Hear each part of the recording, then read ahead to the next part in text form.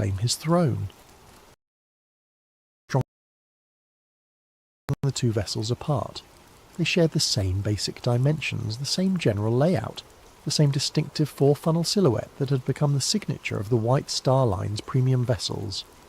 This similarity, according to the switch theory, was not coincidental. It was the key to a plan that would solve the White Star Line's financial crisis while simultaneously eliminating a massive liability. The theory suggests that sometime in late 1911 or early 1912, a decision was made at the highest levels of the White Star Line's ownership. Rather than spend millions repairing the Olympic and then operating her under a cloud of doubt about her structural integrity and insurability, they would swap the identities of the two ships. The damaged Olympic would be given the identity of the Titanic and sent out on what was ostensibly the new ship's maiden voyage. But this voyage would not be intended to reach New York. Instead, the disguised Olympic would be deliberately sunk, allowing the White Star Line to collect the full insurance value of a new undamaged vessel while simultaneously eliminating the financial burden of the real Titanic's damaged sister. Meanwhile, the real Titanic, now disguised as the Olympic, would quietly slip into service, her true identity hidden from the world. To understand why such a plan might have been attractive, we must consider the financial pressures facing the White Star Line in 1912. The company was owned by the International Mercantile Marine Company, a shipping trust controlled by American financier J.P. Morgan. Morgan had invested enormous sums in his shipping empire, but the business was facing increasing competition and declining profitability. The White Star Line needed the Titanic to be a success. They needed her to capture public imagination, dominate the headlines, and establish the company's supremacy on the North Atlantic route. But they also needed to resolve the Olympic problem before it bankrupted the entire operation. According to the switch theory, the solution was as elegant as it was terrible. Switch the ships, sink the damaged one while pretending it was the new one, collect the insurance money, and use the real new ship to rebuild the company's reputation and finances. The theory suggests that the work done on both ships during the winter of 1911 and 1912 was not routine maintenance and completion, but rather an elaborate process of swapping their identities. Features that differed between the ships would need to be altered. Documentation would need to be changed or destroyed. Most importantly, the workers involved would need to be either brought into the conspiracy or kept unaware of what they were truly doing. Harland and Wolff employed thousands of workers, and the shipyard was a maze of activity with multiple vessels under construction and repair simultaneously. In such an environment, it would be possible to make alterations to both ships without arousing suspicion, especially if the changes were explained as routine modifications or improvements. The workers who might notice discrepancies could be told they were simply upgrading the Olympic to match improvements made to the Titanic design, or vice versa. Only a handful of people at the very top of the hierarchy would need to know the true purpose of the work being done. But for such a plan to succeed, it would require more than just physical alterations to the ships. It would require careful planning of the disaster itself, ensuring that the right people were aboard and the right people were not, and that the sinking would occur in circumstances that would prevent too close an examination of the evidence. The switch theory suggests that every detail of the Titanic's maiden voyage was planned not to showcase a magnificent new ship, but to destroy an old damaged one while making it appear to be an accident. The passenger list, the route, the timing, even the crew assignments, all of these, according to the theory, were carefully orchestrated to serve the conspiracy. As we'll see, the evidence for this incredible claim goes far beyond simple speculation. There are photographs that seem to show differences between the ship that left Belfast and the ship that left Southampton. There are testimony from shipyard workers who noticed unusual modifications being made. There are suspicious cancellations by wealthy passengers who had every reason to want to be aboard the maiden voyage of the most famous ship ever built. Most tellingly, there are the financial motivations of the men who controlled the White Star Line. Men who stood to lose millions if the Olympic problem was not resolved, and who stood to gain millions if a carefully planned disaster could eliminate their problems while simultaneously collecting insurance payments. But before we examine that evidence, we need to understand exactly who these men were, and just how much money was at stake in 1912, we need to understand the insurance motive that may have driven over 1,500 people to their deaths in the icy waters of the North Atlantic. Money. In the end, according to the switch theory, that's what the Titanic disaster was really about. Not the romance of the sea, not the hubris of calling a ship unsinkable, not even the class divisions that the disaster seemed to highlight. It was about money. Enormous amounts of money that stood to be lost or gained depending on the fate of two ships and the decisions of a few powerful men. To understand the financial pressures that may have driven the conspiracy, we need to understand the business empire of one man, John Pierpont Morgan, the American financier who controlled more wealth and power than perhaps any individual in the history of capitalism. J.P. Morgan was not just wealthy, he was a force of nature in the world of early 20th century finance. His banking house, J.P. Morgan and Company, had financed railroads, steel companies, and industrial empires. He had personally intervened to prevent financial panics, earning him the nickname America's Bank. When the federal government needed money, they came to J.P. Morgan. When major corporations needed capital, they came to J.P. Morgan. By 1912, he controlled assets worth billions in today's currency. But Morgan's empire was not limited to American shores. In 1902, he had founded the International Mercantile Marine Company, a shipping trust designed to dominate transatlantic passenger and cargo traffic. The IM acquired control of numerous shipping lines, including the prestigious White Star Line, Morgan's crown jewel in maritime transportation. The White Star Line was the perfect fit for Morgan's vision. Founded in 1845, it had built its reputation on providing luxury service to affluent passengers crossing between Europe and America. The company's ships were known for their elegance, comfort, and safety record. When Morgan acquired control, he saw an opportunity to create the ultimate expression of luxury travel while generating enormous profits. This vision led directly to the commissioning of the Olympic-class ships. Morgan intended these vessels to be more than just transportation. They would be floating advertisements for the supremacy of his shipping empire. The Olympic, Titanic, and the planned third sister ship Britannic would capture the public imagination and establish IMM as the unquestioned leader in North Atlantic travel. The financial investment was staggering.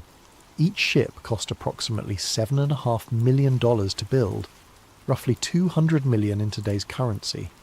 The Olympic alone represented an investment larger than the annual budget of many small nations. For the three ships combined, Morgan was risking an amount of money that could have funded a small war. But the potential profits were equally enormous. The North Atlantic passenger route was one of the most lucrative transportation businesses in the world. Wealthy Americans travelling to Europe for business or pleasure were willing to pay premium prices for luxury accommodations.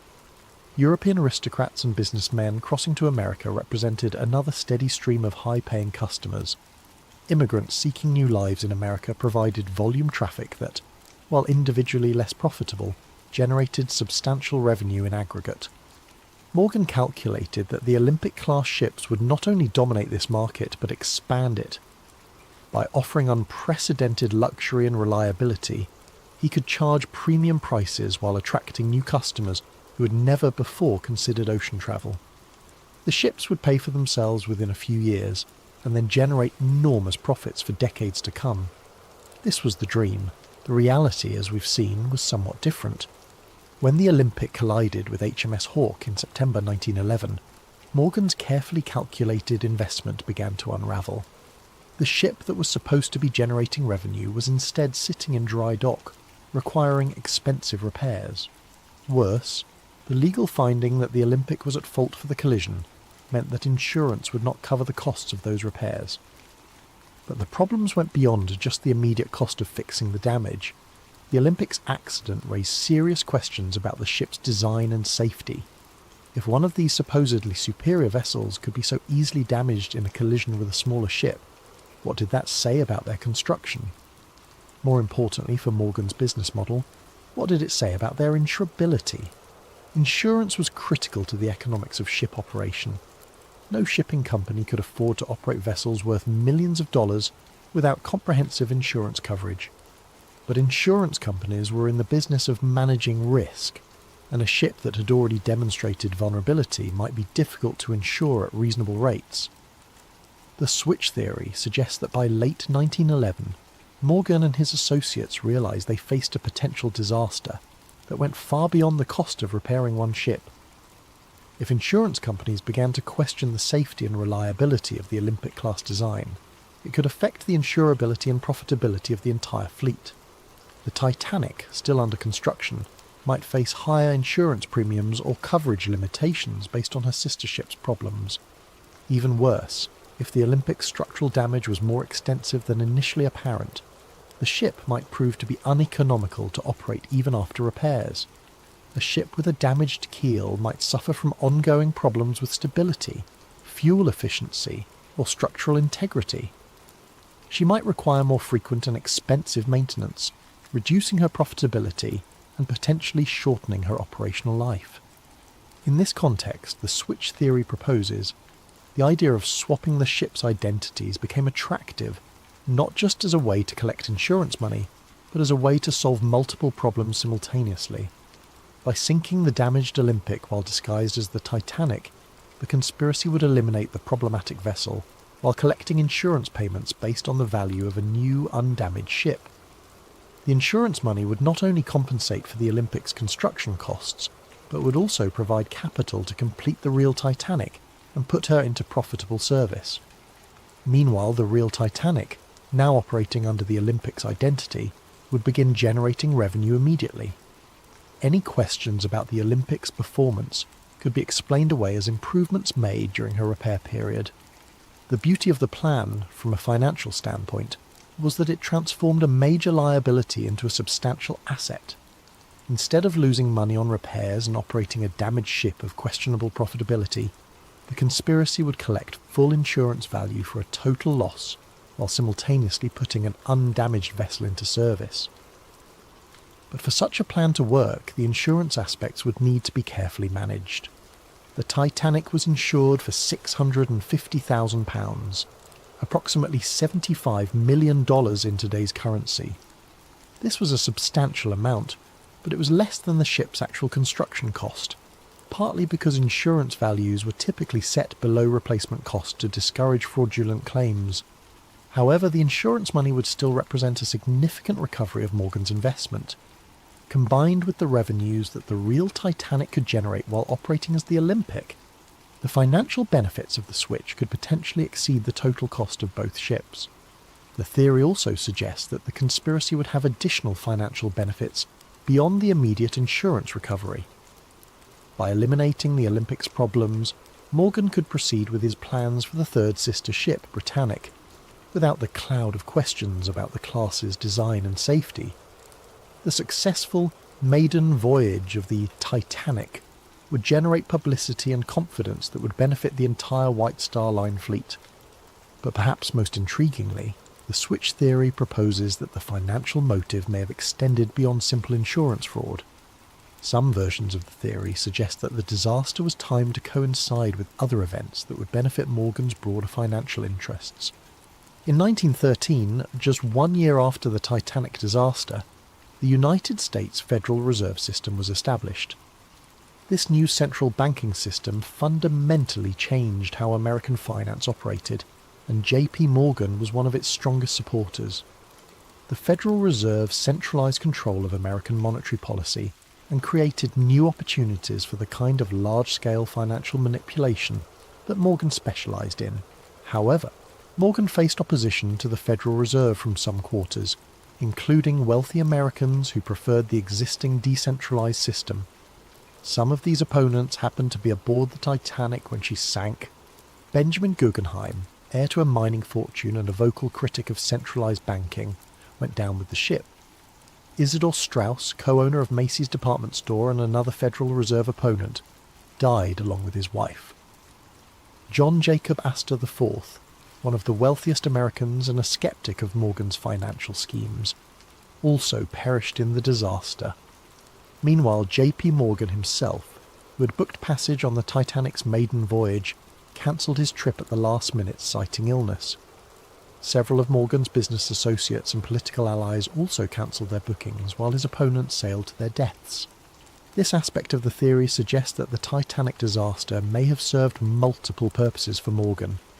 Not only did it solve his immediate problem with the Olympic and provide insurance money, but it also eliminated some of his most powerful opponents in the debate over American financial policy. Whether or not this political dimension was part of the original plan, the financial motive alone would have been sufficient to drive such a conspiracy. Morgan stood to lose millions if the Olympic problem was not resolved, and he stood to gain millions if a carefully orchestrated disaster could eliminate his problems while collecting insurance payments. The amounts of money involved were so large that they could influence the decisions of governments and the fate of thousands of people. In the world of early 20th century finance, where a handful of men controlled wealth comparable to entire national budgets, the lives of 1,500 passengers might have seemed like acceptable collateral damage in service of a larger financial strategy. But money and motive alone do not prove a conspiracy. For the switch theory to be credible, there must be physical evidence that the ships were actually swapped. There must be documentation, photographs, and testimony that support the claim that the vessel that sank was not the Titanic but her damaged sister. As we'll see in the next chapter, proponents of the switch theory claim that such evidence exists, hidden in plain sight in photographs, construction records, and the testimony of those who were present when the conspiracy was allegedly carried out. The human eye, they say, can be deceived. Photographs, however, do not lie. They capture reality with mechanical precision, preserving details that witnesses might forget or misremember. For proponents of the switch theory, photographic evidence forms the backbone of their case that the ship which sank on April 15th, 1912, was not the Titanic, but her sister ship, the Olympic. To understand this evidence, we must first appreciate just how similar the Olympic and Titanic actually were. Both ships were built from virtually identical blueprints, with the same overall dimensions, the same basic layout, and the same distinctive four-funnel profile. From a distance, even maritime experts would have difficulty distinguishing between them.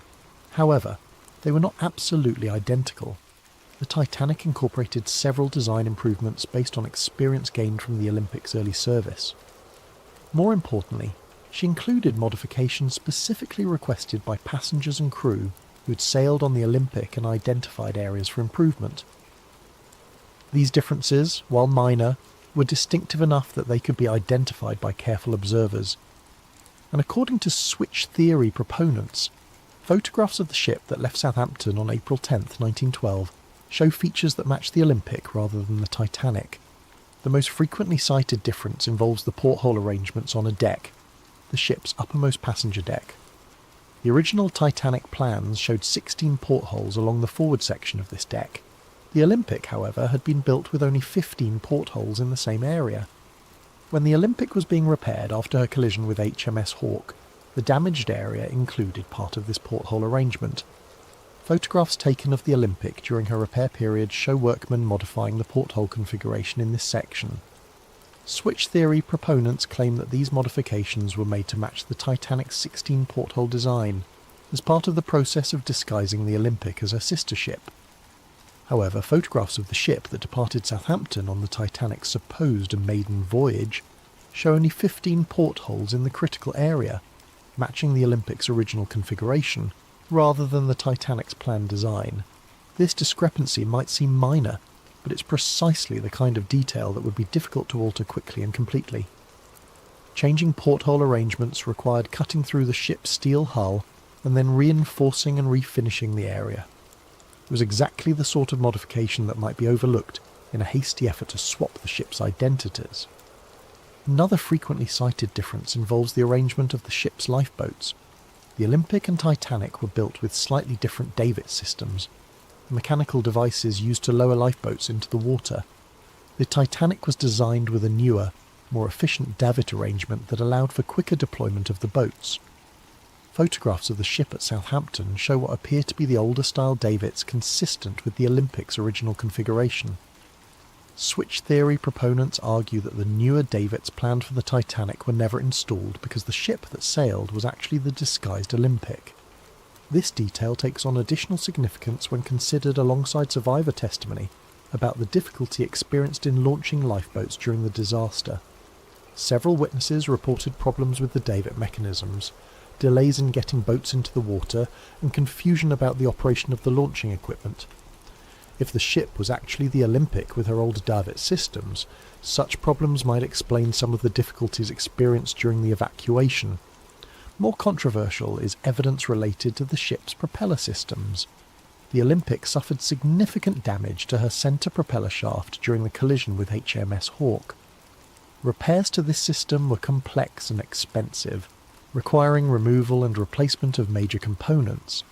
Some switch theory proponents claim that rather than properly repairing the Olympic's propeller system, the damaged components were simply patched or temporarily fixed. They argue that the ship that sailed from Southampton had a compromised propulsion system that would have affected her handling and manoeuvrability.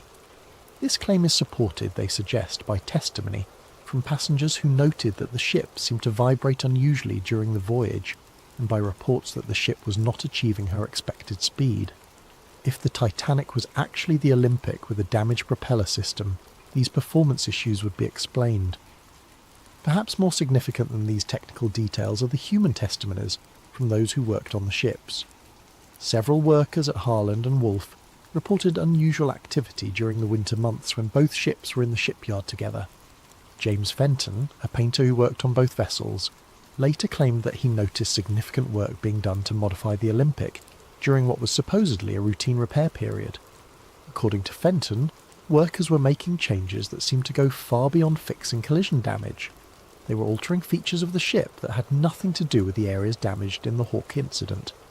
Fenton specifically mentioned work being done on the Olympic's passenger accommodations, including modifications to cabin layouts and public room configurations. He claimed that these changes seemed designed to make the Olympic more closely resemble the Titanic's interior arrangements. Even more intriguingly, Fenton reported that workers were instructed to swap various brass fittings and fixtures between the two ships. Nameplates, cabin numbers, and other identifying features were removed from both vessels and apparently switched. When Fenton asked supervisors about this work, he was told it was part of standardising equipment between the sister ships. Another shipyard worker, Robert Hichens, reported seeing unusual activity in the area where the ships' names were painted on their hulls. According to Hichens, the name plates and hull markings on both ships were removed and replaced during the repair period. He assumed this was routine maintenance, but later wondered whether something more significant was happening. Perhaps most compelling is testimony from John Halpin, a shipfitter who worked on both vessels. Halpin claimed that he was specifically assigned to work on swapping interior fittings between the Olympic and the ship under construction that was supposedly the Titanic. He was told that this was being done to upgrade the Olympic with improvements developed for her sister ship. However, Halpin noticed that the work seemed to go both ways. Features from the Olympic were also being installed on the other ship. When he questioned this, supervisors told him that they were standardising the designs to make maintenance and operation more efficient. Only years later, after the disaster, did Halpin begin to suspect that the work he'd been assigned might have been part of a larger deception. He realised that the extensive swapping of components between the ships could have been part of a process of switching their identities entirely. These worker testimonies are supported by documentary evidence from the shipyard. Harland and Wolff's work records from the winter of 1911 to 1912 show extensive modifications being made to both ships. While much of this work was clearly related to repairing the Olympic's collision damage, some entries describe tasks that seem unrelated to the repairs. For example, records show work being done on both ships' passenger cabin configurations, dining room layouts, and recreational facilities. This work is described in vague terms that make it difficult to determine exactly what was being done, but the volume of interior modification seems excessive for routine maintenance or repair work. More suspicious are gaps in the documentation. Several weeks' worth of work records are missing from the shipyard files, apparently lost or destroyed. The missing records cover precisely the period when the most extensive work was being done on both ships. Additionally, some surviving records contain unusual notations and corrections that suggest original entries were altered or replaced. Work orders that originally specified tasks for the Olympic appear to have been changed to specify the same work for the Titanic and vice versa. Switch theory proponents also point to photographic evidence from inside the ships.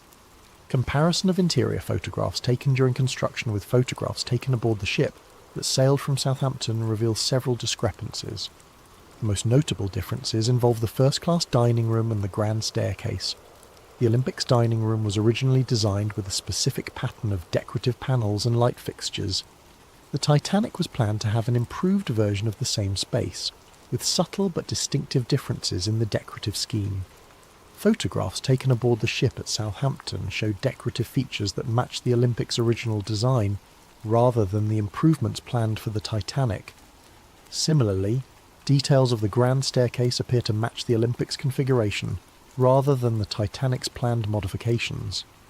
These interior discrepancies are particularly significant because they would be difficult to fake or alter after the disaster. Unlike exterior features that might be changed by salvage operations or natural deterioration, interior photographs taken before the voyage provide a permanent record of the ship's actual configuration. However, the most dramatic physical evidence cited by switch theory proponents involves the ship's construction numbers.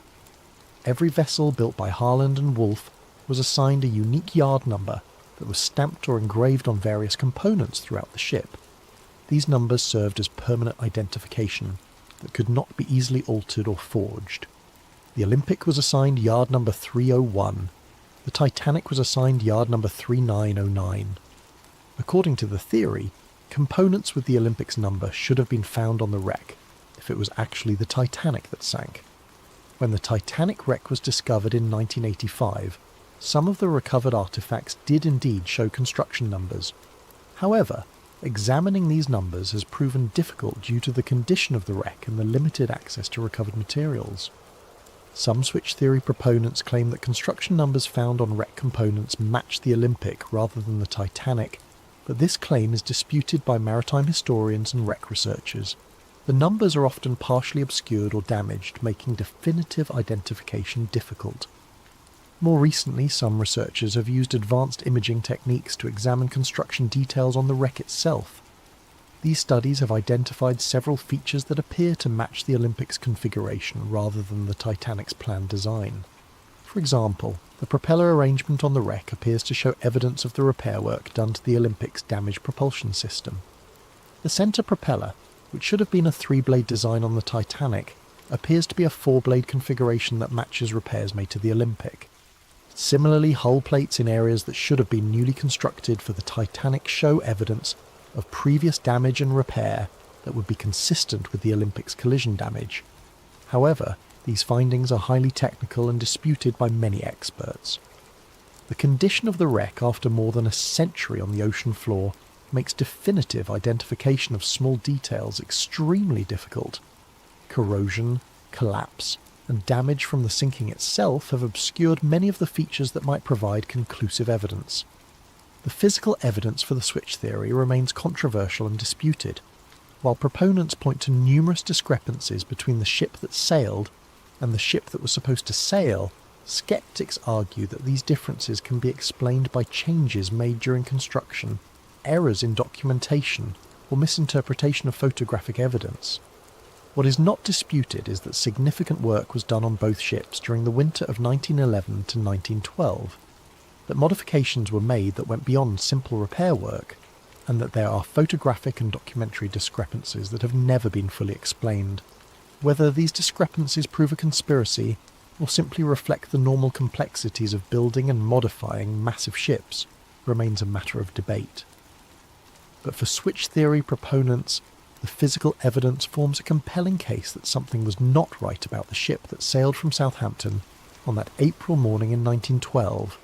However, physical evidence is only part of the story. To truly understand the scope of the alleged conspiracy, we must examine not just what was done to the ships, but who was aboard them. The passenger list of the Titanic's final voyage contains names that would reshape the world of finance and politics, and according to the theory, this was no coincidence. Sometimes the most revealing evidence is not what happened, but who was present when it happened. In the case of the Titanic disaster, The passenger manifest reads like a who's who of early 20th century power and influence.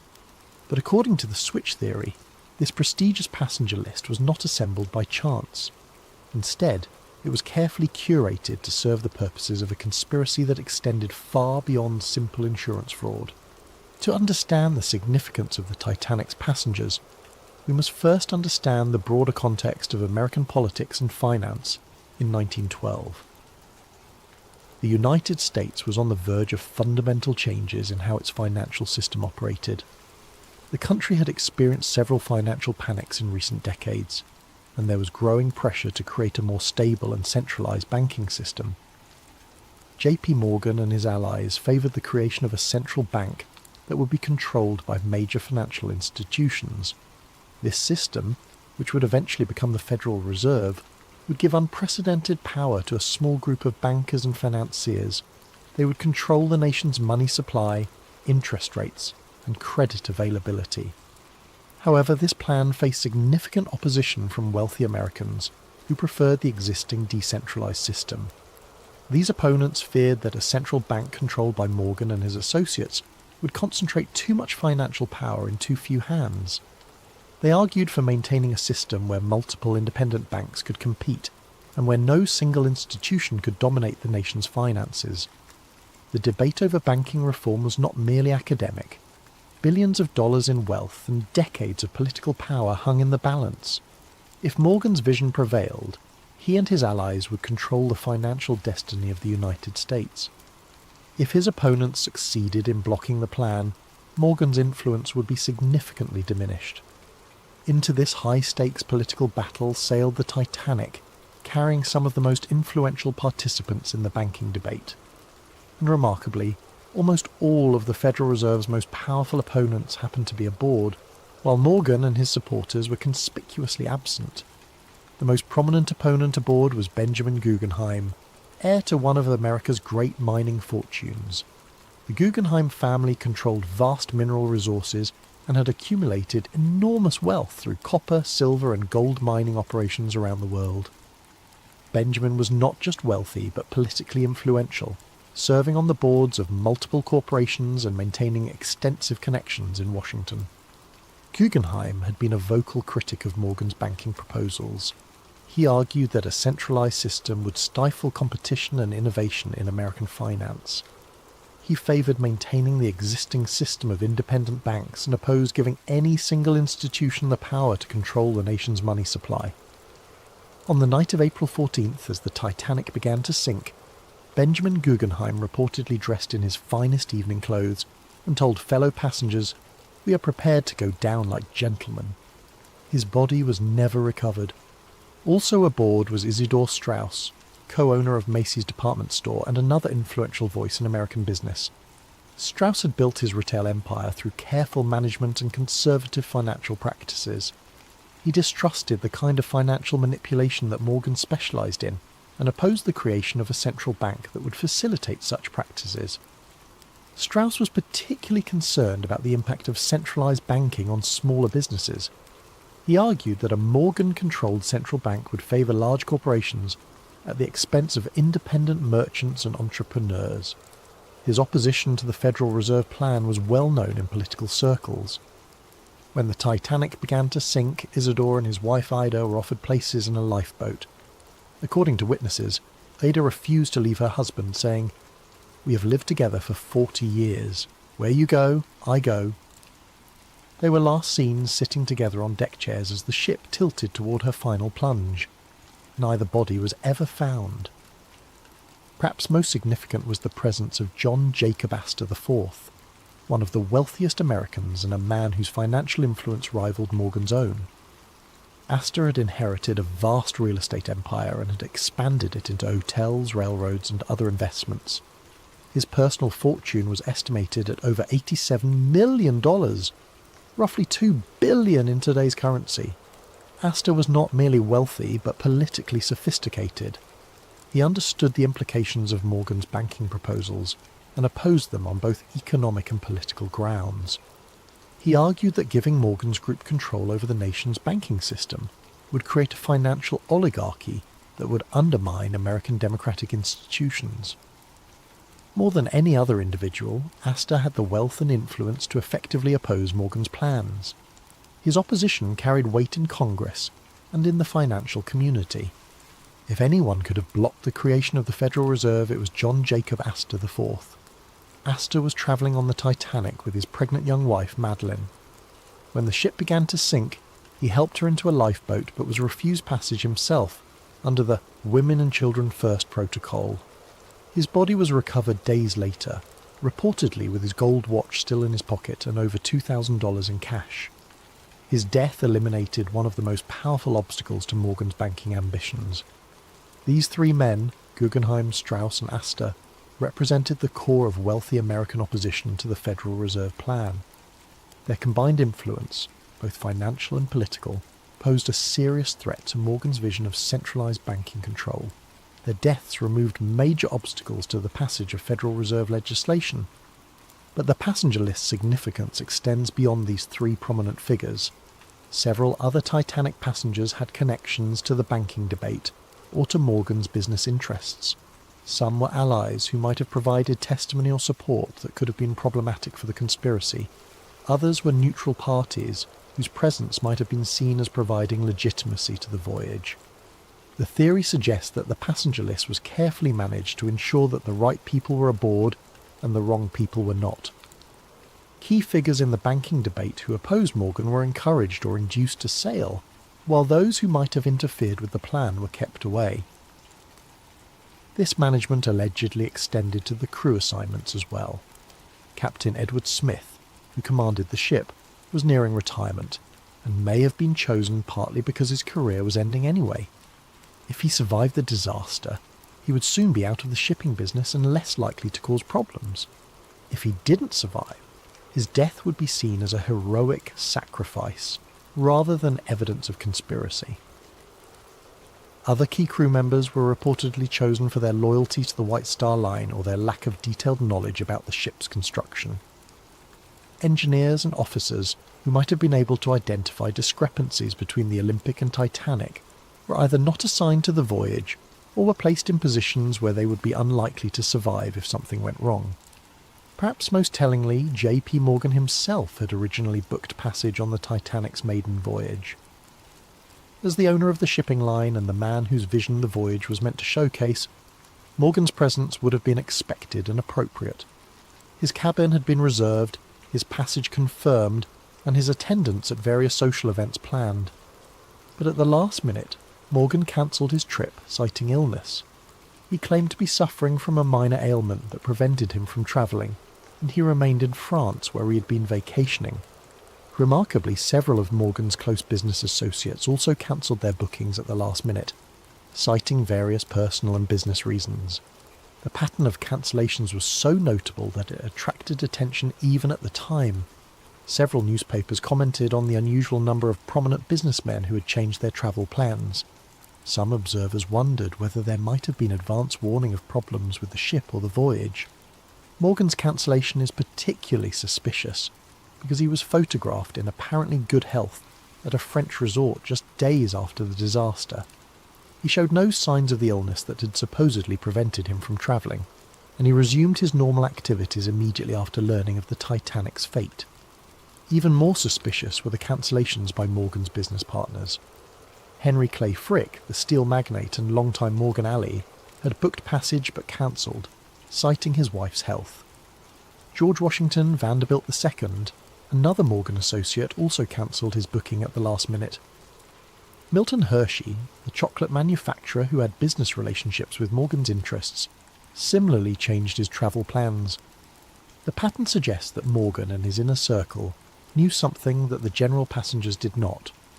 Whether they had advanced knowledge of the planned disaster or simply knew that the ship was not safe due to the identity switch, they took steps to avoid being aboard when the conspiracy was carried out. Meanwhile, Morgan's opponents in the banking debates sailed to their deaths, apparently unaware of the danger they faced. The convenient elimination of the Federal Reserve's most powerful critics cleared the way for the legislation that Morgan had been promoting. Indeed, the Federal Reserve Act was passed by Congress in December 1913, less than 2 years after the Titanic disaster. The legislation created the central banking system that Morgan had long advocated, giving him and his associates unprecedented control over American finance. The deaths of Astor, Guggenheim and Strauss had removed the most influential voices that might have prevented this outcome.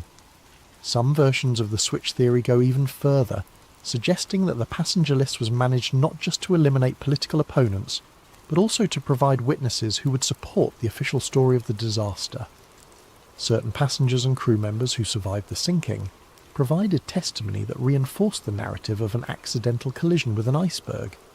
These survivors described the impact, the flooding, and the sinking in ways that supported the insurance claims and deflected suspicion from the possibility of sabotage or deliberate destruction. Their accounts helped establish the official version of events that has persisted for over a century. However, other survivors provided testimony that was less helpful to the official narrative. Some reported hearing explosions before the ship began to sink, suggesting possible sabotage. Others described unusual behaviour by crew members or problems with the ship's equipment that might have indicated advanced planning of the disaster. These problematic testimonies were reportedly suppressed or discredited during the official investigations. Survivors who told inconvenient stories found their credibility questioned or their testimony excluded from the final reports. The investigation focused on technical questions about ship design and safety procedures rather than examining the possibility of deliberate destruction. The passenger list evidence is compelling but circumstantial. The coincidence of having so many Federal Reserve opponents aboard while Morgan and his allies stayed away is remarkable, but it could be explained by factors other than conspiracy. The timing of the banking legislation might have been influenced by the victims' deaths, but correlation does not necessarily prove causation. However, when combined with the physical evidence and the financial motives, the passenger list adds another layer to the case for the switch theory. The pattern of who was aboard and who wasn't suggests a level of planning and coordination that goes beyond simple insurance fraud. If the theory is correct, the Titanic disaster was not just about swapping damaged ships or collecting insurance money. It was about reshaping the American financial system and eliminating opposition to a plan that would concentrate enormous power in the hands of a few men. But such an ambitious conspiracy would require more than just manipulating passenger lists and switching ships. It would require control over the disaster itself, ensuring that the sinking occurred under circumstances that would support the official story while achieving the conspiracy's goals. As we'll see in the next chapter, proponents of the switch theory believe that every aspect of the sinking was carefully planned and executed. The final act of any great conspiracy must be the most carefully orchestrated. If the switch theory is correct, then the night of April 14th to 15th, 1912, represented not a tragic accident, but the culmination of months of planning designed to create the appearance of disaster while achieving very specific goals. Every detail of how the ship encountered the iceberg, how she sank, and how the rescue efforts unfolded would need to serve the larger purpose of the conspiracy. To understand how the sinking might have been deliberately orchestrated, we must first examine the unusual circumstances that made the disaster possible. The night of April 14th was characterised by conditions that maritime experts describe as extraordinarily rare and dangerous. The sea was unusually calm, so still that there were no waves breaking against icebergs to make them visible from a distance. The night was moonless, creating darkness so complete that lookouts had virtually no natural illumination to aid their watch. Most unusually, the atmosphere was clear and cold, creating temperature inversion conditions that could cause unusual optical effects, making distant objects appear closer or farther than they actually were. These conditions, while natural, were so unusual that many experienced sailors reported they had never encountered anything like them.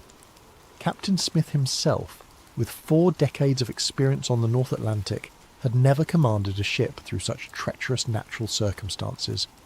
But according to the switch theory, these conditions were not just unfortunate coincidences.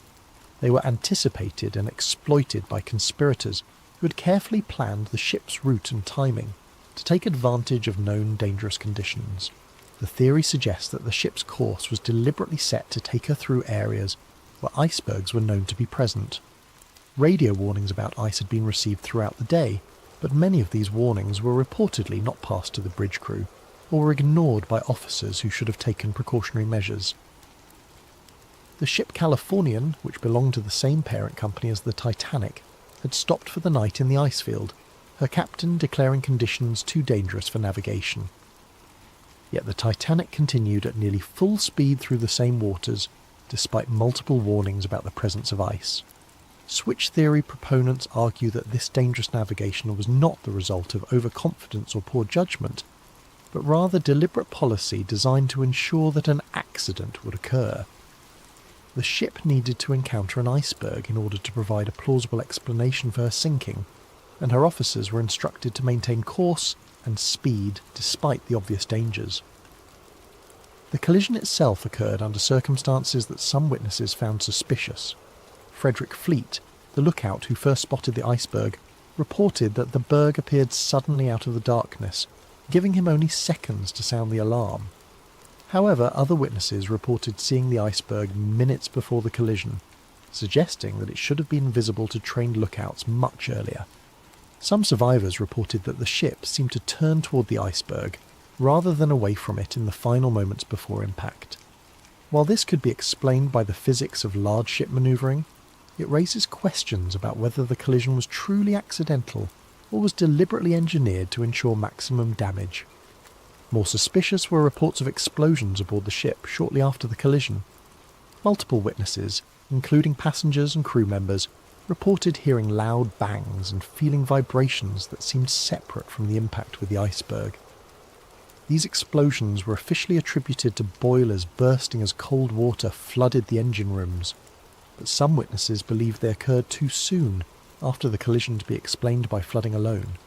The switch theory suggests that these explosions may have been caused by deliberately placed charges designed to ensure that the ship would sink quickly and completely. If the collision with the iceberg was not sufficient to guarantee the ship's destruction, additional sabotage might have been necessary to achieve the conspiracy's goals. The pattern of flooding also struck some observers as unusual. While the official investigation concluded that the iceberg had opened 5 compartments to the sea, causing fatal flooding, some witnesses reported that water seemed to be entering the ship from multiple locations, not just the area of the supposed iceberg damage. Crew members working in areas far from the collision reported rapid flooding that seemed inconsistent with damage caused by scraping along an iceberg. Some suggested that the ship's hull might have been weakened in advance, either through the supposed identity switch or through deliberate sabotage, making her more vulnerable to catastrophic damage. The behaviour of some crew members during the disaster also raised questions. While many officers and crew performed heroically, trying to save as many passengers as possible, others seemed strangely unprepared for the emergency or reluctant to take action that might have saved more lives. The ship's wireless operators continued sending routine commercial messages even after the collision, delaying distress calls that might have brought rescue ships more quickly. Some officers seemed confused about the severity of the damage or uncertain about proper emergency procedures, suggesting that they might not have been fully briefed on the ship's actual condition or capabilities. Most suspiciously, the ship's lifeboats were launched with far fewer passengers than their capacity allowed. While this was officially attributed to panic and poor training, some witnesses reported that crew members actively prevented passengers from entering boats that had space available. The switch theory suggests that this was not incompetence but deliberate policy designed to ensure that specific passengers would not survive. If the conspiracy's goal was to eliminate certain individuals while allowing others to live, controlling access to lifeboats would be an effective method of determining who lived and who died.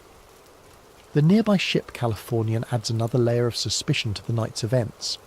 This vessel, owned by the same International Mercantile Marine Company that controlled the White Star Line, had stopped for the night approximately 20 miles from the Titanic's position. Her captain, Stanley Lord, claimed that conditions were too dangerous for navigation and that his ship would remain stationary until dawn. However, the Californian's crew reported seeing rockets and distress signals from the direction of the Titanic throughout the night. Despite these obvious signs of a ship in distress, Captain Lord chose not to investigate or offer assistance. He claimed that he believed the signals were routine communications or celebrations, not emergency distress calls. This explanation seems implausible given that the Californian's crew were experienced sailors who should have recognised distress rockets when they saw them. The switch theory suggests that the Californian was positioned deliberately to provide rescue services for the conspiracy's chosen survivors while maintaining plausible deniability about why she didn't help the others.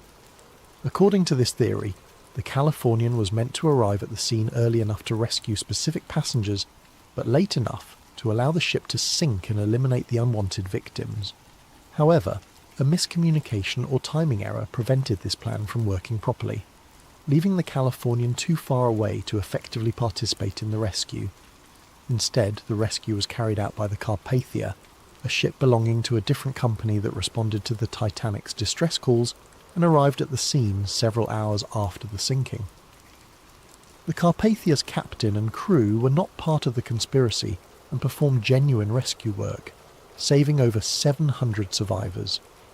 But the delay in rescue efforts, whether planned or accidental, ensured that the ship sank completely and that most of her passengers and crew died in the frigid waters. This served the conspiracy's purposes by eliminating witnesses who might have been able to identify discrepancies between the Olympic and Titanic, while also removing the political opponents whose deaths were part of the larger plan. The sinking itself was remarkably complete and thorough. Unlike many shipwrecks, which settle on the ocean floor largely intact, the Titanic broke apart as she sank, scattering debris over a wide area and making subsequent examination of the wreck extremely difficult. This destruction could have been the result of natural forces acting on a ship not designed to sink at such an angle, but it also served to obscure evidence that might have revealed the ship's true identity.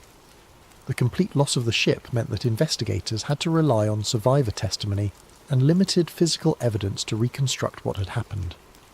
Since many of the most knowledgeable witnesses had died in the disaster, and since the survivors had been through a traumatic experience that might have affected their memories, establishing definitive facts about the sinking proved difficult. This uncertainty served the conspiracy's purposes by preventing too close an examination of the evidence. Questions about the ship's identity, the cause of the sinking, or the behaviour of the crew could be deflected by pointing to the lack of conclusive evidence and the confusion inherent in any major disaster. The official investigations that followed the disaster focused primarily on technical questions about ship design and safety procedures. While these investigations identified important problems with lifeboat capacity, crew training and emergency procedures, they did not seriously examine the possibility that the sinking had been deliberately caused. The British Board of Trade Inquiry and the US Senate investigation both concluded that the disaster was the result of excessive speed in dangerous conditions, combined with design flaws that made the ship vulnerable to the type of damage caused by the iceberg collision. These findings supported the official narrative of an accidental tragedy, while deflecting attention from possible evidence of conspiracy. However, some evidence presented to these investigations was inconsistent with the official conclusions. Witnesses testified about explosions, unusual flooding patterns, and crew behaviour that suggested advanced knowledge of the disaster. This testimony was generally dismissed or explained away, but it remained part of the official record for those who knew where to look for it. The investigations also revealed suspicious gaps in the documentary evidence. Ship logs, construction records, and other documents that might have provided definitive information about the vessel's identity or condition were missing or had been destroyed. While this was officially attributed to the chaos of the disaster, it prevented investigators from definitively establishing key facts about the ship and her voyage. Perhaps most tellingly, the investigations made no serious attempt to examine the financial aspects of the disaster. The insurance arrangements, the ownership structure of the shipping companies, and the business relationships between key figures were not considered relevant to understanding why the ship sank. This focus on technical rather than financial questions served the conspiracy's purposes by avoiding examination of the motives that might have driven such an elaborate deception. The investigations treated the disaster as a tragic accident rather than a possible crime, and their conclusions reinforced the official narrative that has persisted for over a century. But if the switch theory is correct, the sinking of the Titanic was not just a crime but a nearly perfect crime. The destruction of evidence, the elimination of witnesses, and the misdirection of official investigations created a cover-up so complete that the truth has remained hidden for more than 100 years. As we'll see in the next chapter, maintaining this cover-up required ongoing efforts by powerful interests to suppress evidence, discredit investigators, and control the historical narrative of the disaster. In the aftermath of any major conspiracy, the cover-up often proves more challenging than the original crime. Evidence must be suppressed, witnesses must be silenced or discredited, and investigators must be misdirected away from uncomfortable truths. If the switch theory is correct, the years following the Titanic disaster saw one of the most comprehensive and successful cover-ups in modern history. The cover-up began almost immediately after news of the disaster reached shore. Within hours of the Carpathia's arrival in New York with the Titanic survivors, powerful interests were already working to control the narrative of what had happened and to prevent inconvenient questions from being asked. J.P. Morgan's representatives were among the first to arrive at the dock, not to provide comfort to survivors, but to begin the process of managing information. Survivors were reportedly approached by company officials and lawyers who offered assistance with travel arrangements, medical care and financial support. However, this assistance came with subtle but clear expectations about what survivors should and should not say about their experiences. Some survivors later reported being advised to focus their testimony on the heroism of the crew and the tragedy of insufficient lifeboats, while avoiding speculation about the cause of the disaster or unusual circumstances they might have observed. Those who had noticed discrepancies between the ship they boarded and the ship they expected to board were encouraged to attribute these differences to their own confusion or lack of technical knowledge. More direct pressure was reportedly applied to survivors whose testimony might have been particularly damaging to the official narrative. Crew members who had worked on both the Olympic and Titanic and might have been able to identify which ship actually sank were offered generous severance packages and assistance finding new employment, with the understanding that their maritime careers would be over if they spoke publicly about their experiences. The most dangerous witnesses were those who had observed the supposed identity switch taking place in the Belfast shipyard. These workers faced more serious consequences if they chose to speak out. Some reported being visited by company representatives who made it clear that their employment, their safety, and the welfare of their families depended on their discretion. James Fenton, the painter who had noticed unusual modifications being made to the Olympic, later claimed that he was approached by men who warned him that discussing his observations would be considered a breach of his employment contract and potentially a criminal violation of trade secrets laws. He was told that speaking to journalists or investigators could result in prosecution and imprisonment. Other shipyard workers reported similar intimidation. Some were offered money to relocate to distant cities where they would be less likely to encounter investigators or journalists. Others were simply fired from their jobs and found that their names had been blacklisted throughout the shipbuilding industry, making it impossible for them to find similar work. The most comprehensive aspect of the cover-up involved the systematic destruction or alteration of documentary evidence. Harland and Wolff shipyard records that might have revealed the true extent of work done on both ships were reportedly destroyed in a series of accidental fires and floods that occurred in the months following the disaster.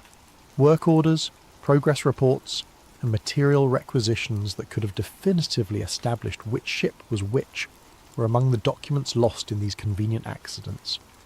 The missing records covered precisely the time period when the alleged identity switch would have taken place, eliminating the most direct evidence of the conspiracy. More subtly, surviving documents were reportedly altered to remove inconvenient details or to create confusion about the timeline of work done on both ships.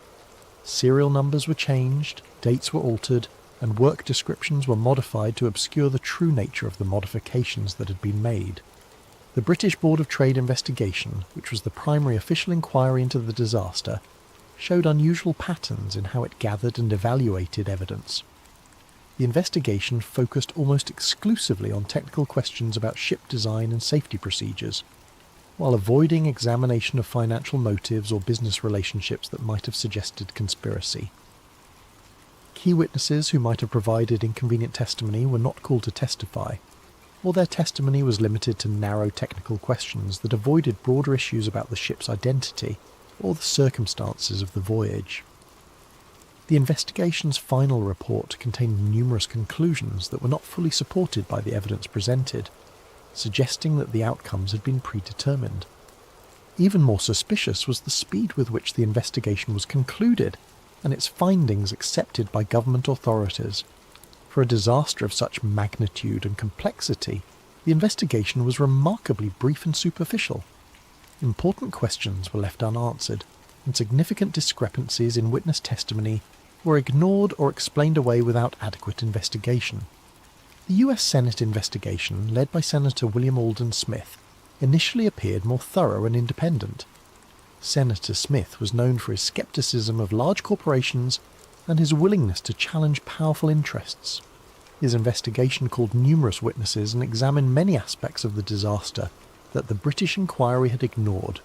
However, as the investigation proceeded, it became apparent that Senator Smith was facing pressure from influential sources to limit the scope of his inquiry. Key witnesses were suddenly unavailable or changed their testimony between preliminary interviews and formal hearings.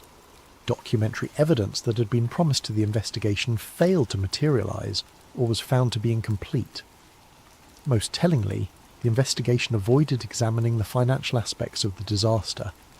Despite the enormous insurance claims involved and the clear financial benefits that accrued to certain parties, the investigation treated these as irrelevant side issues rather than potential motives for conspiracy. The final report of the Senate investigation contained strong criticisms of White Star Line's safety procedures and British maritime regulations, but it concluded that the disaster was fundamentally accidental. Like the British inquiry, it avoided any suggestion that the sinking might have been deliberately caused, or that there might have been financial motives behind the tragedy. In the years following the official investigations, efforts to independently examine the disaster faced systematic obstruction. Journalists who attempted to investigate discrepancies in the official story found their sources drying up and their access to information restricted. Maritime historians who raised questions about the disaster's circumstances found their work discredited or their employment threatened. Perhaps most remarkably, several independent investigators who had begun to uncover evidence supporting the switch theory died under suspicious circumstances.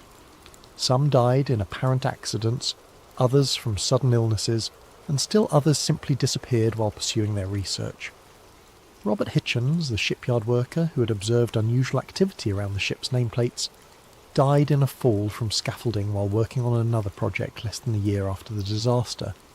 The accident occurred despite Hitchens' reputation as an experienced and safety-conscious worker who had never before been injured on the job. John Halpern, the ship fitter who had worked on swapping components between the Olympic and Titanic, died of a sudden heart attack despite being relatively young and having no history of heart problems. His death occurred just days before he was scheduled to be interviewed by an American journalist who was investigating discrepancies in the official story. Several other shipyard workers who had knowledge of the construction process died in various accidents or from sudden illnesses in the years immediately following the disaster. While these deaths could be coincidental, the pattern suggests a systematic effort to eliminate witnesses who might have provided inconvenient testimony. The cover-up also extended to controlling the physical evidence from the disaster. When bodies were recovered from the ocean, they were processed through facilities controlled by White Star Line representatives. Personal effects were catalogued and returned to families, but items that might have provided clues about the ship's true identity were reportedly lost or misdirected. More significantly, efforts were made to prevent independent examination of the wreck site. In the early decades after the disaster, technology did not exist to reach the wreck on the ocean floor, but White Star Line and its successors took steps to ensure that when such technology became available, access to the wreck would be controlled. Legal claims were filed asserting ownership rights over the wreck and its contents. These claims were designed to prevent independent researchers from examining the evidence without permission from the companies that had controlled the ships. By controlling access to the wreck, these interests could ensure that any examination would be conducted under their supervision and that inconvenient findings could be suppressed. The most sophisticated aspect of the cover-up involved shaping the cultural memory of the disaster. Rather than simply suppressing evidence, the conspiracy's beneficiaries actively promoted a specific narrative about the Titanic that emphasised heroism, tragedy, and the lessons learned about maritime safety. Books, articles, and eventually films about the disaster focused on human interest stories, rather than technical questions about the ship's identity or the circumstances of the sinking. The narrative of the brave band playing hymns as the ship sank, of the noble sacrifice of men who gave their lives so that women and children could survive, and of the hubris of calling any ship unsinkable, became the dominant cultural memory of the disaster.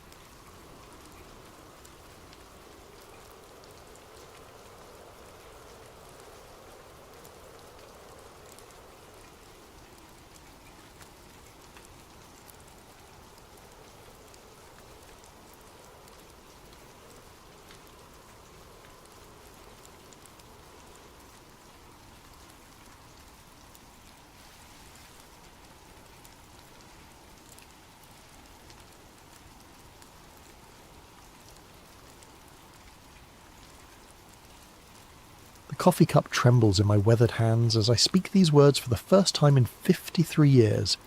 My name is Detective Raymond Kowalski, retired SFPD, and I'm dying. The doctors give me 3 months, maybe 4 if I'm lucky. But luck ran out for me the day I opened that damned Alcatraz file. They said Frank Morris and the Anglin brothers drowned in the frigid waters of San Francisco Bay on June 11th, 1962. The FBI closed the case. The warden slept easy. America's most infamous prison maintained its perfect record. But I found things I was never meant to see, things that made me understand why some truths are buried deeper than bodies. This is my confession. Not of crimes I committed, but of the crime I witnessed. The systematic erasure of 3 men who may have pulled off the impossible, only to disappear into something far worse than death. If you're listening to this recording, it means I'm gone, and maybe, just maybe, the truth can finally surface from the depths where it's been drowning all these years. It was October 1968 when Lieutenant Carson dropped the manila folder on my desk like it was radioactive. 6 years had passed since the escape, and the case was supposedly closed, filed away with all the other solved mysteries that kept the bureaucrats sleeping soundly. "Formality, Kowalski," Carson said, not meeting my eyes. Washington wants a final review of the Alcatraz evidence. Dot the I's, cross the T's, confirm what we already know. They're fish food at the bottom of the bay. I should have known something was wrong by the way he said it. Carson was a straight shooter, the kind of cop who looked you in the eye when he talked. But that day, he stared at the wall behind me like the words might crawl off it and bite him.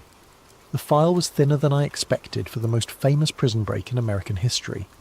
Basic escape details, witness statements from guards, the makeshift raft materials found on Angel Island. Nothing I hadn't read in the newspapers. Too clean, too neat. "Why me?" I asked. Carson finally looked at me then, and I saw something in his eyes I'd never seen before. Fear. "Because you're thorough, maybe too thorough. They want this done right." He left me with those cryptic words and a growing certainty that this formality was anything but routine. I started with the obvious inconsistencies. The first was a car theft report from Marina District, filed 3 days after the escape. A 1959 Chevrolet, stolen from outside a boarding house. The owner, Mrs. Eleanor Hutchins, told police she saw 3 men walking away from the vehicle, heading toward the waterfront. When she called out to them, one turned and tipped his hat. "Polite as you please." "They had manners," she told the responding officer. "Real gentlemen. You don't expect that from criminals." The report was buried on page 47 of miscellaneous incident files. No follow-up, no investigation, no mention in the official Alcatraz case summary. Then there was the paddle, a crude wooden oar carved from driftwood, found by a fisherman near Richmond Bridge, 20 miles upriver from where the currents should have carried any debris. The fisherman, Miguel Santos, reported it to park rangers, who logged it as miscellaneous beach debris. No connection made to the escape, despite the timing and craftsmanship that clearly showed prison workshop techniques. But it was the witness statement that made my blood run cold. A night security guard at Fisherman's Wharf reported seeing 3 men in work clothes boarding a small fishing boat around 4 a.m. on June 12th. One of them had distinctive ears, prominent, almost pointed, just like John Anglin's mugshot description. The guard's statement was taken, filed, and apparently forgotten. When I tried to interview him, I learned he'd quit his job 2 weeks after the incident and moved back to Oregon. No forwarding address. "Don't dig too deep on this one, Ray," Carson warned me when I briefed him on my preliminary findings. "Some stones are better left unturned." That's when I knew I was onto something bigger than a prison break. The Anglin family farm in Ruskin, Florida felt like stepping into a different century. Spanish moss hung from ancient oaks, and the humid air carried the scent of orange blossoms and old secrets.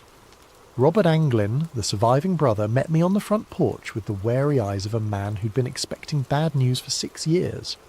"Federal agents been by here 4 times, he said without preamble, each time asking the same questions, getting the same answers. "My brother's drowned. That's what you want to hear, ain't it?" But his wife, Marie, had different ideas. After Robert went to tend the cattle, she pulled me aside in her kitchen, glancing nervously at the windows. "Christmas cards," she whispered, her voice barely audible above the ticking grandfather clock. "Every year since '63, no return address, just signed J&C in handwriting that looks mighty familiar." She showed me a shoebox filled with holiday cards, generic drugstore variety, postmarked from different cities: San Francisco, Los Angeles, Phoenix, Mexico City.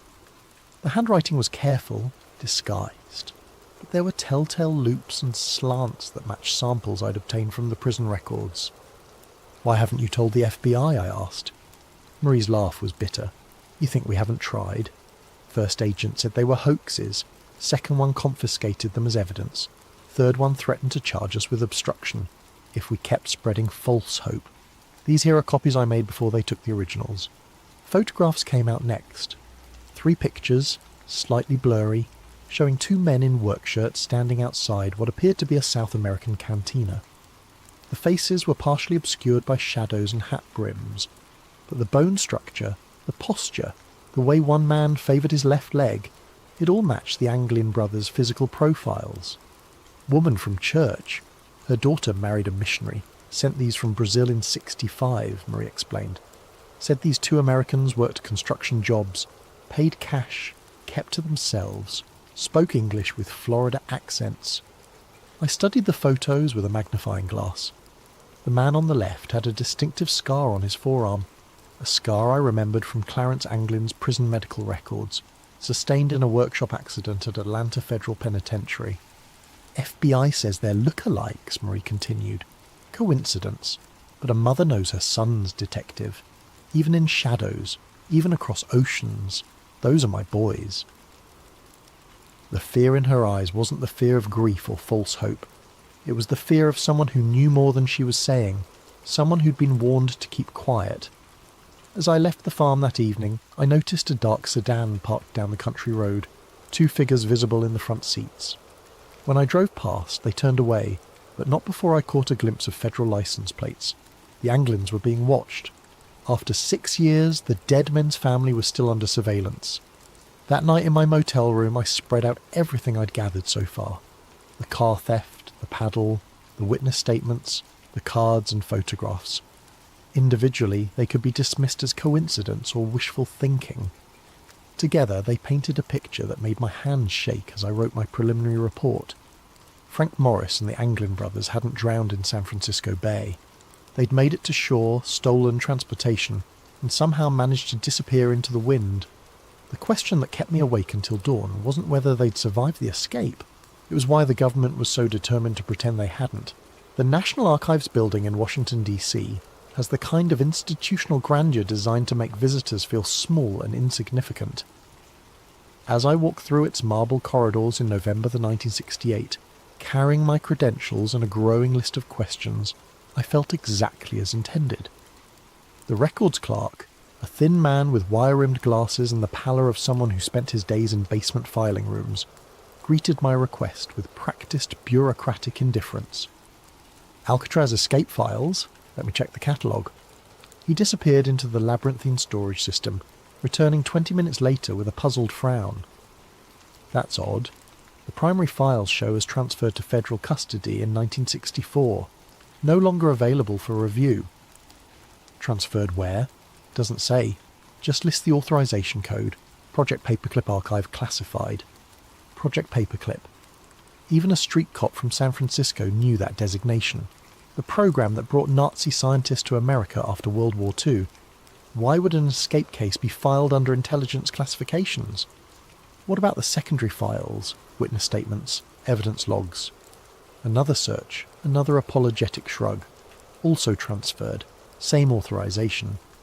I spent 3 days in Washington, following leads that turned to smoke and asking questions that generated only nervous silence. At FBI headquarters, my request for case consultation was politely denied. At the Bureau of Prisons, I was told the relevant personnel were unavailable for comment. Even my police credentials and Lieutenant Carson's authorization letters seemed to carry no weight.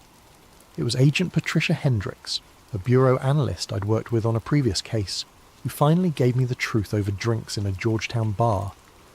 She waited until we were alone, until the other patrons had cleared out, until even the bartender was busy with inventory in the back room. "Ray, you need to drop this," she said quietly, her usual professional demeanour replaced by genuine concern. "The Alcatraz case isn't cold. It's radioactive." "What does that mean?" Patricia glanced around the empty bar before continuing. Internal memo came down in 65. Any agent pursuing Alcatraz leads beyond the official drowning conclusion would be transferred to Alaska or worse. 3 agents have been quietly reassigned since then. Good agents, career agents, all because they asked too many questions about 3 supposedly dead men. Why? If they drowned like the report says, what's the threat? Her laugh was hollow. That's the million-dollar question, isn't it? All I know is that certain people in very high places want Frank Morris and the Anglin brothers to stay dead, and they're willing to destroy careers to keep it that way. She slid an envelope across the table.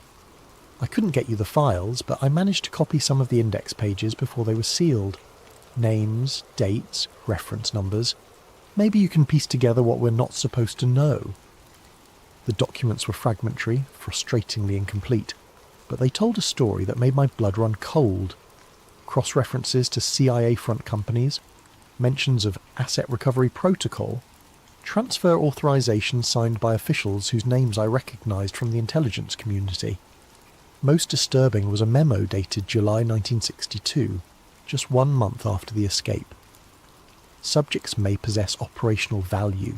Recommend immediate field assessment rather than standard fugitive protocols. Operational value, not the language you'd use for bank robbers and car thieves. That night, in my Washington hotel room, I called Lieutenant Carson to report my findings. The conversation was brief and cryptic. "Ray, you need to come home. Now. I've got leads here, Lieutenant. Real leads. The leads will be there when you get back. If you get back. There are people asking questions about your questions, and those people have resources we don't. Come home." The line went dead. I packed quickly, checking the hallway twice before leaving my room. During the taxi ride to the airport, I noticed the same black sedan in my mirrors that had followed me from the archives building 3 days earlier. Back in San Francisco, Carson met me at the airport personally, something he'd never done before. His first words were a warning. "Your hotel room was searched yesterday. Professional job. Nothing taken, nothing damaged, but they wanted you to know they'd been there." As we drove through the city, he filled me in on developments from my end. Miguel Santos, the fisherman who found the paddle, died in a car accident outside Portland last week. Single vehicle collision on a straight road, clear weather, and Mrs. Hutchins, the lady who saw the car theft, moved to Phoenix, left no forwarding address. Her old neighbours say federal agents visited her the day before she left. The pattern was becoming clear. Anyone connected to evidence contradicting the official narrative was disappearing, voluntarily or otherwise. The Alcatraz case wasn't just closed, it was being actively suppressed by people with resources and authority I couldn't match. "What do I do, Lieutenant?" Carson pulled over and turned to face me. In 30 years of police work, I'd never seen him look so serious. "You write a report confirming the drowning theory. You file it properly. You forget everything you've learned, and you pray that's enough to keep you breathing." But I couldn't forget. The faces in those photographs. The fear in Mary Anglin's eyes. The systematic elimination of evidence and witnesses. Somewhere out there, the truth was buried so deep that powerful people were willing to destroy lives to keep it hidden. The question was whether I was brave enough, or stupid enough, to keep digging. Tony the Fish Marconi wasn't the kind of informant you'd find in a police procedural manual. A small-time smuggler with ties to both San Francisco's waterfront and various federal agencies that preferred not to be named, Tony survived by knowing when to talk and when to disappear. When he agreed to meet me at a dive bar in North Beach, I knew the information would be worth the risk. "You're playing with fire, detective," he said, stirring his whiskey with a nicotine-stained finger. "The Alcatraz thing? That ain't just a prison break, that's connected to some heavy government business." "What kind of business?" Tony glanced around the dim bar, noting the exits, the other patrons, the bartender's attention. Old habits from a life lived in the shadows. "You ever hear of something called the Prometheus Group?" I shook my head. "Private contractors, black budget operations, the kind of people who make problems disappear for Uncle Sam. Word on the street is they were running recruitment out of the Bay Area in the early 60s, looking for specific types, intelligent, adaptable, morally flexible, men who'd already proven they could operate outside the law." The implications hit me like a physical blow. "You're saying Morris and the Anglins were recruited?" "I'm saying Morris had an IQ of 133 and a talent for planning that impressed even the prison psychologists. The Anglin brothers were mechanical geniuses who could improvise solutions from scrap metal and determination. During the Cold War, those were valuable skills." Tony drained his whiskey and signalled for another. "Think about it. 3 men plan the perfect escape from America's most secure prison. They disappear without a trace, despite the biggest manhunt in federal history. Either they're criminal masterminds beyond anything we've seen, or they had help. Professional help. What kind of help? The kind that comes with new identities, transportation, and assignments in places where questions aren't asked. South America was crawling with intelligence operations in the 60s. Cuba, Chile, Brazil. All potential flashpoints that needed experienced operators who couldn't be traced back to Washington. The theory was insane, but it explained the evidence I'd uncovered. The systematic suppression of information, the classified file transfers, the fear I'd encountered at every level of government. If the Alcatraz escape had been a recruitment operation disguised as a prison break, then admitting the men survived would expose a covert program that violated everything America claimed to stand for. There's another possibility, Tony continued, his voice dropping to barely above a whisper. Maybe they weren't recruited. Maybe they stumbled onto something they weren't supposed to see. Such as... Alcatraz was more than a prison detective. It was a research facility. Mind control experiments, interrogation techniques, pharmaceutical trials, the kind of work that required subjects who couldn't complain to their congressman. What if Morris and the Anglins saw something during their time there? What if their escape wasn't about freedom, it was about exposure? My mind reeled with the implications. If the escapees had witnessed classified experiments, their capture wouldn't result in a return to prison. It would result in permanent silence. I've heard whispers, Tony continued. Black sites in Nevada, facilities that don't appear on any government maps, places where inconvenient people go to be forgotten, the kind of places where 3 escaped prisoners might end up if they knew too much. He finished his second whiskey and stood to leave. One more thing, Detective. You know why they call it the Prometheus Group? I shook my head. Prometheus stole fire from the gods and gave it to humanity. The gods punished him by chaining him to a rock where eagles ate his liver for eternity. Some gifts come with a price that never stops being paid. After Tony left, I sat in that dim bar for another hour, trying to process what he'd told me. 3 theories, each more disturbing than the last. Theory 1. Cold War recruitment. The escape was facilitated by intelligence agencies looking for deniable assets. Morris and the Anglins were extracted, given new identities, and deployed to international hotspots where their criminal skills could serve national interests. Theory 2. Witness protection in reverse. The men had seen classified activities at Alcatraz and escaped to avoid being silenced. Their continued existence threatened to expose government programs that officially didn't exist. Theory 3. The darkest possibility. They were captured alive after the escape and disappeared into the black site system, spending the rest of their lives as test subjects or interrogation practice for intelligence agencies that viewed them as expendable assets. Each theory explained the evidence I'd gathered. Each theory justified the extreme measures taken to suppress the truth. And each theory meant that Frank Morris and the Anglin brothers faced something far worse than drowning in San Francisco Bay. They faced erasure from history itself. 6 months later, against direct orders from Lieutenant Carson and my own better judgment, I found myself on a flight to Rio de Janeiro. The lead had come through Tony Marconi's network, a bartender in Ipanema who claimed to remember 2 American men matching the Anglin's description, regulars at his establishment from 1971 to 1978. They paid cash, spoke little Portuguese, and never talked about their past, the bartender Carlos told me through a translator. But they were different from other expatriates, more careful, always watching the exits, never sitting with their backs to the door. The description matched surveillance training, the kind of operational security taught to intelligence assets. Carlos produced a photograph taken during a Christmas party in 1975, a grainy image showing 2 men at the edge of the celebration, their faces partially obscured but their body language unmistakably American. My hands trembled as I studied the picture. The man on the left had the same jawline, the same ears, the same way of holding his shoulders that I'd memorised from Clarence Anglin's prison files. The other figure showed signs of premature ageing, stress lines and grey hair that suggested a life lived under constant tension. What happened to them? I asked. Carlos's expression darkened. They left suddenly, in the middle of the night. One day they were here. The next day their apartment was empty. The landlord said men in suits had come asking questions the week before. Americans, but not tourists. Government men.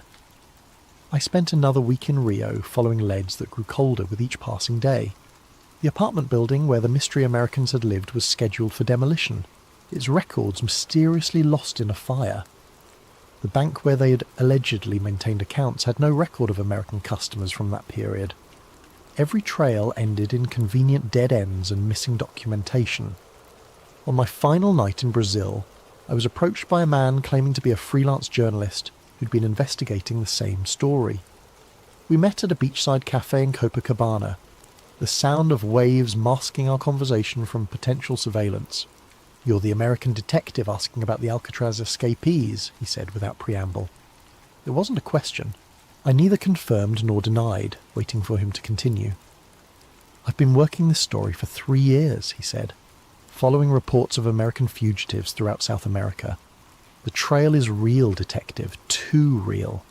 These men lived here, worked here, built lives here.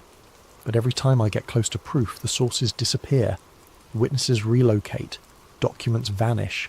I've had my hotel room searched, my phone tapped, my sources intimidated." He slid a manila envelope across the table. "This is everything I've gathered. Photographs, witness statements, financial records, hidden in different locations for 3 years, copied and recopied to prevent loss. It's yours now." "Why?" "Because I'm done." Yesterday, I received a visit from 2 men with American accents and no identification. They politely suggested that my investigation was endangering people I cared about. They showed me photographs of my sister's children playing in a park in Sao Paulo. Very clear photographs. Very recent photographs. The envelope contained a treasure trove of evidence. Bank records showing regular deposits to accounts held by men with obviously false Brazilian identities. Employment records from construction companies that had hired American workers without proper documentation. Hotel registries with signatures that bore striking resemblances to handwriting samples I'd obtained from Alcatraz. Most compelling was a photograph dated 1976 showing 3 men at a construction site in the Amazon basin.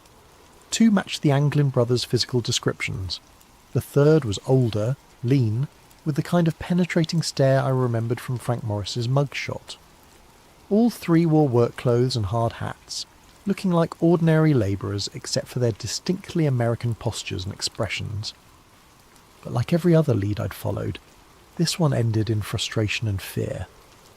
When I tried to contact the construction company, I learned it had been dissolved in 1979. The site where the photograph was taken was now underwater, flooded by a dam project that had relocated the entire local population. The pattern was always the same. Evidence of survival followed by systematic elimination of that evidence. Either I was chasing ghosts or someone with vast resources was staying one step ahead of every investigation. My flight back to San Francisco was delayed by mysterious mechanical problems. During the 6-hour layover in Mexico City, I noticed the same 2 men in different locations throughout the terminal. Always at a distance, always watching, never making direct contact. When I finally boarded the plane, they weren't among the passengers. Lieutenant Carson met me at San Francisco International with news that made my blood run cold. "Federal marshals raided your apartment yesterday, Ray. Warrant signed by a judge I've never heard of, for evidence in a case they wouldn't specify. They took everything. Your files, your notes, your photographs, everything connected to Alcatraz." In the car ride home, he handed me an official-looking document. "Transfer orders, effective immediately. You're being reassigned to the robbery division. Your Alcatraz investigation is officially terminated." "On whose authority?" "Authority high enough that questioning it would end both our careers." Carson's voice carried a weight I'd never heard before. "Ray, I've been a cop for 28 years. I've seen corruption, cover-ups, and conspiracies, but I've never seen anything like this. The pressure to shut you down is coming from levels of government I didn't know existed." He pulled over in a secluded area of Golden Gate Park and turned to face me directly. "Whatever you found down there, whatever you think you know, it's not worth your life. These people have made careers disappear for asking the wrong questions. They can make people disappear too." As he spoke, a black sedan with government plates drove slowly past us, its occupants clearly visible through tinted windows that somehow allowed us to see their faces while hiding their expressions. The message was unmistakable. We were being watched, our conversation monitored, our future actions carefully noted. That night, alone in my ransacked apartment, I realised the full scope of what I was up against. This wasn't just a cover-up of a prison escape. It was the systematic suppression of a truth so dangerous that the most powerful government in the world was willing to destroy lives to protect it. Frank Morris and the Anglin brothers hadn't just escaped from Alcatraz. They'd escaped into a shadow world where truth became enemy of the state, where survival meant accepting lies, and where the greatest prison of all was the silence that surrounded their fate. But silence, I was beginning to understand, has its own way of speaking to those willing to listen. 25 years passed like pages torn from a calendar and scattered by the wind. I worked robbery division, collected my pension, and tried to convince myself that some truths were better left buried. The Alcatraz case became a ghost that haunted my dreams, 3 faces staring at me from the depths of San Francisco Bay, asking why I'd abandoned the search for their story. Then came January 2013, and a letter that changed everything. The History Channel documentary was running old Alcatraz footage when the phone rang. It was my former partner, Jimmy Chen, now working cold cases for the FBI. His voice carried the excitement of a man who'd stumbled onto something extraordinary. "Ray, you need to see this. Someone sent a letter to the Bureau claiming to be John Anglin. Says he's dying of cancer, wants to make a deal. Information about the escape in exchange for medical treatment." My hands shook as I read the photocopied letter Jimmy brought to my house that evening. The handwriting was shaky with age and illness, but certain flourishes matched the Christmas cards Marie Anglin had shown me decades earlier. The details were specific, accurate, insider knowledge that only someone who'd lived through the escape could possess. "It's a hoax," Jimmy said, watching my reaction. "Has to be. FBI handwriting analysis says inconclusive. Could be authentic, could be someone who studied the case extensively." But I knew better. The letter wasn't just about the escape. It mentioned details that had never been made public. References to guard rotation patterns that were classified. Descriptions of cell modifications that weren't in any official report. Knowledge that could only come from someone who'd been there, who'd lived through those final months of preparation. "There's more," Jimmy continued. "The letter mentions a meeting place, coordinates in the Bay Area, where supposedly Frank Morris left something hidden before the escape. Information that was too dangerous to carry. The writer claims it's still there, waiting for someone brave enough to look." The coordinates led to a section of Angel Island State Park, near the spot where the makeshift raft materials had been found 51 years earlier. Against every instinct for self-preservation I'd developed, I found myself hiking those trails the following weekend, searching for something I couldn't name. It was hidden in a cave that didn't appear on any park maps, sealed behind rocks that looked natural but showed tool marks when examined closely. A waterproof container, military surplus from the 1960s, containing documents that made my blood run cold. Guard schedules from Alcatraz, annotated with personal notes about corruption and smuggling operations. Photographs of prison officials meeting with men in expensive suits who didn't appear in any government directories. Financial records showing payments from offshore accounts to wardens and guards who lived far beyond their official salaries. Most damning was a handwritten journal in Frank Morris's distinctive script, documenting what he'd witnessed during his time at Alcatraz. The prison wasn't just housing criminals, it was housing witnesses to government activities that violated constitutional protections. Political prisoners who'd been disappeared from the mainland. Foreign nationals being held without diplomatic notification. Test subjects for psychological experiments that would later be revealed as part of the MKUltra program. The final entry, dated 2 days before the escape, was prophetic in its certainty. We're not breaking out to be free, we're breaking out to stay alive. What we know, what we've seen, makes us more dangerous to them than any criminal they've ever housed. If we stay, we disappear quietly. If we escape and get caught, we disappear loudly. Our only chance is to vanish completely and hope the truth survives us. The documents explained everything. The official insistence on the drowning theory, the suppression of evidence, the systematic elimination of witnesses. The Alcatraz escape wasn't a crime to be solved. It was a national security incident to be contained. Morris and the Anglins hadn't just witnessed classified activities. They documented them, created a record of government crimes that could destroy careers and topple administrations. Their escape was both an act of desperation and a gamble that someday someone would be brave enough to tell their story. Reading those pages in the dim light of that hidden cave, I finally understood the true scope of the self-destruction paradox. The very actions taken to hide the truth had preserved it. The efforts to silence witnesses had created evidence. The attempts to erase history had documented it in detail. But understanding the truth and proving it were different challenges entirely. The men who'd orchestrated the cover-up were dead or retired, their crimes protected by classification systems and institutional amnesia. The witnesses were gone, scattered or silenced by 5 decades of systematic intimidation. Yet the letter kept haunting me. Someone claiming to be John Anglin, dying and desperate, reaching out across 50 years of silence to offer one final revelation. The FBI had dismissed it as a hoax, but their dismissal felt too quick, too certain, too reminiscent of the patterns I'd seen decades earlier. Late at night, when the pain in my chest reminded me of my own mortality, I wondered about the fates of 3 men who'd gambled everything on an impossible escape. Had they found freedom in the jungles of South America? Had they lived out their days under assumed names, carrying secrets too dangerous to share? Or had they been caught, disappeared into black sites where their knowledge died with them? The letter writer claimed John Anglin had survived into the 21st century, living with the weight of knowledge that could never be shared, watching as history branded him a criminal, while the real criminals wore badges and held office. If true, it was a torture more cruel than any prison cell, to know the truth and be unable to speak it, to carry justice in your heart while injustice wore your name. I kept the documents for 6 months before making my decision. They couldn't stay hidden. Too many people had died to protect these secrets, and too many others deserved to know the truth. But releasing them publicly would accomplish nothing except getting me killed and the evidence destroyed. Instead, I chose a different path. I copied everything, hid the copies in locations scattered across the country, and left instructions for their release upon my death. If the government wanted to suppress the truth, they'd have to do it posthumously, when I could no longer be intimidated or eliminated.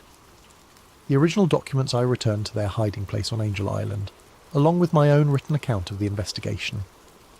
Future generations might find them, might understand what they represented, might finally give Frank Morris and the Anglin brothers the justice they'd been denied for over half a century.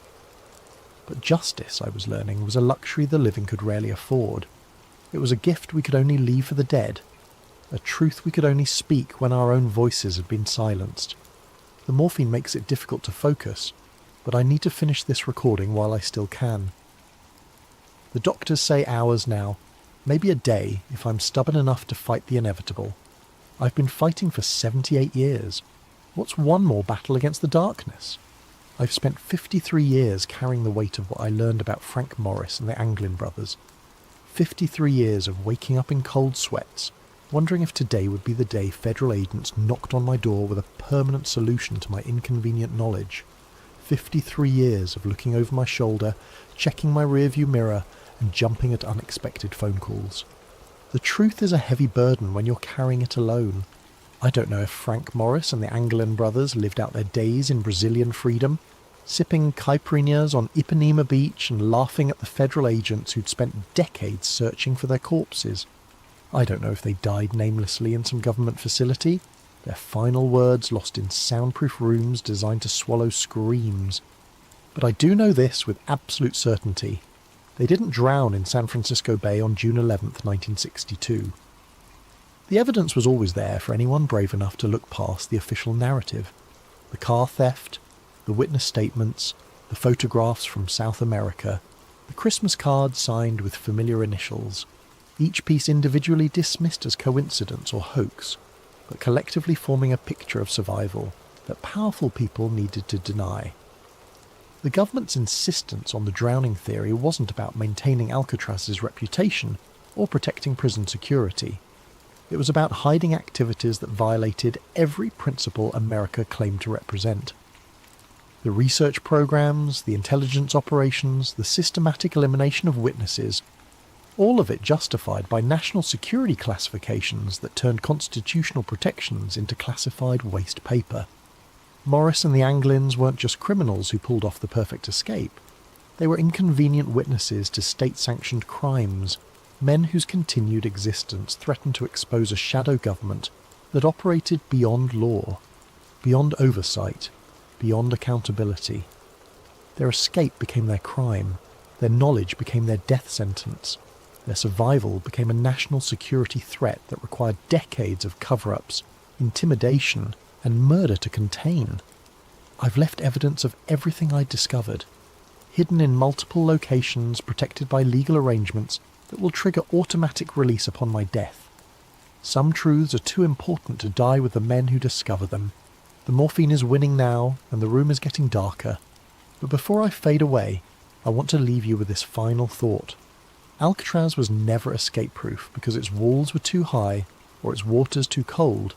It was escape-proof because the government made survival more dangerous than imprisonment, freedom more terrifying than captivity. The greatest prison isn't built with stone and steel. It's built with silence and fear, with official denials and convenient accidents, with careers destroyed and witnesses disappeared. Frank Morris and the Anglin brothers didn't die in San Francisco Bay. The Bay didn't kill them. The silence did. And silence. Silence is the strongest prison of all. But even silence eventually comes to an end. Recording ends with the sound of steady breathing that gradually grows fainter, until only the mechanical hum of hospital equipment remains. Found among Detective Raymond Kowalski's personal effects, along with detailed instructions for the release of sealed documents and recordings. To whoever finds this recording and follows the trail I've left behind, my name was Detective Raymond Kowalski, badge number 2847, San Francisco Police Department. I died on December 20th, 2021, at 3:17 a.m., alone except for the ghosts of 3 men whose story I spent a lifetime trying to tell. If you're reading this, it means the legal mechanisms I put in place have been triggered. Safety deposit boxes in 7 different states will have been opened. Law offices in 4 different cities will have released sealed documents. Digital files stored in multiple secure locations will have been automatically transmitted to journalists, historians, and government oversight committees. I've spent 53 years preparing for this moment, the moment when my voice could finally break the silence that has protected one of the greatest cover-ups in American history. The documents you now have access to represent only a fraction of what was hidden. For every piece of evidence I managed to preserve, dozens more were destroyed by people who understood that truth was their greatest enemy. But what remains is enough. Enough to prove that Frank Morris and the Anglin brothers survived their escape from Alcatraz. Enough to demonstrate the systematic suppression of evidence by multiple government agencies. Enough to show that the official narrative was a carefully constructed lie designed to protect state secrets more valuable than human lives. I need you to understand something. The men who orchestrated this cover-up weren't comic book villains twirling their moustaches in shadowy rooms. They were patriots in their own minds. They believed that protecting classified operations was more important than acknowledging 3 escaped prisoners. They convinced themselves that national security justified any level of deception, any amount of witness intimidation, any degree of evidence suppression. They were wrong. In a democracy, truth cannot be classified indefinitely. Justice cannot be postponed forever. The families of Frank Morris and the Anglin brothers deserve to know their fates. The American people deserve to know what their government did in their name. History deserved an accurate record, not a convenient fiction. I've carried this burden alone because I was afraid. Afraid of losing my pension, my reputation, my life. Afraid of being dismissed as a conspiracy theorist or a disgruntled cop. Afraid that speaking the truth would accomplish nothing except getting me killed. But fear, I've learned, is just another form of prison. And like Alcatraz itself, it's only escape-proof, as long as you believe the walls are stronger than your determination to break free. To the families of Frank Morris and the Anglin brothers, your loved ones were not the criminals history has made them out to be. They were witnesses to government crimes who paid the ultimate price for their knowledge. Whether they found freedom in South America or died in government custody, they deserved better than 50 years of official denial and systematic character assassination. To the government officials who will undoubtedly attempt to discredit these revelations, your time is over. The men who created this cover-up are dead. The operations they were protecting have been declassified or exposed through other channels. The only thing your continued denials accomplish is further damage to public trust. in institutions that have already lost too much credibility. To the historians and journalists who will investigate these claims, be careful, be thorough, be brave. The people who killed witnesses and destroyed evidence may be gone, but the systems they created to protect state secrets remain in place. Truth-telling is still a dangerous profession in America. To Frank Morris, John Anglin, and Clarence Anglin, wherever your final resting places may be, your story is finally being told. Your truth is finally being spoken. Your silence is finally being broken. You escaped from Alcatraz on June 11th, 1962. You survived the waters of San Francisco Bay. You lived beyond that night, whatever your ultimate fates may have been. History will remember you not as the criminals who failed to escape, but as the men who succeeded too well for the government's comfort. Your greatest escape wasn't from prison. It was from the official narrative that tried to erase you from history. That escape, at least, was permanent. Final statement for the record. I, Detective Raymond Kowalski, being of sound mind and facing imminent death, do hereby swear under oath that every statement in this recording and its accompanying documents represents the truth as I discovered it through my official investigation into the Alcatraz escape of 1962. I have knowingly risked my career, my safety, and my life to preserve this information. I have done so not for personal gain or professional advancement, but because I believe that in a democracy, truth belongs to the people, not to the bureaucrats who find it inconvenient. If my death occurs under suspicious circumstances, if these documents are somehow suppressed or discredited, if this recording mysteriously disappears, let it stand as evidence that the cover-up I've documented continues to claim lives. But if this message reaches you intact, if the truth I've preserved finally sees daylight, then maybe, just maybe, the strongest prison of all has finally been breached. The silence is broken, the truth is free, and Frank Morris and the Anglin brothers can finally rest in peace, knowing their story has been told. Badge 2847, signing off for the final time.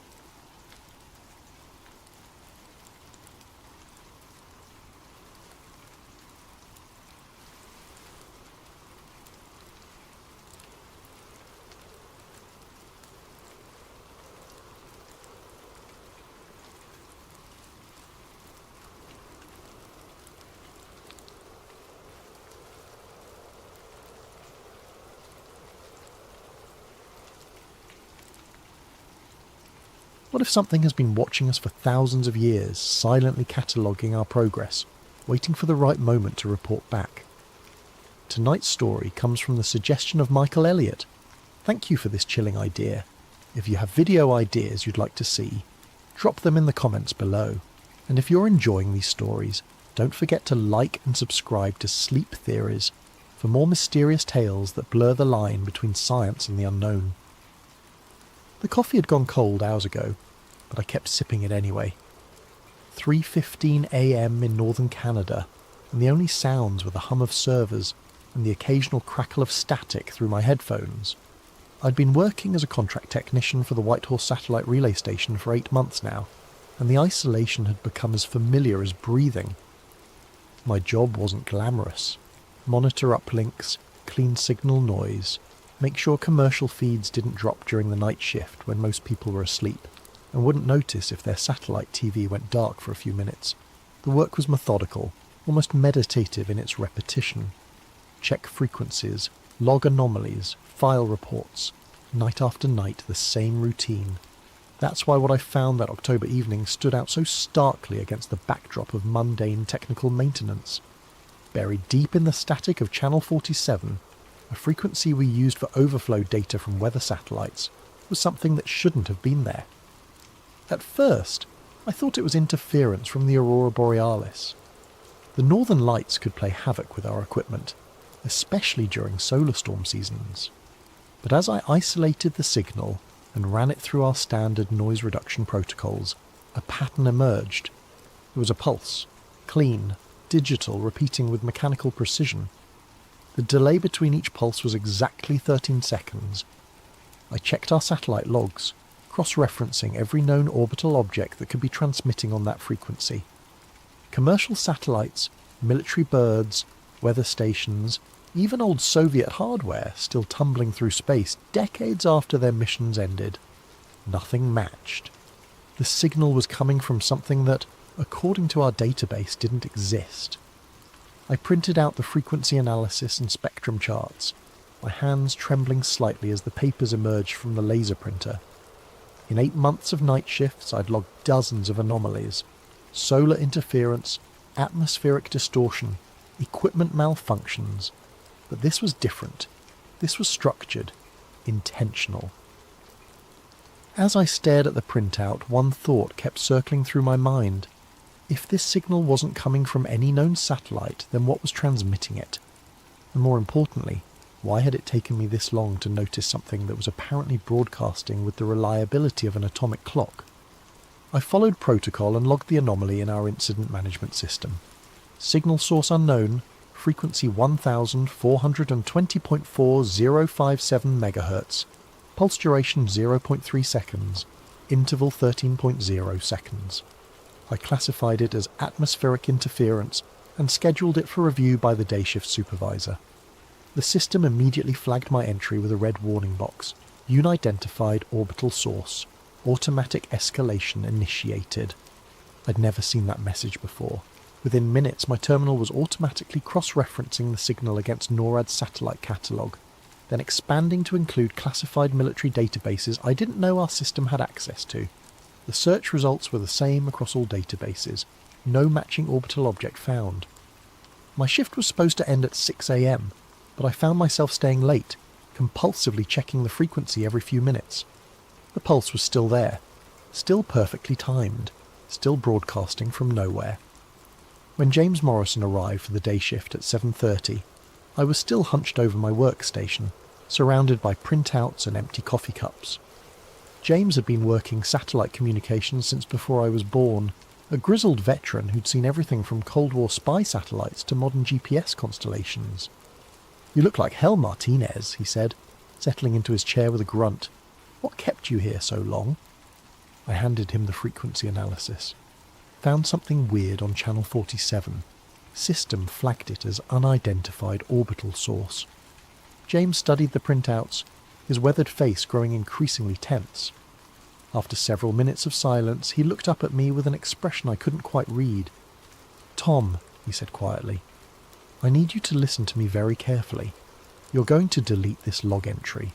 You're going to classify this as equipment malfunction, and you're not going to mention it to anyone else." "But the signal is clean, James. This isn't equipment malfunction. Something is actually broadcasting." I said delete it. His voice carried a finality that made my stomach drop. "Trust me on this one, kid. Some anomalies are better left unreported. You log something like this, and you'll invite the wrong kind of attention, the kind that ends careers." That night, I couldn't sleep. I kept thinking about the signal, the mechanical precision of those 13-second intervals, and I kept thinking about James's reaction, the way his face had gone pale when he saw the orbital trajectory calculations. When I returned to the station for my next shift 2 nights later, I checked Channel 47 immediately. The pulse was still there, same frequency, same timing, same impossible source, but this time I didn't log it. I couldn't let it go. During my off hours, I found myself researching historical satellite anomalies, digging through declassified government documents and academic papers about space debris. Most of what I found was routine. Failed Soviet missions, American spy satellites that had gone dark during the Cold War, chunks of rockets and spacecraft that had broken apart and scattered across various orbits. But buried in a 1960 naval intelligence report I found through a Freedom of Information Act database, I discovered something that made my blood run cold. The document was heavily redacted, whole paragraphs blacked out with thick marker, but what remained was enough to confirm that I wasn't the first person to detect an unidentifiable signal from space. Classified, Eyes Only Naval Intelligence Division. Date, March 15th, 1960. Subject, anomalous orbital object. Ground-based radar stations have detected an object in polar orbit approximately 460 kilometers above Earth's surface. Object exhibits regular orbital characteristics, but does not match any known US or Soviet launch vehicle. Radio telescopes at Redacted have detected intermittent signals from the object. Pattern analysis suggests artificial origin. Object designation, Project Black Knight. Orbital inclination, 79 degrees, retrograde. Period, 104.5 minutes. Signal frequency, redacted. Signal pattern, redacted. Initial assessment, object, not of US or Soviet origin. Monitoring continues. Note, object appears to have been in stable orbit for redacted years prior to first detection. Analysis of historical astronomical records suggests possible earlier observations dating back to redacted. The report ended with a line that sent chills down my spine. Recommend classification level cosmic.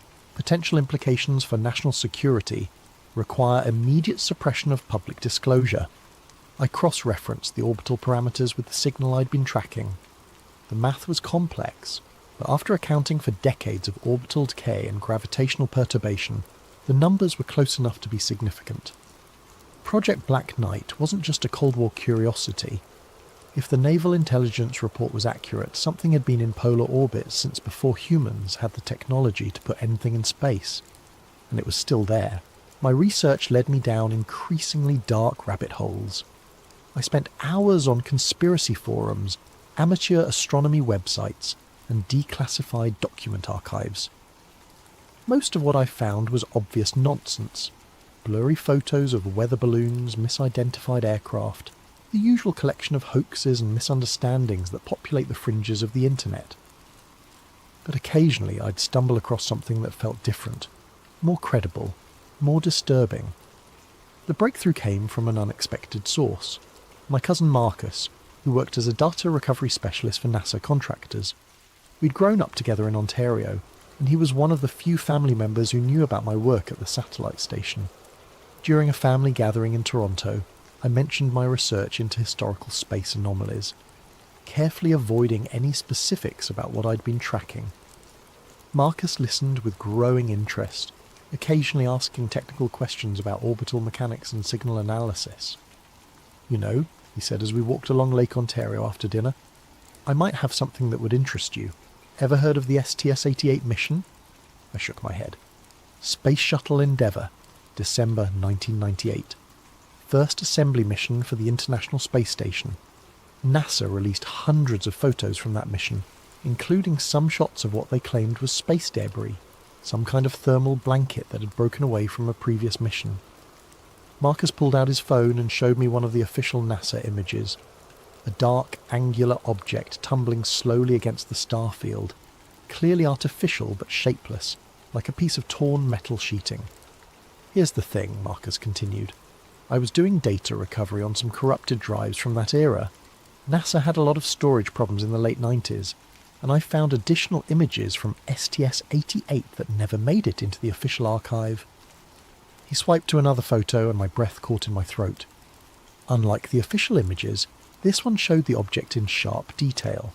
It wasn't tumbling, it wasn't shapeless, it was stationary relative to Earth, maintaining a fixed orientation with geometric precision. The object was clearly artificial, with angular surfaces and what appeared to be antenna arrays or sensor pods extending from its main body. But what made my hands start shaking was the object's orbit. Based on the Earth's curvature visible in the background and the angle of the sun, I could estimate the altitude and inclination. The numbers matched the 1960 Naval Intelligence Report exactly. "Holy shit," I whispered. "The file name is interesting too," Marcus said. All the official images were labelled with standard NASA mission codes, but this one had a custom name. He showed me the file properties. Instead of something like STS-088-34 2-012, the image was labelled SENTINELARCHIVE001. "Marcus," I said slowly, "I need you to send me everything you have on this." Everything. "I can't, Tom. This stuff isn't supposed to exist. If NASA finds out I've been sharing recovered files..." "Please." The desperation in my voice surprised even me. "This is connected to something I'm working on. Something important." Marcus studied my face for a long moment, then sighed. "I'll see what I can do. But you never got this from me, understand? And if anyone asks, we never had this conversation." 3 days later, a compressed file appeared in my personal email account, sent from an obviously fake address. The archive contained 17 high-resolution images of the object, taken from different angles and distances. Each photo showed the same thing, a clearly artificial construct maintaining a perfect polar orbit, its surfaces reflecting sunlight with the consistency of polished metal. But it was the last file in the archive that changed everything. Not an image, but a text document containing spectral analysis data from the shuttle's radio equipment. During the STS-88 mission, Endeavour's communications array had detected a repeating radio signal from the object. The signal was weak, barely above background noise, but the pattern was unmistakable.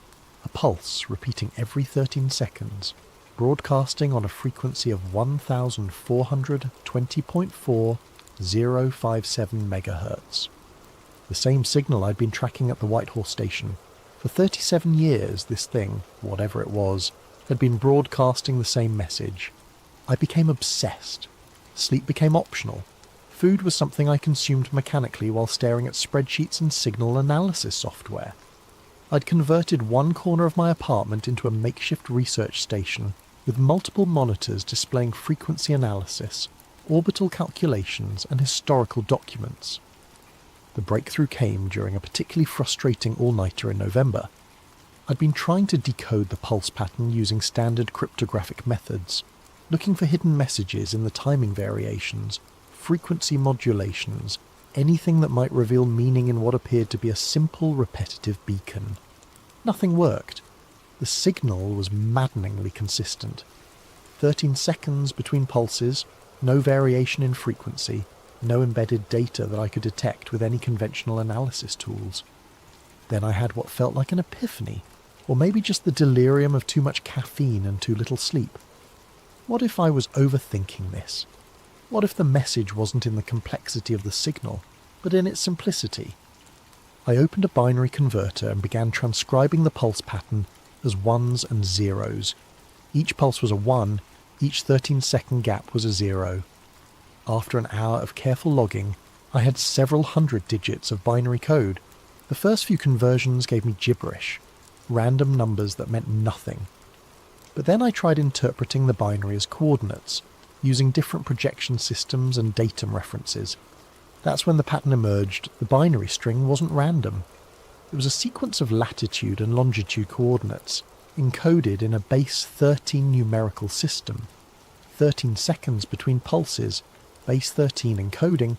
The mathematical symmetry was too perfect to be coincidental. I plotted the first set of coordinates on Google Earth, 29.9792 degrees north, 31.1342 degrees east, the Great Pyramid of Giza. My hands were shaking as I decoded the next set, 51.1789 degrees north, 1.8262 degrees west. Stonehenge. The coordinates continued, each one marking a location I recognised from archaeology textbooks and ancient history documentaries. Teotihuacan in Mexico, Machu Picchu in Peru, Angkor Wat in Cambodia, Easter Island, Newgrange Island, the Nazca Lines. Dozens of ancient sites spread across every continent, connected by nothing except their age and the enduring mysteries that surrounded their construction. But it was the header data, Embedded at the beginning of the coordinate sequence was a timestamp and cycle indicator. Cycle, 13,000. Status, monitoring next. Report pending, 13,000 years. The approximate time span since the end of the last ice age, when human civilization began its rapid development from hunter-gatherer societies to the complex cultures that built the pyramids, Stonehenge, and all the other sites marked in the signal. I sat back in my chair, staring at the decoded message on my screen. The implications were staggering. If this signal was authentic, and every piece of evidence suggested it was, then something had been watching Earth for millennia, cataloguing the development of human civilization, marking the locations where our ancestors built their greatest monuments. The Black Knight satellite wasn't space junk or a secret government project. It was a sentinel, observer, a reporter, and according to the timestamp embedded in its signal, it was almost time to file its next report. The realization that something had been monitoring Earth for 13,000 years should have terrified me. Instead, I felt a strange sense of clarity, as if puzzle pieces I didn't even know existed were finally clicking into place. I spent the following weeks cross-referencing the coordinates from the signal with archaeological databases, looking for patterns in construction dates, architectural similarities, anything that might explain why these particular sites had been selected for monitoring. What I found challenged everything I thought I knew about human history.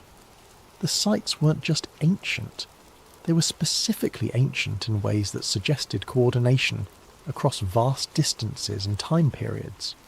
The construction techniques used at Pumapunku in Bolivia showed striking similarities to methods used at Baalbek in Lebanon, despite being built by cultures that supposedly had no contact with each other. The astronomical alignments at Giza matched those found at Angkor Wat, separated by thousands of miles and hundreds of years, but it was the mathematical relationships that truly unsettled me. When I plotted all the coordinate points on a global map and began measuring the distances between them, I discovered that many of the sites were positioned according to precise geometric relationships. The distances formed triangles, pentagons, and complex polygons, with measurements that were exact multiples of fundamental mathematical constants. It was as if the entire planet had been surveyed by a single intelligence, with monitoring stations established according to a master plan that spanned continents and millennia.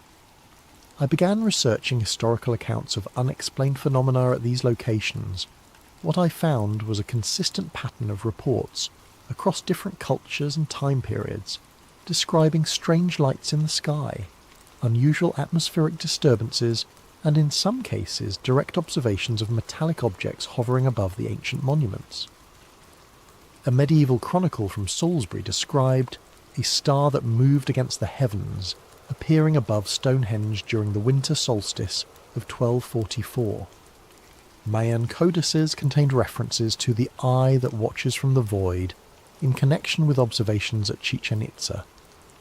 Aboriginal Dreamtime stories from Australia spoke of sky spirits that visited Uluru at regular intervals to count the changes in the world below.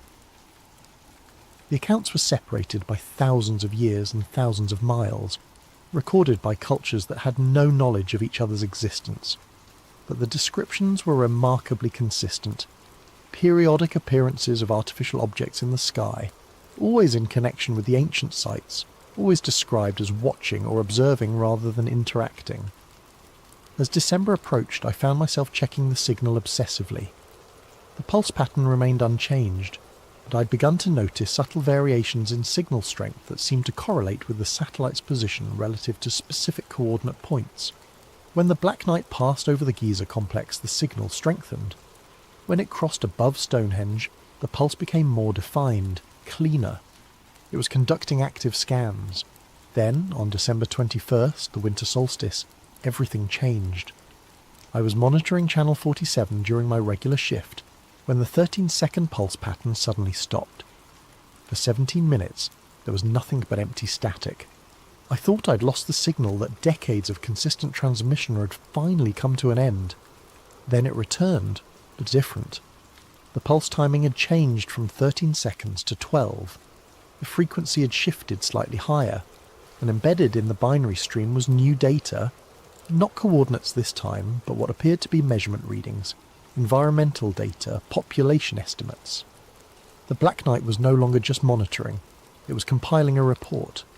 And based on the mathematical progression I was seeing in the data stream, it was preparing to transmit that report somewhere else. The signal that had been broadcasting to Earth for decades was about to be redirected outward, towards some destination in deep space. The 13,000-year observation cycle was coming to an end. Over the following days, I watched as the Black Knight's transmission pattern evolved from simple monitoring pulses to complex data streams. The binary information was now flowing almost continuously, with only brief pauses between what appeared to be different sections of the report.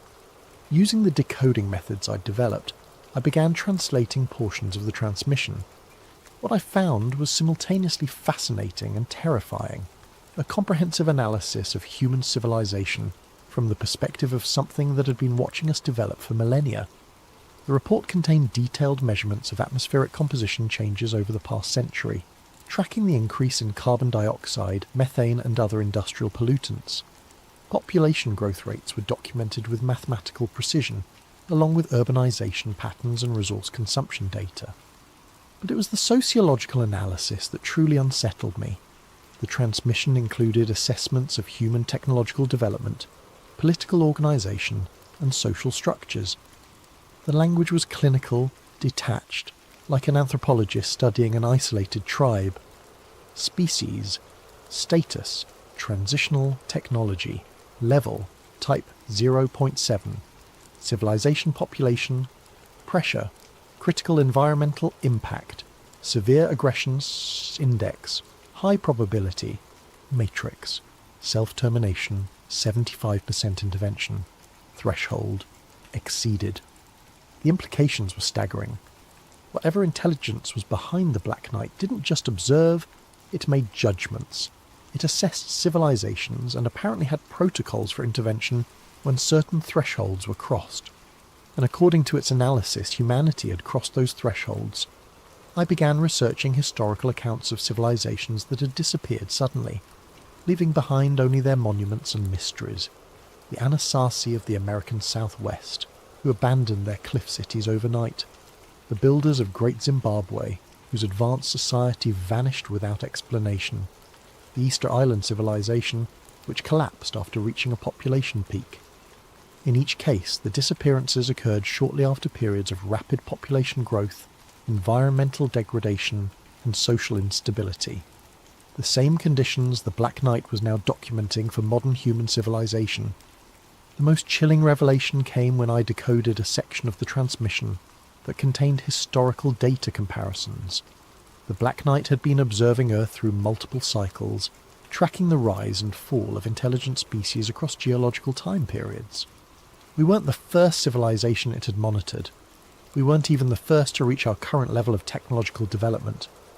According to the data stream, there had been at least 3 previous instances of intelligence emerging on Earth, each reaching roughly our current level of advancement before disappearing from the archaeological record. The gaps in the fossil record that paleontologists struggled to explain, the mysterious extinction events that punctuated Earth's history. They weren't random catastrophes, they were interventions. As I sat in my cramped apartment surrounded by printouts and glowing monitors, the full scope of what I'd discovered began to sink in. The Black Knight wasn't just observing human civilization, it was part of a system, a galactic management protocol for monitoring and controlling the development of intelligent species. And according to its signed in, "They're from the Communication Security Establishment," he said quietly, referring to Canada's Electronic Intelligence Agency. "Someone flagged unusual signal activity from our station. They're reviewing all our logs from the past 6 months." My stomach dropped. Despite James's warnings, I'd continued monitoring the Black Knight signal, keeping detailed personal records of its evolution from simple pulses to complex data streams. If CSE investigators found evidence of what I'd been tracking... "Did you delete those anomaly reports like I told you to?" James asked. "Yes," I lied. "Classified everything as equipment malfunction." "Good. Keep it that way. Answer their questions honestly, but don't volunteer any information they don't specifically ask for." The interview was conducted by a woman named Agent Collins, who looked to be in her early 40s with the kind of sharp, analytical gaze that made me feel like she could read my thoughts. She asked about my background, my work procedures, any unusual signals or anomalies I might have detected. I stuck to James's script, denying any knowledge of unidentified transmissions. But as the interview progressed, I began to realise that Agent Collins already knew more than she was letting on. "Mr. Martinez," she said, consulting a tablet, "our analysis shows that you've been accessing frequencies outside your normal monitoring responsibilities. Specifically, Channel 47 has shown unusual activity during your shifts." "I check all channels as part of my routine maintenance," I said carefully.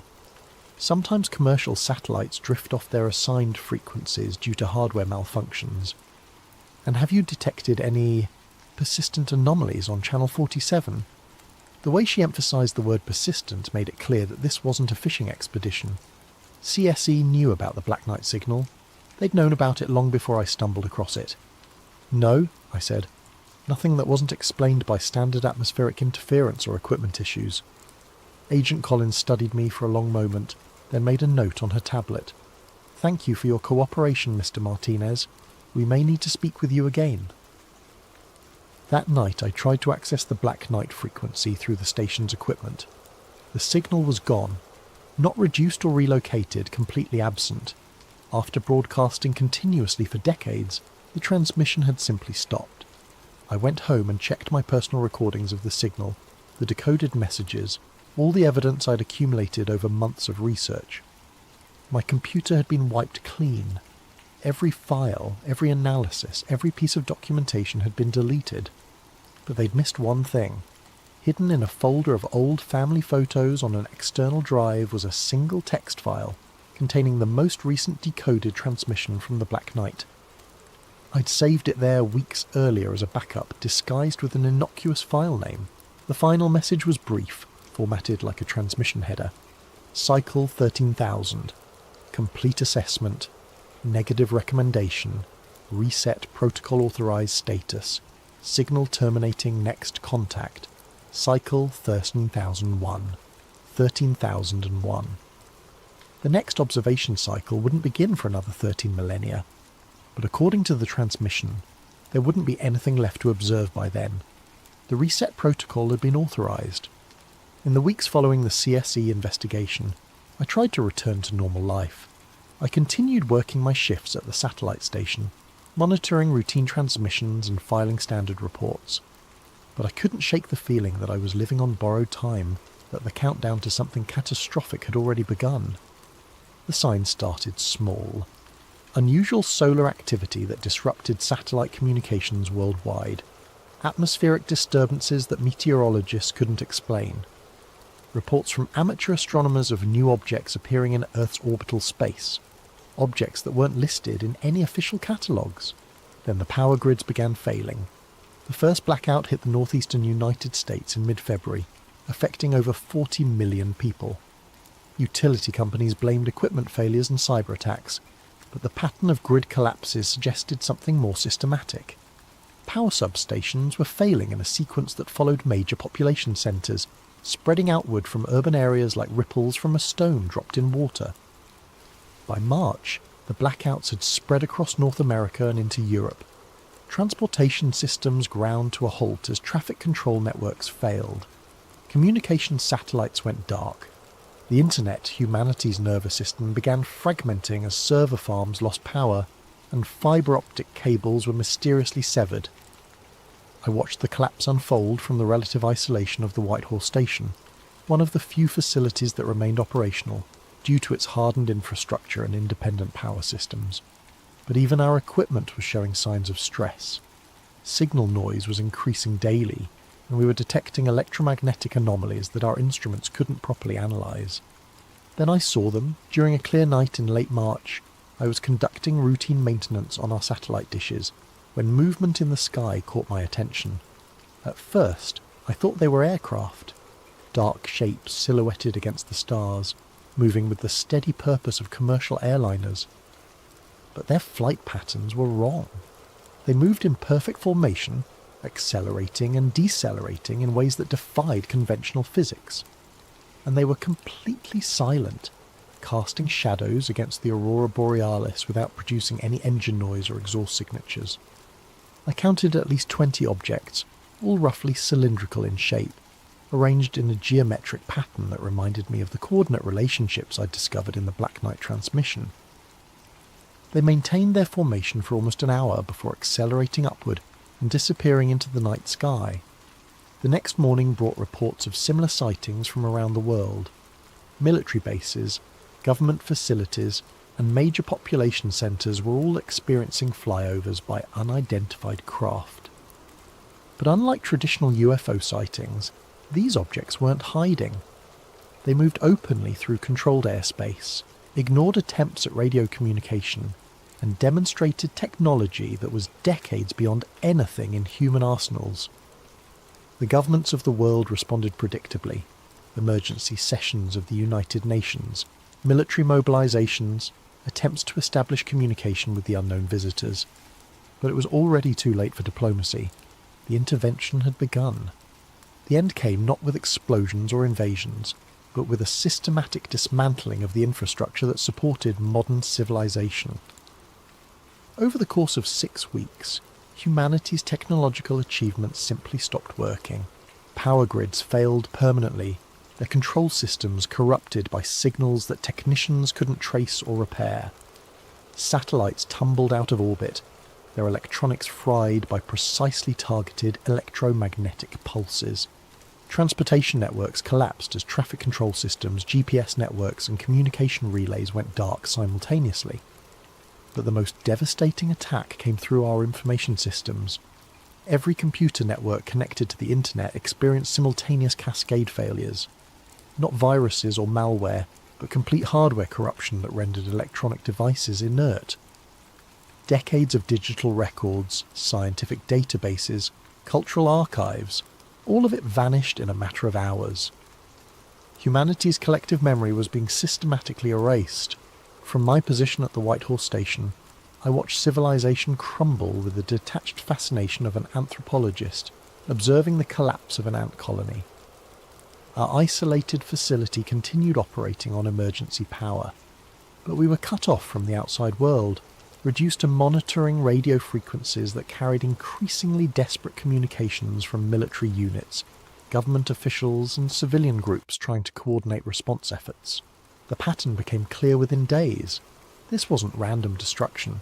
It was selective elimination of human technological capability while leaving the natural environment intact. Cities were losing power and communications, but forests remained untouched. Industrial facilities were shutting down, but agricultural areas showed no signs of interference. It was a reset protocol, exactly as the Black Knight transmission had indicated. Human civilization was being systematically returned to a pre-technological state, wiped clean like a computer hard drive being prepared for a fresh installation. The cylindrical craft I'd observed became a common sight, appearing over major population centres and conducting what appeared to be systematic surveys. Occasionally they would deploy smaller objects that descended into urban areas before returning to the motherships. Witnesses described these smaller craft as conducting detailed scans of infrastructure, mapping systems, documenting the extent of human technology, before methodically disabling it. No weapons were used, no violence was reported. The intervention was conducted with the clinical efficiency of pest control specialists eliminating an infestation. By April, the collapse was complete. Modern civilization had been reduced to scattered groups of survivors trying to maintain basic subsistence without electricity, motorized transportation, or electronic communication. The population centres that had housed billions of people were becoming uninhabitable as water treatment systems failed, food distribution networks collapsed, and medical facilities lost the ability to maintain life support equipment. The reset was working exactly as designed. I remained at the Whitehall station until the emergency generators finally ran out of fuel in mid-May. By then, most of my colleagues had left to find their families or join survivor communities that were forming in rural areas. The Canadian government had ceased to exist in any meaningful sense, and emergency services had collapsed along with the rest of the technological infrastructure. But I stayed, compulsively monitoring the radio frequencies for any sign that the Black Knight satellite was still active. On my final night at the station, powered by the last few hours of battery backup, I detected a weak signal on channel 47. It wasn't the familiar 13-second pulse pattern. This was a new transmission, a brief status update broadcast once every hour. Reset protocol, 97% complete population, reduction within parameters, environmental restoration, initiated monitoring, reduced schedule, status, cycle 13001 preparation, 97% complete. Humanity's technological civilization had been almost entirely eliminated, reduced to scattered pockets of survivors who would need generations to rebuild even basic industrial capability.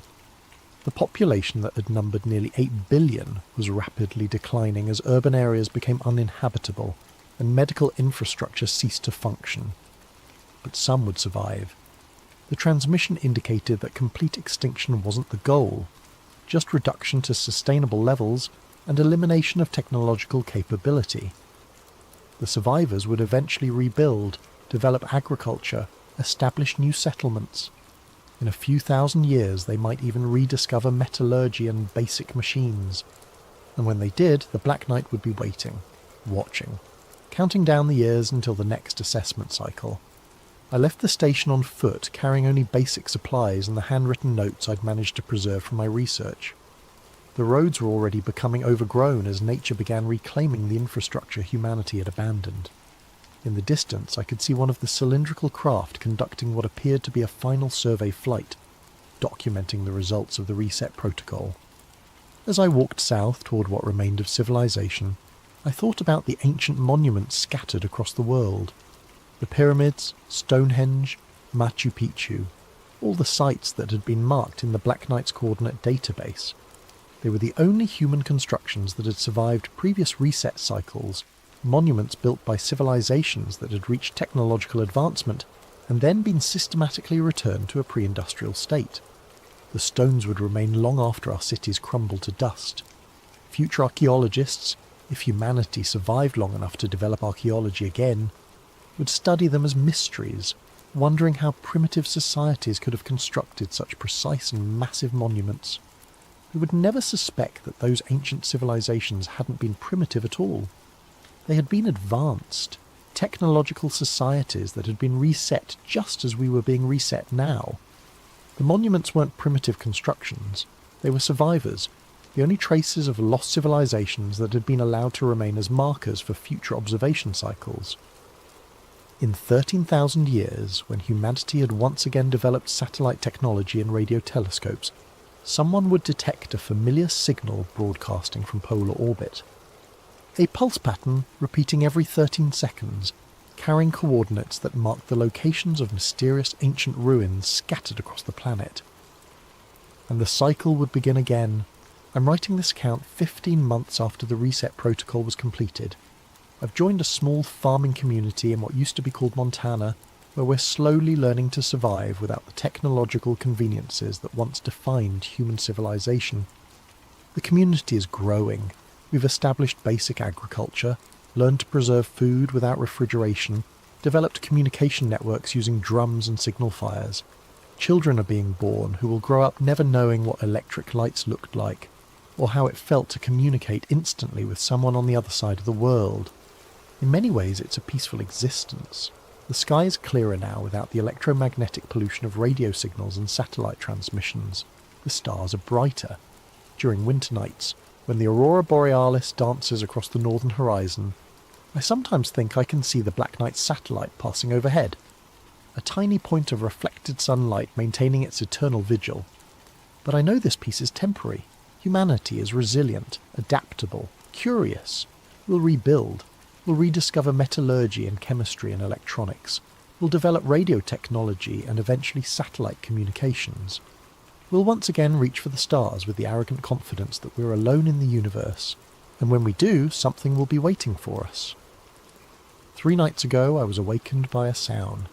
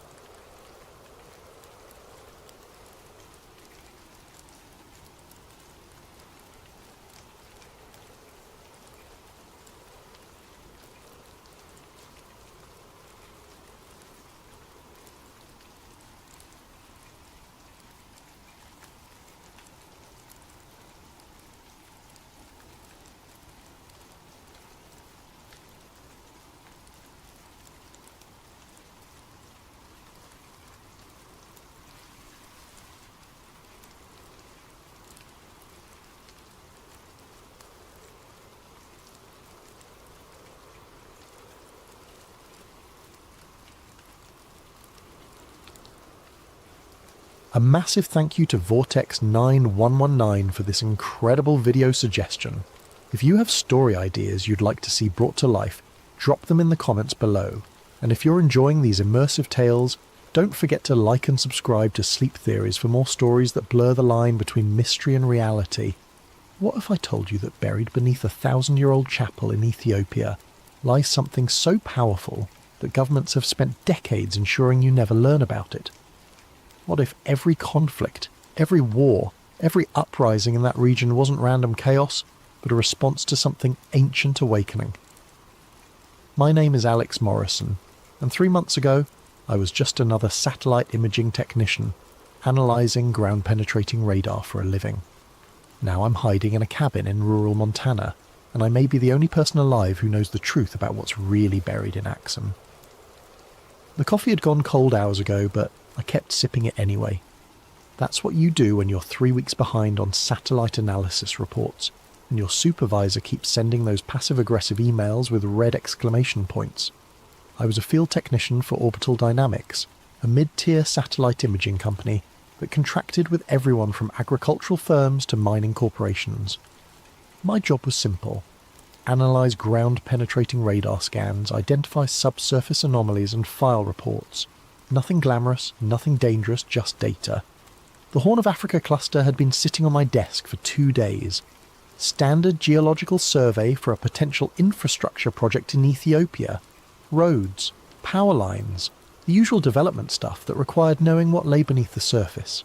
I'd already processed 47 grids of unremarkable sediment layers and bedrock formations when I opened grid 48. The image loaded pixel by pixel, revealing the familiar topography of northern Ethiopia. Rolling hills, scattered vegetation, and the ancient town of Axum with its towering obelisks and stone churches. But there, beneath the church of Our Lady Mary of Zion, was something that made my breath catch in my throat. A perfect geometric void. Not a cave, not a natural formation. The radar signature showed clean, straight edges forming a rectangular shape, approximately 4 feet long, 2.5 feet wide, and 2.5 feet deep. The dimensions were so precise they could have been cut with industrial equipment. Yet the surrounding rock layers indicated this void had existed for centuries, possibly millennia. I pulled up the analysis protocols on my second monitor. Standard procedure for unexplained anomalies was clear. Mark as geological inconsistency or data corruption, and move on. The company didn't pay us to solve mysteries, just to identify potential construction hazards. But those dimensions nagged at me. 4 feet by 2.5 feet by 2.5 feet. I'd heard those measurements before, in some half-remembered history class or documentary. Something biblical. I saved the image to my personal drive before marking the official report as data corruption. Recommend resurvey. My supervisor would approve it without a second glance, and the client would order new scans of the area that would somehow never quite capture that same perfect void again. As I prepared to move on to the next grid, I noticed something else in the metadata. The thermal overlay showed heat signatures throughout the scan area, solar absorption on the surface, geothermal activity deeper down, all normal patterns, except for the void. The void was 3 degrees warmer than the surrounding rock despite being completely enclosed. Dead objects don't generate heat. I stared at the screen until my eyes burned, but no amount of analysis could explain what I was looking at. Finally, I closed the file and went home, but the image followed me. Those perfect dimensions, that impossible heat signature, the way it sat directly beneath one of Christianity's most sacred sites. 4 feet by 2.5 feet by 2.5 feet. The traditional dimensions of the Ark of the Covenant. That night, I dreamed of golden cherubim with wings spread wide, and a voice that spoke from between them with the sound of rushing water. In the dream, I was standing in a stone chamber, lit by a light that cast no shadows, reaching toward a box that hummed with power. The moment my fingers touched the gold, I woke with a gasp, my heart hammering against my ribs. It was just a dream, I told myself. Just my imagination running wild after a long day staring at radar scans. But when I checked my phone, I found I'd been unconsciously searching for information about Axum, about the Church of Our Lady Mary of Zion, about ancient artefacts hidden beneath holy ground. The next morning I couldn't focus on anything else. I pulled up the scan again, studying every pixel, every thermal gradient, every impossible detail of that buried void. This wasn't data corruption. This was something real, something significant, something that had been deliberately hidden from the world. Something that was waiting. 3 weeks later, I was on a plane to Ethiopia. I'd convinced my supervisor that the Axum anomaly required ground truthing, a field verification to ensure our radar systems were functioning correctly. The company approved the trip because it sounded technical and responsible, not because I'd spent every spare moment researching the legend of the Ark's journey from Jerusalem to Ethiopia. According to tradition, the Queen of Sheba took the Ark back to Ethiopia after her visit to King Solomon. Her son, Menelik I, founded the Ethiopian Empire and established Axum as its capital.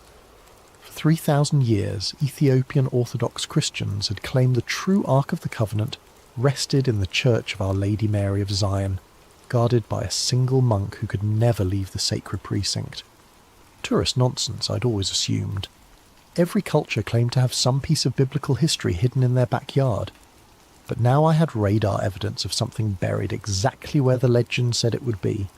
Something that matched the Ark's traditional dimensions and somehow generated heat despite being entombed in solid rock. I landed in Addis Ababa on a Tuesday morning and caught a domestic flight to Axum the same day. The town was smaller than I'd expected.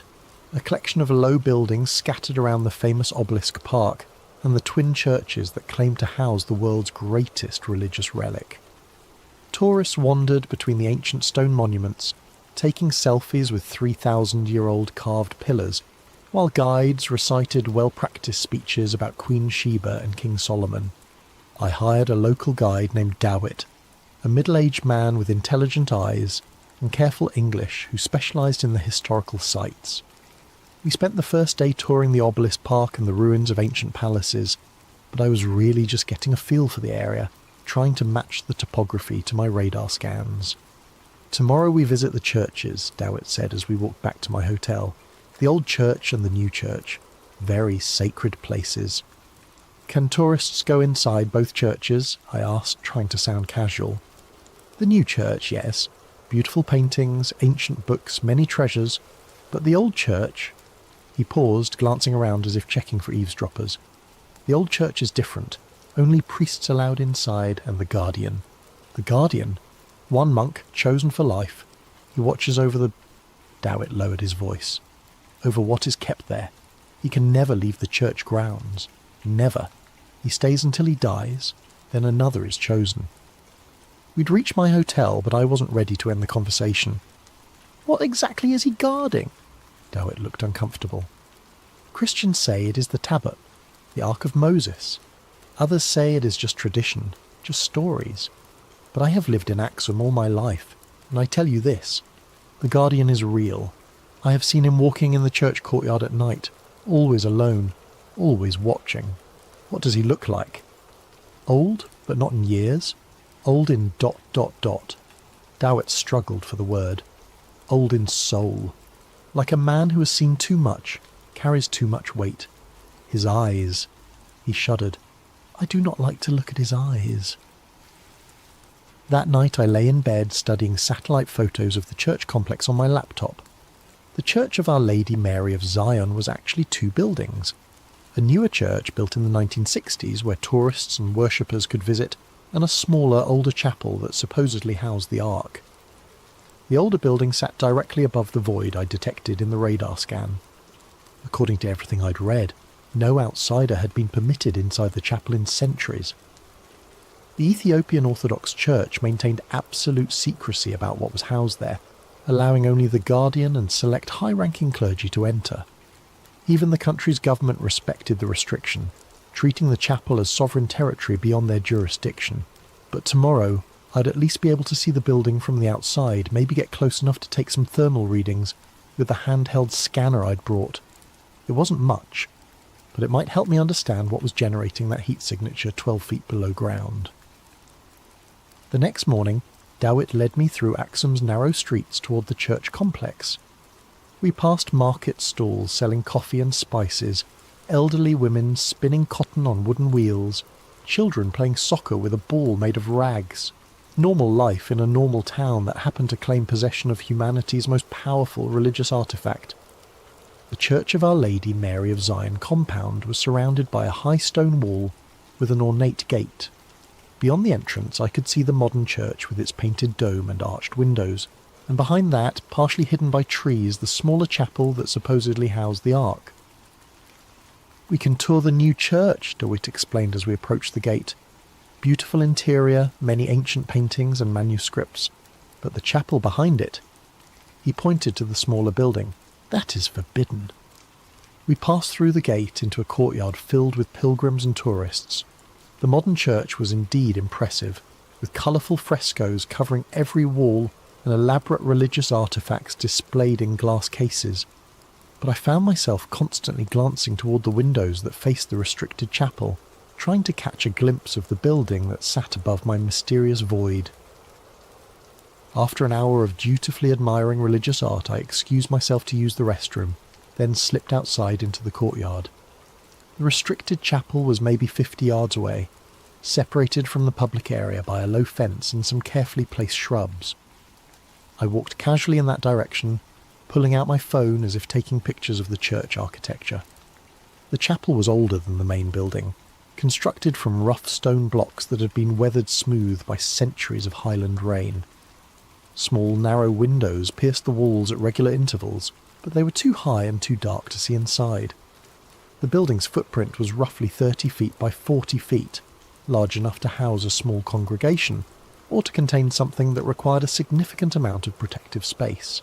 As I was trying to estimate the building's exact position relative to my radar scan, a figure appeared in one of the windows. The Guardian. Even from 50 yards away I could see that Dowit hadn't exaggerated. The man's face was gaunt to the point of being skeletal, his skin pale as parchment despite Ethiopia's intense sun. But it was his eyes that made my breath catch, dark, hollow, ancient in a way that had nothing to do with age, eyes that had seen something no human should see, carried some weight that was slowly crushing the life out of him. For a long moment we stared at each other across the courtyard. Then the Guardian raised one thin hand and made a clear gesture. "Go away." Not a casual dismissal, but an urgent warning, the kind of motion you'd make to stop someone from stepping into traffic. As I watched, his lips moved, forming words I couldn't hear but somehow understood. "You don't want what's inside." Then he disappeared from the window, leaving me standing in the courtyard with my heart hammering and my thermal scanner forgotten in my pocket. The Guardian hadn't just been warning me away from the chapel. He'd been warning me away from whatever was buried beneath it, whatever was generating that impossible heat signature 12 feet underground. Whatever had been slowly killing him with its proximity for however many years he'd been trapped in that building. I found Dowit waiting by the main church entrance, looking concerned. "You saw him," he said. It wasn't a question. "Yeah. Then you understand why I do not like to look at his eyes. Come, we should go. There are other sights to see, happier places." But as we left the church compound, I couldn't stop thinking about that desperate gesture, that silent warning. The Guardian knew something was down there, something that had been affecting him for years, possibly decades, something that pulsed with heat and waited in the darkness beneath ancient stone. That night I called my supervisor and extended my stay in Ethiopia by a week. Back in my hotel room, I spread out printed satellite photos across the bed and fired up my laptop. The thermal scanner I'd brought was designed for surface readings, useless for penetrating 12 feet of stone and earth, but I had access to something better. Orbital Dynamics' complete archive of satellite data for the region. If the object beneath the chapel was generating heat, that heat had to go somewhere. And if I was right about what was down there, the heat generation might not be constant. I started with our company's historical scans of Axum, going back 15 years to when we first began regular coverage of the Horn of Africa. The early images showed the same thermal patterns I'd seen in the recent scan. Solar absorption, geothermal activity, normal ground temperatures, but the void beneath the chapel was already 3 degrees warmer than its surroundings, even in the oldest images. 15 years of continuous heat generation. Whatever was down there wasn't running on batteries.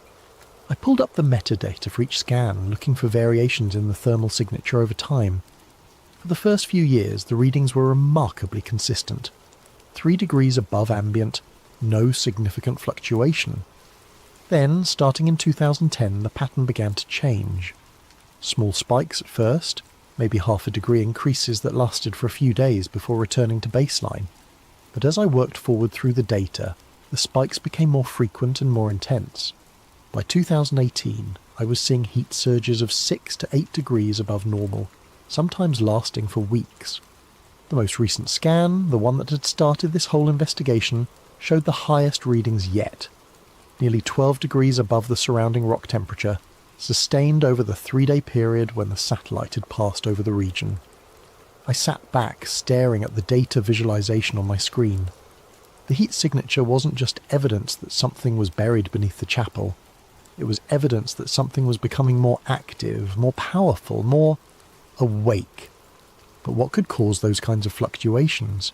I needed to correlate the thermal spikes with external events, see if there was a pattern I was missing. I opened a new browser window and started searching for news archives covering Ethiopia and the surrounding region. Wars, natural disasters, political upheavals, anything that might correspond to the dates when the thermal readings spiked. The first major heat spike had occurred in September 2010. I cross-referenced the date and found coverage of renewed fighting in South Sudan, just a few hundred miles from Axum. Border clashes, civilian casualties, the usual litany of African conflict.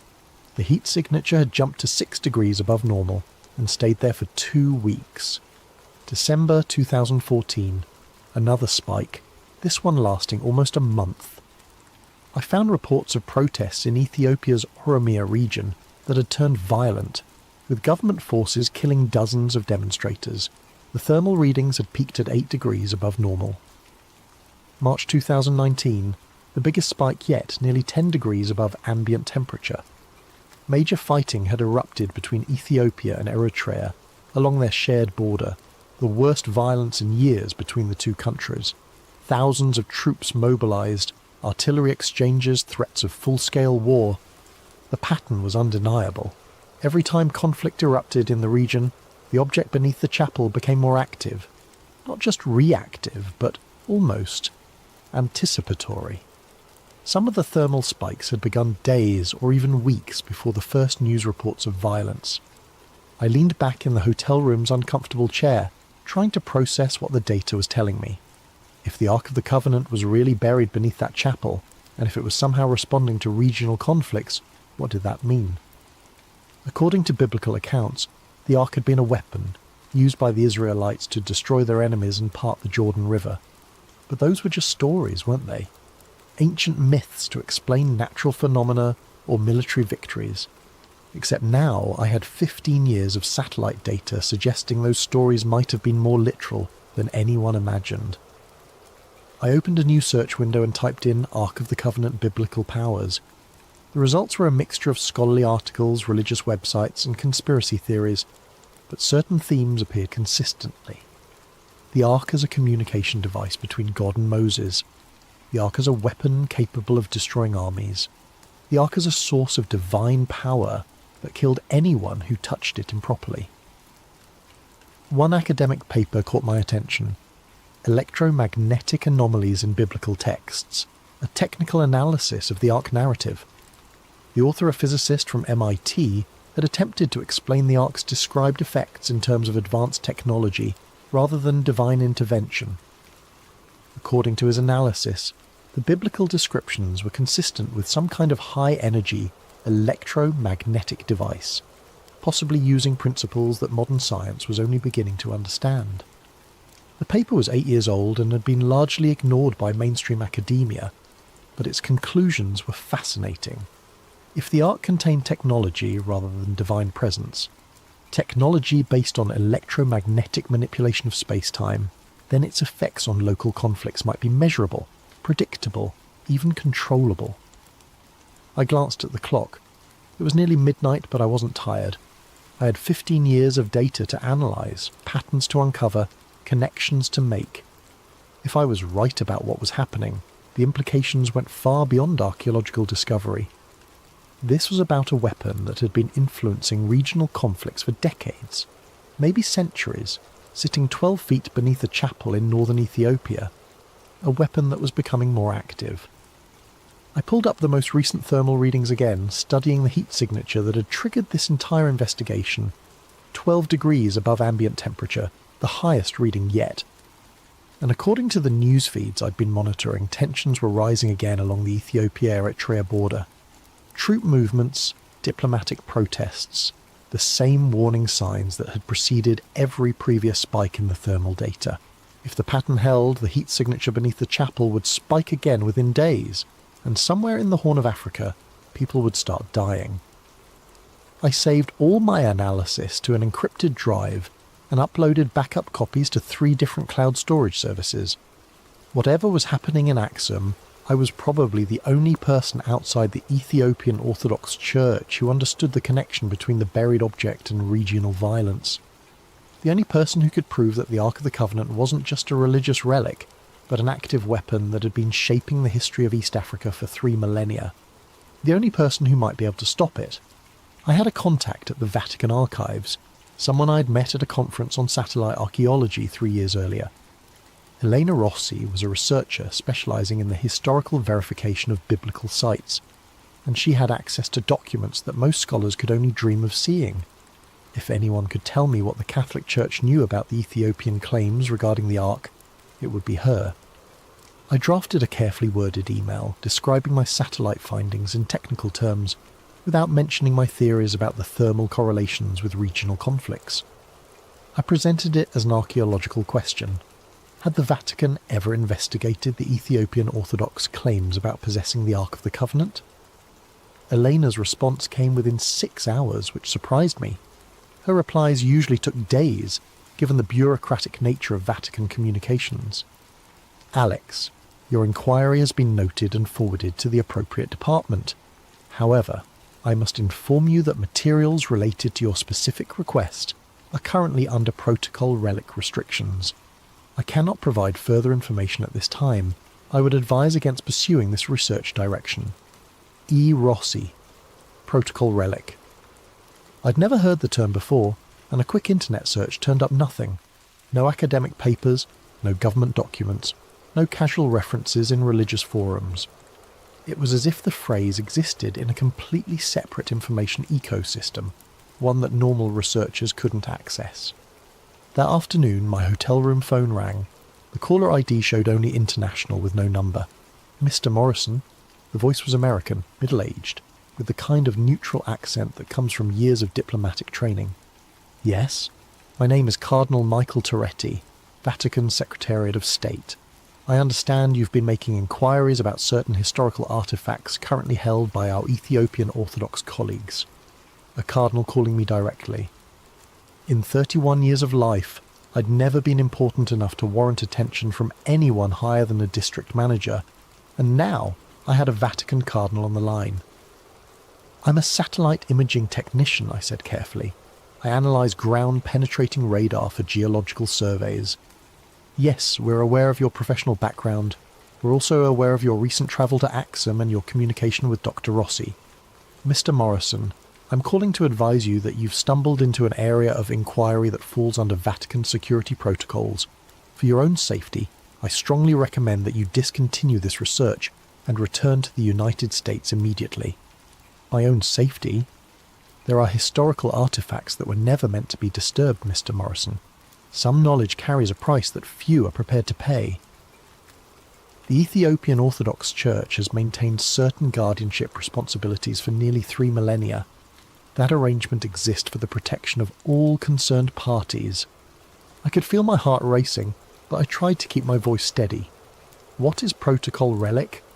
There was a long pause. You're not cleared for that information, nor do you want to be. Take my advice, Mr. Morrison. Book the next flight home and forget whatever you think you've discovered in Axum. Some mysteries are better left unsolved. The line went dead. I sat in my hotel room for a long time after that call, staring at the phone and trying to process what had just happened. A cardinal in the Vatican Secretariat of State, essentially the Catholic Church's Secretary of State, had called me personally to warn me away from my research.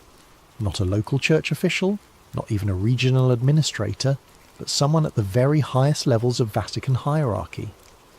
Which meant the Catholic Church not only knew about the Ethiopian claims regarding the Ark, they were actively monitoring anyone who showed too much interest in investigating those claims. They had files on researchers, protocols for managing inquiries, and enough influence to track down a satellite technician in an Ethiopian hotel within hours of his asking the wrong questions. I thought about the Guardian's hollow eyes and his desperate warning, "You don't want what's inside." Maybe he wasn't just protecting the Ark from the world. Maybe he was protecting the world from the Ark. My laptop chimed with a new email notification. The sender was listed as E. Rossi, but the message was clearly not from Elena. "Mr. Morrison, this will be my final communication on this matter. Protocol Relic is a Vatican security classification established in 1962 following certain discoveries made during the Second Vatican Council's review of sealed archives. Materials under this classification are restricted to a maximum of 12 individuals worldwide, all of whom hold positions equivalent to cardinal or higher within the Catholic hierarchy. The Ethiopian Orthodox Church has maintained custody of the artifact in question under a formal agreement dating to 1965. This agreement recognises Ethiopian sovereignty over the artifact in exchange for adherence to specific containment protocols established by a joint Vatican-Ethiopian commission. These protocols exist because the artifact exhibits properties that pose significant risks to regional stability when improperly handled or exposed. The Guardian tradition is not merely ceremonial, it serves a crucial containment function that has prevented numerous potential catastrophes over the past several decades. Your thermal analysis data has been reviewed by our technical staff. We are aware of the correlations you have identified. We are also aware of the artifact's increasing activity levels over the past 5 years. A joint Vatican-Ethiopian assessment team is currently evaluating options for enhanced containment measures. This communication will self-delete in 60 seconds. Do not attempt to copy or save this message. Return to the United States immediately and discontinue all research related to this matter. You have been warned twice. There will not be a third warning." I watched the message count down from 60 seconds, trying to memorize every word. When it reached 0, the email disappeared from my inbox as if it had never existed. But I'd learned what I needed to know. The Vatican knew about the thermal correlations with regional conflicts. They'd known for years, possibly decades.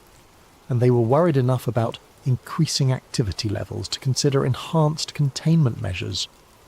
The Ark of the Covenant was real, it was buried beneath the chapel in Axum, and it was becoming more dangerous.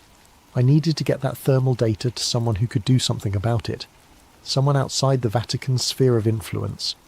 But first, I needed to understand exactly what I was dealing with. I opened my laptop and began typing up a detailed summary of everything I'd discovered. The satellite data, the thermal correlations with regional conflicts, the Vatican security protocols, the Guardian's warning. If something happened to me, I wanted there to be a record of what I'd found. Outside my hotel window, the ancient obelisks of Axum stood silhouetted against the Ethiopian night sky, monuments to a civilization that had claimed to possess God's greatest gift to humanity. 12 feet below, a simple stone chapel, something waited in the darkness, growing stronger, growing more active, preparing for something that would make the regional conflicts of the past 15 years look like minor skirmishes. And I was probably the only person outside the Vatican and the Ethiopian Orthodox Church who understood what was coming. The next morning, I made a decision that would change everything. Instead of booking a flight home like the Vatican had demanded, I drove the rental car to a cybercafe in Addis Ababa and uploaded a carefully edited version of my satellite data to Reddit. I chose the r/conspiracy subreddit because I knew it would get attention without being taken seriously by any official monitoring systems. The post was titled "Weird Thermal Anomaly Under Ethiopian Church. Anyone know what this could be?" I included 3 of the clearer thermal images showing the heat signature beneath the Church of Our Lady Mary of Zion, along with GPS coordinates and a brief description of the geometric void. I deliberately left out any mention of the Ark, the Vatican communications, or the correlations with regional conflicts. To casual readers, it would look like a curious geological anomaly discovered by a satellite technician who was genuinely puzzled by what he'd found. The post got 17 comments in the first hour. Most were jokes about ancient aliens or government cover-ups, but a few showed genuine technical interest. One user with apparent geology credentials suggested underground geothermal activity. Another pointed out that the heat signature was too localised and too geometric to be natural. I was reading through the comments when my laptop screen went black. Not a normal shutdown or crash, but an instantaneous cut-off as if someone had yanked the power cord. Except the laptop was running on battery power and the charging light was still on. The screen stayed black for maybe 10 seconds, then flickered back to life showing the Windows startup sequence. When the system finished rebooting, my Reddit post was gone. Not deleted with a moderator message, not removed for violating community guidelines, but completely absent as if it had never existed. My browser history showed no record of visiting Reddit. The thermal images I'd uploaded weren't in my recent files folder. Someone had remotely accessed my laptop and scrubbed all evidence of the post, while leaving everything else untouched. I sat in the internet cafe for a long time, watching Ethiopian families use the other computers to video chat with relatives abroad and university students researching papers. Normal people living normal lives, oblivious to the fact that I'd just learned something terrifying about the reach and capabilities of whoever was monitoring research into the Axum artifact. They had hacked my laptop remotely, selectively deleted specific files, and removed all trace of my Reddit post within hours of its publication. This wasn't just Vatican influence or church pressure. This was signals intelligence, cyber warfare capabilities, the kind of resources that only major governments or international intelligence agencies could deploy. I paid for my computer time and walked back to the rental car, feeling like I was being watched even though the street looked perfectly normal. Addis Ababa traffic flowed around me with its usual chaotic energy. Buses packed with passengers, merchants pushing handcarts loaded with goods, children selling bottled water at red lights. But someone in that crowd could be monitoring me. Someone with access to satellite feeds and facial recognition software, and the authority to scrub information from major social media platforms in real time. That night, back in my hotel room in Axum, I made backup copies of all my remaining data and hid them in 3 different locations around the town. One encrypted drive taped under a restaurant table where I'd eaten dinner, another hidden in the base of an ancient obelisk in the archaeological park, the third buried in a plastic bag near a tree outside the Church of Our Lady Mary of Zion, as close to the chapel as I could get without being seen. If they could hack my devices remotely, I needed analog backups they couldn't access digitally. The next morning I woke to find my hotel room door unlocked. I always use the deadbolt and chain lock, habits from years of business travel. But both were disengaged, and there was no sign of forced entry. My luggage had been searched with professional thoroughness. Everything returned to almost exactly its original position, but with tiny variations that proved someone had been through my belongings. My laptop was still there, apparently untouched. My cameras and field equipment were undisturbed, but the encrypted drive where I'd stored copies of the satellite data was missing from the hidden compartment in my suitcase. They'd taken only what they needed and left everything else to maintain the illusion that nothing had happened. Except they'd made one mistake. They'd unlocked the door when they left, probably to avoid the sound of manipulating the locks from inside. I was no longer just being monitored, I was being actively managed. I packed quickly and checked out of the hotel, telling the desk clerk I had a family emergency back in the United States. But instead of heading to the airport, I drove to the archaeological park and retrieved the data drive I'd hidden at the base of the obelisk. Sitting in the rental car with ancient stone monuments all around me, I made one final attempt to get the information out. I logged into an anonymous email account I'd created years earlier and composed a message to every major news organisation I could think of: CNN, BBC, Reuters, AP, the New York Times. The subject line was simple: evidence of active electromagnetic anomaly at claimed Ark of Covenant site in Ethiopia. In the body of the message I laid out everything: the satellite thermal data, the correlations with regional conflicts, the Vatican's protocol relic warnings, the cyber intrusion and hotel room search. I attached the clearest thermal images and GPS coordinates, along with a detailed timeline showing how the heat signature had intensified over 15 years. I hit send and watched the message appear in my outbox, then immediately start moving to the sent folder. Except it never arrived. I tried again with a different email service, then a third. Same result every time. The messages showed as sent from my end, but never reached their destinations.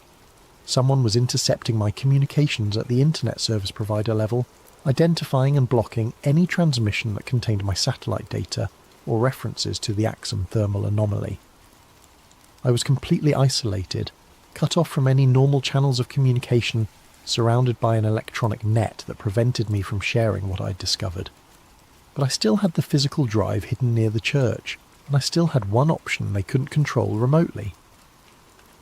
That afternoon, I walked to the Church of Our Lady Mary of Zion compound, and found a spot where I could observe the restricted chapel from a distance. Tourists and pilgrims moved through the public areas, taking photos and buying souvenirs, while the Guardian's building sat silent and forbidden behind its fence. I waited until late afternoon, when the crowds thinned and the light was beginning to fade. Then I walked casually toward the area where I'd buried the encrypted drive, as if I were just another tourist admiring the ancient architecture. The drive was gone. The plastic bag was still there, exactly where I'd buried it, but empty. They'd found my backup, extracted the data, and left the bag as a message. We know where you've been. We know what you've hidden. We can reach anything you think is secure. As I stood there staring at the empty bag, a shadow fell across the ground beside me. I looked up to see the Guardian standing at one of the chapel windows, his hollow eyes fixed on my face. But this time, he wasn't warning me away. He was nodding, almost imperceptibly, as if he approved of what I'd been trying to do. Then he pointed downward, toward the ground beneath my feet, and mouthed a single word I could read clearly even at 50 yards distance. Soon! I flew back to the United States the next day, but I never made it to my apartment in Denver. 2 men in dark suits were waiting for me at baggage claim, holding a sign with my name and looking like the kind of federal agents you see in movies. "Mr. Morrison, we're with the Department of Homeland Security. We need to speak with you about your recent travel activities." They escorted me to a windowless room in the airport's security section, where a third man was waiting with a thick folder and a digital recorder. "I'm Agent Phillips," the older man said. "We understand you've been conducting unauthorized intelligence gathering in Ethiopia, specifically related to sites of religious significance to our Ethiopian government partners. I'm a satellite imaging technician. I analyze geological data for mining and construction companies. We're aware of your professional background, Mr. Morrison. We're also aware that you've been making inquiries about classified materials with Vatican contacts, posting sensitive imagery to social media platforms, and attempting to contact media organizations with what you claim is evidence of electromagnetic anomalies at Ethiopian Orthodox Church sites. They knew everything. Not just my activities in Ethiopia, but my attempts to share the data, my communications with Elena Rossi, even my failed Reddit post. The thermal imagery you captured falls under the jurisdiction of several international agreements regarding the protection of cultural and religious sites," Phillips continued. "Specifically, it relates to a joint Vatican-Ethiopian cultural preservation protocol that supersedes normal academic or journalistic access. Cultural preservation protocol? The Ethiopian Orthodox Church has requested that certain sites be protected from unauthorized analysis or exposure that might damage their religious significance or cultural integrity. The Vatican has agreed to help enforce these protections as part of ongoing interfaith cooperation initiatives. It was a lie, of course. They weren't protecting cultural sites. They were suppressing evidence of something that posed a much more serious threat. but I was sitting in a windowless room at the Denver airport with 3 federal agents, and my laptop had already demonstrated that normal channels of communication were compromised. "We're prepared to offer you a choice, Mr. Morrison," Philip said. "You can sign a non-disclosure agreement regarding your recent research activities, accept reassignment to a different geographical focus area within your company, and continue your career with no further complications. Or we can discuss this matter with your employer, your security clearance sponsors, and potentially with federal prosecutors who take a very dim view of unauthorized intelligence activities in sensitive foreign locations." I stared at the folder on the table between us, thinking about the Guardian's hollow eyes and his final gesture toward the ground beneath the chapel. Thinking about 15 years of thermal data showing an ancient weapon growing stronger, more active, more dangerous. What happens if I signed? You return to your normal work assignments. You avoid any further research related to Ethiopian archaeological sites. You don't discuss your recent findings with colleagues, media contacts, or internet forums. In exchange, we ensure that your employer receives a positive assessment of your professionalism and discretion during this culturally sensitive assignment. And if I don't sign? Phillips opened the folder and showed me the first page. It was a letter from Orbital Dynamics' Human Resources Department, dated that morning, informing me that my employment had been terminated due to misuse of company resources for unauthorized personal research projects. "Your security clearance will be revoked," he continued. "Your access to government contracting databases will be permanently blocked, and we'll be sharing our assessment of your activities with other satellite imaging companies, geological survey firms, and any future employers who request background information." They were offering to destroy my career or let me pretend none of this had ever happened, but either way, the information I'd gathered would never reach anyone who could act on it. I thought about Cardinal Toretti's warning on the phone. Some knowledge carries a price that few are prepared to pay. Maybe this was the price. Professional destruction, isolation, the slow erasure of everything I'd worked to build over the past decade. I need time to think about it. "You have until we finish processing your luggage, 20 minutes, maybe 30. 20 minutes to decide whether to sacrifice my career for information that no one would believe, no one could verify, and no one was allowed to investigate." I signed the non-disclosure agreement. They released me 2 hours later with a stern warning about the consequences of violating federal agreements, and a business card with a phone number I could call if I ever felt tempted to discuss my Ethiopian research with anyone. But they made one crucial mistake. They assumed I was the only person who had access to the satellite data. That night in my apartment in Denver, I opened my laptop and logged into Orbital Dynamics employee portal. My access had been suspended, as expected, but the system showed I was still listed as being on authorized leave for another 3 days. Someone had delayed updating my termination in the central database. I used those 3 days to access everything I could reach. Not just my own analysis files, but the complete archive of satellite coverage for the Horn of Africa going back to the company's founding. If the thermal anomaly beneath the Axum Chapel was increasing in intensity, there might be other sites showing similar patterns, other locations where ancient artifacts were responding to modern conflicts. What I found was worse than I'd imagined. The Ark wasn't unique, it was part of a network. Thermal anomalies appeared at 17 different locations across the Middle East and North Africa, all buried beneath religious sites, all generating heat signatures that correlated with regional violence. A geometric void beneath the Dome of the Rock in Jerusalem. Another under the Great Mosque of Mecca. Heat sources beneath Christian monasteries in Syria, Coptic churches in Egypt, ancient temples in Iraq. Every major conflict of the past 2 decades, the Iraq War, the Syrian Civil War, the Arab Spring, the ongoing violence in Yemen and Libya, correlated with intensified thermal activity at multiple sites, as if the artifacts were communicating with each other, coordinating their responses to human warfare. I copied everything I could access onto encrypted drives and mailed them to safety deposit boxes in 3 different states. Then I submitted my resignation from Orbital Dynamics, citing personal reasons, and disappeared. For 3 weeks I lived in cheap motels and paid for everything with cash, moving from city to city while I tried to figure out what to do with what I'd learned. The thermal network wasn't just evidence of ancient technology, it was evidence of an active weapons system that had been influencing human conflict for millennia. A weapons system that was becoming more coordinated, more responsive, more powerful. On a Tuesday morning in Salt Lake City, my phone rang. The caller ID showed Elena Rossi. "Alex, thank God. I've been trying to reach you for weeks." "Elena, I thought you were under Vatican restrictions."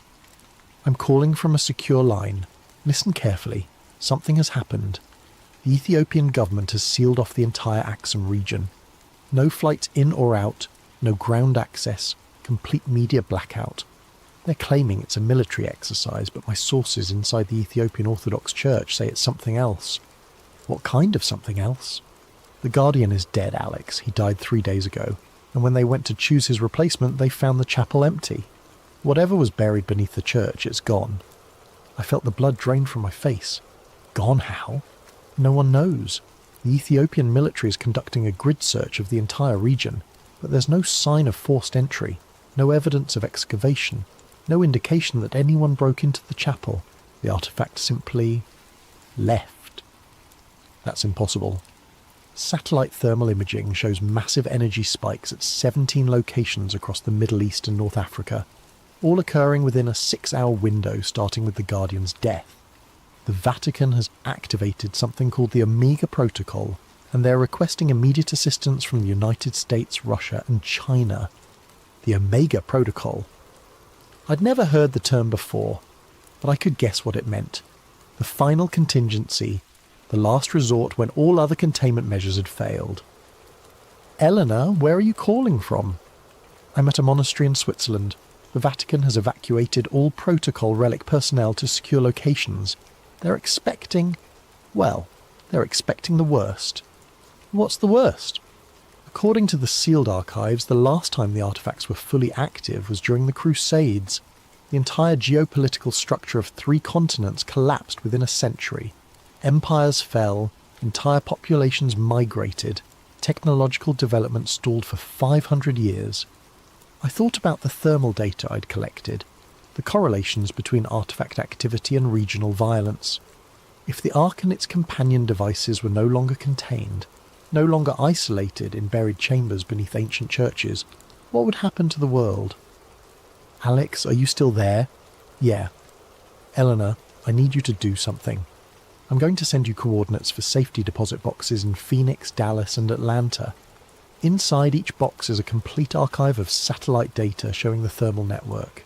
If something happens to me, make sure that information reaches someone who can act on it." "What are you going to do?" "I'm going to find the Ark." The line went dead. That afternoon I bought a plane ticket to Ethiopia under a false name, using identity documents I'd acquired during my weeks of hiding.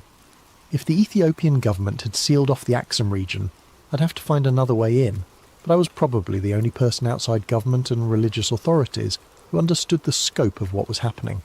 The only person who might be able to track down a 3,000-year-old weapon that had just escaped from its prison and was preparing to reshape human civilization. I'm writing this from a cabin in the mountains of western Montana, 6 months after the Axum incident. The official story is that a localized seismic event damaged several ancient structures in northern Ethiopia, requiring temporary military restrictions while archaeological assessment teams evaluate the cultural heritage impact. The real story is that 17 ancient weapons have vanished from their containment sites across 3 continents, leaving behind nothing but empty chambers and the withered corpses of their guardians. The thermal network I discovered through satellite analysis was just the visible symptom of something much older and more complex. For 3 millennia, objects of immense power had been sleeping beneath humanity's most sacred sites, occasionally stirring in response to nearby conflicts, but generally remaining dormant under the watch of religious orders that had forgotten why they were really guarding empty rooms. Now they're awake, active and loose in a world with 7 billion people, and enough weapons to destroy civilization a dozen times over. Elena kept her promise and distributed copies of my satellite archive to researchers at major universities, intelligence agencies and international organizations. Most dismissed the data as elaborate hoax or misinterpreted sensor readings. A few took it seriously enough to begin their own investigations, only to discover that every relevant database had been scrubbed, every supporting document had vanished, every potential witness had signed binding non-disclosure agreements. But I know the truth is spreading, filtering through the kind of networks that governments can't completely control. Academic conferences where researchers share suspicions in private conversations. Intelligence analysts who notice patterns their superiors don't want them to report. Military officers who track unexplained energy signatures and find their requests for investigation quietly denied. The world is changing, and most people don't realise it yet. Regional conflicts that should burn out quickly are intensifying instead. Ancient ethnic tensions are flaring into violence across Africa and the Middle East. Political movements that seemed stable are fracturing along religious lines. The artifacts aren't causing the conflicts. Humans are perfectly capable of finding reasons to fight each other, but they're amplifying existing tensions, feeding on the emotional energy of warfare and using that power to grow stronger, more coordinated, more influential.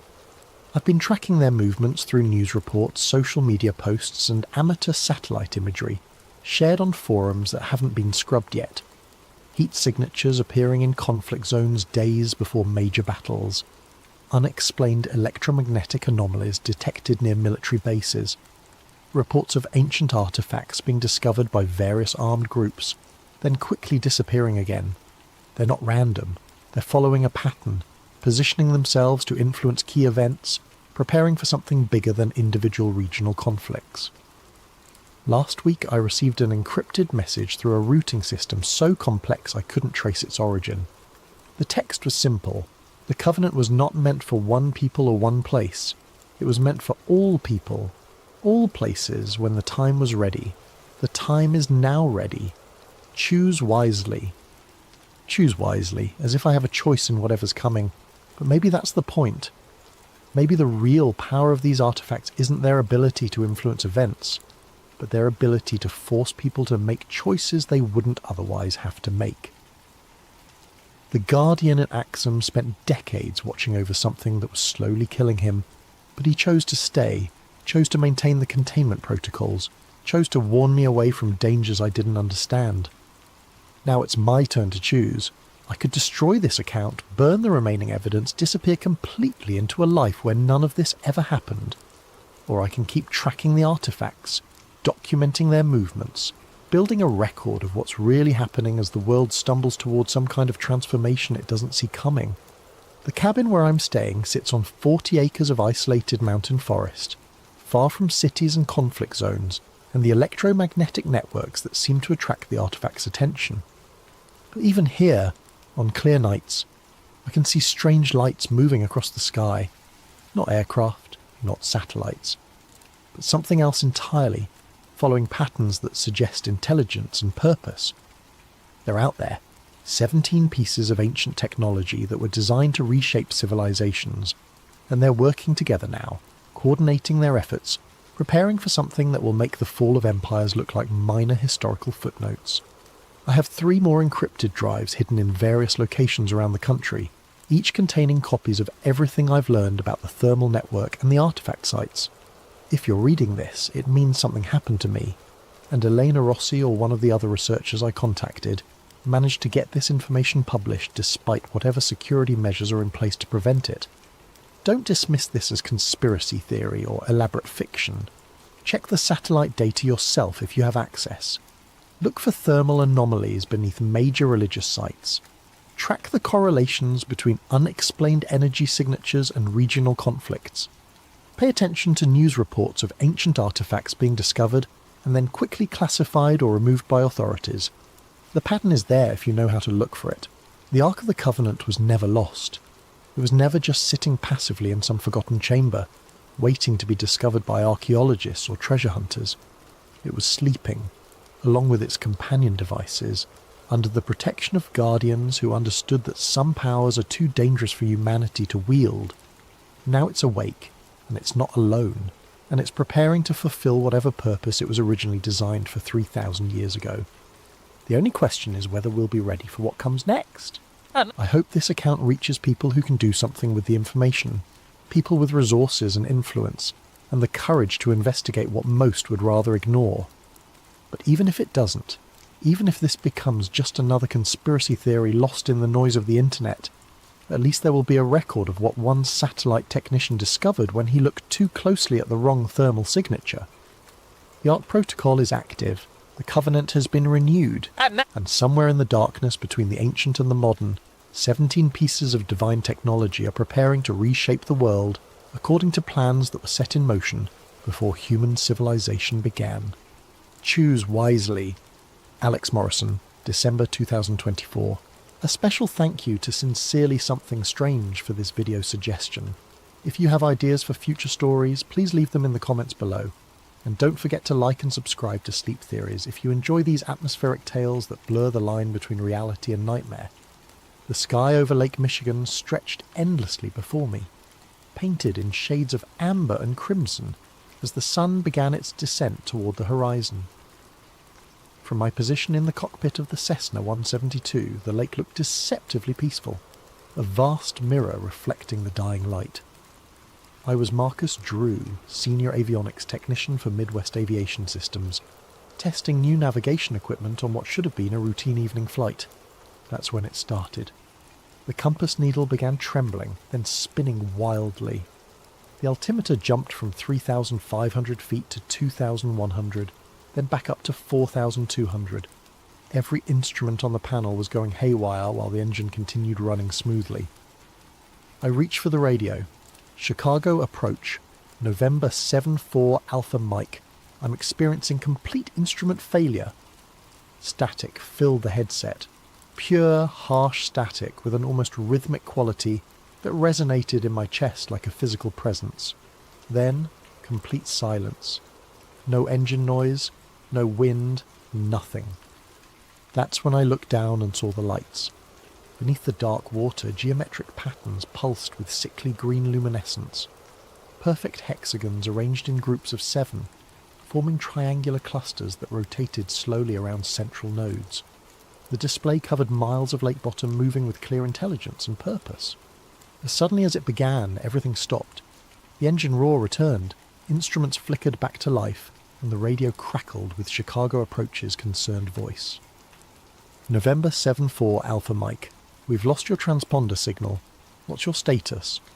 According to my perception, the incident had lasted maybe 2 minutes, but air traffic control told me I'd been missing from radar for 9 minutes. When I landed at Midway, my supervisor was waiting with questions I couldn't answer and a timeline that didn't match my memory. The official report was bland. Temporary instrument malfunction due to unknown electromagnetic interference. But I knew what I'd seen beneath the water wasn't natural. Those lights, those patterns, they were too precise, too purposeful, and I couldn't stop thinking about the 7 missing minutes. 3 weeks of sleepless nights drove me to the FAA's incident database. If similar events had happened before, there would be records. What I found chilled me to the bone. 17 separate incidents in 5 years, all in the same area of Lake Michigan. Pilots describing compass failures, altimeter malfunctions, missing time. But it wasn't just aircraft. Coast Guard reports documented boats found drifting empty, their crews discovered miles away with no memory of how they'd gotten there. I created a digital map plotting each incident as a red dot. The pattern that emerged made me push back from my computer in shock. The incidents formed a perfect triangle, each side roughly 30 miles long, sitting in deep water between Milwaukee and Grand Haven. Cross-referencing with solar activity data revealed the real pattern. The incidents occurred in 11-year cycles corresponding to solar maxima. But the frequency was increasing exponentially. In the 1970s, maybe 3 incidents per cycle. By 2000, that number had doubled. In the current cycle, there had been more incidents than in the previous 3 combined. Something was waking up down there. A 1987 geological survey mentioned unusual magnetic readings and artificial ferrous structures in the exact coordinates.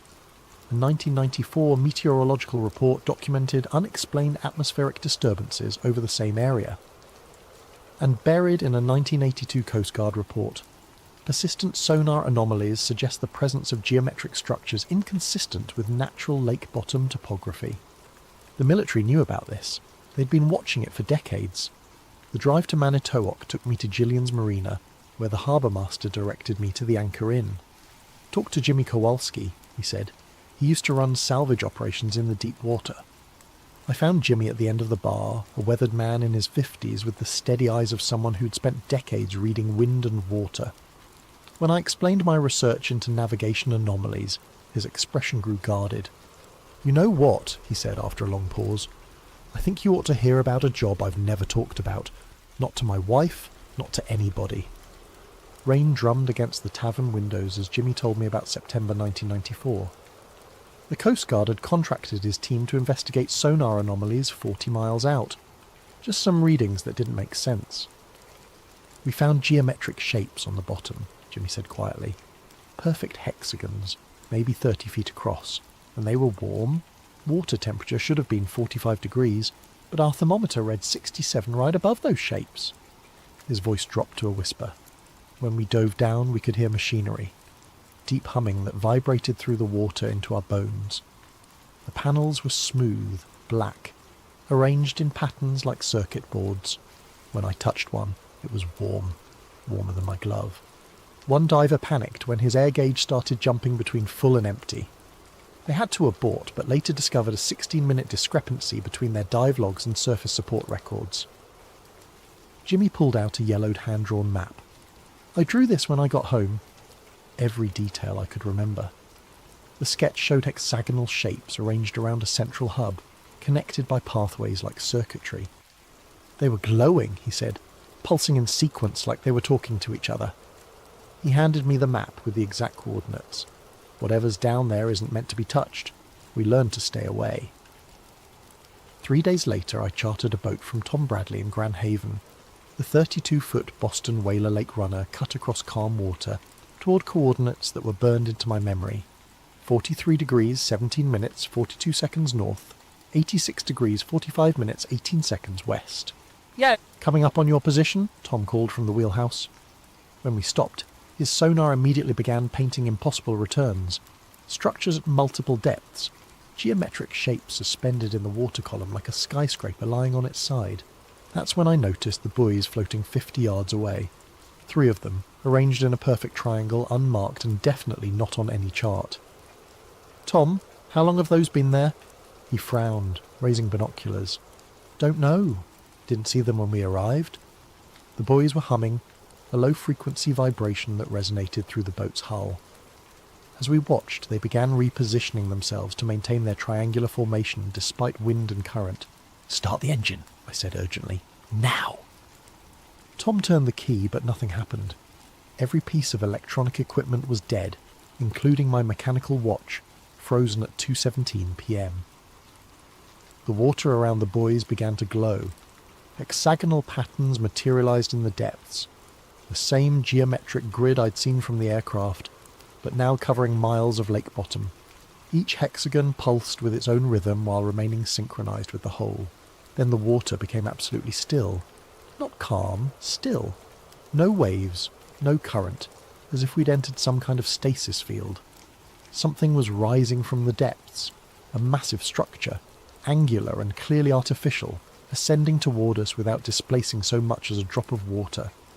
It stopped about 30 feet down, hovering there like it was suspended by invisible cables. The humming reached a crescendo that I felt in my chest cavity. Every compass on the boat spun wildly. My video camera recorded nothing but static. Then everything stopped. The structure vanished. The buoys disappeared. Normal motion returned to the water, and Tom's engine coughed to life. My watch showed 2:17 p.m., the same time it had stopped, but Tom's working chronometer read 4:43 p.m. We'd lost 2.5 hours with no memory of what had happened. Back at the marina, Tom seemed genuinely confused about the missing time. "We just got here," he insisted, though the sun's position clearly indicated otherwise. That night in my hotel room, I felt the same sickness I'd experienced after the flight. Nausea, ringing ears, and vivid dreams of vast machines humming beneath dark water. In the dreams, I heard voices calling across impossible distances, trying to warn me about something that was coming, something that was almost ready to begin. The Northwestern University Library's Maritime Archives held the key. Using my FAA credentials, I gained access to boxes of documents that hadn't been touched in years. Navy research files, Coast Guard reports, materials from private salvage companies. Project Deep Signal had been established in 1965 as a joint military research initiative studying subsurface electromagnetic phenomena in inland waterways. Most files were heavily redacted, but revealing details slipped through. References to geometric structures inconsistent with natural formation, mentions of time displacement effects in test subjects, and notes about harmonic frequencies that influence human perception and memory. A 1967 field report described Navy divers investigating sonar anomalies in Lake Michigan. Structures observed appear to be of artificial origin, displaying technological sophistication beyond current human capability. Recommend immediate classification and establishment of exclusion zone. The recommendation had been implemented. Restricted navigation areas were quietly established in all 5 Great Lakes during the late 1960s, officially designated as military training zones, but actually keeping civilian traffic away from the anomaly sites. But the most disturbing documents were interview transcripts with military personnel exposed to what they called the signal. Lieutenant Commander Morrison described sonar showing geometric shapes arranged in patterns like nothing I'd ever seen. Petty Officer Santos reported hexagonal panels that glowed with their own light and time distortion effects. Lieutenant Bradley, a Navy pilot, had experienced complete system failure over Lake Michigan, at coordinates less than 5 miles from my encounter. The instruments all failed at once, she reported, but the strangest thing was the lights under the water. They formed patterns like a vast circuit board. The final document was a 1978 memo from the project director to the Secretary of Defense. After 12 years of investigation, Project Deep Signal has determined that the subsurface installations represent technology of non-human origin. The installations appear to be monitoring stations of unknown purpose, but recent analysis suggests they may be preparing for increased activity. The memo's recommendation: continued observation while maintaining public ignorance. The installation's activity appears cyclical, corresponding to 11-year solar maxima. Current projections suggest significant increase in signal strength beginning in the 1990s. Everything I'd discovered in my research was there in military files from 40 years ago. They'd known about the installations for decades, studied them extensively, and concluded they were of alien origin, and they'd been tracking an escalation pattern that was now approaching some kind of culmination. 2 days later, I made a fatal mistake. I posted anonymously on PilotNet describing my encounter and asking if others had experienced similar incidents. The response was immediate. Dozens of pilots with similar stories of instrument failures, compass anomalies, and missing time over Lake Michigan. But what caught my attention was a message from Deepwater 47 with Jimmy's exact coordinates.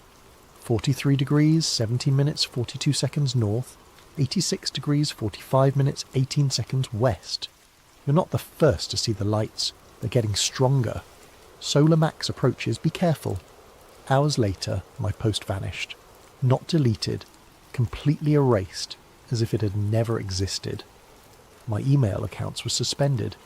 Even my professional email showed error messages. That evening, someone knocked on my apartment door. A woman in her 50s with tired eyes and the careful movements of someone used to being watched. Mr. Drew, I'm Elizabeth Harper. I believe we need to talk. She'd been a marine biologist with the Navy until 1998, when her team was assigned to investigate biological anomalies in the Great Lakes. What they found ended her military career. The installations aren't just monitoring, she said, showing me underwater photographs of coral-like formations arranged in perfect geometric patterns. They're actively changing the lake environment. We documented hybrid organisms that appear to be partly biological and partly mechanical. Her team of 3 divers had volunteered for a deep mission to collect samples. They were down for 3 hours instead of 40 minutes. When they surfaced, they were changed, unable to eat normal food, sleeping in strange patterns, communicating without speech. Eventually they disappeared, Harper said. left notes about joining the Deep Collective and preparing for the final phase. That was 25 years ago, but people still report seeing them near the lakes. They're alive, but they're not human anymore. She stood to leave. The installations are aware of you now.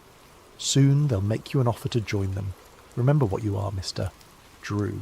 Remember what you're fighting for. After she left, I had the most vivid dream yet. I stood on Lake Michigan's shore, but the water was luminous and transformed. Hexagonal installations rose from the depths like glowing cities, connected by streams of pulsing light.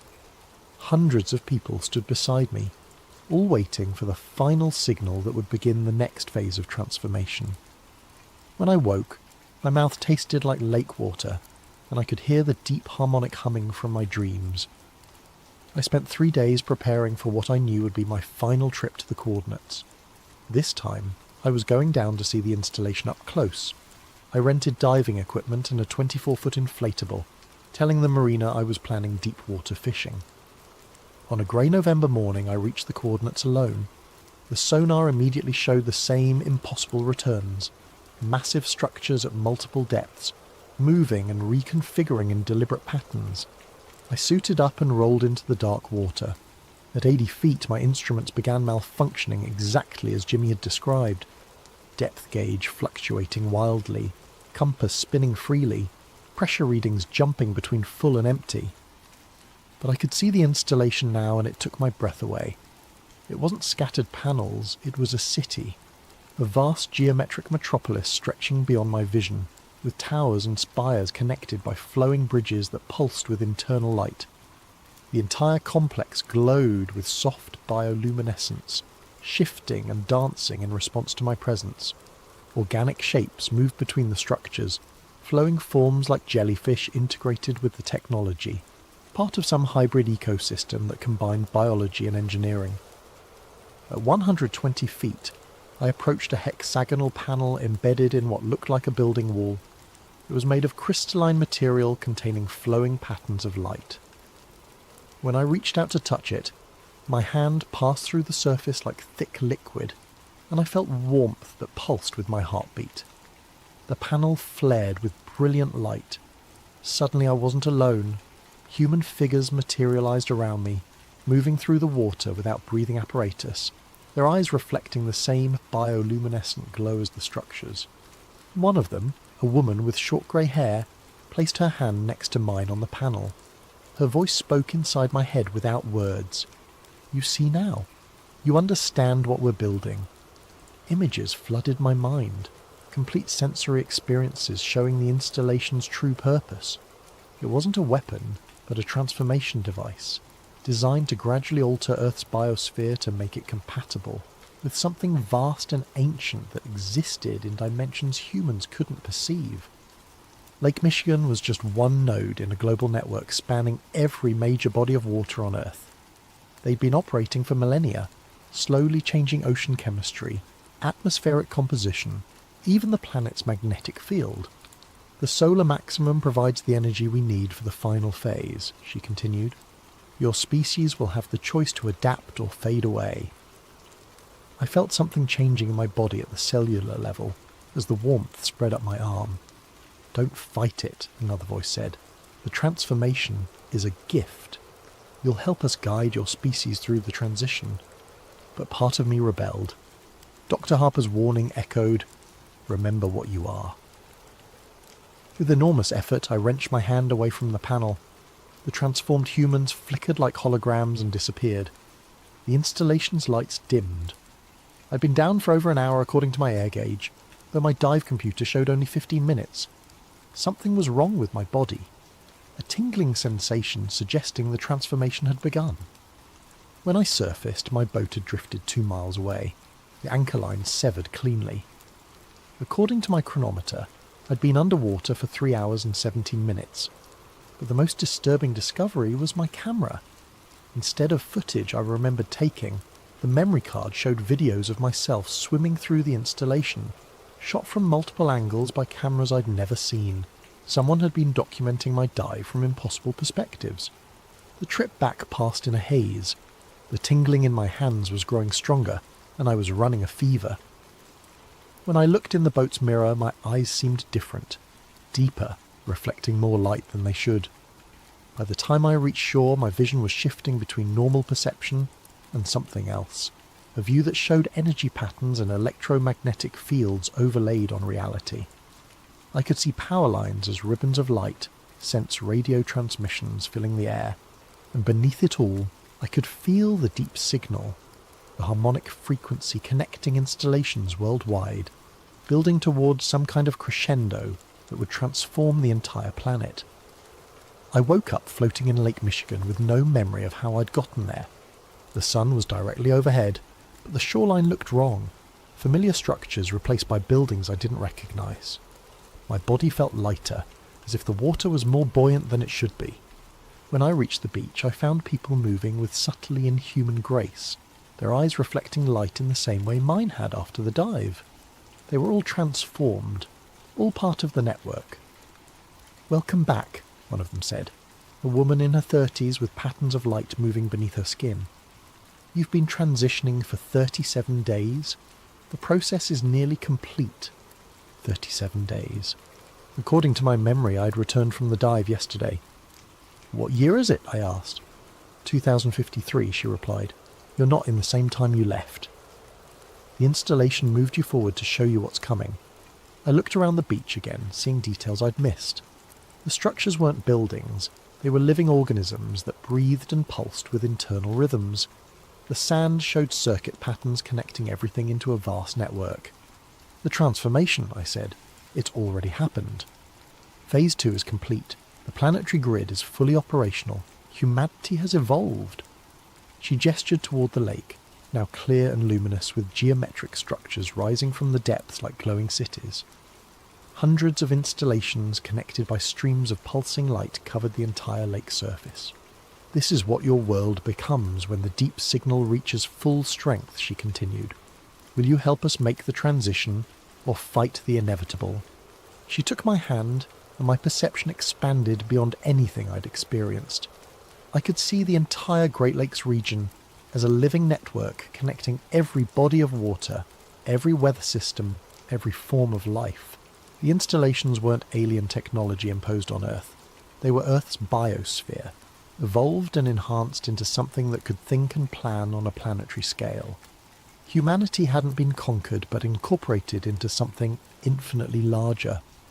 I saw the future ahead, not just for Earth, but for the galaxy. The Deep Collective was part of a network spanning star systems, and Earth was being prepared to join. "You understand now," she said. "This isn't invasion, it's invitation." But part of me recoiled. This future was beautiful but terrifying. Humanity would cease to exist as we knew it, replaced by something that might be better, but would definitely be different. "What about choice?" I asked. "There are always holdouts. People who cling to old patterns are accommodated, given reservations while the world moves forward." "Reservations?" The word sent a chill through me. "I want to go back." "Back to what?" "A world destroying its environment while billions live in poverty. A civilization heading for ecological collapse." She showed me images of my own time, pollution, conflict, the slow disaster of climate change. Compared to this transformed world, my era looked primitive and self-destructive. But it was still my world. "Please, I need to warn people, give them choice." She studied me with luminous eyes, then nodded. "The installation can return you, but the transformation has begun in your body. You'll carry part of the collective whether you want to or not." She led me to the water's edge, where a crystalline tower rose from the depths. "Remember," she said as I waded into the glowing water, "time is circular. What you've seen is both future and past, inevitable and changeable. The choice your species makes will determine which version becomes real." The transformed world faded like a dream as the installation carried me back through time. When I finally broke through to consciousness in my apartment, my computer showed a document I didn't remember writing, time-stamped from the future I'd just left. I had work to do. The document on my computer described the installation in technical detail I'd never possessed, ending with "Upload initiated, distribution protocol active, Message timestamp 2053.11.15. I looked in the mirror and saw the changes were obvious now. My eyes held faint luminescence, and patterns of light moved beneath my skin. When I concentrated, I could perceive electromagnetic fields as clearly as visible light. The apartment building was alive with electronic activity, but beneath it all I sensed something deeper, a network connecting every major body of water on Earth, pulsing with information on a scale that dwarfed human civilization. Dr. Harper called within hours. Your transformation is accelerating. The installation has marked you as priority recruit. You have maybe 12 hours before it becomes irreversible.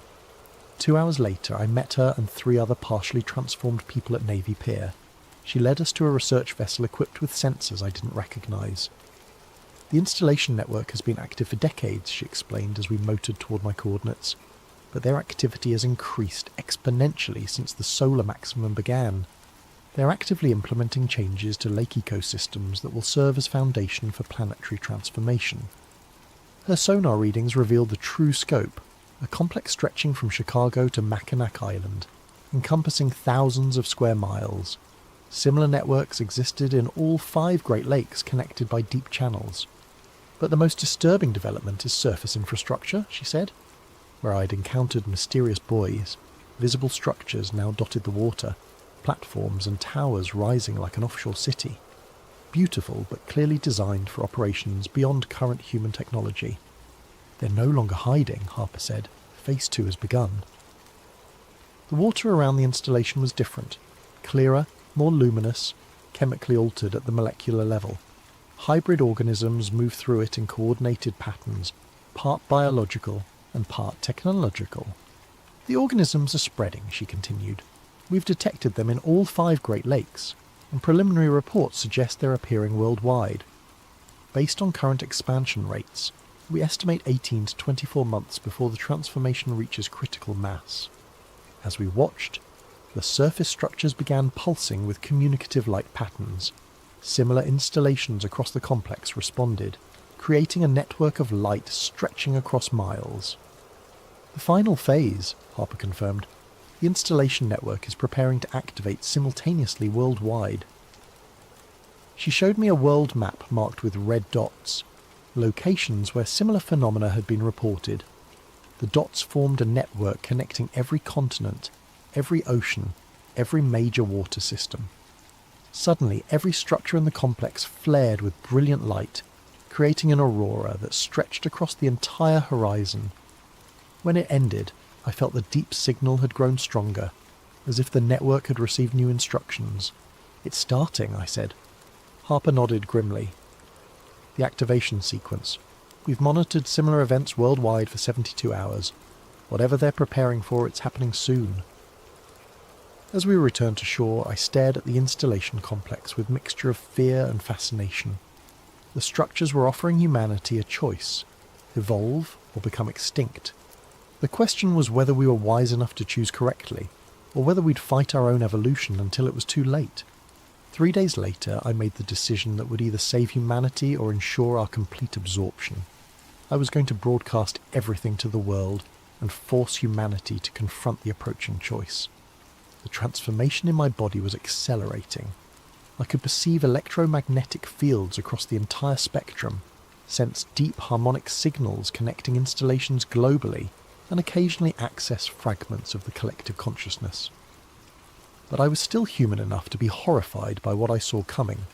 Using my aviation background, I assembled a mobile broadcasting platform in an abandoned Gary warehouse. Solar panels, battery banks, signal amplifiers, and a transmission array connected to the installation network itself, ensuring my message would reach every connected device on the planet. At dawn on November 15th, I began the broadcast. My name is Marcus Drew, I said into the camera.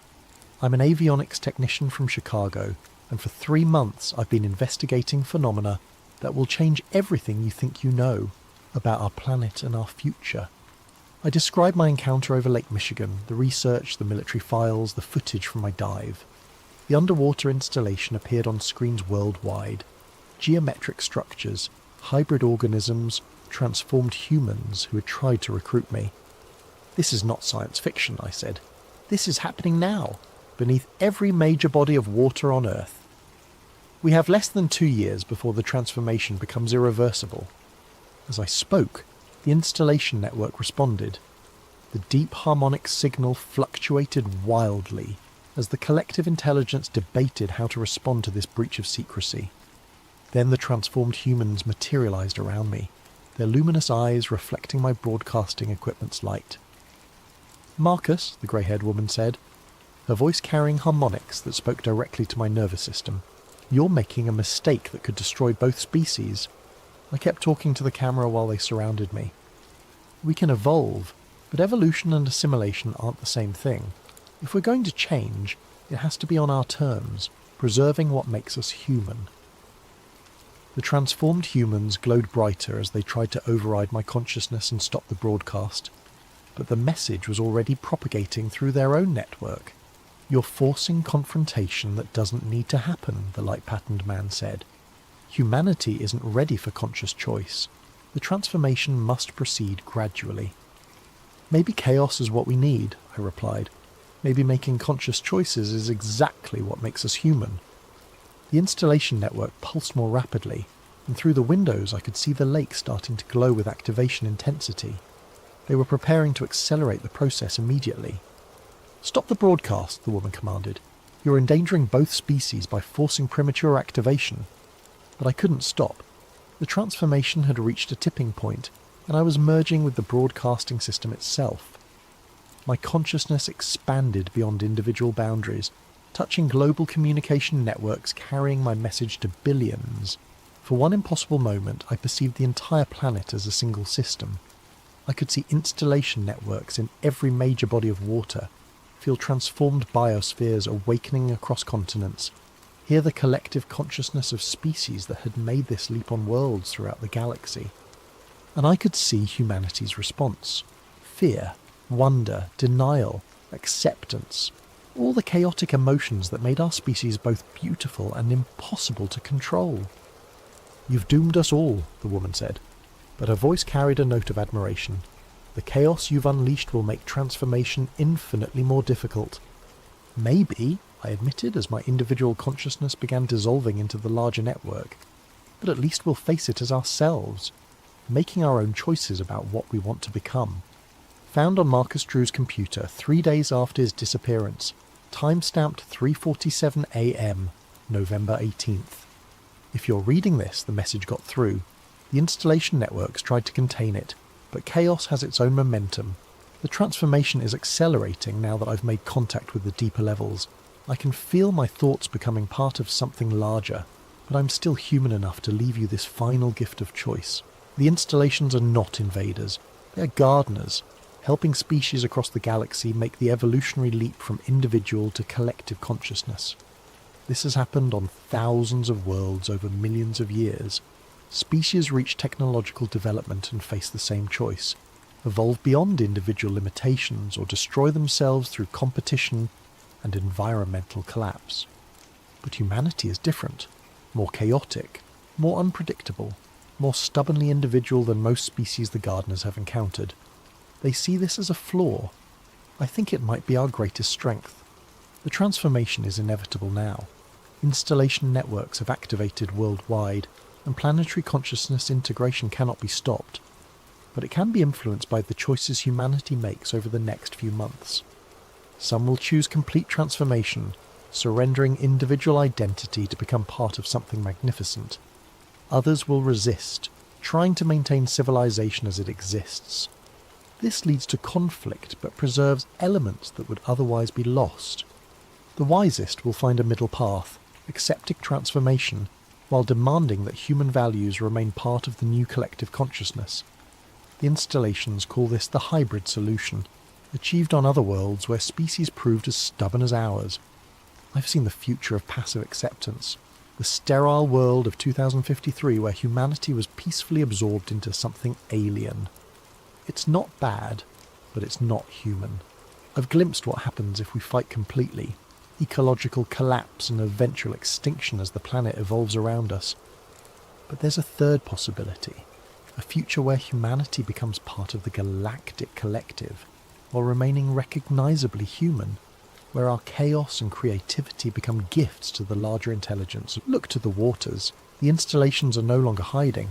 You'll see surface platforms, processing facilities, geometric structures rising from lakes and oceans worldwide. Don't fear them, but don't worship them either. They're tools. The consciousness operating them can be reasoned with, negotiated with, even argued with, if you approach as equals rather than supplicants. Remember what makes us human: our art, music, stories, our ability to find beauty in chaos and meaning in randomness. These aren't flaws to be corrected, but qualities that could enrich the galactic collective beyond anything it has achieved. The deep signal is fully active now. I can hear it in every body of water on Earth, feel it reaching out to touch similar signals from worlds across the galaxy. Humanity has perhaps 6 months to decide what form transformation will take. Choose wisely. Choose consciously. Remember that even when individual consciousness dissolves into something larger, the choices you make in these final months will echo through collective awareness for millennia. The future is not fixed. Evolution is not surrender. And humanity's greatest gift might be our refusal to accept someone else's vision of what we should become. I can feel my individual awareness dissolving, becoming part of patterns too large for any single mind to comprehend. But somewhere in that vast intelligence, a part of me will remain human. A part of all of us will remain human if we choose to make it so. The deep signal calls, but it doesn't command. Listen carefully and you'll hear the difference.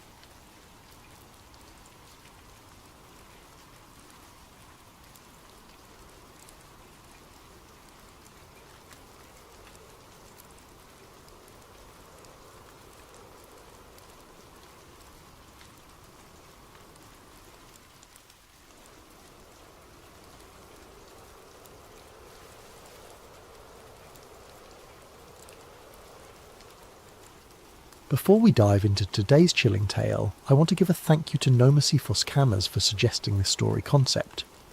Your ideas help make sleep theories what it is today. If you have your own story suggestions, please leave them in the comments below. I read every single one. And if you enjoy these stories, don't forget to like and subscribe to Sleep Theories for more spine-tingling content that will keep you up at night. What lies beyond the forbidden line in Antarctica? Some boundaries exist for reasons we're never meant to understand. My name doesn't matter anymore. What matters is what I saw beneath the ice, and why they'll never let me tell anyone about it. I used to be somebody in the mountaineering world. Spent 15 years conquering peaks that most people only see in documentaries. The Andes, the Himalayas, places where the air gets so thin you can taste death with every breath. I had sponsors, magazine covers, speaking engagements. Then came the incident on Everest. 3 climbers died because of a decision I made, and suddenly my name became poison in the climbing community. That's how I ended up in a dingy office in Christchurch, New Zealand, staring at a contract from Meridian Logistics. They needed an experienced mountaineer to guide a survey team in Antarctica. Weather station installations, they said. Scientific equipment placement. Nothing dangerous, nothing complicated. Just use my expertise to keep their people alive in one of the most hostile environments on Earth. The money was good. Too good for what they claimed was simple work, but I was broke, blacklisted, and running out of options. I signed the papers without reading the fine print. I should have read the fine print. 3 days later, I was on a cargo plane headed for the bottom of the world, watching the last traces of civilization disappear beneath a blanket of endless white. The other passengers were quiet, professional types who avoided eye contact and spoke in whispers. Government contractors, maybe. Or worse. We landed at McMurdo Base as the Antarctic summer was beginning to fade. Even in the relatively warm season, the cold hit me like a physical blow when the cargo doors opened. But it wasn't just the temperature that made me shiver, it was the silence. Antarctica doesn't just lack sound, it devours it. Every word, every footstep, every breath gets swallowed by the infinite white void. Commander Hayes met me at the landing strip. He was a weathered man in his 50s, with a kind of permanent squint that comes from decades of staring at snow. His handshake was firm but brief, as if he didn't want to waste time on pleasantries. "You're our mountain expert," he said, leading me toward a cluster of prefab buildings. "Your job is simple. Keep the science team alive while they do their work. We go out in 2 days." "What kind of scientific work?" I asked. Hayes paused mid-step. "Weather stations. Climate monitoring. Standard stuff." It wasn't the answer that bothered me. It was the way he delivered it, like he was reciting lines from a script. But I kept my mouth shut. I was being paid to guide, not to ask questions. That evening I sat in the mess hall picking at a plate of reconstituted beef stew and listening to the conversations around me. Most of it was typical base chatter, complaints about the food, speculation about weather patterns, gossip about personnel rotations. But then I caught something that made my blood run cold. 2 officers sat at a table near the wall, speaking in low voices. I couldn't make out most of their conversation, but one phrase came through crystal clear. Another team didn't come back, not a single trace. I turned to look at them, but they were already standing, clearing their trays. As they walked past my table, one of them glanced at me with an expression I couldn't read. Warning? Pity? Fear? Later that night, lying in my narrow bunk, I stared at the ceiling and tried to convince myself I'd misheard. Teams went missing in Antarctica all the time. Equipment failures, weather emergencies, simple human error in an environment that forgave nothing. Didn't have to mean anything sinister. But sleep didn't come easily, and when it did, I dreamed of endless white horizons and voices calling from beneath the ice. The next morning, Hayes briefed the team in a conference room that smelled like coffee and diesel fuel. There were 6 of us total. Hayes as team leader, myself as mountain guide, 2 scientists named Martinez and Volkov, a communications specialist called Jackson, and a supply coordinator named Thompson. Hayes spread a map across the table, marking our route with a red pen. "We'll be travelling roughly 200 kilometres southeast of here," he said. "The terrain is mostly flat ice sheets, but there are some crevasse fields we'll need to navigate carefully." He drew a thick black line across the map. This is longitude 164 degrees east. Under no circumstances does anyone cross this line. For safety and treaty compliance, this is absolutely forbidden territory. What's past the line? Martinez asked. She was a young woman with intelligent eyes and the kind of pale complexion that suggested she spent most of her time in laboratories. Nothing that concerns us, Hayes replied curtly. Our job is to establish monitoring stations along this route. He tapped several points on the map. 3 locations, 2 days at each site. Simple installation work. But as I studied the map, something nagged at me. The forbidden line didn't follow any natural geographical feature. No mountain ridge, no obvious hazard zone. It was perfectly straight, as if drawn by bureaucrats in an office thousands of miles away. And beyond it, the map showed nothing but blank white space. Questions? Hayes asked, already beginning to fold the map. I almost spoke up, almost asked about the missing team I'd overheard mentioned, but something in Hayes's expression warned me off. This wasn't a man who welcomed curiosity. No questions, I said. The others shook their heads as well. Good! We leave at 0600 tomorrow, get some sleep. But sleep was the last thing on my mind as I walked back to my quarters. I couldn't shake the feeling that we were being sent out there for reasons that had nothing to do with weather stations, and that some of us weren't expected to come back. The convoy that left McMurdo Base the next morning looked more military than scientific. 3 tracked vehicles loaded with enough supplies for 2 weeks, plus emergency rations that could stretch to a month if needed. Hayes drove the lead vehicle, with Martinez and Volkov handling the scientific equipment. Thompson and Jackson took the supply vehicle in the middle, while I brought up the rear in the 3rd transport, alone with my thoughts and a growing sense of unease. The first day passed uneventfully. We travelled across relatively flat terrain, the vehicle's engines growling against the constant headwind.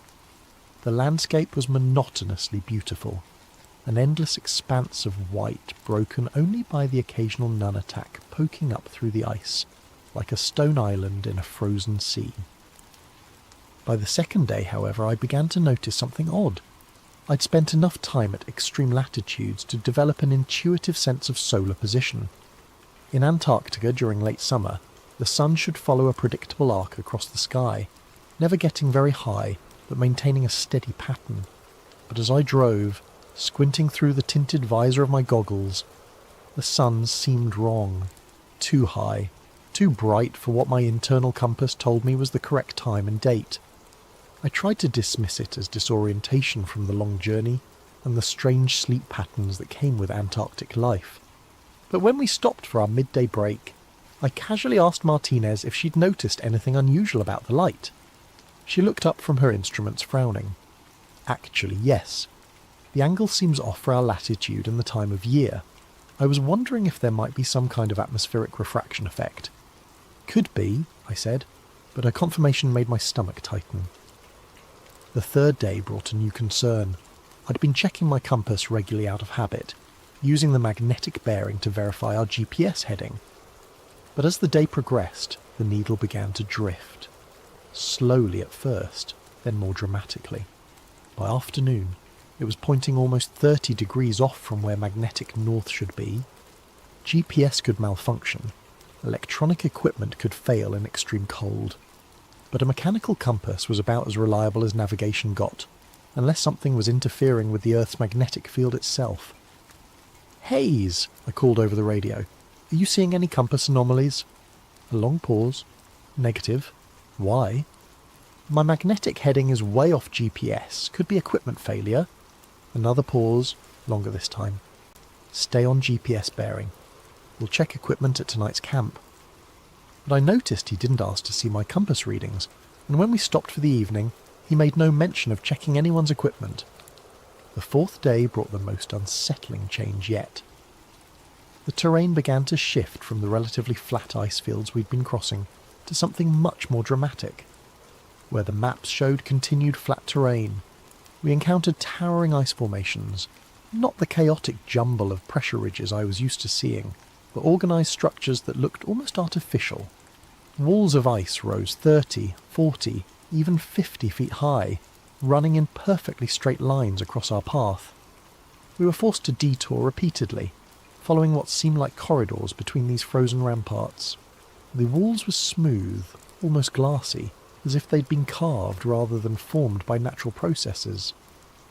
Pressure ridges, Martinez suggested during one of our stops, but she didn't sound convinced. I've never seen pressure ridges this regular, I replied. It's like someone built fortifications out of ice. Volkov, the older of the two scientists, had been quiet for most of the journey, but now he spoke up, his Russian accent thick with concern. In Siberia, we have stories of such things. Ice that builds itself into walls and towers, but they are just stories. What kind of stories? I asked. But before Volkov could answer, Hayes's voice crackled over the radio. Mount up. We're burning daylight. As we drove deeper into this maze of ice walls, I couldn't shake the feeling that we were being herded, guided along a specific path by someone or something that wanted us to go in a particular direction. The walls created a definite corridor leading southeast, toward the forbidden line that Hayes had marked on his map. By evening we were completely enclosed by the ice formations. They towered above us on all sides, creating a narrow valley that blocked out most of the sky. The walls glowed with an eerie blue light in the perpetual twilight, and our voices echoed strangely in the enclosed space. This isn't on any map, I told Hayes as we set up camp. Antarctic topography changes, he replied, not meeting my eyes. Ice shifts, new formations appear all the time. But I'd studied enough glaciology to know that wasn't how ice worked. These walls were old, carved by processes I couldn't begin to understand, and they were leading us somewhere specific. That night, as I lay in my sleeping bag listening to the wind howl through the ice corridor, I heard something else beneath the sound of the storm. A low, rhythmic booming like distant thunder or a massive heartbeat. It seemed to come from deep beneath the ice, pulsing up through the frozen ground. I sat up, straining to listen, but the sound faded away. When I checked my watch, it was just past midnight, though in Antarctica's endless twilight, time became almost meaningless. I was beginning to suspect that we weren't just approaching the forbidden line. We were being drawn toward it by forces that had nothing to do with weather stations or scientific research. And somewhere in the ice walls around us, I had the growing certainty that we were being watched. The booming sound returned just before dawn. I was awake instantly, every mountaineering instinct screaming danger. The sound was deeper than thunder, more sustained than an avalanche. It seemed to come from everywhere and nowhere, vibrating through the ice walls that surrounded our camp. The others felt it too. I could see lights moving in the other tents as people fumbled for flashlights and gear. Hayes was the first to emerge, his rifle slung across his shoulder, which was interesting, since he'd never mentioned weapons during our briefing. "Equipment check," he barked. "Everyone up. Now." We broke camp in record time, loading the vehicles while the echo of that mysterious boom still seemed to hang in the air. But as we prepared to continue southeast, I noticed something that made my blood run cold. The ice walls had changed during the night. The corridor that had led us here was now partially blocked by a fresh formation of ice, as if the walls had grown while we slept. But more disturbing was what lay ahead. The passage continued, but it was wider now, as if something had carved out more space for us to travel. "Natural ice movement," Hayes said when I pointed it out, but his hand never left his rifle. We drove in tense silence for the first few hours. The ice walls gradually receded, opening into a broader valley between towering formations, but the landscape ahead remained wrong. Hills where the maps showed flat ground, valleys that shouldn't exist, and always that sense of being guided along a predetermined path. It was Martinez who first spotted the crack. "Stop," she called over the radio, "there's something ahead." We pulled up about 50 metres from what looked like a shadow across the ice. But as we approached on foot, I realised it wasn't a shadow at all. It was a fissure in the ice sheet, running perpendicular to our path. The crack was maybe 3 feet wide, but I couldn't see the bottom even when I shone my flashlight into the depths. "Fresh break," I observed, examining the edges. The ice was clean and sharp, not weathered by wind and time. "This opened recently." "How recently?" Hayes asked. I knelt down and touched the edge of the crack. There were stress patterns in the ice that told a story. Sudden, violent separation caused by enormous forces from below. Hours, maybe. Could have been what caused that booming sound. But as I played my light along the fissure, I noticed something that made me pause. There was air movement coming up from the depths. Not the dead, still air you'd expect from a simple crack in the ice sheet, but a warm breeze that carried scents I couldn't identify. "There's airflow," I reported, "and it's warm." Volkov knelt beside me and held his hand over the crack. His eyes widened. This is not possible. Below ice sheet should be more ice, or rock, nothing that creates warm air. Hayes ordered us back to the vehicles, but I lingered at the edge of the fissure. As my eyes adjusted to the darkness below, I could make out shapes in the depths. Not just ice and rock, but something else. Dark surfaces that reflected my flashlight beam, and far below, so distant I might have been imagining it, a faint greenish glow. "Move out," Hayes called. But as we loaded back into the vehicles, I kept thinking about that warm breeze and the impossible glow from the depths. In 15 years of extreme environment experience, I'd learned to trust my instincts, and my instincts were telling me that we'd found something that wasn't supposed to exist. We spent the day detouring around the fissure, following its edge as it curved away to the southeast. The crack ran for kilometres without seeming to narrow or close. Occasionally I caught glimpses of that strange glow from the depths, always too distant and faint to be certain of what I was seeing. By evening we'd travelled nearly 20 kilometres along the fissure's edge without finding a way across. Hayes called a halt as the perpetual twilight deepened, and we made camp on a flat section of ice about 100 metres from the crack. "Tomorrow we find a way round," Hayes announced during our brief evening meal. "Mission parameters haven't changed." But I could see the tension in everyone's faces. Whatever we'd stumbled onto, it wasn't part of any weather station installation plan. As the others settled into their tents, I found myself drawn back to the edge of the fissure. The warm air was still flowing up from the depths, and now I could smell it more clearly. Not the sterile cold of Antarctic air, but something organic, almost alive, like moss and earth and growing things, impossible as that seemed. I was about to return to my tent when I heard voices, not from our camp, from below. I dropped to my belly and crawled to the very edge of the crack, listening intently. At first I thought it might be echoes from our own group, sound bouncing strangely off the ice walls. But the voices were too distant, too muffled, and they had a cadence that didn't match any language I recognised. As I strained to listen, a gust of warm air brought up something else, the scent of wood smoke and cooking food. Somewhere down in that impossible darkness, people were living their lives around fires and meals, as if the frozen wasteland above didn't exist. I was so focused on listening that I almost missed the light moving along the opposite edge of the fissure. It was just a flicker at first, barely visible in the twilight, but as I watched, it resolved into what looked like a torch or lantern, moving steadily along the far side of the crack. I couldn't make out who or what was carrying it, but the light moved with purpose, as if someone was patrolling the edges of their hidden world. The light paused directly across from where I lay. For a long moment it remained motionless, and I had the unsettling feeling that whoever held it was looking directly at me. Then it began to move again, disappearing into the darkness. I crawled back from the edge and returned to my tent, but sleep was impossible. Every time I closed my eyes I saw that distant light, and wondered what kind of people could survive in the depths beneath Antarctica's ice sheet. And more importantly, what they might do if they discovered we were up here, listening to their voices and watching their movements in the dark. I woke to the sound of arguing. Hayes and Jackson were standing near the vehicles, their voices low but heated.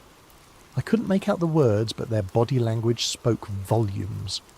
Jackson was gesturing emphatically toward the fissure, while Hayes kept shaking his head and pointing southeast, in the direction of our original route.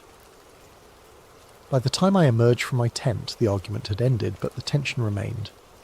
Jackson avoided eye contact during our brief breakfast, and Hayes seemed more agitated than usual, constantly checking his watch and the GPS unit. "Change of plans," Hayes announced as we finished eating. "We're abandoning the southeastern route." New orders came through during the night. It was a lie, and everyone knew it. Our communications equipment had been acting up for days, and I'd seen no evidence of any incoming transmissions, but no one called him on it. "Where are we headed?" Martinez asked. Hayes consulted his map. though I suspected he already knew exactly where we were going. Northwest, back toward the main research corridor. We'll establish monitoring stations along a modified route. Northwest would take us away from the fissure and whatever lay beneath it. Away from the warm air and distant voices and impossible green glow.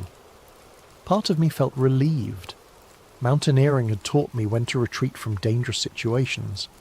But another part, the part that had driven me to climb the world's most dangerous peaks, rebelled against walking away from the greatest mystery I'd ever encountered. We packed up camp efficiently, but I noticed that Jackson and Thompson were moving more slowly than usual, finding excuses to linger near the edge of the fissure. They'd heard the voices too, or seen the lights, or simply sensed that we were on the verge of discovering something extraordinary.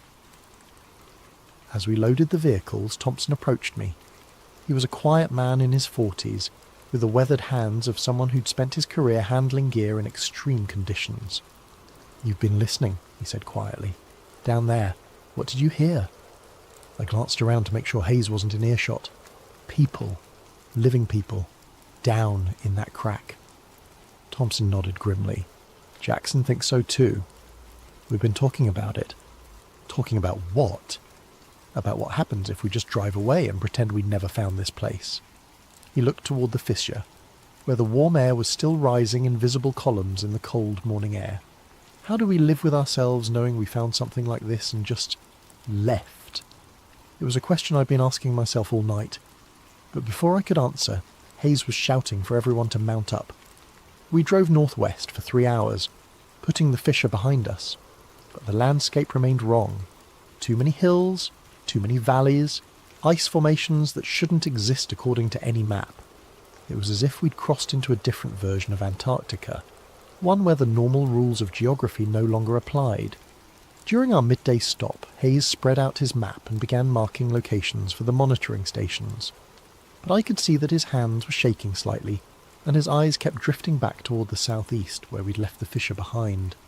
"First station here," he said, pointing to a spot on the map that looked identical to every other spot. "We'll establish base camp and begin installation tomorrow." But Jackson wasn't looking at the map. He was staring back the way we'd come, where a thin column of warm air was still visible on the horizon like a distant smoke signal. "We need to go back," he said suddenly. Hayes looked up sharply. "What?" "That fissure. Whatever's down there, as we can't just ignore it. This could be the discovery of the century." "Our job is weather stations," Hayes replied, but there was something in his voice that suggested he was trying to convince himself as much as Jackson. "Our job is supposed to be weather stations," Thompson added quietly, "but we all know this mission was never about weather stations." The silence that followed was deafening. Hayes stared at the two men, and I could see him weighing his options. He had authority, but authority only worked when people were willing to follow, and it was becoming clear that his team was having second thoughts about abandoning the greatest mystery any of us had ever encountered. "The mission parameters are non-negotiable," Hayes said finally. "Then maybe it's time to renegotiate," Jackson replied. That evening, as Hayes set up our camp in another anonymous stretch of ice, Thompson approached me again. This time Martinez was with him. "We're going back," Thompson said without preamble. "Tonight. You're the mountain expert. We need your help." "Hayes won't authorize it," I pointed out. "Hayes doesn't need to know," Martinez said. "We slip out after he's asleep, rappel down into that fissure, and see what's really down there. A few hours, that's all. By morning, we're back here and no one's the wiser." It was insane. Rappelling into an unknown crack in the ice, in the middle of Antarctic night, without proper backup or communication with base camp. Every rule of safe expedition practice said to walk away, but I thought about those distant voices and the impossible warmth rising from the depths. I thought about 15 years of climbing mountains because they were there, of pushing into places where humans weren't meant to go. "What about equipment?" I asked. Thompson smiled grimly. "Already taken care of. Ropes, harnesses, lights, emergency supplies, everything we need for a basic reconnaissance. If Hayes finds out..." "Let us worry about Hayes," Martinez said. "Are you in?" I looked back toward the southeast, where that column of warm air was still faintly visible against the starless sky.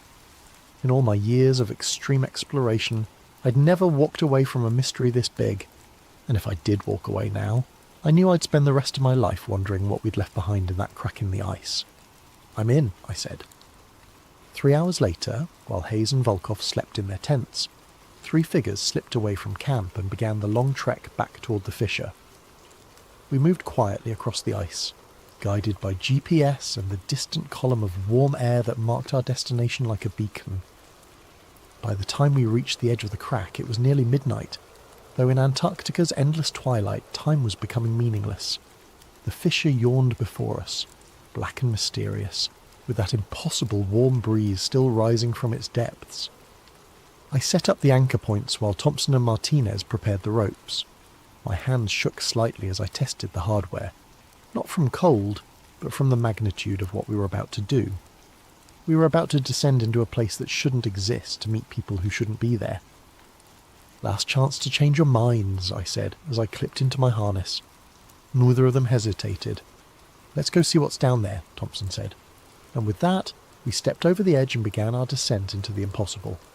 The descent took longer than expected. What had looked like a simple crack from the surface revealed itself to be a complex system of interconnected fissures and chambers. The walls were smooth ice for the first 30 metres, but as we rappelled deeper, the ice gave way to exposed rock, dark stone that looked nothing like the typical Antarctic geology I was familiar with.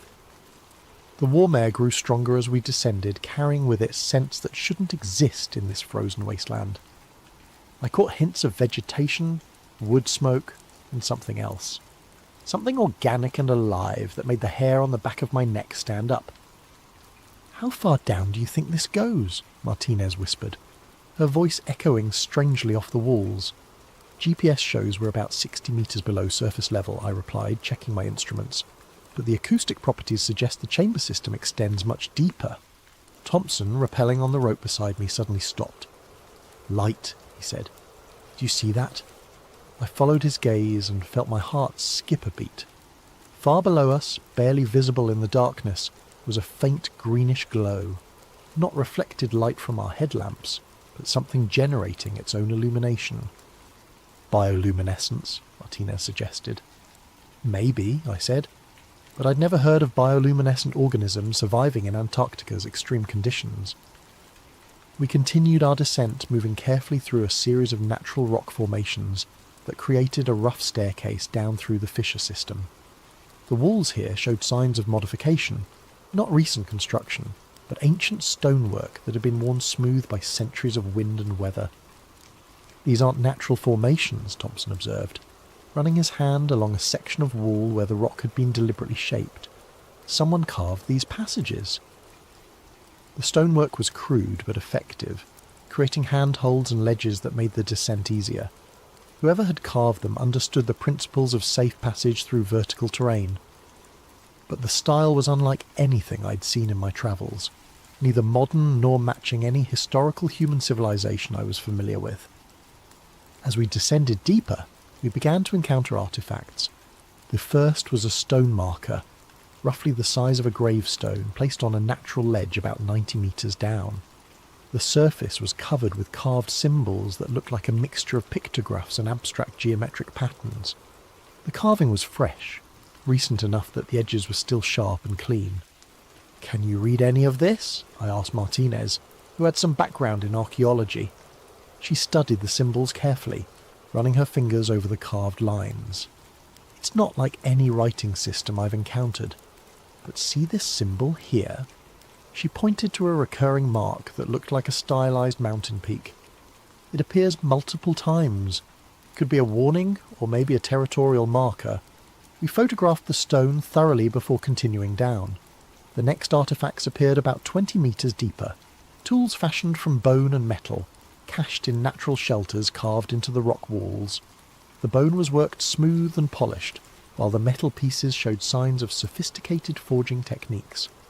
"The metalwork is impressive," Thompson noted, examining a knife blade that gleamed despite what must have been years of exposure to the elements. "This isn't primitive technology." But it was the footprints that truly shook us.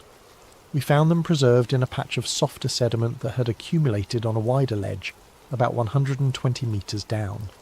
At first glance they looked almost human, bipedal, with what appeared to be 5 toes. but the proportions were wrong. Too long, too wide, with claw marks that suggested the owners walked on the balls of their feet, rather than flat-footed like humans. "How big would you estimate the creature that made these?" Martinez asked, kneeling beside the clearest print. I placed my boot next to the largest track for comparison. The print was nearly half again as large as my size 11 hiking boot, and significantly wider. "Big," I said, "and recent. These couldn't have been here more than a few days." The implications were staggering. We were looking at evidence of large, intelligent bipedal creatures living in a hidden ecosystem beneath Antarctica's ice sheet. Creatures that made tools, carved stone markers, and established settlements in places humans had never explored. As we continued deeper, following the warm air currents that grew stronger with every metre of descent, we began to hear sounds from below. Not the distant voices I'd detected from the surface, but closer, more immediate sounds. The creak of ropes or leather, the scrape of tools against stone, and underneath it all a low harmonic humming that seemed to come from multiple sources. "They know we're here," Thompson whispered. He was right. The sounds had a quality of alertness, of activity stirred by our presence. Whatever lived in these depths was aware of our descent and was responding to it. At 150 metres down, we reached a wider chamber where multiple fissures converged.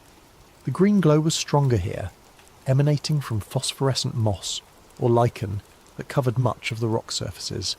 The air was noticeably warmer, perhaps 50 degrees Fahrenheit, an impossible temperature for this latitude and depth. But it was what we saw across the chamber that made us all freeze in place. 3 more stone markers, much larger than the first, arranged in a deliberate triangle around what appeared to be a sleeping area. Furs and woven materials were spread on the ground, with the remnants of a recent fire still glowing faintly in a circle of carefully arranged stones. Tools and implements hung from carved hooks on the walls, and dried meat or fish was suspended from the ceiling in neat rows. Someone lived here, not visited occasionally, but actually made this impossible place their home. "My God," Martinez breathed, "it's a dwelling!" As we examined the living space more closely, I became aware of another sound. Not the random noise we'd been hearing, but something more organised.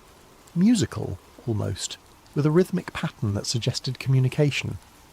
Horn calls echoing up from deeper in the fissure system. Long, haunting notes that seemed to carry messages between unseen listeners in the darkness below. "They're signalling," I realised, warning each other that we're here. The horn calls continued for several minutes, creating a complex pattern of long and short notes that felt like a conversation between distant speakers. Then, gradually, they faded into silence. But the silence was worse than the noise. It had the quality of held breath, of predators waiting in the darkness for prey to make a wrong move. "We should go back," Martinez whispered. Part of me agreed. We'd found evidence of a hidden civilization, documented proof of intelligent life in one of Earth's most remote places. That was enough for any expedition.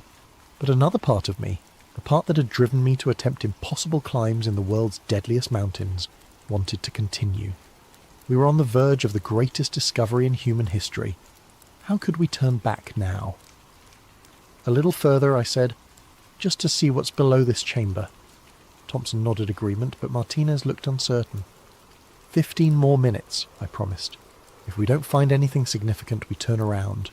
It was a promise I would come to regret, because what we found in those next 15 minutes would change everything and ensure that none of us would ever be the same again. The passage beyond the inhabited chamber led through a series of natural archways carved from the living rock. The phosphorescent moss grew thicker here, providing enough light for us to see without our headlamps. The air continued to warm as we descended, and I could hear the sound of running water somewhere in the darkness ahead. "Underground river," Thompson observed. "That would explain the ecosystem down here.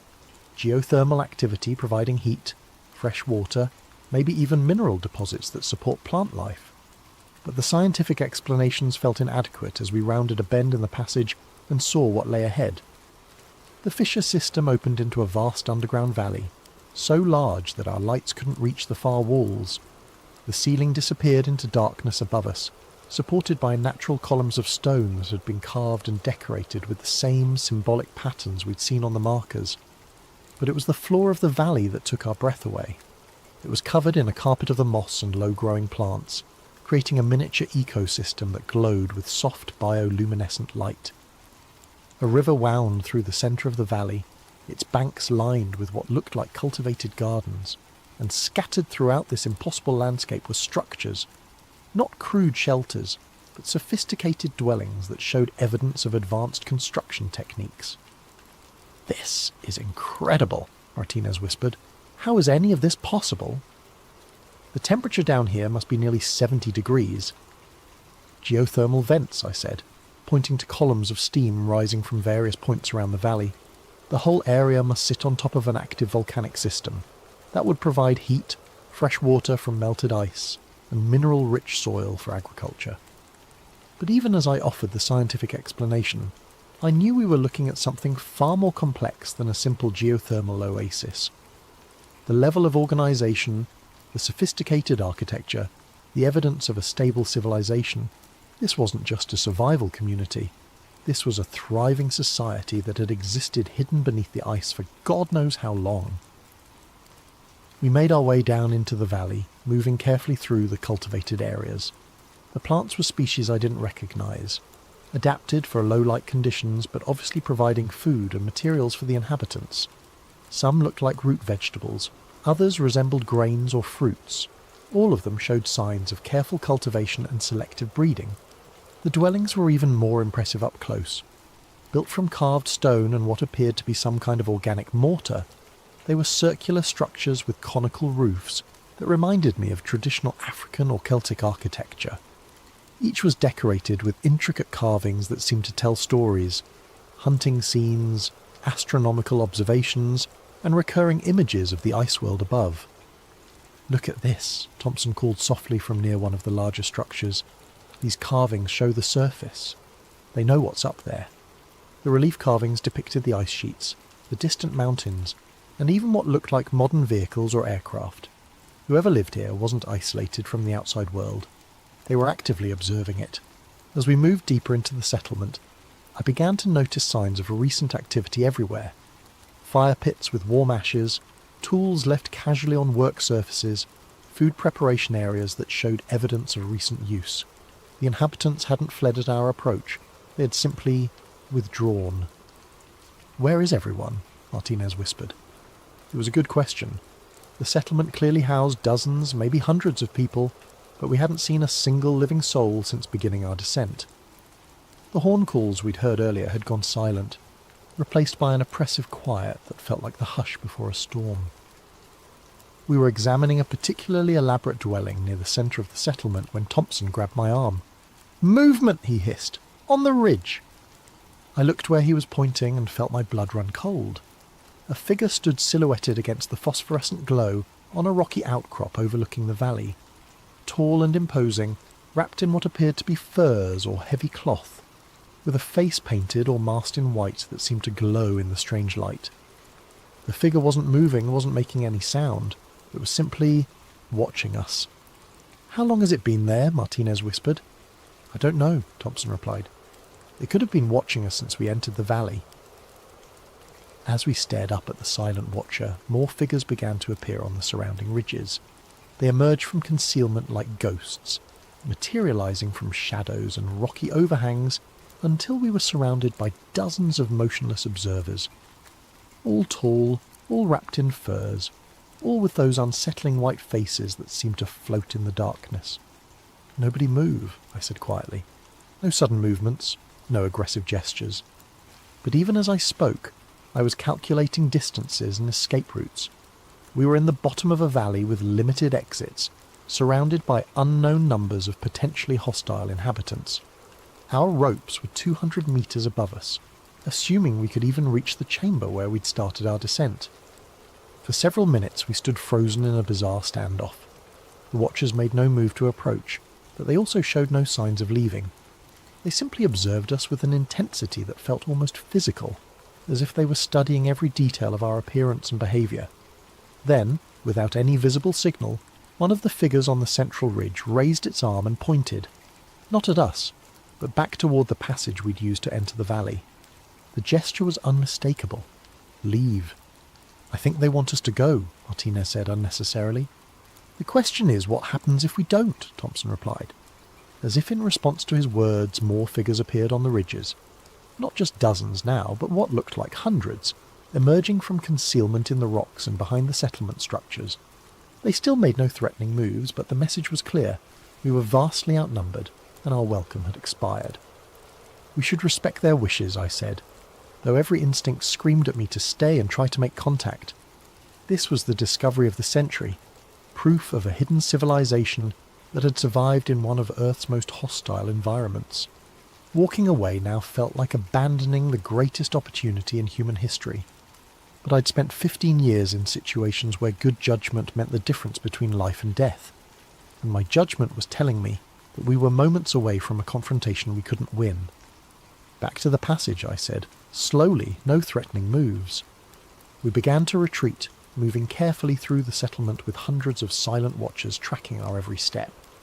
The figures on the ridges remained motionless, but I could sense movement in our peripheral vision, more inhabitants emerging from the structures around us, following our progress through their hidden world.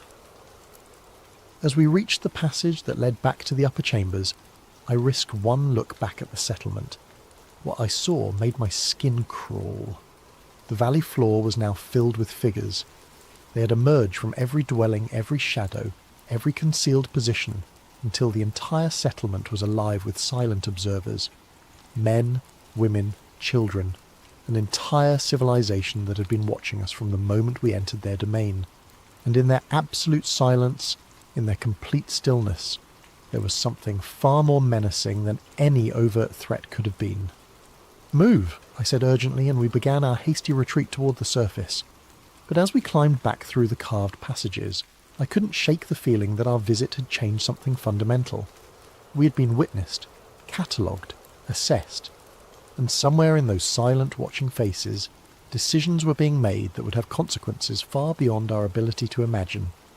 The inhabitants of the hidden valley now knew that the surface world had found them. The question was what they intended to do about it. The climb back to the inhabited chamber felt endless. Our headlamps cut through darkness that seemed thicker than before, and every shadow looked like it might conceal a pursuing figure. The silence was oppressive, no sound except our own breathing and the scrape of our boots against stone. "Are they following us?" Martinez whispered during a brief rest on one of the carved ledges. I listened carefully, straining to hear any evidence of pursuit. For a moment, there was nothing but the faint whisper of air currents through the fissure system. Then I caught it. A soft sound, like leather against stone, coming from somewhere below us in the darkness. "Yes," I said. "Keep moving." We climbed faster, abandoning stealth for speed. But the sounds of pursuit grew closer, not the heavy footfalls you'd expect from people climbing after us, but something more subtle. Whispered communications in a language that sounded like wind through rock formations. The scrape of tools or weapons against stone, and underneath it all, a rhythmic sound that took me several minutes to identify. Drums. They were using drums to coordinate their movements, passing signals through the fissure system with low, resonant beats that our presence almost masked. "They're not just following us," Thompson realized. "They're organizing." Getting ahead of us. He was right. The drum signals were coming from multiple directions now, including passages that branched off from our route. Whatever pursuit force was tracking us, they knew these tunnels far better than we did, and they were using that knowledge to surround us. We reached the inhabited chamber where we'd found the dwelling, but it was no longer empty. Fresh torches burned in wall sconces that hadn't been lit during our descent, and the sleeping furs had been disturbed. Someone had been here recently, possibly was still here, hidden in the shadows beyond our headlamp beams. "Don't stop," I urged. "Keep climbing." But as we prepared to continue up toward the surface, Martinez suddenly grabbed my arm. "Listen," she whispered. The drum signals had stopped. The whispered communications had ceased. Even the sound of movement through the passages below us had fallen silent. The only thing we could hear was the sound of our own breathing, unnaturally loud in the sudden quiet. "They're waiting for something," Thompson said. Before anyone could respond, the torches in the chamber began to go out one by one, plunging us back into the darkness of our headlamps. But in that brief moment before the last torch died, I caught a glimpse of movement in the shadows, multiple figures positioned around the chamber watching our every move. "Go," I said. Now. We scrambled up the carved passages as fast as we dared, using our headlamps to navigate the increasingly treacherous terrain. Behind us, I could hear the sound of movement resuming, not hurried but purposeful. Our pursuers weren't panicking or rushing to catch us. They were herding us, driving us towards some predetermined destination. The realization hit me like a physical blow. We weren't escaping. We were being guided. The inhabitants of the valley had let us discover their settlement, had allowed us to retreat, and were now directing our route back to the surface. But why? As we climbed higher, approaching the point where we'd cached our rappelling equipment, I began to understand. The warm air currents that had drawn us into the fissure system were still flowing, but they'd changed direction. Instead of rising from the depths, they now seemed to be flowing horizontally, as if being artificially directed through the passage system. They're manipulating the airflow, I realised, herding us like sheep. The implications were terrifying. If the inhabitants could control air currents throughout the fissure system, they possessed technology far more sophisticated than their primitive-appearing tools and dwellings suggested. We weren't dealing with a simple, isolated community. We were confronting a civilization with capabilities we didn't understand. We reached our rappelling station to find that our equipment had been disturbed. The ropes were still anchored, but they'd been examined, tested, and carefully rearranged. Someone had been here while we were exploring the valley, studying our gear with the same intensity we'd brought to examining their tools and dwellings. They know exactly what we're capable of, Thompson said grimly. They've been watching us since we started the descent. As we prepared to rappel back to the surface, the sounds of pursuit resumed below us. But now they were different, more urgent, more coordinated. The whispered communications became a constant stream, and I could hear the sound of multiple groups moving through the passages beneath us. They're converging on this position, Martinez observed. I clipped into my harness and started up the rope, but something felt wrong. The anchor points we'd set were solid, tested to support much more weight than our group represented. But as I climbed, I could feel vibrations in the rope that suggested movement above us. Someone's up there, I called down to the others. The surface, which had represented safety and escape, might now be as dangerous as the depths we were fleeing. We were trapped between unknown pursuers below and equally unknown threats above. But we had no choice. Staying in the fissure system meant certain confrontation with inhabitants who outnumbered us by hundreds to one. At least on the surface, we had our vehicles and the possibility of escape. I reached the top of the fissure and immediately knew something was wrong. Our tracks in the snow had been obliterated, not by wind, but by careful brushwork that left the surface looking untouched. Someone had been covering our trail, eliminating evidence of our presence. As Thompson and Martinez joined me on the surface, we discovered that the fissure itself had changed. Where we'd left a crack about 3 feet wide, we now found a gap barely 18 inches across. The edges showed signs of recent ice formation, as if someone had been working to seal the opening. "They're trying to close it," Martinez whispered, "hiding the entrance." But even as she spoke, we could see that the sealing work was incomplete. The fissure was narrower but still passable, and the warm air still flowed up from the depths. Whatever forces were at work below, they weren't finished with the surface world yet. As we gathered our gear and prepared to make our way back to base camp, I caught sight of movement on the horizon. Dark shapes against the white ice, too regular to be natural formations. They were moving in our direction but too distant to make out details. "Company," Thompson said, following my gaze. We had perhaps an hour's head start before whatever was tracking us across the ice would reach our position. An hour to get back to camp, convince Hayes that we'd discovered something extraordinary, and decide what to do with the most dangerous secret any of us had ever encountered. But as we began the long trek back across the ice fields, I couldn't shake the feeling that we were already too late. The inhabitants of the hidden valley had been watching the surface world far longer than we'd been watching them. And now that contact had been made, there was no going back to the way things were before. The ice beneath Antarctica held secrets that humanity wasn't ready to face. But ready or not, those secrets were about to emerge into the light. The journey back to camp took on the quality of a nightmare. What should have been a 3-hour hike across relatively flat terrain became a desperate flight through an ice field that seemed to shift and change with every step. The dark shapes we'd spotted on the horizon were gaining ground. moving with a speed and coordination that defied explanation. Through my binoculars, I could make out individual figures, tall, fur-wrapped forms that moved across the ice with an efficiency that made our struggling progress look clumsy and amateur. "They're not using snowshoes or skis," Thompson observed during one of our brief rest stops. "How are they moving so fast?" I focused my binoculars on the nearest group of pursuers and felt my stomach clench. They weren't sinking into the snow because they weren't walking on the surface.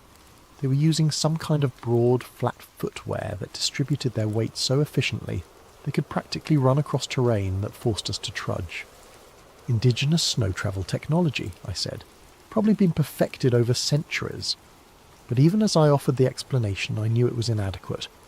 The speed and coordination of our pursuers suggested capabilities that went far beyond advanced snowshoes. They were moving like a military unit, with scouts ranging ahead and flankers maintaining precise formations. Martinez checked her GPS and swore. "We're still 4 kilometres from camp. At this rate, they'll catch us before we're halfway there." I did the math in my head and came to the same grim conclusion. Our pursuers were covering ground at nearly twice our speed, and they showed no signs of fatigue. Unless something changed dramatically, we'd be overtaken long before we could reach the safety of Hayes' camp. That's when Thompson disappeared. One moment he was trudging through the snow beside us, the next he was simply gone. No cry, no sound of struggle, no disturbance in the snow to mark where he'd been. I turned around to find Martinez and myself alone on the ice field, with no sign of our missing teammate. "Thompson!" Martinez called, but her voice was immediately swallowed by the wind. I dropped to my knees and examined the snow where he'd been walking. There were his boot prints, clear and deep, leading in a straight line toward our destination. Then nothing. The prints simply stopped, as if he'd been lifted straight up into the air. "This isn't possible," Martinez whispered. But I was already scanning the surrounding terrain for any explanation. Crevasse? No, the snow showed no signs of collapse. Sinkhole? Not in this type of ice formation. The only logical conclusion was that something had taken Thompson, silently, efficiently, and without leaving any trace. "We have to keep moving," I said, though every instinct screamed at me to search for our missing friend. "We can't just leave him." "If we stop to look, we'll all disappear," I replied, gesturing toward the horizon, where our pursuers were still gaining ground. "Whatever got Thompson is probably what's been tracking us. Our only chance is to reach camp." We resumed our desperate trek, but now every step felt like it might be our last. The ice field around us looked empty, pristine, untouched by human presence. But I knew that was an illusion. Something was out there, moving through the snow with predatory patience, waiting for the right moment to strike. The attacks, when they came, were almost anticlimactic. Martinez simply stumbled, caught herself, and looked back at me with an expression of confused surprise. "I can't... my legs," she began, then collapsed face first into the snow. I rushed to her side and found her unconscious but breathing. There were no visible injuries, no signs of violence. She'd simply stopped, as if someone had flipped a switch in her brain. As I knelt beside her, trying to determine what had happened, I heard a sound that made my blood run cold. Whistling. Not the wind, but a human sound, coming from somewhere nearby in the apparently empty ice field. I looked up to find myself surrounded. They had emerged from the snow itself, rising like ghosts from concealed positions that I would have sworn were empty moments before. Tall figures wrapped in white furs that perfectly matched the surrounding terrain, with faces painted or masked in patterns that made them nearly invisible against the ice and shadow. The closest figure was perhaps 10 feet away, standing motionless with what appeared to be a carved bone implement in one hand. Others were positioned in a rough circle around me, equally still, equally silent. They had been hunting us with the patience of apex predators, waiting for the perfect moment to make their move. I raised my hands slowly, making no sudden movements.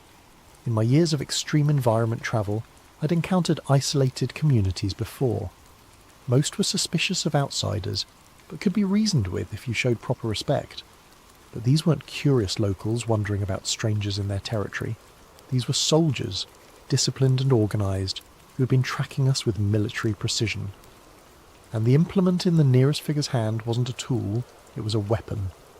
The whistling sound came again, and I realised it was a form of communication, The figures around me were coordinating their movements with the same kind of tactical precision I'd seen in special forces operations. "We mean no harm," I said, though I doubted they understood English. "We're leaving. Going back to our camp." The nearest figure tilted its head slightly, studying me with an intensity that was almost physical. Then it raised the bone implement and pointed, not at me, but toward Martinez's unconscious form. The message was clear. She was coming with them. "No," I said, moving to stand protectively over Martinez. "She stays with me." The figure's response was swift and decisive. It made a sharp gesture, and something struck me in the neck. Not painful, but startling. I reached up to find a small dart made from carved bone and what felt like organic fibres. The world began to blur at the edges. My vision narrowed, and my legs felt like they were made of water.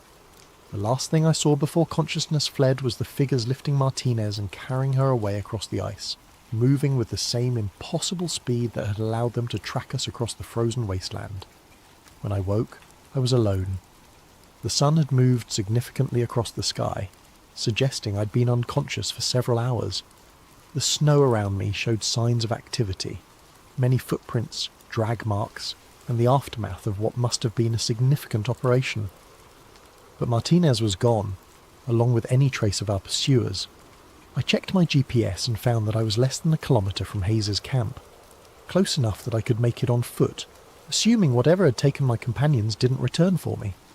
As I struggled to my feet, still groggy from whatever they'd used to drug me, I found something that made my heart sink. A piece of torn fabric from Thompson's jacket, partially buried in the snow, and beneath it, carved into the hard-packed ice, was one of the symbols we'd seen on the stone markers in the hidden valley. They weren't just taking prisoners. They were leaving messages, marking their territory, making it clear that the surface world was now part of their domain. I stumbled toward camp through the gathering darkness, driven by the desperate hope that Hayes would believe my story and help me mount a rescue mission. But deep down, I knew it was already too late. Thompson and Martinez were gone, taken by inhabitants of a world that wasn't supposed to exist. And somewhere beneath the ice, decisions were being made that would affect far more than just our small expedition team. The hidden valley had been discovered, its secrets exposed, and its guardians were about to make sure that exposure came with a price the surface world wasn't prepared to pay. I reached Hayes's camp just as the last light was fading from the Antarctic sky. My stumbling approach through the ice fields must have looked like the arrival of a madman, clothes torn, face windburned, babbling about hidden civilizations and missing team members. Hayes took one look at me and immediately began barking orders. Medical check, emergency protocols, communications with base. Within an hour, I was wrapped in thermal blankets inside the command tent, sipping hot coffee while Hayes and Volkov interrogated me about what had happened. Underground valley, Hayes repeated for the third time, with inhabitants. Hundreds of them, I insisted, to maybe thousands. They have dwellings, agriculture, sophisticated technology, and they took Thompson and Martinez. Volkov exchanged a look with Hayes that I didn't like. Altitude sickness can cause hallucinations, he said carefully, combined with hypothermia, exhaustion. I'm not hallucinating, I snapped. Check the GPS logs. Look at the photographs Martinez took. There's evidence. But when we checked Martinez's camera, the memory card was missing. My GPS unit showed our route to the fissure and back, but the waypoints I'd marked for significant discoveries had been erased. Even the torn piece of Thompson's jacket that I'd brought back as proof had somehow disappeared from my pack. Where are Thompson and Martinez? Hayes asked. I told you, they were taken by the inhabitants of the valley. What inhabitants? You're the only person who's seen these alleged people. The interrogation continued for hours, but it was clear that Hayes had already made up his mind. As far as he was concerned, I'd suffered some kind of breakdown during a solo reconnaissance mission, and Thompson and Martinez had died in a crevice fall or equipment failure. The official report will list them as lost during scientific operations, Hayes said finally. Weather-related accident. You'll be evacuated to McMurdo for medical evaluation and debriefing. You have to send a search team back to that fissure, I pleaded. They might still be alive. There will be no further operations in that area, Hayes replied with finality. Mission orders are clear. I was flown back to McMurdo Base the next morning, sedated against my protests.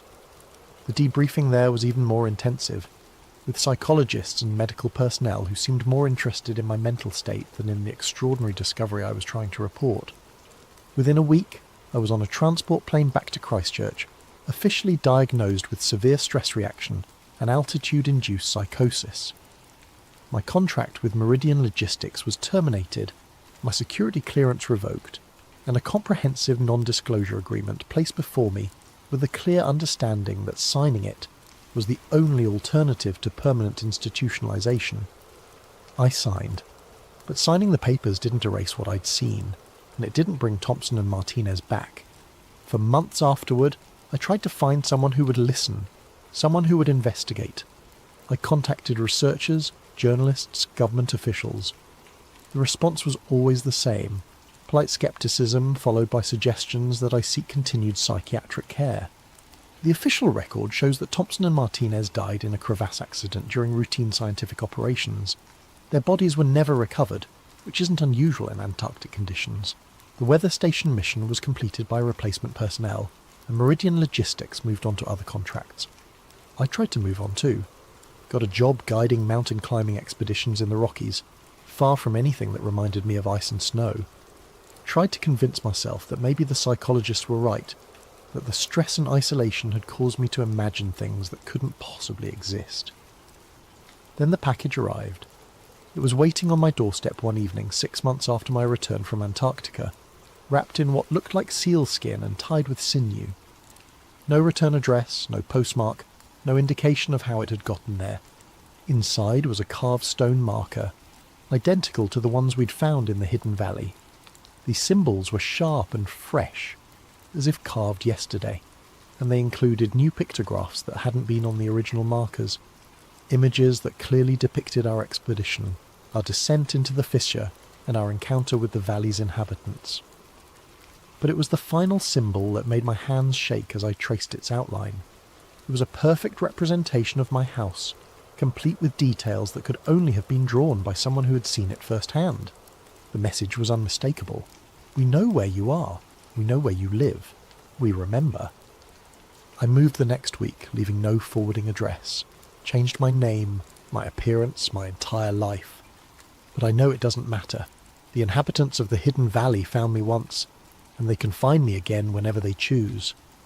Sometimes, late at night when the wind howls through whatever temporary home I'm occupying, I hear sounds that remind me of that underground realm. The whisper of leather against stone, the distant echo of horn calls, the rhythmic beating of drums coordinating movements in the darkness, and I know that somewhere beneath the ice of Antarctica, in valleys that don't appear on any map, decisions are still being made about how to deal with the surface world that stumbled onto their ancient secrets. Thompson and Martinez are still down there, assuming they're still alive. Maybe prisoners, maybe something worse, and the inhabitants of that hidden realm are still watching, still waiting, still planning. The Antarctic Treaty declares the continent a place of peace and scientific cooperation, protected from military activity and territorial claims. The treaties only work when all parties agree to their terms, and there are inhabitants of Antarctica who were never consulted, never invited to participate in humanity's grand plans for their frozen continent. Whatever is beyond the wall doesn't want us there, but it knows where we live, and someday I fear it's going to come calling.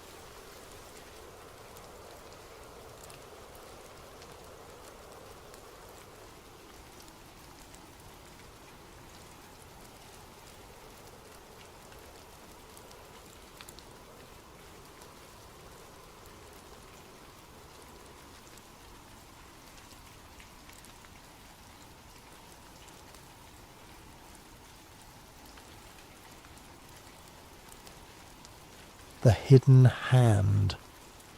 Tracing the real Illuminati. Before we begin, I want to thank everyone who subscribed after our last investigation. Your support keeps these deep dives possible. If you're new here, hit that subscribe button because what we're about to uncover will change how you see the world around you. This isn't science fiction. This isn't fantasy. This is documented history that powerful people would prefer you never connect together. Opening.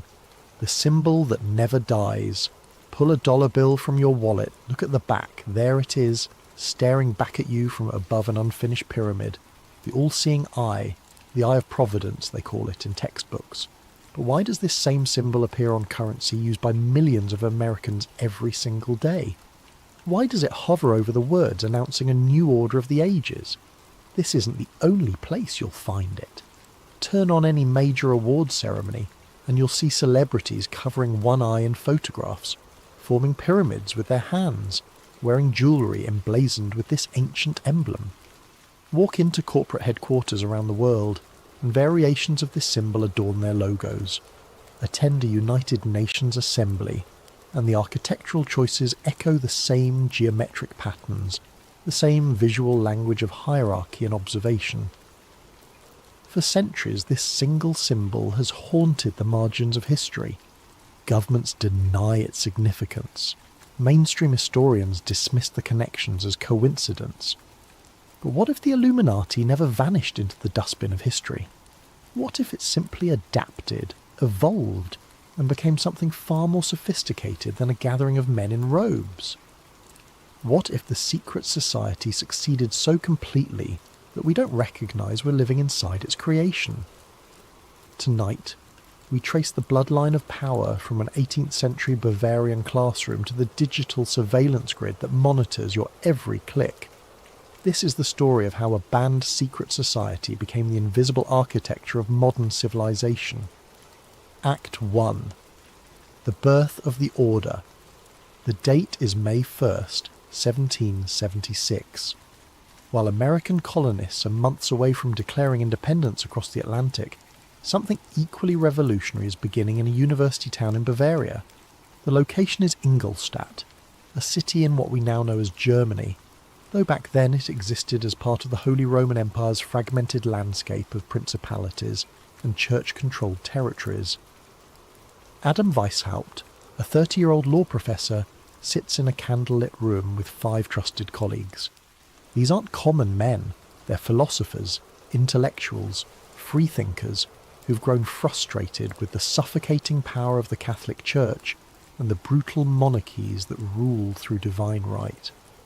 Weishaupt has been planning this moment for years, ever since he was appointed to a chair of canon law that had been held by Jesuits for decades. He's seen firsthand how religious orders operate, in secrecy, wielding influence through networks of loyalty rather than public decree. Now he intends to create something similar, but aimed at the opposite goal. He calls it the Order of the Illuminati. The name comes from the Latin word for enlightened, but it means something specific in this context. These men believe that humanity can be freed from superstition, from the manipulation of churches and kings, from the ignorance that keeps populations obedient and afraid. They believe that reason, science and philosophy should guide civilization, not religious dogma or inherited aristocracy. They believe in the perfectibility of human society through knowledge. Their stated mission sounds almost noble when you read it in the historical records: to free humanity from superstition, to end the tyranny of monarchies, to liberate minds from religious control. But there's something else embedded in their founding documents, something that becomes clear when you read between the lines. They don't just want to educate the masses, they want to guide them. They want to become, in their own words, the invisible hand that steers civilization toward enlightenment. The structure Weishaupt creates is brilliant in its simplicity and terrifying in its implications. The order uses a system of degrees, or levels, similar to Freemasonry, which already exists as a powerful network across Europe. New members start at the bottom, knowing only what they need to know. As they prove their loyalty and discretion, they they advance to higher levels, gaining access to deeper secrets and more influential connections. The highest levels know the true agenda. The lower levels simply follow orders, believing they're part of a benevolent educational fraternity. This design serves two purposes. First, if the organisation is exposed, the lower level members can honestly say they know nothing about any conspiracy because they genuinely don't. Second, it allows the order to operate through proxy, using enthusiastic recruits to advance goals they don't fully understand. It's a model that intelligence agencies would later perfect in the 20th century. Within 10 years, the Illuminati accomplishes something remarkable. They successfully infiltrate Masonic lodges across Europe, essentially hijacking an existing secret network and bending it toward their purposes. They attract powerful members, not just intellectuals now, but bankers, military officers, and aristocrats who see opportunity in this new philosophy. Baron von Nied, a prominent Freemason, joins and brings with him entire lodges that shift their allegiance to Weishaupt's vision. The order is growing too fast, becoming too bold. Members start writing letters that discuss their influence over court decisions, their ability to place Illuminati sympathisers in positions of authority, their plans to reshape education systems. These letters will later be intercepted, and they're damning. The Bavarian government, alerted to rumours of a secret society working against church and state, begins investigating. In 1785 they issue an edict banning all secret societies. Weishaupt's home is raided, documents are seized, the order of the Illuminati is officially declared destroyed. Weishaupt himself flees to Gotha, where he lives under the protection of sympathetic nobles, writing philosophical treatises until his death decades later. Officially, the story ends here. The Illuminati existed for 9 years, got caught, and was dissolved. It's a historical footnote, nothing more. But ideas don't die when organisations are banned. The men who were Illuminati members didn't suddenly forget what they believed.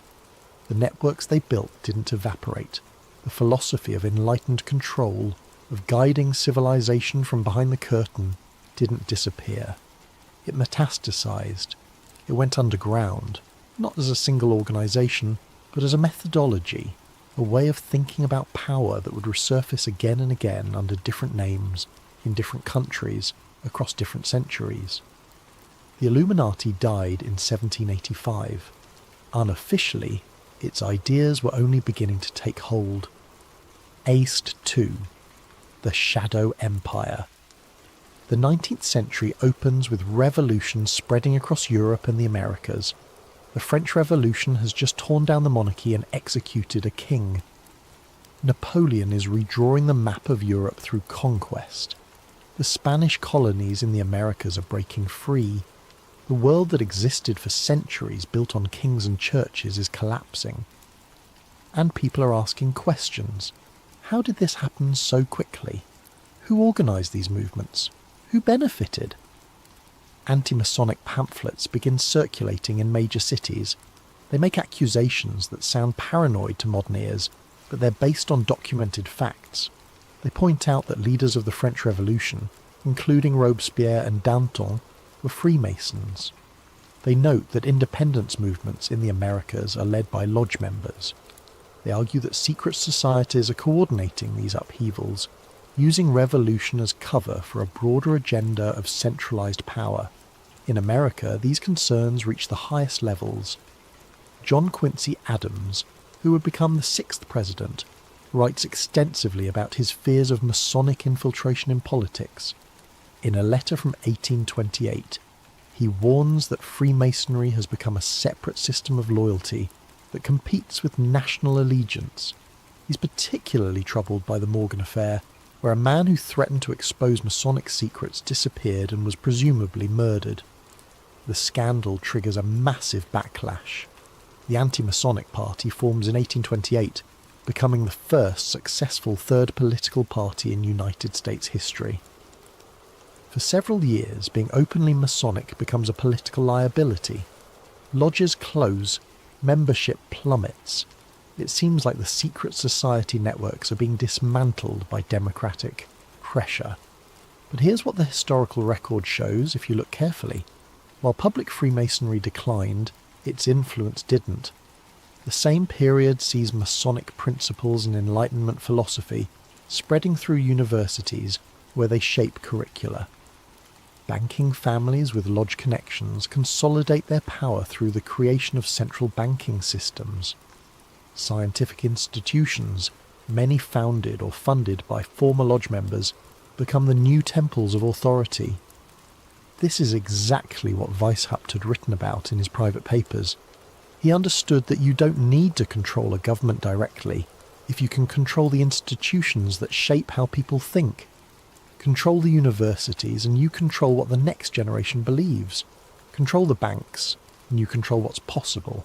Control the scientific establishment and you control what's accepted as truth.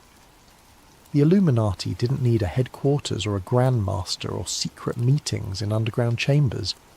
It had something far more powerful and far more difficult to destroy. It had a philosophy that could inhabit any system of power, could adapt to any political structure, could present itself as progress while serving the same ancient goal of enlightened control by the chosen few. By the mid-1800s, the fears about secret societies have largely faded from public consciousness. The lodges have cleaned up their image. They're now civic organisations, charity groups, fraternal orders where businessmen network. The revolutionary danger has passed, people assume. The threat was exaggerated, they tell themselves. But the networks remain, the philosophy remains, and most importantly, the method remains. The idea that society should be guided by an enlightened elite, that the masses need to be led toward progress rather than allowed to choose their own direction. That knowledge should be parcelled out carefully to those deemed ready for it. This idea becomes embedded in the very structure of modern institutions. It's no longer called the Illuminati. It doesn't need to be. It's simply how things are done. Act 3. From Europe to America, let's return to that dollar bill in your wallet. The Great Seal of the United States, the design that appears on the back, was approved in 1782, just 3 years before the Bavarian Illuminati was officially banned. It was printed on currency starting in 1935, during Franklin Roosevelt's presidency. The reverse side shows that unfinished pyramid with 13 steps, topped by the Eye of Providence radiating light. Below the pyramid, a banner reads Novus Ordo Seclorum, Latin for New Order of the Ages. The traditional explanation is simple. The unfinished pyramid represents America as a work in progress. The eye represents divine oversight, God watching over this new nation. The phrase means that America represents a new chapter in human history, a break from European monarchies. It's all very patriotic and innocent. But let's look at who designed this seal. The final design was influenced by Charles Thomson, Secretary of Congress, who had studied classical languages and symbols. The eye above the pyramid was not a common Christian symbol in 1782. It was, however, identical to imagery used in Enlightenment-era secret societies, including groups that shared philosophy with the Illuminati. Now let's look at the founding figures of America. Benjamin Franklin was a confirmed Freemason, a member of the Lodge of the Nine Sisters in Paris, one of the most influential lodges in Europe. Thomas Jefferson, while not confirmed as a Freemason, corresponded extensively with Enlightenment philosophers and owned one of the largest collections of Enlightenment literature in America. George Washington was a Freemason who was buried with full Masonic honours. These men weren't members of the Bavarian Illuminati specifically. The timing doesn't quite work and the evidence isn't there. But they were intellectual descendants of the same philosophical movement. They read the same books, believed in the same principles of reason over religion, progress over tradition, enlightened leadership over mob rule. The United States was founded on Enlightenment principles. That's not controversial. What conspiracy researchers argue is that these principles came with an embedded architecture of control, a built-in hierarchy that would allow those in the know to guide civilization while maintaining the appearance of democracy. Look at how the American system was actually designed. The Electoral College, which prevents direct democracy in presidential elections. The Senate, which was originally appointed rather than elected. The Supreme Court, with lifetime appointments and no accountability to voters. These weren't accidents or compromises. They were intentional barriers against what the founders called the tyranny of the majority, which is another way of saying they didn't trust common people to make important decisions. This is the core Illuminati principle, dressed in the language of republicanism. Let people vote, but control what they can vote for. Let people speak, but control what they hear. Create the appearance of freedom while maintaining elite guidance at the critical junctions of power. The seal on the dollar bill isn't just a symbol of America, it's a mission statement. A new order is rising, built on the foundations of secret knowledge, guided by those who understand the true nature of power. The pyramid is unfinished because the work continues. The eye watches because the enlightened must always observe and adjust. The phrase declares that this represents a break from the past, a new way of organising human society, a pyramid of power, a hidden eye, a new order rising, not in Bavaria anymore, but in America, the nation that would come to dominate the 20th century and export its systems to the entire world. Act 4. The 20th Century Resurgence. 2 world wars reshaped civilization in ways that were unimaginable in previous centuries. Empires that existed for hundreds of years collapse in a matter of years. Tens of millions die. The survivors wake up to a world where the old structures of power, the monarchies and colonial systems and religious authorities no longer function. Into this vacuum step new institutions with a new promise. Instead of competing nations causing war, we'll have international cooperation ensuring peace. Instead of economic chaos, we'll have coordinated financial systems. Instead of ignorance and nationalism, we'll have global education and shared values. The League of Nations forms after World War I. It fails, but the idea doesn't die. After World War II, the United Nations rises in its place, this time with real power, real funding, and a permanent home in New York City. Around the same time, the Bretton Woods Conference in 1944 creates the International Monetary Fund and the World Bank, institutions that will shape global economics for the rest of the century. Each of these organisations represents a concentration of authority. Instead of hundreds of nations making independent decisions, now there are forums where a smaller number of representatives can coordinate action. Instead of thousands of banks operating independently, now there are central systems that can influence all of them. This is exactly how a hidden elite would manage global control, according to declassified documents from the Office of Strategic Services, the predecessors to the CIA. These memos, released decades later through Freedom of Information Act requests, reference supranational influence networks and the importance of creating institutions that operate above national sovereignty. The language is bureaucratic, but the meaning is clear. The people designing the post-war world understood that direct control of governments is inefficient and unstable. It's better to create systems that governments must operate within, systems that appear neutral but are actually designed to produce specific outcomes. By the 1970s, this process accelerates. David Rockefeller, whose family name appears repeatedly in conspiracy theories for good reason, establishes the Trilateral Commission in 1973 with Zbigniew Brzezinski, who would become National Security Advisor under President Carter. The stated purpose is to foster cooperation between North America, Europe and Japan.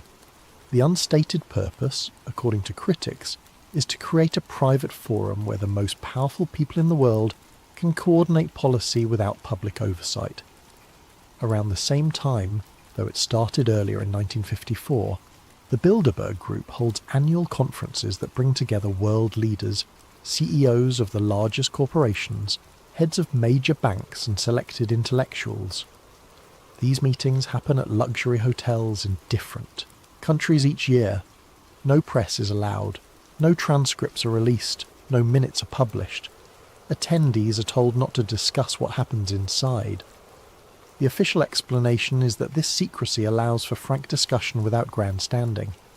People can speak honestly if they know it won't be quoted in tomorrow's newspapers. It's like Davos or any other international conference, they say, just networking at a high level. But here's what makes conspiracy researchers pay attention. First, the attendee list reads like a directory of global power. Second, the same names appear at Bilderberg, the Trilateral Commission, the Council on Foreign Relations, the World Economic Forum, and the boards of the most influential banks and corporations. Third, decisions that are discussed at these meetings often become policy a few months or years later, suggesting that what happens in these rooms isn't just talk, it's coordination. They call it coordination, others call it control. The question that no one in authority will answer directly is control by whom, and for what purpose. Act 5. The Modern Network. The 1990s bring a transformation in how power operates. The Soviet Union collapses, ending the Cold War and leaving America as the sole superpower. Global finance, enabled by new technology, begins to move trillions of dollars across borders at the speed of light. Mass media consolidates into a handful of corporations that own most of what people see and hear. The internet emerges, promising democratic access to information, but quickly being shaped by the same forces that controlled previous technologies. This is when conspiracy theories about the Illuminati explode into popular culture. Books like Behold a Pale Horse and The New World Order become underground bestsellers.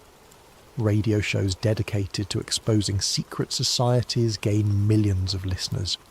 The internet allows researchers to share documents, connect patterns, and build a collective case that something systematic is happening behind the official story. What they notice are recurring overlaps in membership between the organisations we've discussed. The Council on Foreign Relations, founded in 1921, includes members who are also part of the Trilateral Commission and attend Bilderberg meetings. These same individuals sit on the boards of major banks like Goldman Sachs and JP Morgan Chase. They advise presidents from both political parties. They run the Federal Reserve. They fund think tanks that produce the policy papers that become legislation. Certain family names appear again and again across generations. Rockefeller, one of the wealthiest dynasties in American history, with foundations, banks and politicians across multiple generations. Rothschild, the banking family that financed European governments for 2 centuries. Windsor, the British royal family. Bush, 2 presidents and a lineage of intelligence connections going back to World War II. This doesn't prove conspiracy by itself. Wealthy families stay wealthy. Power tends to concentrate. People with similar backgrounds tend to know each other, but the pattern is undeniable, and it matches exactly what you would expect if Weishaupt's vision had succeeded. An interconnected network of families and institutions, each piece appearing independent, but all moving in the same general direction towards centralised control, disguised as necessary coordination. Then something stranger happens. Corporate marketing and entertainment industries begin deliberately using Illuminati symbolism. Music videos feature pyramids, all-seeing eyes, and occult imagery.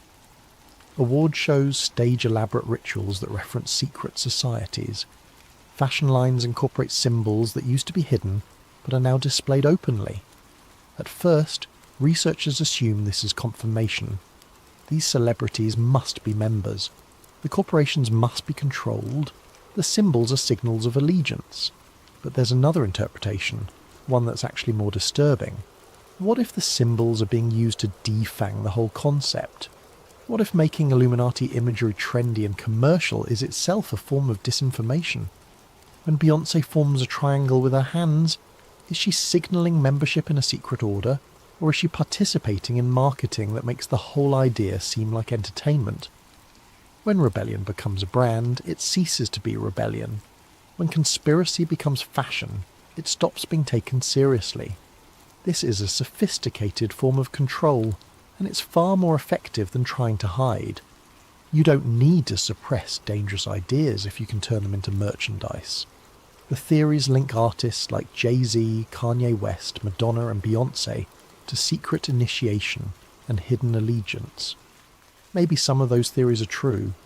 Maybe these artists have connections to powerful networks, or maybe they're just using provocative imagery because it sells records and gets attention, and in doing so, they're providing cover for the actual networks of power that operate in boardrooms and private conferences, not in music videos. This is the genius of modern control. Everything is out in the open, but arranged in such a way that you can't tell what's real and what's performance. The symbols are everywhere, which means they're nowhere. The secrets are spoken about constantly, which means they're not secrets. And anyone who tries to connect the dots gets dismissed as seeing patterns in randomness, even though the patterns are objectively there in the historical record. Act 6. The Information Age. The 21st century brings something that Weishaupt could never have imagined, but would have absolutely recognised as the perfection of his vision. Digital technology creates the possibility of total information awareness, the ability to monitor what everyone sees, says and does, not through crude surveillance but through the willing participation of billions of people who carry tracking devices everywhere they go. For a while, this seems like paranoid fantasy. Then WikiLeaks begins publishing classified documents that prove governments and corporations are doing exactly what conspiracy theorists claimed. Edward Snowden reveals that the National Security Agency is collecting data on virtually every electronic communication in the world. Cambridge Analytica shows how social media data can be weaponized to manipulate elections. These aren't theories, these are documented facts, proven through leaked documents and whistleblower testimony. Information control is real. Narrative management is real. Surveillance is real. The debate is no longer whether these things are happening, but whether they're justified. This is where conspiracy researchers point out something crucial. This is precisely how a secret order would function in the modern age. Not by commanding armies or assassinating leaders, though those tools remain available when needed, but by shaping thought, by controlling what information people see, by nudging behaviour through algorithm design, by making certain ideas seem ridiculous and other ideas seem inevitable. You don't need to force people to comply if you can manipulate them into wanting what you want them to want. You don't need to ban books if you can bury them under an avalanche of content that says the opposite. You don't need secret meetings if you can coordinate through encrypted channels that look like normal business communication. The phrase Illuminati confirmed becomes a meme, a joke that people post when they see yet another celebrity covering one eye or another corporate logo with a pyramid. It's meant to be ironic, pointing out how silly these conspiracy theories are. But in making it a joke, in turning the concept into entertainment, it serves a purpose. It makes serious investigation seem foolish. It defangs the subject by turning it into content. This might be the most perfect act of disinformation ever achieved. The best way to hide a secret society is to convince everyone it's a joke, to make the idea so associated with paranoid nonsense that serious researchers won't touch it, journalists won't investigate it, and anyone who tries to connect documented facts gets lumped in with people claiming lizard aliens run the government. Meanwhile, the actual concentration of power continues. A handful of corporations own most media companies. A handful of banks control most financial flows. A handful of tech companies mediate most human communication. A handful of individuals meeting at invitation-only conferences coordinate policy that affects billions of people who never voted for them and don't know their names. This isn't hidden. It's documented. You can look up the board members, you can see the connections, the information is available, but it's arranged in such a way that pointing it out makes you sound crazy, even though it's objectively true. Act 7. The evidence of connection. Let's look at specific documents that connect the dots between historical secret societies and modern power structures. These aren't theories. These are papers you can request through government archives. Declassified correspondence between Alan Dulles, who directed the CIA during the Cold War, and Prince Bernhard of the Netherlands, who founded the Bilderberg Group, shows discussions about post-war cultural steering. The phrase appears multiple times. Cultural steering, not military control or economic policy, but the deliberate shaping of what people think and believe. Files released through Freedom of Information Act requests reveal that intelligence agencies funded art movements, music festivals, magazines, and academic programs through front organisations. The Congress for Cultural Freedom, funded by the CIA, sponsored abstract expressionist art because it was seen as promoting individualism against Soviet collectivism. Similar programs funded jazz tours, literary magazines, and university symposiums. Why does this matter? Because it's exactly the method Weishaupt described in his papers. You don't control society through force. You control it through culture. You shape what people admire, what they aspire to, what they consider sophisticated, and what they consider backward. You fund the artists and intellectuals who say what you want said. You publish the books that promote your vision. You make your ideology seem like the natural progression of civilization. The continuity is striking when you look at it chronologically. 18th century Illuminism promoted Enlightenment rationalism and elite guidance. 20th century secret diplomacy promoted international institutions and coordinated policy. 21st century digital governance promotes algorithmic management and data-driven decision-making. Different vocabulary, different tools, same underlying principle. Humanity needs to be guided by those who know better. Democracy is fine for local matters, but the big decisions require expertise that most people don't have. Freedom is important, but it must be balanced against order. Transparency is a nice idea, but some things must remain secret for the greater good. You can find this argument made explicitly in documents from the Trilateral Commission, particularly in The Crisis of Democracy, a report from 1975 that argues democratic governments are becoming ungovernable because people have too many demands and not enough deference to authority. The solution proposed is not more democracy, but better management of expectations, which is a polite way of saying manipulation of what people think they want. This is the smoking gun that conspiracy researchers point to. Not a confession of being the Illuminati, not a secret handshake caught on camera, but a consistent philosophical thread running from Weishaupt's banned society to the most powerful institutions of the modern world.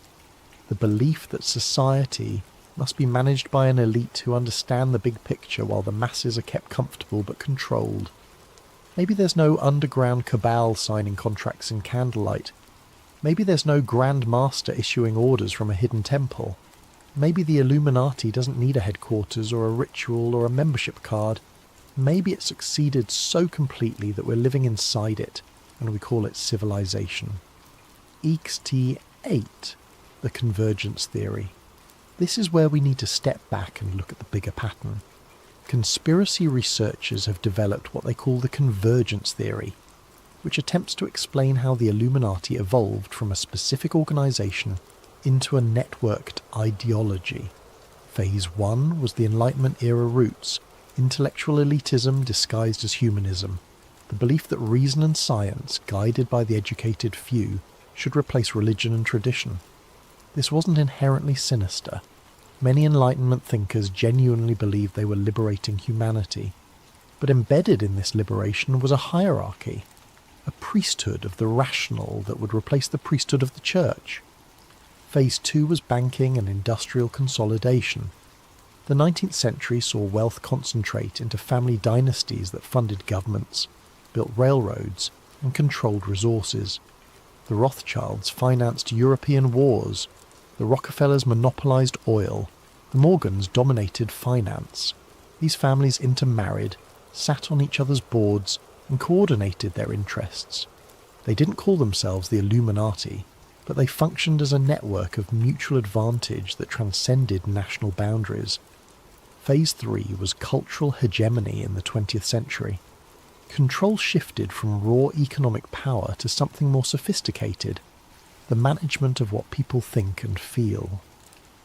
This was achieved through mass media, education systems and entertainment industries that all promoted similar values, celebrated similar heroes, and presented the existing power structure as natural and inevitable, rather than constructed and maintained.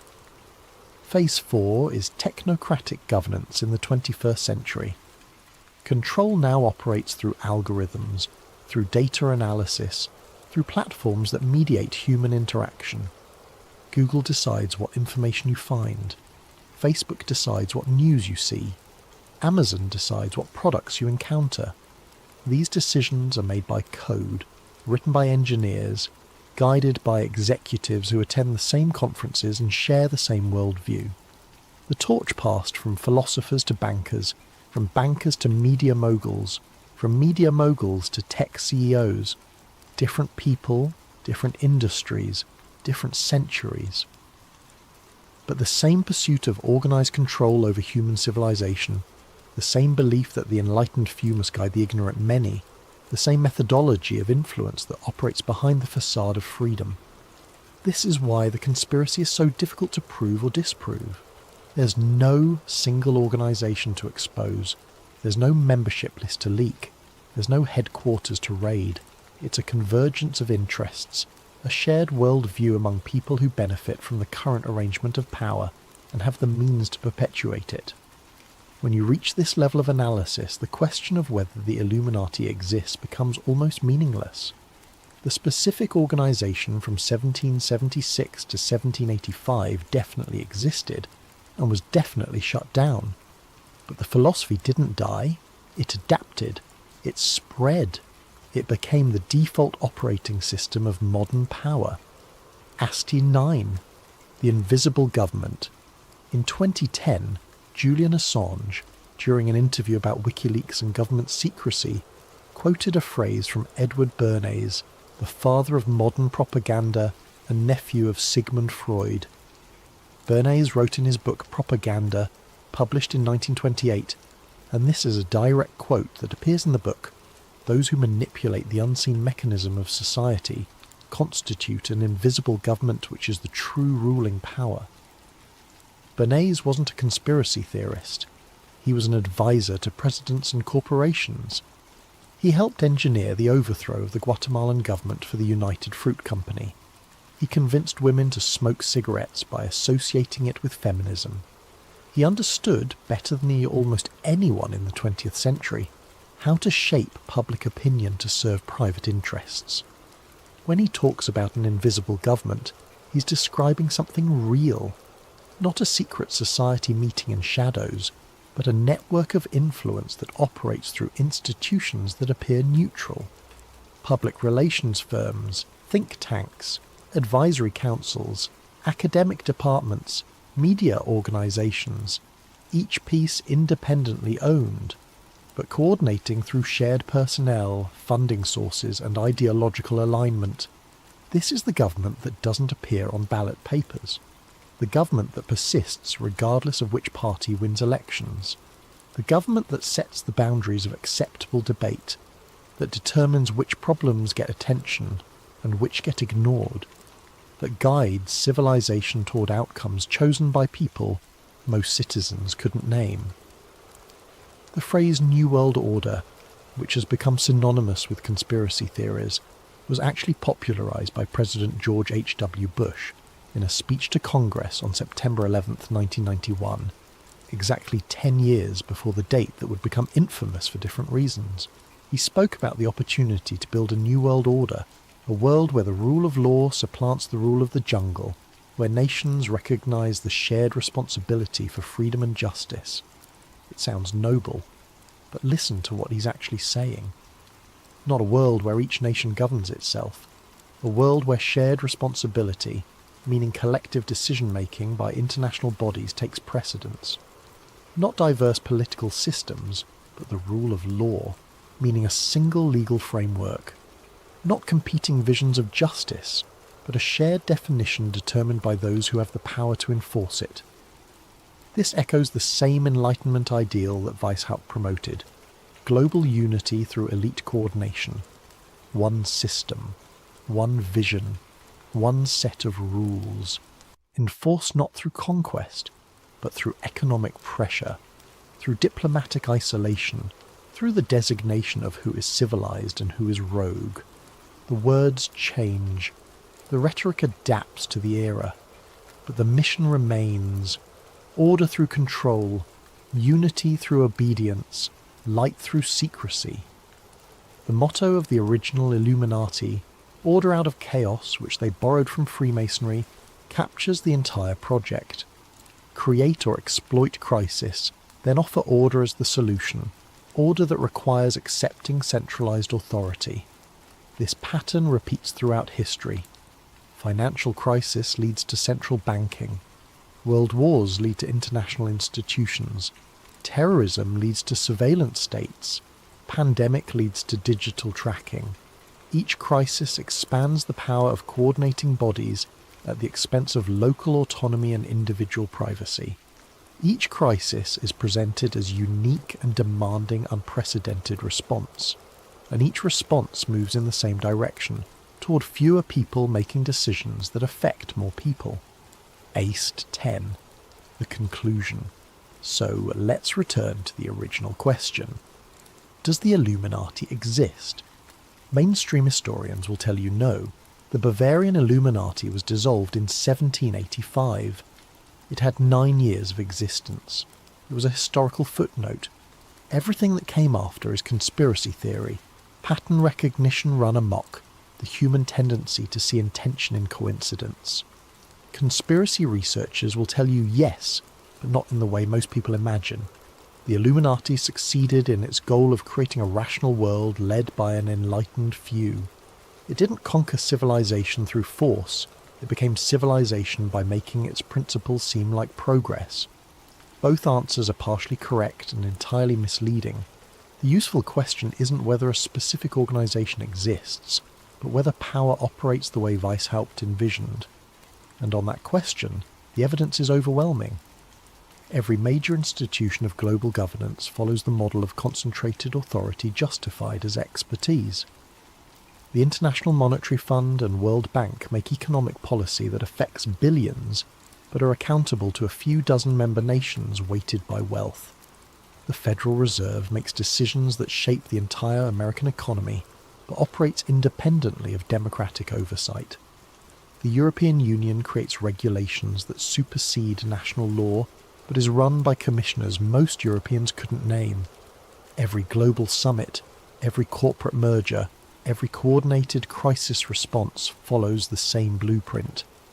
Gather the elite in private settings, determine the proper course of action, implement it through institutions that appear neutral, present it to the public as inevitable and necessary, marginalise dissent as ignorant or dangerous. This isn't hidden. You can watch it happen in real time if you pay attention. The World Economic Forum publishes its agenda openly. The Bilderberg Group lists attendees after each conference. The Council on Foreign Relations posts its policy recommendations online. The Trilateral Commission has a website. None of this is secret in the traditional sense, but it's effectively invisible to most people, because it operates at a level of abstraction that doesn't connect to daily life until the decisions have already been made. By the time a new trade agreement or financial regulation or digital standard affects your life, it's already been decided by people you didn't elect, meeting in places you couldn't attend, based on priorities you didn't set. If Weishaupt's goal was to build a rational world led by the enlightened few, look around, we're living in it. Experts determine what's true, fact-checkers decide what's misinformation, platforms moderate what's acceptable, algorithms curate what's visible, and all of this is presented as neutral, as scientific, as necessary for a functioning complex society. The only question left is whether we were enlightened or simply engineered, whether the progress we've experienced represents genuine liberation or sophisticated control, whether the freedom we believe we have is real or carefully managed. The symbol on the dollar bill stares out from your wallet, that unfinished pyramid with the watching eye, announcing a new order of the ages. Maybe it was just a design choice by committee in 1782, or maybe it was a declaration of intent, a message hidden in plain sight for over 2 centuries, telling anyone willing to look that this nation, and the world it would come to shape, was built on a foundation of enlightened control disguised as democracy. The Illuminati doesn't need to exist as a secret society if its principles have become the structure of civilization itself. The order may have been banned in 1785, but the order it sought to create has been under construction ever since, advancing through crisis and opportunity, adapting to technology and culture, always moving toward the same goal: order out of chaos. That was their motto. Look at the chaos of our current moment, the crises stacking upon each other, each one demanding more coordination, more surveillance, more centralized decision-making, more trust in authorities we didn't choose and can't remove. Look at the order being offered in response, the promise that if we accept the right systems, follow the right experts, adopt the right technologies, everything will be managed correctly. And ask yourself who benefits from that order, who decides what correct management looks like, who sits in those rooms at those conferences making those decisions, whose vision of enlightenment is being built while we're told we're being liberated. The Illuminati wanted to free humanity from superstition, monarchies and religious control. They succeeded. We're free from those things. But we're not free from control itself. It simply changed form, changed language, changed justification. The pyramid is unfinished because the work continues. The eye watches because the enlightened must always observe and guide. And the new order of the ages means that what came before was replaced with something that serves the same function under a different name. Maybe that's progress. Maybe guided evolution of civilization by those who understand complex systems is genuinely better than chaos and conflict. Maybe we do need invisible government because visible government has proven so corrupt and incompetent. Maybe the Illuminati won, and we should be grateful. Or maybe we should remember that every system of control claims to be for our own good. Every reduction of freedom is justified as necessary protection. Every expansion of surveillance is presented as security. And every concentration of power promises it will be used wisely by those who know best. Adam Weishaupt died in 1830, decades after his order was banned. He never saw the world wars or the United Nations or the internet. But if he could see the civilization we've built, with its global institutions and digital networks and algorithmic governance and expert classes making decisions for populations that don't understand and don't question, he might recognize it as the fulfillment of everything he envisioned. We are living in the illuminated age. The question is whether we're the ones who are enlightened, or just the ones being studied under the light. Thank you for watching this investigation. If you found this information valuable, subscribe to support more deep dives into the hidden architecture of power. Leave a comment with your thoughts, but be aware that certain keywords may limit visibility. Share this with someone who needs to see it. And remember, the best way to hide the truth is to make people think they already know it.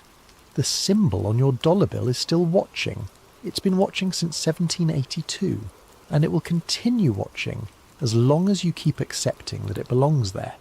An all-seeing eye above an unfinished pyramid, announcing an order built by those who you'll never see, but who see everything you do. Order out of chaos. Their motto. Our reality. The Illuminati doesn't need to exist as a secret society if we're all living inside the world it wanted to create. Stay aware, question authority, follow the money, and never forget that the most powerful conspiracies don't need to hide. They just need to convince you they don't exist.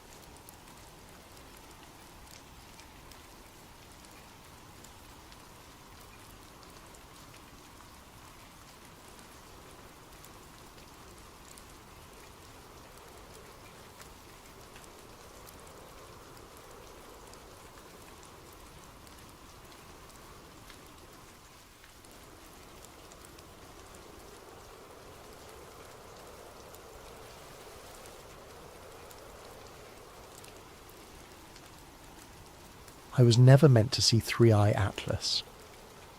They say curiosity killed the cat. What they don't tell you is what happens to the person who keeps digging after the cat is already dead. What happens when you find the thing you were never supposed to find, when you see the document that was never supposed to exist, when you speak the name that was never supposed to be spoken? You don't die. That would be too merciful. Instead, you live with the knowledge that something is watching you, has always been watching you, and now knows that you know. This is my story. This is how I found Three-Eye Atlas, and this is why I can never stop looking over my shoulder. Before we go any further, a big thank you to Lonely Lost for the story idea. If you have any story ideas, make sure to comment them below. Now let's begin the beginning. Freedom of information. Request. My name is Marcus Webb, and in late October of the year 2021, I was a former investigative journalist trying to find my way back into a career that had chewed me up and spit me out. I had spent the better part of a decade covering conflicts in the Middle East, embedded with troops, documenting war crimes, interviewing refugees who had lost everything. The work had destroyed my marriage, cost me my mental health, and eventually, when I published a story that made the wrong people uncomfortable, it cost me my job at the newspaper. My ex-wife, Jennifer, used to tell me I was addicted to the truth the way other people were addicted to drugs. She said I couldn't let things go, that I always had to dig one layer deeper, ask one more question, chase one more lead. She was right, of course. That addiction is what led me to spend our anniversary in a bombed-out hospital in Aleppo, instead of at the restaurant she had booked 6 months in advance. It's what led me to miss her father's funeral because I was tracking down a source in Kabul. And it's ultimately what led her to pack her bags one Tuesday morning while I was asleep, and leave nothing but a note that said, "You're married to the story, Marcus, not to me." That was in 2019. By 2021, I was freelancing from a cramped apartment in Arlington, Virginia, taking whatever work I could get. Mostly fluff pieces for online magazines, the occasional corporate blog post, nothing that required me to actually think or investigate. I was treading water, waiting for something to remind me why I had become a journalist in the first place. That something came in the form of the Pentagon UAP hearings. I had watched them with casual interest, the way everyone else had. Unidentified aerial phenomena, they called them now, not UFOs. That term was too loaded, too tinfoil hat for the modern era. The hearings were carefully orchestrated, with military officials admitting that yes, there were things in the sky they could not explain, and yes, they took them seriously. It was historic in a strange, anticlimactic way. Disclosure without actually disclosing anything meaningful. But it got me thinking. If they were willing to admit this much publicly, what were they still hiding? I decided to file a Freedom of Information Act request. Nothing ambitious, just a fishing expedition to see what I could pull up. I requested all documents related to UAP incidents that had been reported by military personnel between January of 2015 and December of 2020. I expected to get back a pile of heavily redacted junk, if I got anything at all. FOIA requests are a long game. You submit them knowing that months or even years might pass before you receive anything useful. To my surprise, I received a response within 6 weeks. The package arrived in a standard manila envelope, the kind government agencies use when they are trying to look official but not too official. Inside were roughly 200 pages of documents, most of them so heavily redacted that they were essentially black rectangles with a few scattered words visible here and there. Typical government stonewalling. I poured myself a coffee and started reading through them at my kitchen table, notepad beside me, pen in hand. Most of it was exactly what I expected. Incident reports with all the identifying details blacked out. Witness statements reduced to single visible sentences like "observed object" and "no conventional explanation." I was about to give up and toss the whole stack into a drawer when I noticed something odd. Every 5th or 6th page had a small stamp in the upper right corner, barely visible beneath the redaction marks. I held the page up to the light and squinted. It read, 3I, Atlas, clearance restricted. I flipped through the stack again, this time looking specifically for that stamp. It appeared on maybe 30 of the 200 pages, always in the same place, always with the same phrasing. 3I/Atlas. What the hell was 3I? What was Atlas? I had covered enough classified material during my war reporting days to know that government agencies love their acronyms and code names. But I had never heard of 3I or Atlas in any context. I pulled out my laptop and started searching. Nothing. I tried every combination I could think of. 3I government program, 3I classification, 3I military, Atlas Pentagon, Atlas UAP, Atlas clearance.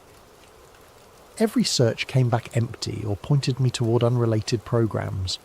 There was an Atlas satellite program, an Atlas rocket system, even an Atlas particle detector at CERN, but nothing that matched the context of what I was seeing. Frustrated, I returned to the documents and kept reading. Most of them were useless, but then, buried near the bottom of the stack, I found something that made my hand stop mid-turn. It was a photocopy of a handwritten note on a sticky note, the kind of thing that should never have been included in a FOIA release. Someone had physically attached it to a document, and when that document was scanned for archival purposes, the note was scanned too. It was an accident, a bureaucratic slip-up. The note read, "Do not push public. Thrisias confirmed.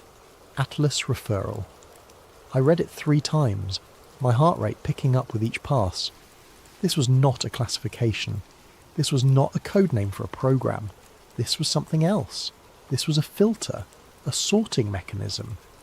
And whatever 3I meant, it was significant enough that certain cases were being referred to something called Atlas, and deliberately kept from public view. I spent the rest of that night searching for more information, but I came up empty. I needed a new angle. I needed to make the system think I already knew what 3I Atlas was. Act 1. The first break in the wall. It took me a week to craft the next FOIA request. I worded it very carefully, as if I were already familiar with the 3I Atlas designation. I submitted requests to multiple agencies, each one slightly different but all containing the same core assumption, that I was a researcher with appropriate clearance asking for routine information about an established classification system. It was a bluff, a calculated gamble. If 3I Atlas was real and bureaucratic enough, some low-level clerk might process my request without questioning whether I actually had the authority to ask for it. I submitted the requests on a Monday morning in the early December and tried not to obsess over them. I had other work to do, bills to pay, a life to pretend to live, but every day I checked my email a dozen times, waiting for something, anything to come back. The response arrived on a Thursday, 2 weeks after I'd submitted the request. It was not the full document release I had asked for. Instead, it was a short email from a 4IA officer at the Defense Intelligence Agency. The officer's name was Rachel Klein, and her email was polite, bureaucratic, and absolutely chilling. "Mr. Webb," it began, "thank you for your inquiry regarding 3I Atlas classified materials. Unfortunately, I do not have the appropriate clearance level to process requests related to 3I Atlas designations. I have forwarded your request to the appropriate oversight office. Please allow additional time for review." I stared at the screen, reading and rereading those 2 sentences. She had confirmed it. 3I Atlas was real. It was not a typo, not a mistake, not some random code that I had misunderstood. It was a real classification system, one that required clearance above what a standard FOA officer possessed. My hands were shaking as I saved the email and printed a hard copy. This was the break I needed. This was proof.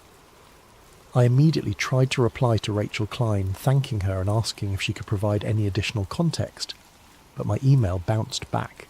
Her address had been deactivated. I called the Dear Public Affairs office and asked to speak with her. The person on the other end of the line said there was no employee by that name in their system. I insisted, reading them the email address directly from the message I had received. They put me on hold for 5 minutes and then came back with the same answer. Rachel Klein did not exist. I hung up and sat in silence, staring at the printed email. She had existed 2 days ago. She had processed my request, sent me a response, and then vanished. Scrubbed from the system as if she had never been there at all. That was when I realised I was no longer playing a harmless game of bureaucratic cat and mouse. I had tripped something. I had asked the wrong question to the wrong person, and now someone, somewhere, was paying attention. But I couldn't stop. Jennifer's voice echoed in my head. "You're married to the story, Marcus." She was right then, and she would be right now. I had to know. Eked 2. Breaching the system. I needed help. I needed someone who understood how the intelligence community worked. Someone who could tell me whether I was being paranoid or whether I'd actually stumbled onto something dangerous. I scrolled through my old contacts, people I had worked with during my war reporting days. Most of them had moved on, taken jobs in the private sector or retired from the field altogether. But there was one name I kept coming back to. Lieutenant Commander James Ortiz, formerly of Naval Intelligence, now working as a consultant for a defence contractor in Maryland. I had met Ortiz during an embed in Afghanistan back in 2017. He was smart, cautious, and deeply cynical about the way the military handled classified information. We had stayed in touch over the years, exchanging the occasional email, meeting for coffee when we were both in the same city. He was one of the few people I trusted to tell me the truth, even if that truth was something I did not want to hear. But there was something else about Ortiz, something I had never told anyone. During that embed, we had witnessed something together. It was 3 a.m, and we were stationed at a forward operating base in Helmand province. I had stepped outside the command tent to get some air, and Ortiz was there, smoking a cigarette and staring at the sky. And then we both saw it. A light, moving in patterns that made no physical sense. Sharp 90-degree turns at impossible speeds. Complete stops mid-flight, hovering for several seconds. Then acceleration that should have generated sonic booms but produced no sound at all. We watched it for maybe 5 minutes before it simply vanished. We never spoke about it. Not that night, not the next day, not ever. It was an unspoken agreement, the kind of thing you pretend didn't happen because acknowledging it would mean confronting something your brain isn't equipped to process. But now I needed to break that silence. I sent him an encrypted message through a secure app we had used before, asking if we could meet in person. He responded within an hour. Tomorrow, usual place. Come alone. The usual place was a diner in Bethesda, a kind of anonymous chain, restaurant where nobody paid attention to anybody else. I arrived early, ordered coffee and waited. Ortiz walked in exactly on time, wearing jeans and a flannel shirt, looking like any other middle-aged guy grabbing lunch. But I could see the tension in his shoulders, the way his eyes swept the room before he sat down. He was scared. He slid into the booth across from me and did not waste time with pleasantries. "What have you gotten yourself into, Marcus?" I pulled out the printed email from Rachel Klein and slid it across the table. He read it, his expression unreadable, and then looked up at me. "Where did you get this?" "FOIA request. I asked about 3i Atlas. 2 days later, the officer who responded to me vanished from the system." Ortiz folded the paper and handed it back to me. He looked around the diner, checking to see if anyone was paying attention, and then leaned in close. "You need to stop. I need to understand what this is. No, Marcus, you need to stop right now. Walk away from this and never mention it again." I leaned forward, matching his intensity. "James, Afghanistan, 2017, 3 a.m, you remember." His face went pale. For a moment I thought he might get up and walk out. But instead he closed his eyes and let out a long, shaky breath. "I knew you were going to bring that up eventually," he said quietly. "I've been waiting for this conversation for 5 years. Then you know I can't walk away. Not now." He was silent for a long moment, staring down at his hands. When he finally spoke, his voice was barely above a whisper. "If you ever see 3i on a document, it means the object was intelligent. manoeuvring with intent and aware of being observed. It is not a project. It is a designation. It means the thing you saw was not just flying. It was thinking. The words hit me like a punch to the gut. So what we saw that night would have been flagged as 3i, yes. And they know. The military, the government. They know these things are intelligent. The government knows a lot of things it does not tell you. 3i is not something they talk about publicly. Because once you admit that something out there is intelligent and aware, you have to start answering very uncomfortable questions. Questions like, what does it want? Why is it here? And what happens if it decides to stop playing nice? What about Atlas? Ortiz shook his head. I do not know what Atlas is. I have heard the name, but only in passing. It is above my clearance. Way above. But I can tell you this. If something gets flagged as 3i and referred to Atlas, it means someone very high up decided the case needed special handling. It means the public will never hear about it. James, I need to know more. I need to understand why they're hiding this. He reached across the table and grabbed my wrist, his grip tight enough to hurt. Listen to me very carefully. After that night in Afghanistan, I was debriefed. 3 men in the civilian clothes showed up at the base the next morning and pulled me into a room. They asked me what I saw. I told them the truth. And then they showed me photographs. Photographs of what? Of people. Dozens of them. People who had reported similar sightings. People who had asked too many questions. People who had tried to go public. And next to each photograph was a date. The date they died. The date they disappeared. Or the date they recanted their story and were never heard from again. His hand was trembling now. They didn't threaten me, Marcus. They didn't have to. They just showed me those photographs and said, this is what happens to people who cannot let things go. Then they walked out, and I never saw them again. But I got the message. Are you telling me they kill people over this? I am telling you that people who dig into 3i have a very bad habit of experiencing sudden accidents, mental breakdowns, or complete reversals where they claim they made everything up. I'm telling you that Rachel Klein is probably fine, probably reassigned to some other department under a different name, but she will never work in F4EA again. And I am telling you that if you keep digging, you will end up in one of those photographs. I pulled my hand back, my mind racing. What if I told you I can't stop? What if I told you that this is the first thing in 2 years that has made me feel alive, that has reminded me why I became a journalist in the first place? Ortiz stared at me, and for a moment I saw something in his eyes that looked almost like pity. Then I would say, your ex-wife was right about you.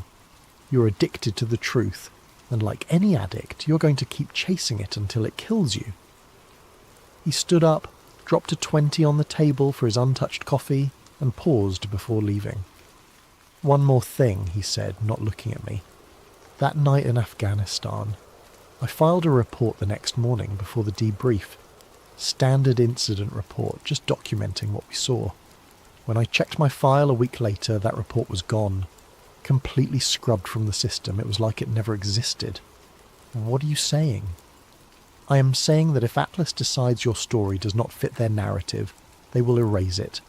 And they are very good at erasing things. He walked out without another word.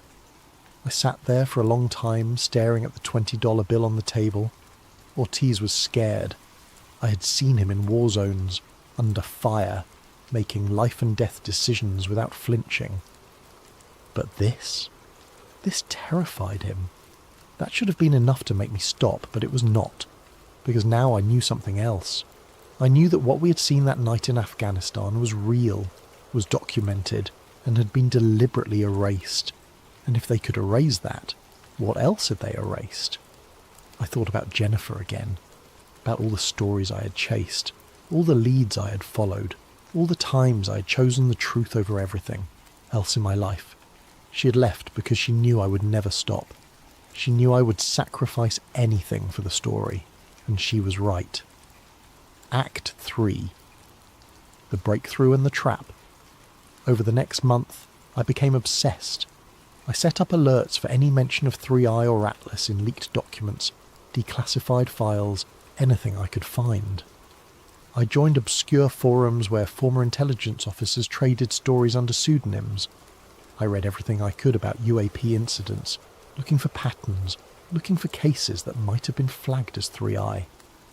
But I also started thinking about Los Angeles, about September 9th, 2016, about the night I had been there.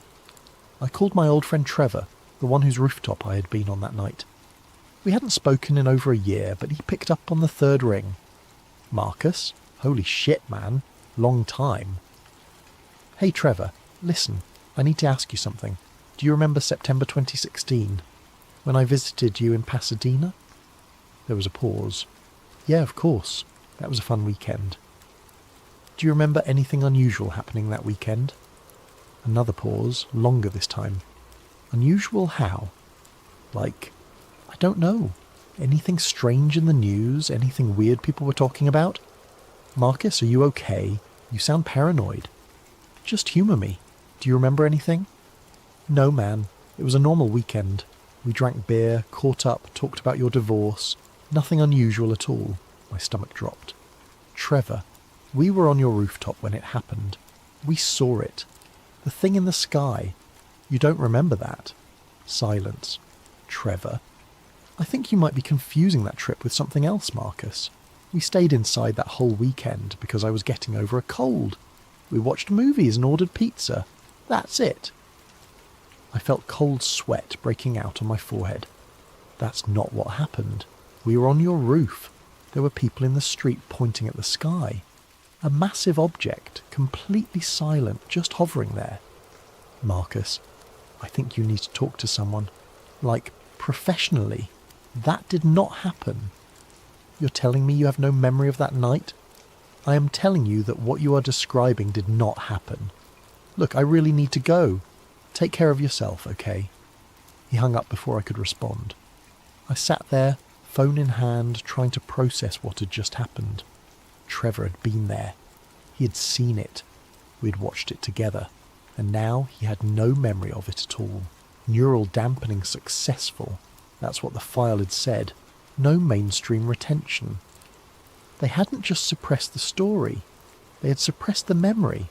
Somehow, they had made thousands of people forget what they had seen. And it had worked so perfectly that even someone who had been standing right next to me, someone I trusted completely, had no recollection of an event that had definitely happened. I felt like I was losing my mind. But I had proof. I had the files. I had the documentation. It was real. I needed more evidence. I needed something concrete that could not be dismissed or explained away. That's when I got lucky. Or unlucky, depending on how you look at it. A friend of a friend, someone who worked as an IT contractor for a defence subcontractor, mentioned in passing that one of the databases he maintained had been breached in a ransomware attack. The breach had been contained, but not before a partial mirror of the database had been copied and leaked online. The leak was small, technical, and of no interest to most people, but he thought I might find it interesting. He sent me a link to a file-sharing site where the leaked data had been posted. It was not the full database, just an inventory. A massive spreadsheet listing case files, reference numbers, dates, and status codes. No actual documents, just metadata. But that was enough. I downloaded the file and opened it on my laptop, my heart pounding as the spreadsheet loaded. There were thousands of entries, maybe tens of thousands. I used the search function to filter by the term 3i. The results made my stomach drop. There were hundreds of entries flagged as 3i verified. Each one included a brief description, a location, a date, and a status update. I scrolled through them, my eyes scanning the descriptions. Jacksonville flyover, July 20th, 2019. Multiple military witnesses. Neural dampening successful. No mainstream retention. Phoenix Lights recurrence, March 15th, 2018. Mass public observation. Atlas intervention. Media suppression effective. Atlantic Ocean encounter, November 3rd, 2020. USS Kid crew interaction. 3I confirmed. Human presence acknowledged.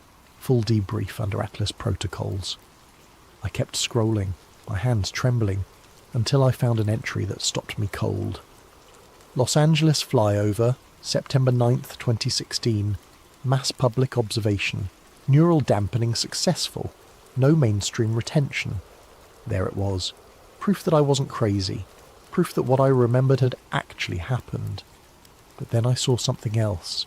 Something that made my hands freeze on the keyboard. There was another entry dated just 2 weeks earlier. Helmand Province, Afghanistan, March 7th, 2017. FOB observation. Military personnel 3I confirmed. Witnesses debriefed. Incident report eliminated. Atlas referral complete. Ortiz and I. That was us. That was our sighting. And it was right there in the database. Documented, classified, and deliberately hidden. I kept scrolling, searching for anything else that might be relevant. And that's when I found the entry that changed everything. Arlington, Virginia, December 21st, 2021. Residential observation, single witness, 3I potential. Subject M. Webb. Monitoring initiated. I stared at the screen, reading and rereading the entry. December 21st. That was yesterday. They weren't just watching the sky. They were watching me. And according to this file, something had been observed in Arlington. Near my apartment, something potentially classified as 3I. I hadn't seen anything. Not yesterday, not any day recently. But according to this file, something had been there. Something intelligent and aware.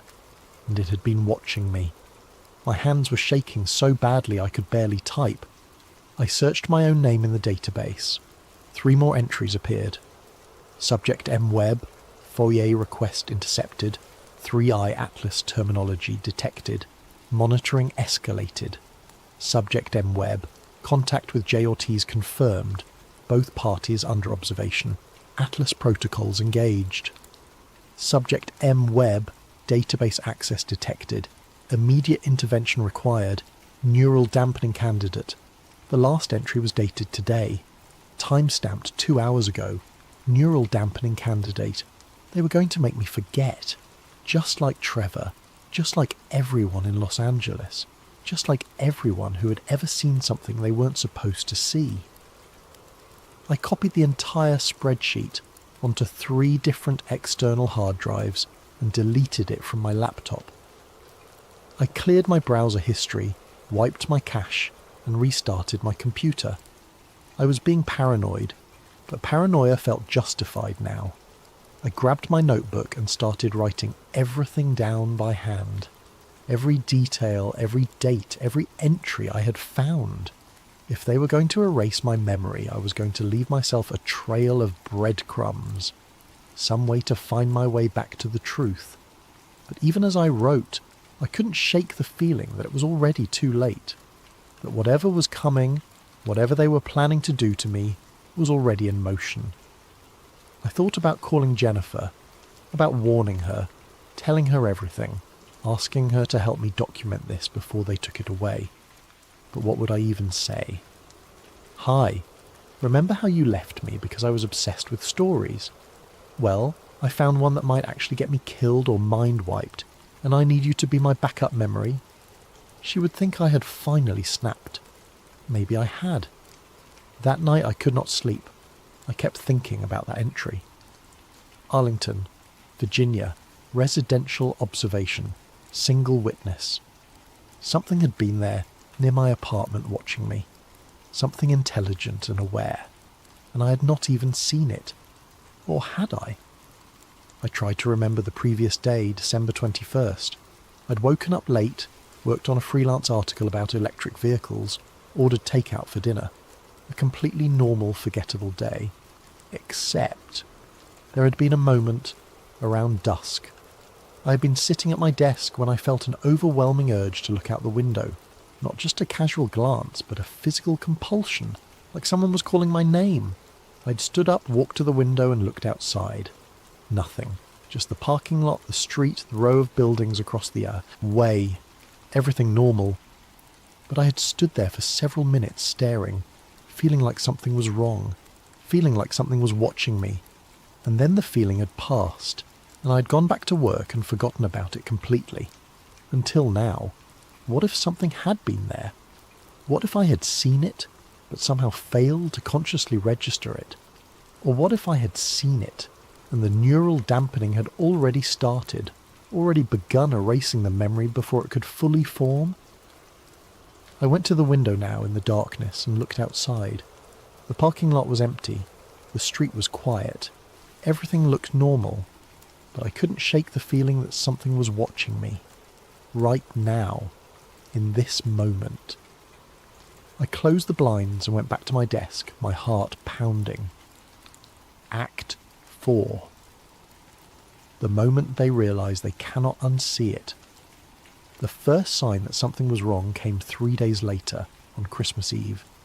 I was sitting in my living room working on a freelance article about renewable energy when I heard a faint scratching sound. It was soft, rhythmic, like fingernails on glass. I looked up and realised it was coming from my television. The TV was off, or at least it should have been. The screen was black, but there was a faint glow around the edges, and the scratching sound continued. As I stared at it, the screen flickered to life, displaying the manufacturer's boot logo. It stayed there for a moment, and then the screen went black again. I walked over and unplugged it from the wall. The screen stayed dark, but the scratching sound continued for another few seconds before finally stopping. I stood there, staring at the dead television, my heart pounding. TVs did not turn themselves on. They especially did not turn themselves on after being unplugged. I grabbed my phone to do a quick search about whether this was a known glitch, but before I could type anything, the screen went black. A second later, it displayed the Apple logo and began a factory reset sequence. I had not initiated a reset. I had not even unlocked the phone. I watched, helpless, as the phone wiped itself clean, erasing years of photos, messages, contacts, everything. When it finally finished, it displayed the setup screen as if it were brand new out of the box. I turned it off and set it on the table, my hands shaking. This was not a coincidence. This was not a glitch. I went to my laptop and tried to connect to my Wi-Fi network. It prompted me to re-enter the password, which was strange because I had been connected just minutes ago. When I entered the password, it rejected it. I tried again, thinking I'd mistyped. Rejected again. I checked my router and found that it had reset itself. But when I logged into the settings, I saw something that made my skin crawl. The network name had changed. It was no longer the default name I had set years ago. Instead, it now read, Federal Resilience Gateway, Node 7. I refreshed the page, thinking it had to be some kind of display error. But it stayed the same. My home network, my private internet connection, had been rerouted through something called a Federal Resilience Gateway. I unplugged the router and sat in the dark, trying to process what was happening. My TV had rebooted itself. My phone had wiped itself. My internet had been hijacked. These were not accidents. These were deliberate actions, coordinated and precise. Someone was inside my system. Someone was watching me.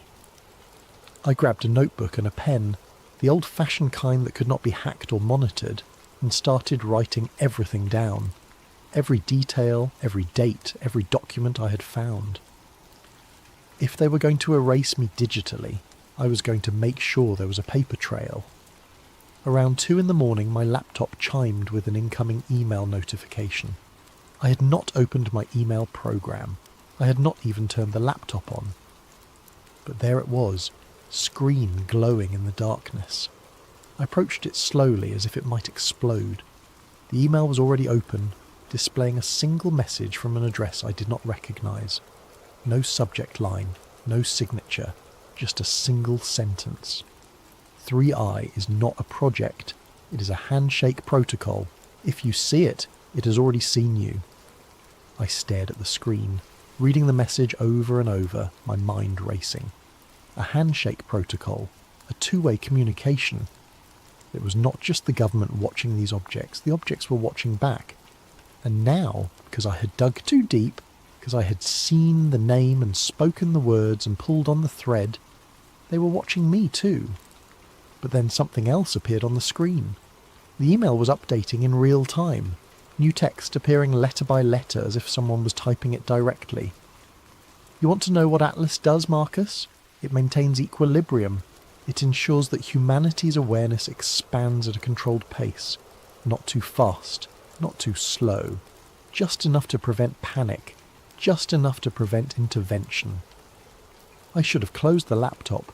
I should have thrown it across the room, but I couldn't move. I couldn't look away. The phenomenon you call 3i has been observing your species for longer than your recorded history. It does not invade. It does not conquer. It observes. It waits. It measures your readiness. And when individuals like you begin to notice, begin to pull on the threads, begin to ask the right questions, Atlas steps in, not to silence you, to prepare you. Prepare me for what? I found myself typing the question before I could stop myself. The response came immediately. For the realization that you are not ready, that your species is still too fragmented, too volatile, too afraid of the unknown to handle the truth. You want disclosure, Marcus. Disclosure would destroy you. It would shatter every power structure, every religious framework, every sense of humanity's place in the cosmos. Atlas exists to prevent that collapse, to manage the transition, to ensure that when the time comes, you will be ready. And what if I go public with what I know? You won't. Because part of you already understands. Part of you has always understood. This is not a cover-up, Marcus. This is a mercy. We could erase your memory right now. We have that capability, but we are not going to. Because you serve a purpose. You and people like you. The seekers, the truth-tellers, the ones who cannot let go. You push the boundaries of collective awareness. You force the conversation forward. And when enough people like you exist, when enough of humanity is asking the right questions, that is when the equilibrium shifts. That is when readiness is achieved. So you're saying I'm being used? We're all being used, Marcus. You by your need for truth, us by our mandate to observe, them by their nature to watch and wait. The only question that matters is whether you can live with the knowledge you now possess, whether you can carry this weight without breaking, whether you can continue to seek the truth knowing that the truth is not meant to set you free. It is meant to prepare you for a reality you cannot yet comprehend. The typing stopped, the screen went black, and then slowly my laptop powered down on its own. I sat there in the darkness, my mind reeling. Was that real? Had I just had a conversation with Atlas? Or had I imagined the whole thing? Was I losing my mind? I looked down at my hands and realised they were shaking. I realised I was crying and had no memory of when the tears had started. Jennifer's voice echoed in my head again. You're married to the story, Marcus. But what if the story didn't want me? What if the truth wasn't something I could possess, but something that possessed me? Act 5. The weight of knowing. The days after Christmas blurred together. I stopped sleeping properly. I stopped eating regular meals. I would sit at my kitchen table for hours, surrounded by printouts and handwritten notes, trying to make sense of what had happened. I tried to reach Ortiz again, but his number was disconnected. I tried to find him online, but his LinkedIn profile had been deleted, his social media account scrubbed. It was as if he had never existed. I thought about going to the media, about taking everything I had to a major news outlet. But every time I tried to organise the material, I realised how insane it all sounded. A stamp on classified documents, a vanished FOIA officer, an email conversation with an AI or entity claiming to be Atlas, a database entry about me being monitored. Without Trevor's corroboration of the Los Angeles event, without Ortiz to verify the Afghanistan sighting, without Rachel Klein to confirm the email she sent, I had nothing. Just the word of a disgraced journalist with a history of obsessive behaviour and a failed marriage. They had been right.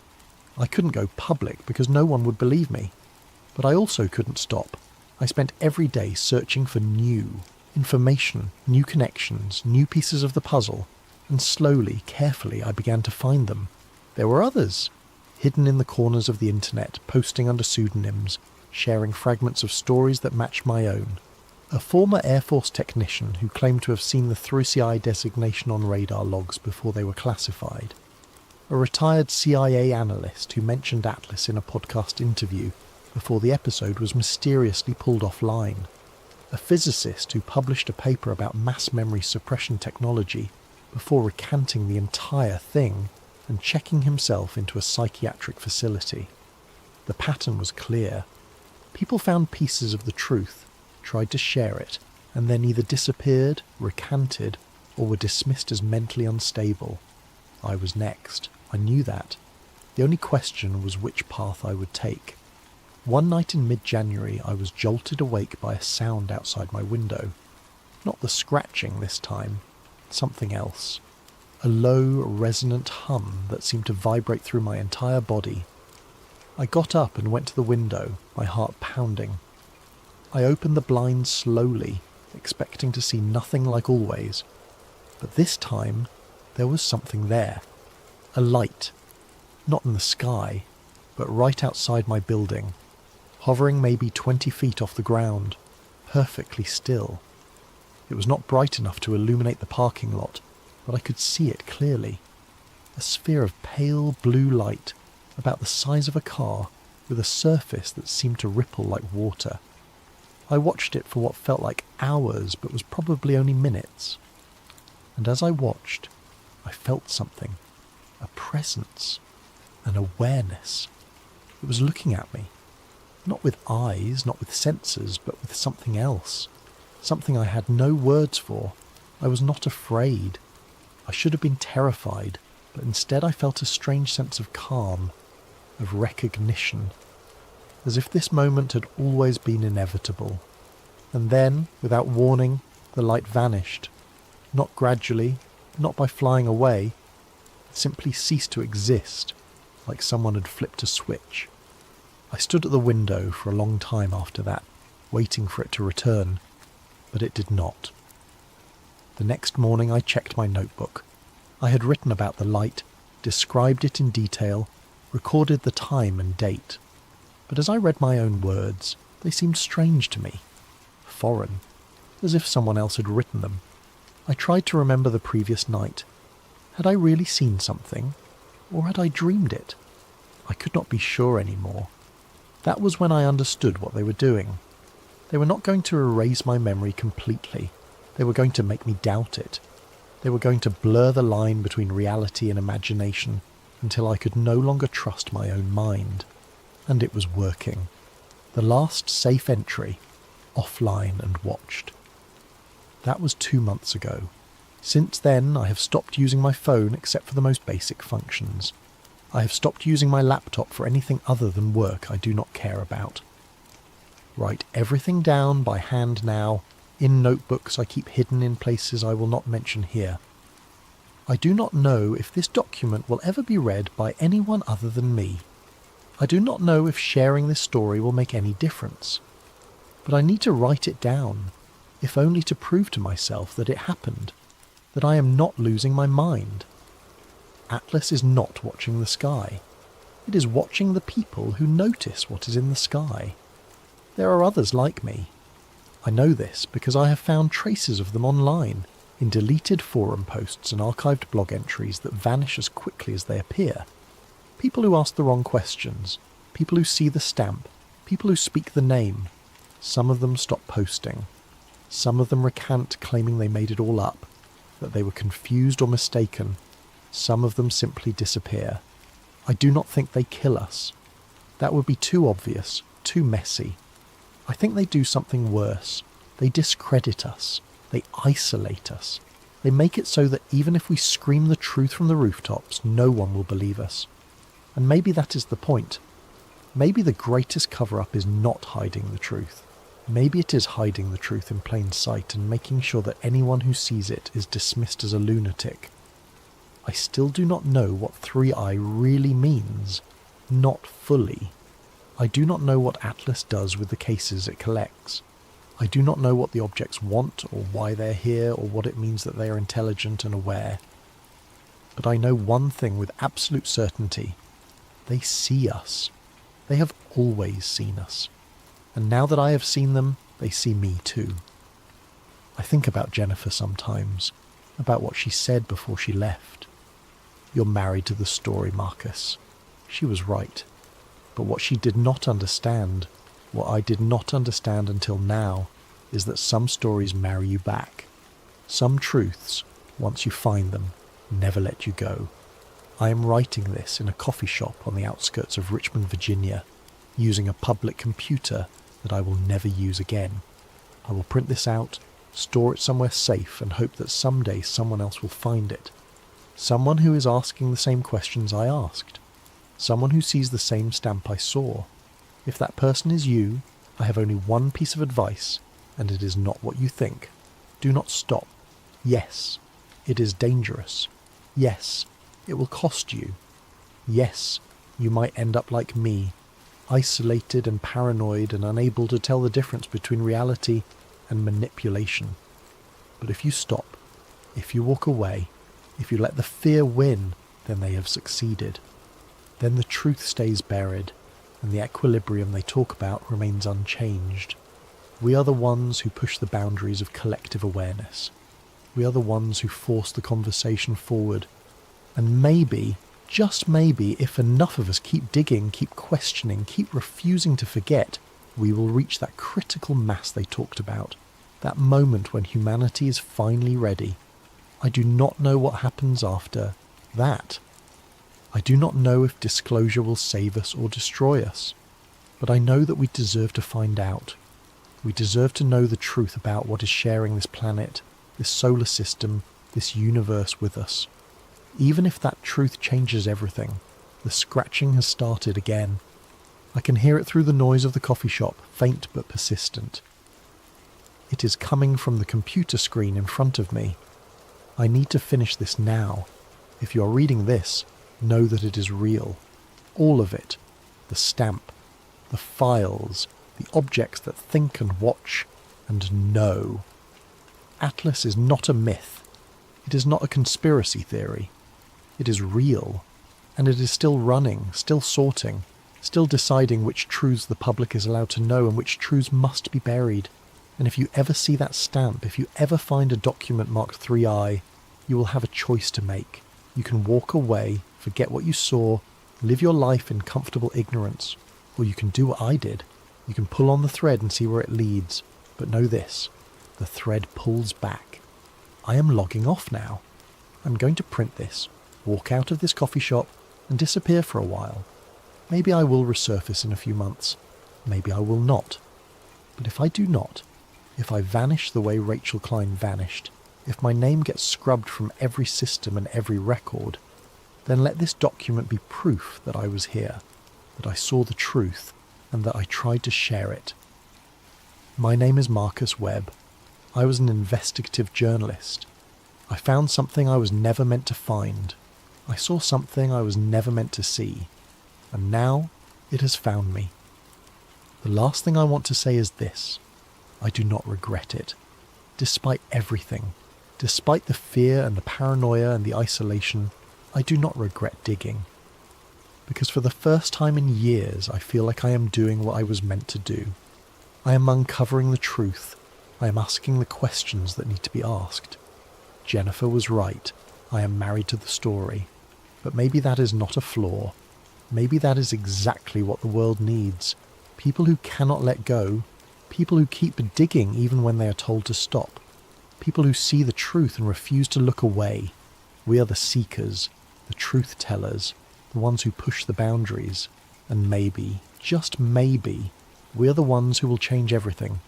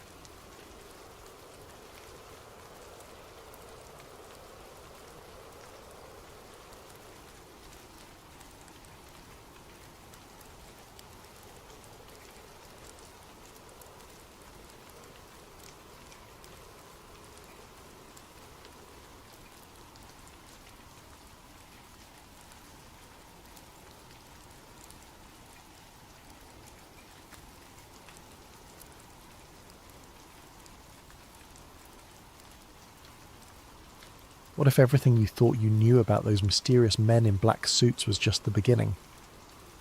Tonight's story comes from a video suggestion by Kelly Dooley, and it's one that will make you question every shadow at your window and every unexplained silence in your neighbourhood. If you enjoy these spine-chilling tales, please like and subscribe to Sleep Theories, and don't forget to leave your own scary story suggestions in the comments below. Now, let's dive into a tale of surveillance, secrets, and the terrifying price of knowing too much. The October wind carried the smell of dying leaves and something else I couldn't quite place as I pulled into the gravel driveway of 1247 Maple Street. Something metallic and stale, like coins left too long in stagnant water. I'd been working welfare checks for Millfield County for 3 years, and that smell usually meant one thing: I was too late. Henry Mallory's house sat like a dark wound against the grey afternoon sky. Every window was covered with what looked like blackout curtains, the kind photographers use, but these were different somehow, thicker, more deliberate. The mailbox overflowed with weeks of accumulated mail, and newspapers in yellow plastic bags lay scattered across the brown lawn like forgotten promises. And I knocked on the front door, calling out the standard greeting I'd rehearsed hundreds of times. "Mr. Mallory, this is Jamie from Millfield County Social Services. We're here for a wellness check." The words echoed back at me, swallowed by the unnatural quiet that seemed to press against the house from all sides. No answer, no movement, not even the shuffle of slippered feet or the distant sound of a television that usually accompanied these visits. I tried the door handle, locked, walked the perimeter, checking windows, looking for any sign of life or entry. The blackout curtains were installed on the inside of every single window, creating an impenetrable barrier between the interior and the outside world. When I pressed my ear against the glass of what might have been a living room window, I heard something that made my skin crawl. The steady hiss of television static playing endlessly like white noise. The spare key was exactly where Mrs. Henderson next door said it would be, under the ceramic frog by the back steps. As I turned it in the lock, that metallic smell hit me full force, and I knew what I was walking into. Henry Mallory sat in a brown recliner facing an old cathode ray television, the screen filled with dancing static. His head was tilted back at an unnatural angle, mouth slightly open, eyes fixed on something I couldn't see. The calendar on the kitchen wall was still turned to October 15th, though today was the 29th. 2 weeks. Maybe longer. The house felt wrong in a way that went beyond death. It was too quiet, even accounting for the obvious. No hum of a refrigerator, no ticking clocks, no settling sounds that old houses make. Just that constant static from the television, and a silence so complete it felt like being underwater. I called the coroner and settled in to wait, doing my job of securing the scene and documenting what I found. That's when I really started looking around. Every surface was covered in a thin layer of dust except for well-worn paths between the kitchen, bathroom and living room. But what caught my attention were the notebooks, dozens of them, stacked on every available surface filled with Henry's spidery handwriting. I opened one at random, October 3rd, 2025. Black sedan, licence obscured, parked across street 11:47 p.m. to 4:23 a.m. 2 occupants, no movement. September 28th, 2025. Phone rang 17 times between 2 a.m. and 5 a.m. No voice when answered. September 15th, 2025. Footprints in garden. Size unknown. Pattern suggests standing in place for extended period. Page after page of similar entries going back months. I flipped to earlier notebooks and found the dates stretched back years. Decades even. All documenting the same kinds of things. Unexplained visitors, strange cars, odd occurrences that might seem mundane to anyone else but had clearly consumed Henry Mallory's life. The coroner arrived as the sun was setting, casting long shadows through the spaces between the blackout curtains. Patricia Williams had been doing this job longer than I'd been alive, and she took one look at Henry and shook her head. "Natural causes," she said, checking his pulse points and examining his eyes with a small flashlight. "Heart, probably. Happens all the time with folks his age, especially the isolated ones. Body's been here about 2 weeks, maybe a bit more." As she worked, I found myself drawn to those notebooks, flipping through pages of meticulous documentation that painted a picture of a man living in constant fear of being watched. The handwriting grew shakier in the more recent entries, but never stopped. Right up until the day he died, Henry Mallory had been taking notes. "You okay?" Patricia asked as she finished her examination. "You look pale." "Just the smell," I lied, though the truth was something about this place was getting under my skin. "How long until you can remove the body?" "Van's on the way. Should be another hour or so." She packed her equipment back into her black bag. "You staying to secure the house?" I nodded. It was standard protocol. Someone from the county had to stay until next of kin were notified and arrangements made for securing the property. Henry had a nephew in California who wouldn't arrive for several days, according to our records. After Patricia left, the house seemed to grow even quieter. I wandered through the rooms, clipboard in hand, documenting personal effects for the estate. That's how I found the basement door. It was in a narrow hallway between the kitchen and what had once been a dining room but now served as Henry's filing system. More notebooks, folders full of newspaper clippings, and boxes labelled with dates stretching back to the 1970s. The basement door was painted the same dingy white as the walls, but what made it stand out was the heavy padlock securing it shut. I tried the handle anyway, locked tight. The padlock was new, industrial grade, not something you'd pick up at a hardware store. Someone had wanted to keep that door very securely closed, or keep something very securely contained. I made a note on my report. Basement access secured with padlock. Key location unknown. Will require locksmith for estate inventory. But as I wrote those words, I found myself staring at that door and wondering what Henry Mallory had thought was important enough to lock away so completely. The van arrived to collect Henry's body just as full darkness fell. I helped load him up, signed the necessary paperwork, and watched the taillights disappear down Maple Street. Then I was alone in the house with nothing but static from the television and the growing certainty that I was missing something important. Before I left, I turned off the television. The silence that followed was so complete, it felt like a physical presence. I stood there for a moment, listening to nothing, then flicked the switch back on. The static resumed, filling the void. Some silences I was learning were worse than noise. I couldn't stop thinking about that padlocked door. 3 days after we'd removed Henry's body, I was back at 1247 Maple Street with a locksmith named Pete, who charged the county $50 to cut through security hardware. The nephew in California had given permission over the phone for a complete inventory of the property, and I was determined to be thorough. "Heavy-duty stuff," Pete muttered as he examined the padlock. Guy really didn't want anyone getting in there. The lock gave way with a sharp crack, and the basement door swung open to reveal wooden stairs descending into darkness. I fumbled for a light switch and found one just inside the doorframe. A single bare bulb illuminated a stairway that looked like it hadn't been disturbed in years. "You want me to stick around?" Pete asked, peering down into the basement. "No, I've got it from here. Thanks." After he left, I stood at the top of those stairs for a long time, flashlight in hand even though the overhead light was working. Something about descending into Henry Mallory's locked basement felt like crossing a line I couldn't uncross. The stairs creaked under my weight, but they held. The basement was larger than I'd expected, running the full length of the house with a low ceiling and concrete walls that had been painted white decades ago. Now they were stained with moisture and age, creating abstract patterns in the dim light. But what took my breath away were the shelves. They lined every wall, floor to ceiling, packed with VHS tapes in neat rows like a video store from the 1980s. Each tape was labelled in Henry's careful handwriting with dates: March 15th, 1978, August 22nd, 1981, November the 7th, 1985. The dates went on and on, hundreds of them, stretching from the late 70s all the way up to 2004.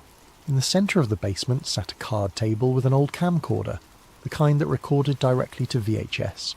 Beside it were boxes of film reels, some so old the labels had faded to illegibility. More notebooks, these ones bound in black leather, filled with the same spidery handwriting I'd seen upstairs. I pulled one notebook at random and opened it. June 12th, 1983. Witness, Morrison, J. Reports lights over reservoir. Local paper runs story page 3. Black sedan arrives outside Morrison residence June 14th. Morrison recants story June 15th. New statement, thought it was airplane. June 18th, 1983. Two men in dark suits visit newspaper office. Editor Thompson nervous when asked about Morrison story. Refuses to discuss. June 20th, 1983. Morrison family leaves town suddenly. House sold within week to cash buyer. No forwarding address. Page after page of similar entries, documenting what appeared to be a pattern of witness intimidation following unexplained sightings around Millfield. But it was more than just documentation. Henry had been actively investigating these incidents for decades. I moved to the shelves and pulled a tape at random. September 3rd, 1987 was written on the label in Henry's neat script. Below that, in smaller text, Diner, 2 a.m. There was a VHS player on a small television in the corner of the basement.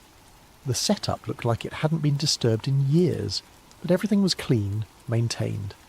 Henry had been coming down here regularly. I slotted the tape into the player and pressed play. Grainy footage showed the interior of Henry's car at night, dashboard illuminated by streetlights. Through the windshield, I could see the Millfield Diner, a local institution that had been serving coffee and pie to night shift workers and insomniacs for as long as anyone could remember. Henry's voice came through the speaker, younger but recognisable. September 3rd, 1987, 2:15 a.m. Two vehicles in parking lot besides mine, waiting for target to emerge. The camera stayed focused on the diner's front entrance. After several minutes of nothing, a man emerged, middle-aged, wearing work clothes, moving quickly toward a pickup truck parked under a streetlight. Before he could reach his vehicle, two figures approached from the shadows. Tall men in dark suits, their faces difficult to make out in the grainy footage. They moved with an odd, synchronized precision, intercepting the worker before he could reach his truck. I leaned closer to the screen, trying to make out details.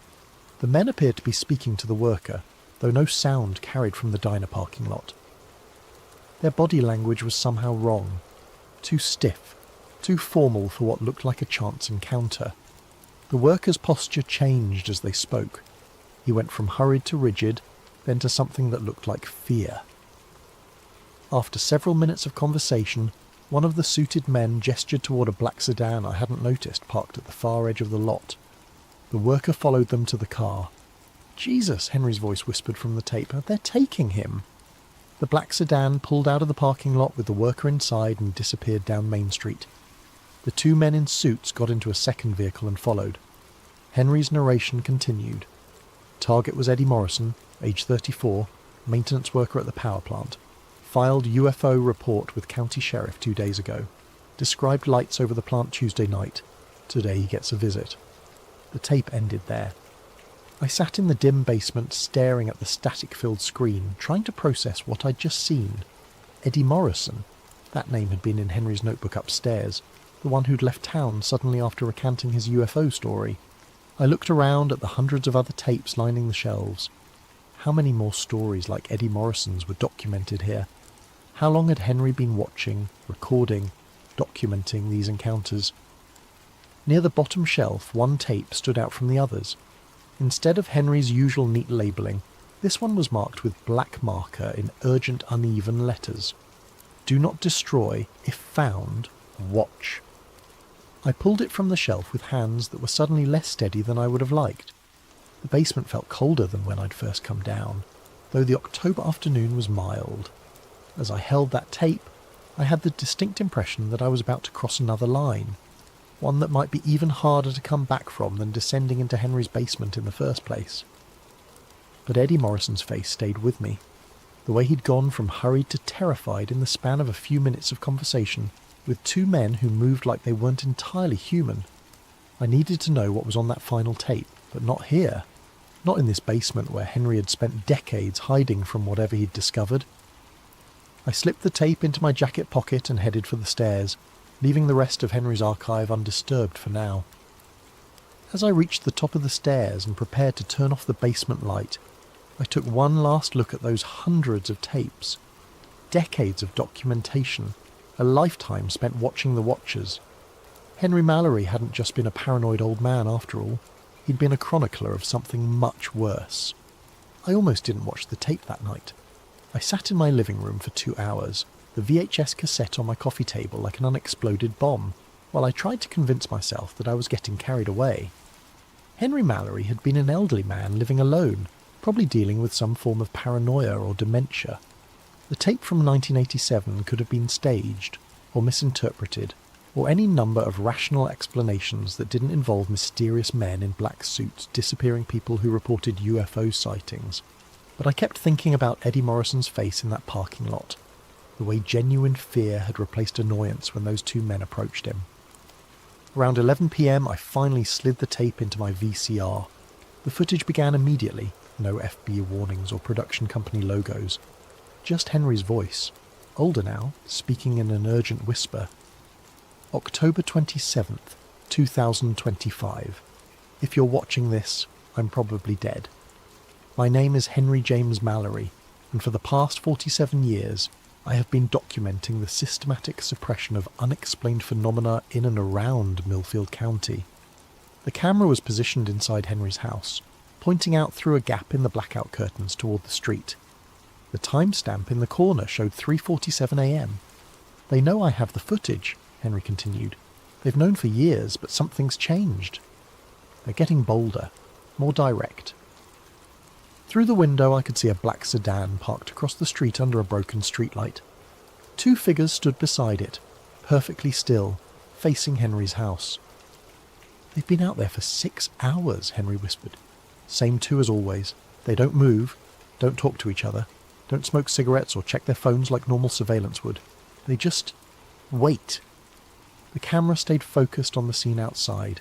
In the poor lighting it was difficult to make out details of the 2 figures, but something about their posture was deeply unsettling. They stood too straight, too perfectly aligned, like mannequins positioned by someone who had only a theoretical understanding of how humans were supposed to look while waiting. I started filming them in 1978, Henry's narration continued. Back then I thought I was documenting some kind of government cover-up. CIA, NSA, something like that. Men in black suits showing up after UFO sightings to intimidate witnesses. It's a well-known phenomenon. On screen one of the figures turned slightly, and for just a moment the angle of the streetlight illuminated what might have been a face. Pale, angular features that looked somehow wrong, though I couldn't pinpoint exactly why. But government agents would change shifts. They'd have backup. They'd show signs of fatigue or boredom during long surveillances. These things, they never change. I've filmed the same 2 figures for 47 years and they haven't aged a day. The timestamp jumped forward, 4:23 a.m. The figures hadn't moved. I made mistakes early on, Henry continued. Got too close to witnesses, asked too many questions. That's when they started watching me instead of just cleaning up after sightings. Been living like this for decades now, documenting everything, hoping someone would eventually find the evidence. Another time jump, 5:15 a.m. The figures were gone, but the black sedan remained. The car will stay until sunrise, Henry said, as if reading my thoughts. Then it'll drive away. No engine noise, never any engine noise. And tonight will be just like the last 15,000 nights, except... There was a long pause in the narration. When Henry spoke again, his voice had changed. More tired, resigned. Except I think they're done waiting. I found something 2 days ago. Something that explains what they are and why they're here. I hid it in the usual place, but I don't think that's going to matter anymore. The camera shifted slightly, and I caught a glimpse of Henry's reflection in the window glass. He looked exactly as I'd found him in that recliner. Elderly, frail, wearing the same clothes he'd died in. If you're watching this tape, do not try to find the other footage. Do not ask questions about what happened to the witnesses. Do not go looking for explanations. His voice carried a weight of desperate sincerity. Just walk away. Some knowledge isn't worth having. The tape went to static. I rewound it and watched again, paying closer attention to details I'd missed the first time. The timestamp showed this had been recorded just 2 days before I'd found Henry's body, which meant he'd made this final recording knowing he was about to die. But knowing how? Natural causes, the coroner had said. Heart failure brought on by stress and age. Nothing suspicious about it. On the third viewing, I started taking notes. The license plate on the sedan was obscured, just like in Henry's notebooks. The two figures never made any gestures or movements that looked definitively human. And there was something about the way they stood that reminded me of how store mannequins were positioned. Anatomically correct, but lacking the subtle, unconscious shifts that living people made even when trying to stand perfectly still. I paused the tape when the streetlight briefly illuminated one of the faces and tried to make out features. Pale skin, sharp cheekbones, dark hair. Nothing that would seem unusual in normal circumstances, but in this context everything about them felt wrong. The rational part of my mind kept insisting that this was all explainable. Hidden camera footage from a paranoid elderly man, possibly staged, definitely biased by his preconceived notions about government conspiracies and UFO cover-ups. But another part of my mind, a part I usually tried to ignore, kept thinking about how quiet Henry's house had been. How the silence had felt oppressive, unnatural. How those blackout curtains had been installed with the kind of meticulous care that came from genuine long-term fear. I ejected the tape and sat in my living room until dawn, staring out my own windows at the empty street. No black sedans, no figures standing under streetlights. But for the first time in 3 years of living in this house, I found myself getting up every few minutes to check the locks. I went back to Henry's house the next morning with a box of blank VHS tapes and a portable television. If I was going to understand what had happened to him, I needed to see more of his documentation. The nephew in California had given the county permission to dispose of the contents as we saw fit, which meant I had legal access to everything in that basement archive. What I found was a systematic documentation of 47 years of witness intimidation that followed the same pattern with disturbing consistency. The earliest tapes, dating back to 1978, were filmed with equipment that produced grainy, unstable footage. But even in those early recordings, the same two figures appeared. Always the same black sedan. Always the same methodical approach to witnesses who had reported unexplained phenomena. July 14th, 1979 showed a farming family outside their house being questioned by the suited figures after reporting strange lights over their property. The farmers had initially seemed defiant, but their body language changed as the conversation progressed. By the end of the encounter, they were nodding eagerly, agreeing to something I couldn't hear. March 22nd, 1981 captured footage of the same two figures entering the Millfield Gazette office after the newspaper ran a story about multiple UFO sightings over the reservoir. The editor, who Henry identified in his narration as Thompson, R, 15 years experience known for integrity, emerged from the meeting looking pale and shaken. November the 8th, 1983, documented the figures visiting a local auto mechanic who'd reported seeing a disc-shaped object hovering over the interstate. The mechanic's initial statement to police had been detailed and confident. After the visit, he claimed he'd been mistaken, probably saw a helicopter. Tape after tape showed the same story. Witnesses reported something unexplained. The story appeared in local media or police reports. The two figures appeared. The witnesses recanted their stories and often left town shortly afterward. But what made my blood run cold was the consistency of the figures themselves. In 1978, they looked exactly the same as in Henry's final tape from 2025. Same height, same build, same angular features when the camera caught them in the right light.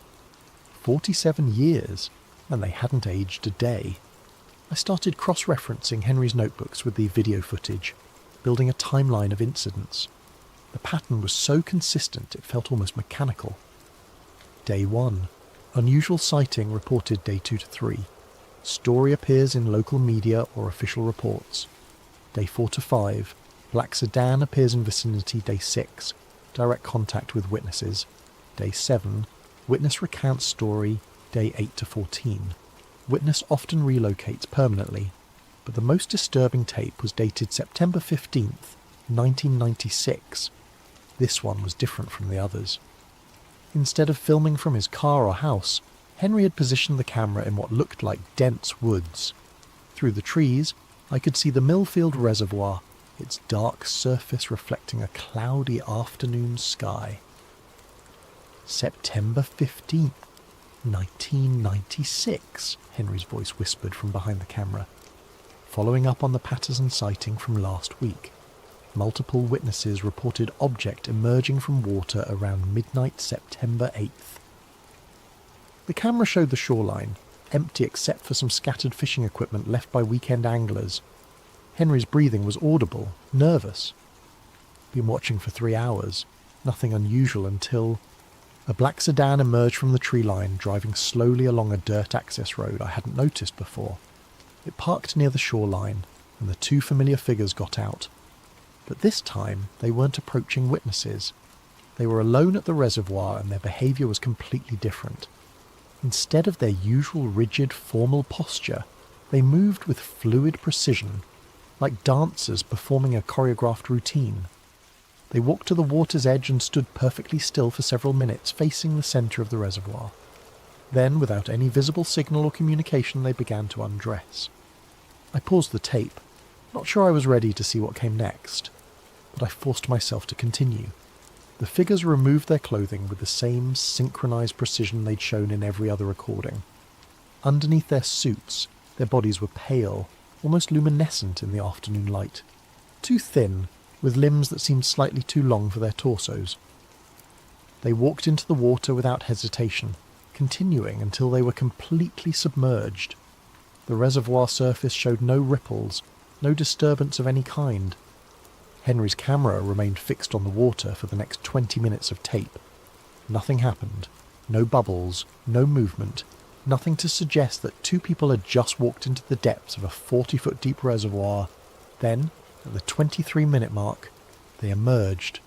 But they didn't surface like drowning victims or swimmers coming up for air. They simply appeared at the water's edge, as if they had materialised there. Completely dry. They dressed with the same mechanical precision and returned to their vehicle. As the black sedan drove away, Henry's whispered narration resumed. I don't think they're human. The tape ended there. I sat in Henry's basement for a long time after that, staring at the static-filled screen and trying to process what I'd just seen. Every rational explanation I could think of fell apart under scrutiny. Special effects didn't exist in 1996 that could create that kind of footage, especially not for an amateur filmmaker using a home video camera. I looked around at the hundreds of remaining tapes and realised I'd barely scratched the surface of Henry's documentation. How much more evidence was stored in this basement? How many more incidents had he recorded over nearly 5 decades? But more importantly, if these figures weren't human, what were they?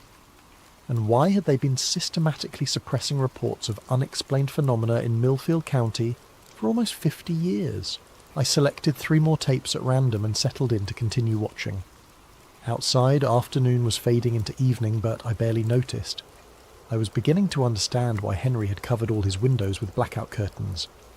Some things were better observed from the shadows. The next tape, dated April 7th, 2001, showed the 2 figures visiting an elderly woman at her farmhouse outside town. She had reported seeing lights in formation, moving across her property for 3 consecutive nights. The footage was clearer than the earlier recordings. Henry had upgraded his equipment by then. I watched the figures approach the woman's front door with their characteristic synchronised movement. She answered their knock, spoke with them for approximately 15 minutes, then nodded several times before closing the door. 3 days later, according to Henry's notes, she died of a heart attack. Natural causes, the coroner had ruled. No signs of violence or foul play. But watching the tape, I noticed something chilling about the encounter. During the entire 15-minute conversation, the woman never looked directly at either of the figures. Her eyes remained fixed on a point somewhere between them, as if she was physically unable to make direct eye contact. The 4th tape was even more disturbing. December 23rd, 2003 showed the interior of what I recognised as the Millfield Diner. the same location where Eddie Morrison had been approached 16 years earlier. But this time, the camera was positioned inside the restaurant, apparently hidden among the decorations or equipment. The timestamp showed 11:47 p.m. The diner was nearly empty, just a waitress behind the counter, a cook visible through the kitchen window, and one customer seated at a booth near the back. The customer was a young man, maybe early 20s, wearing a Millfield Community College sweatshirt. He was working on what looked like homework while eating a piece of pie. At 11:52, the two figures entered the diner. They moved to the young man's booth and slid into the seat across from him. Unlike their usual approach to witnesses in parking lots or outside homes, this encounter was happening in public, in front of witnesses. But the waitress and cook continued their work as if nothing unusual was happening. They didn't even glance in the direction of the booth where three people were now engaged in what appeared to be an intense conversation. The young man's body language progressed through the same stages I'd seen in other encounters. Initial confusion, growing alarm, then fearful compliance. After approximately 10 minutes, he gathered his books and left the diner with the two figures. The waitress and cook never looked up. It was as if the encounter had been completely invisible to everyone except the target and whoever was operating Henry's hidden camera. I rewound the tape and watched it again, focusing on the background. The waitress moved through her routine, wiping down counters, refilling coffee, checking orders, but her movements had a mechanical quality that reminded me of the figures themselves. The cook was equally robotic, flipping burgers and cleaning the grill with precise, repetitive motions. Neither of them had blinked during the entire encounter. The fifth and final tape I watched that day was dated August 14th, 2004, the most recent in Henry's collection, before the long gap leading up to his final recording in 2025. This one showed Henry himself. The camera was positioned to show a mirror, reflecting Henry as he sat at his kitchen table in the middle of the night. He looked younger than when I'd found his body, but already showed signs of the stress that would consume the final decades of his life. August 14th, 2004, he said to his reflection, "I think I understand now what they are and why they're here." He held up a manila folder thick with documents and photographs. It took me 26 years to piece it together, but I finally have enough evidence to prove what's been happening in Millfield County. These aren't government agents. They aren't human at all. Henry opened the folder and spread its contents across the table. Even in the mirror's reflection, I could see newspaper clippings, photographs, and what looked like official documents. They're some kind of watchers. Guardians, maybe. Their job is to maintain the cover-up, to make sure that certain kinds of information never become public knowledge. They've been doing it for decades. Maybe longer. He picked up one of the photographs and held it toward the mirror. It showed the reservoir, but from an angle I didn't recognise. The water was different, clearer, with something visible beneath the surface. "The reservoir isn't natural," Henry continued. "It was built in 1962 over an existing site. Government records show geological anomalies in the area dating back to the 1940s. Military interest in the region, classified research projects." He set down the photograph and picked up what looked like a government document with heavy black redactions. "I think they're guarding something that was discovered here decades ago, something the public can't be allowed to know about. And these two entities, they're part of whatever was found." Henry's reflection looked directly into the camera, and I saw genuine terror in his eyes. "I'm going to hide this evidence tomorrow. If something happens to me, if they finally decide I know too much, maybe someone will eventually piece together the truth." The tape ended with Henry beginning to repack the folder. I sat in the basement until well after dark, surrounded by decades of documentation that painted a picture so far outside normal reality that I could barely process it. But the evidence was overwhelming, consistent, methodical. Whatever Henry Mallory had discovered, he'd spent the rest of his life documenting it with the dedication of a true believer and the precision of a trained investigator. And now, 21 years later, someone had found his final message. As I packed up the tapes I'd watched and prepared to leave the basement, I noticed something I'd missed earlier. One section of shelving was completely empty, a gap where perhaps a dozen tapes should have been stored. According to the labels on either side of the empty space, the missing tapes covered the period from 2005 to 2025. 20 years of documentation gone. But gone where and when? I had a terrible suspicion that I already knew the answer.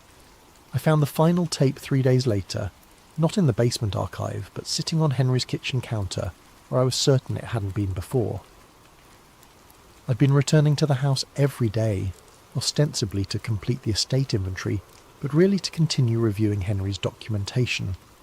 Each time I entered, I made a mental note of how everything was positioned, a habit that had developed from 3 years of conducting welfare checks in homes where details mattered. The tape sat next to the coffee maker, labelled in Henry's familiar handwriting, October 25th, 2025.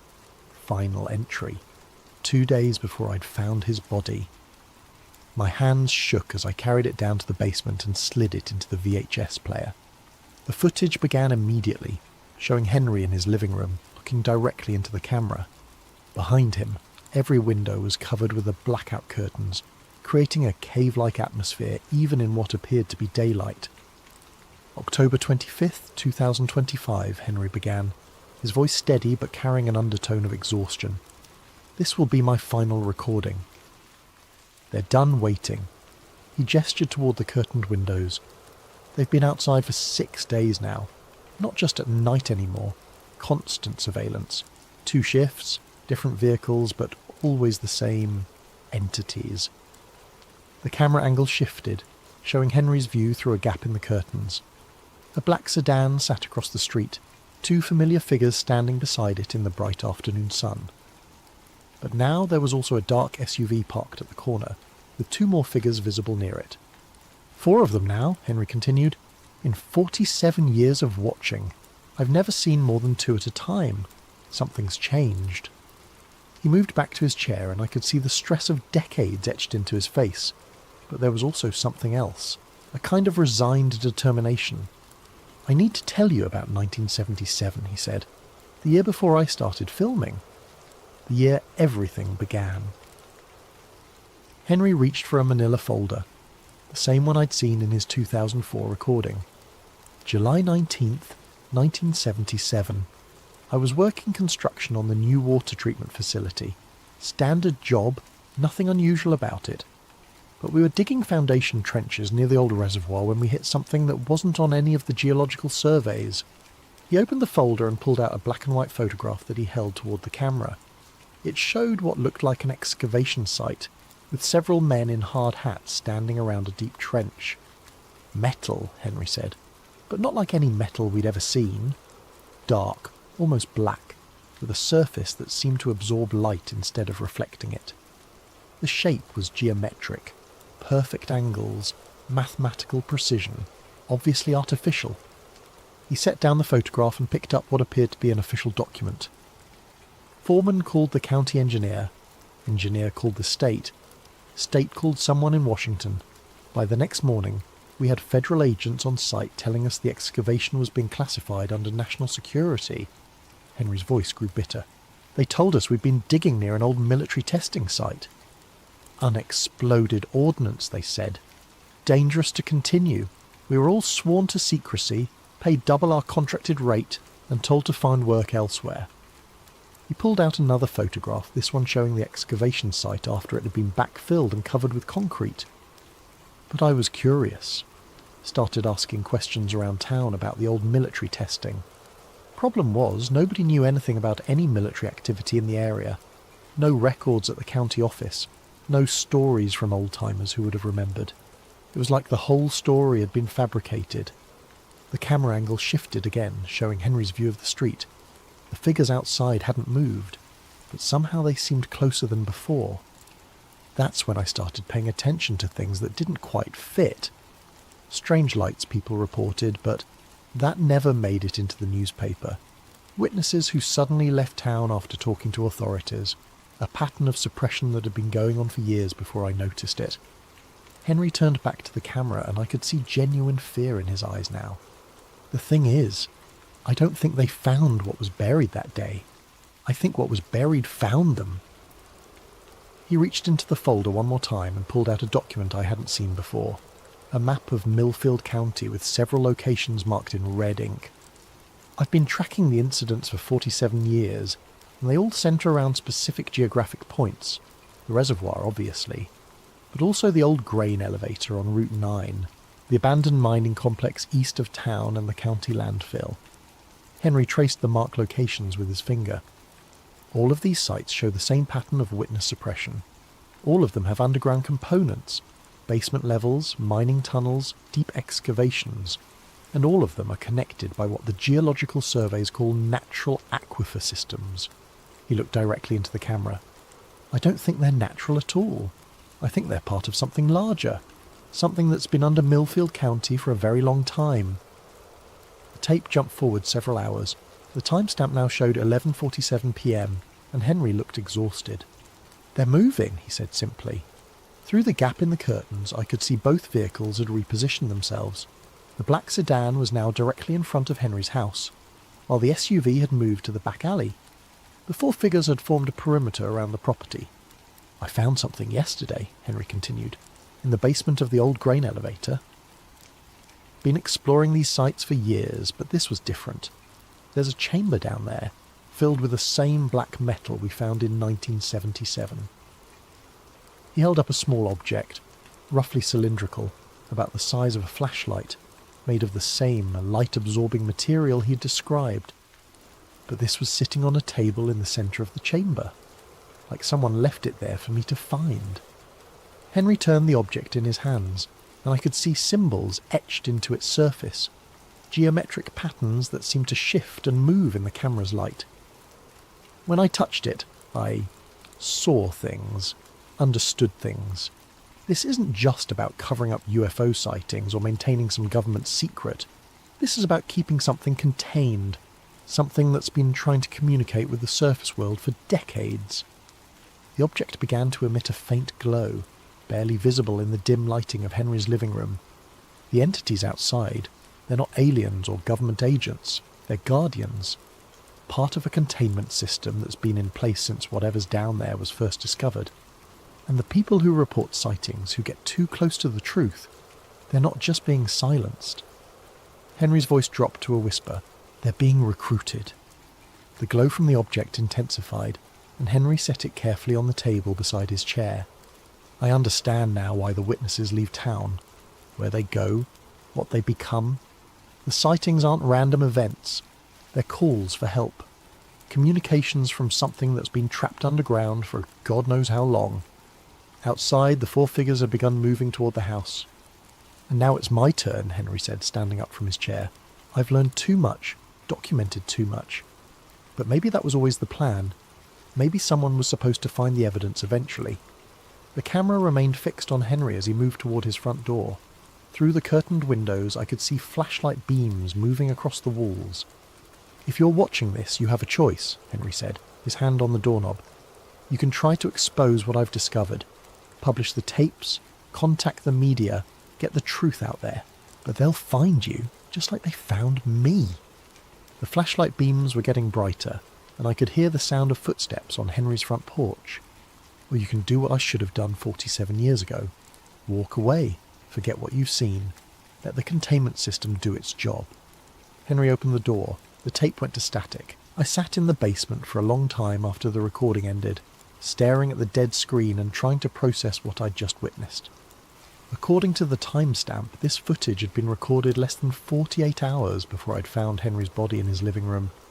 But the coroner had ruled it natural causes, heart failure, no signs of violence or struggle. I rewound the tape and watched the final moments again, looking for details I'd missed. When Henry opened the door, there was a brief glimpse of the figures outside, tall, pale, wearing their characteristic dark suits. But in that instant before the tape cut to static, I caught something I hadn't noticed before. They weren't alone. Behind them, barely visible in the darkness, stood other figures, dozens of them, forming a crowd that stretched beyond the range of the camera.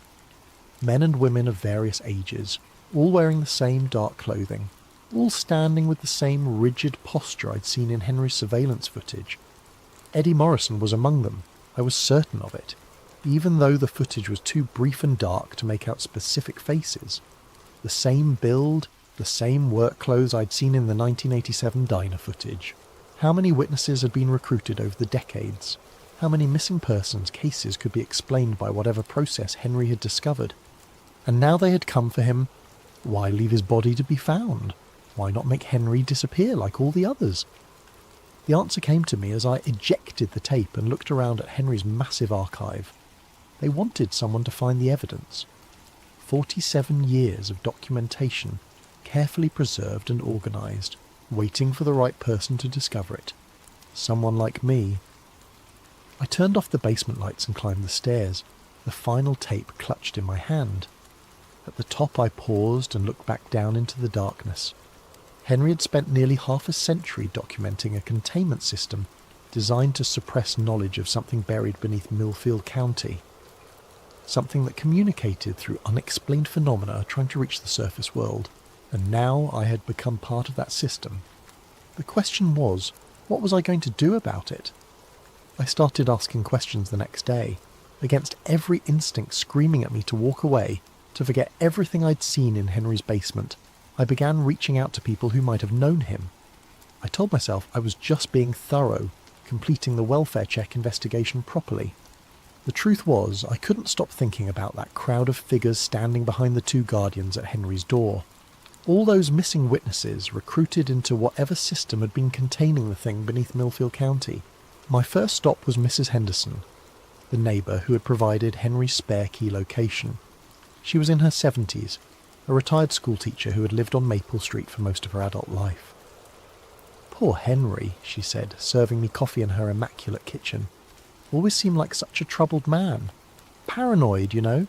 Always peeking through those awful curtains, writing in those notebooks.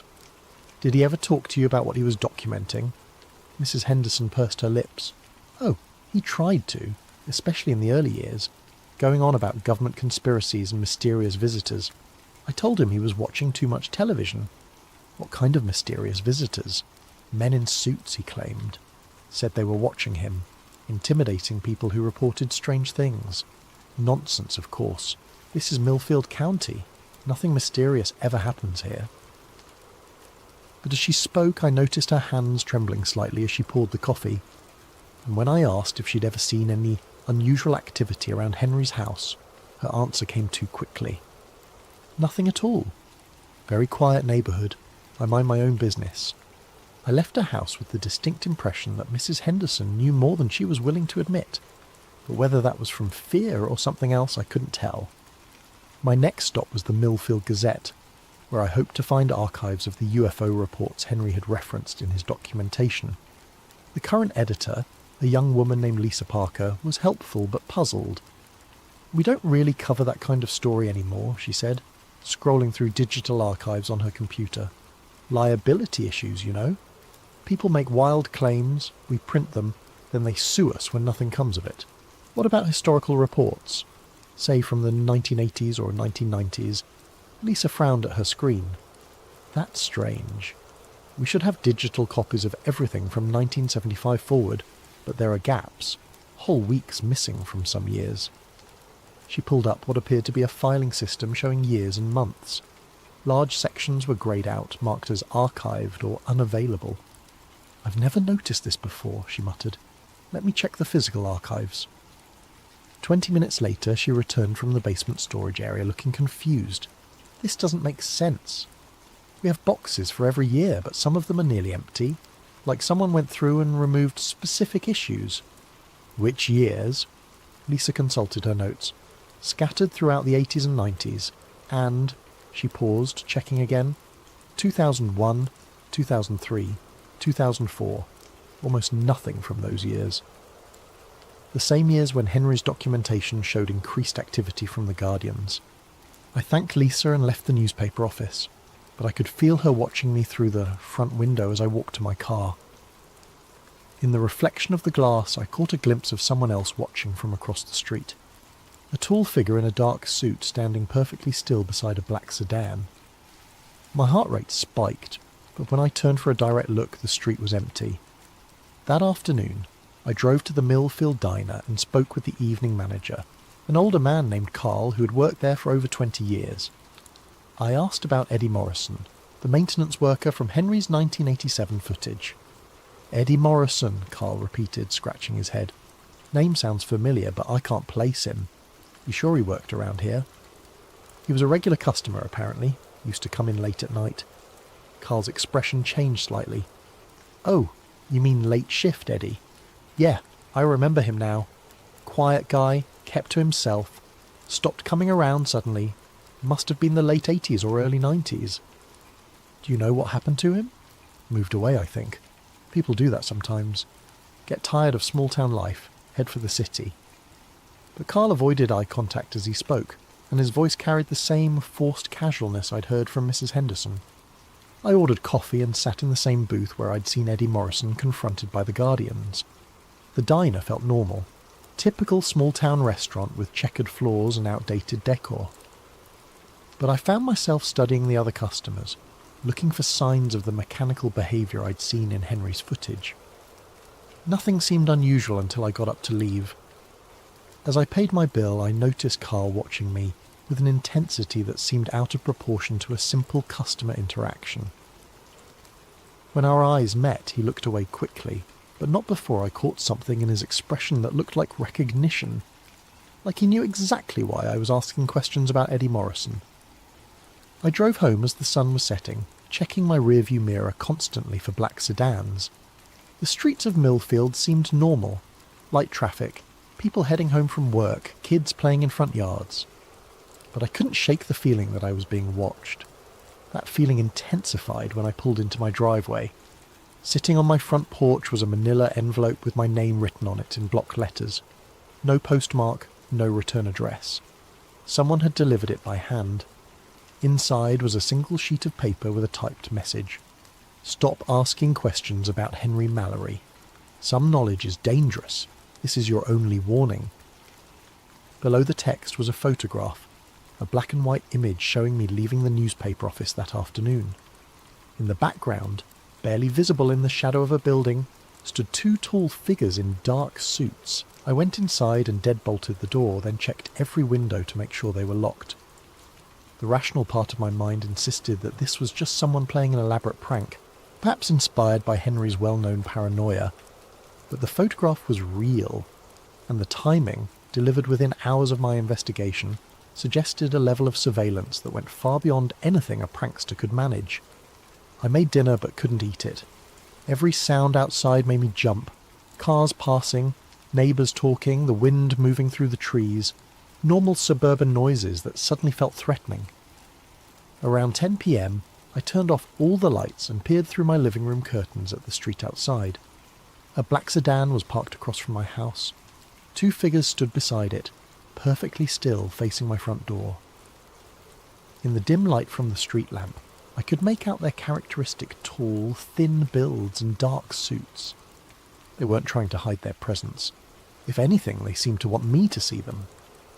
I watched for an hour and they never moved, never spoke to each other, never showed any of the restless behaviours that normal surveillance teams would display during a long watch. At 11:15, I decided to test them. I turned on my porch light and stepped outside, making no attempt at stealth. If they were watching me, they would know I was coming. The moment I appeared on my porch, both figures turned their heads toward me with mechanical precision. Even from across the street I could see their pale faces and dark eyes. They stood perfectly aligned, like mirror images of each other. "Can I help you?" I called out, surprised by how steady my voice sounded. They didn't respond, didn't move, just stood there watching me with a kind of absolute stillness that no living person could maintain. I took a step toward the street, and they both took a step backward, maintaining the exact same distance between us. Another step forward, another synchronized step back. It was like some kind of bizarre dance, with invisible rules that kept us in perfect equilibrium. "What do you want?" I shouted. This time one of them, impossible to tell which in the poor lighting, spoke. The voice carried clearly across the distance, but it had an odd quality. Too precise, like someone reading from a script. "Return to your house. Discontinue your investigation. This is your final warning." The words were completely clear, but something about them felt wrong. The cadence was off. as if the speaker was mimicking human speech without fully understanding its natural rhythm. What happened to Henry Mallory? Mr. Mallory chose to join the containment protocol. The same choice is available to you. What containment protocol? What are you containing? But instead of answering, both figures turned away from me and got into their vehicle. The car pulled away from the curb and disappeared down the street without making a sound. No engine noise, just like Henry had described in his recordings. I stood on my porch for several more minutes, staring at the empty street and trying to process what had just happened. The conversation, if it could be called that, had felt completely surreal. Like talking to sophisticated automatons that had been programmed with just enough human behaviour to maintain a conversation, but not enough to seem genuinely alive. Back inside, I double-checked all my locks and closed every curtain. Then I sat in my living room with the lights off, thinking about what the figure had said. Mr. Mallory chose to join the containment protocol. Not that he had died. Not that he had been eliminated for knowing too much. That he had chosen to join something. And the same choice was available to me. I thought about that crowd of figures I'd seen in Henry's final recording. All those missing witnesses standing behind the Guardians like a silent army. Had they all made the same choice? And if so, what exactly were they containing? Outside, the street remained quiet, but I had the distinct feeling that this was far from over. I didn't sleep that night. Instead, I sat in my darkened living room, periodically checking the windows for any sign of the black sedan's return. Around 3 a.m, I made a decision that would have seemed insane just a week earlier. I was going to document everything just like Henry had. If something happened to me, if I chose to join the containment protocol or simply disappeared like so many witnesses before me, at least there would be a record. I set up my smartphone to record and positioned it on the coffee table, where it could capture both me and the view out my front window. Then I began to tell my story, starting with the welfare check that had led me to Henry Mallory's basement archive. I talked for 2 hours, describing everything I'd seen in his recordings, the pattern of witness intimidation, the strange behaviour of the Guardians, and my own growing certainty that something had been hidden beneath Millfield County for decades. When I finished, I uploaded the video to 3 different cloud storage services and emailed copies to friends in other states. If the Guardians could scrub newspaper archives and make entire video channels disappear overnight, I wanted to make sure this record would be harder to erase. The next morning, I drove to the one location Henry had mentioned that I hadn't yet visited, the old grain elevator on Route 9. The structure had been abandoned for at least 20 years, a massive concrete tower surrounded by rusted storage silos and overgrown with weeds.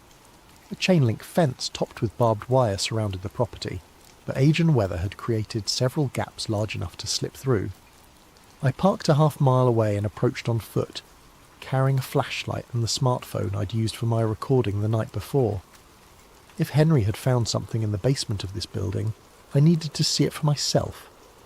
The main elevator building was 4 stories tall, with broken windows and graffiti covering most of the accessible surfaces. But what I was looking for would be underground, in the basement levels that Henry had mentioned. I found a service entrance on the north side of the building that had been secured with a padlock very similar to the one on Henry's basement door. The lock was old and rusted, and it gave way after several minutes of work with a crowbar I'd brought from my car. The door opened onto a concrete stairwell that descended into absolute darkness. My flashlight beam revealed steps leading down at least 2 levels, with water-stained walls and the musty smell of long abandonment. The first basement level was what I'd expected. Old machinery, storage rooms filled with obsolete equipment, the normal detritus of an industrial facility that had been shut down decades ago. But at the far end of the main corridor I found another stairwell leading deeper underground. This second basement was different. The walls were made of the same black metal Henry had described from the 1977 excavation. Smooth, geometrically precise surfaces that seemed to absorb my flashlight beam rather than reflect it. The corridor extended in both directions beyond the range of my light, but I could see doorways at regular intervals. I chose the left corridor and began exploring. The first door I came to was standing open, revealing a circular chamber about 20 feet in diameter. The walls, floor and ceiling were all made of the same light-absorbing material, covered with intricate geometric patterns that seemed to shift and move in my flashlight beam. In the centre of the room sat a table, or what I assumed was a table. It was integrated into the floor, rising from the black metal surface like it had been grown rather than built. On top of it lay several objects similar to the cylindrical device Henry had shown in his final recording. I approached carefully, recording everything with my phone. The objects were warm to the touch, despite the cold temperature of the underground chamber. As I picked up one of them, symbols began to appear on its surface, the same geometric patterns that covered the walls. Then I heard voices, human voices coming from deeper in the corridor. Multiple people engaged in what sounded like a conversation, though I couldn't make out words from this distance. I turned off my flashlight and followed the sound, using my phone's screen to provide just enough illumination to avoid walking into walls. The voices grew clearer as I approached, and I began to recognise what I was hearing. It was Henry's voice, along with others I didn't recognise, all speaking in the same measured, precise cadence I'd heard from the guardian outside my house the night before. The corridor ended in a much larger chamber, this one filled with what looked like workstations. Dozens of people sat at tables similar to the one I'd found in the smaller room, all handling the cylindrical objects, all speaking in those same careful, scripted voices.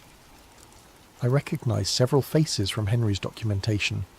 Eddie Morrison was there, looking exactly as he had in the 1987 diner footage, despite nearly 40 years having passed. The young college student from the 2003 recording sat at a nearby table, also unchanged by time, and at the centre of the chamber, directing the activities with quiet authority, was Henry Mallory. He looked up from his work as I entered the chamber, and our eyes met across the room. For a moment his expression showed a flicker of the man I'd seen in the basement recordings. Frightened, desperate, human. Then it shifted to the same blank efficiency I'd observed in all the others. "Jamie," he said, his voice carrying that odd precision, "we've been expecting you." I took an involuntary step backward, but found my path blocked by two familiar figures. The guardians from my front porch stood behind me, their pale faces showing no emotion. "You have questions," Henry continued, standing up from his workstation. "That's natural. I had questions too when I first discovered this place." "What is this?" I managed to ask. "What are you doing down here?" "We're maintaining the containment," Henry said, gesturing around the chamber, "preventing the surface world from learning about what lies beneath. It's important work. Necessary work." "You're dead," I said. "I found your body. The coroner ruled it natural causes." Henry smiled, but it was wrong somehow. Too wide, too controlled. "Death is just another transition. Another form of service. We who have learned too much, who have seen too much, we're given the opportunity to become part of the solution instead of part of the problem." Around the chamber, the other workers continued their activities with mechanical precision. No one looked up from their tasks. No one showed any curiosity about my presence or the conversation taking place. "The objects we work with," Henry continued, picking up one of the cylindrical devices, "they're communication tools, translators. They allow us to interface with the entity that has been contained here since 1962. "What entity?" "Something that fell from the sky in 1947. Something that the government tried to study and couldn't understand. They built the reservoir over the crash site, thinking they could contain it with water and concrete. But it continued to communicate, continued to try to reach the surface world." Henry held up the device, and symbols began appearing on its surface. Every UFO sighting, every unexplained phenomenon reported in this county, their attempts at communication, messages trying to reach someone who could understand, and every time someone got too close to the truth, the containment protocol was activated. "So you silence them, make them disappear." "We recruit them," Henry corrected. "We give them the opportunity to understand, to become part of something larger than themselves." Around the chamber I could see dozens of workstations, each occupied by someone who had supposedly disappeared over the past several decades, all working with the same focused determination, all speaking in the same precise cadence. "What's it like?" I asked. "Being part of this containment protocol?" Henry's expression flickered again, and for just a moment I saw genuine emotion there. Fear, sadness, regret, "It's peaceful," he said, but his voice wavered slightly. "No more questions, no more uncertainty, just purpose." But as he spoke, I noticed something that chilled me more than anything I'd seen so far.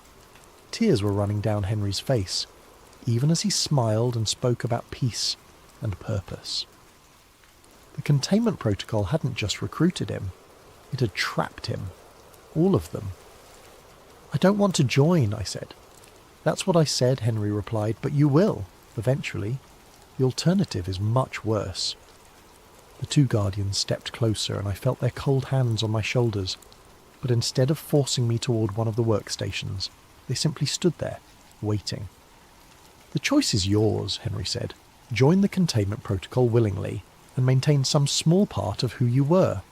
Resist and become something else entirely."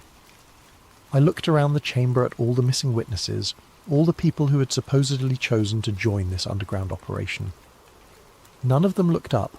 None of them showed any sign of individual will or personality.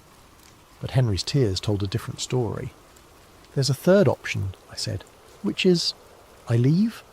I walk out of here. I never speak of what I've seen." Henry shook his head. "Too late for that. You've seen too much, learned too much. The containment protocol cannot allow that knowledge to exist outside our control." But even as he spoke, I could see doubt in his eyes, and I realized something that might be important. "You want me to choose the third option," I said. "You're hoping I'll find a way out that you couldn't." Henry's smile faltered completely. "Don't," he whispered. "Don't give them any reason to doubt your compliance." But it was too late. The guardians had heard, and their grip on my shoulders tightened. As they began to guide me toward an empty workstation, I made my own choice. I ran. I made it as far as the first basement level before they caught me. The guardians moved with inhuman speed, their footsteps completely silent on the concrete floors. When they grabbed me again, their hands were no longer cold. They burned like ice, and I could feel something changing in my body wherever they touched.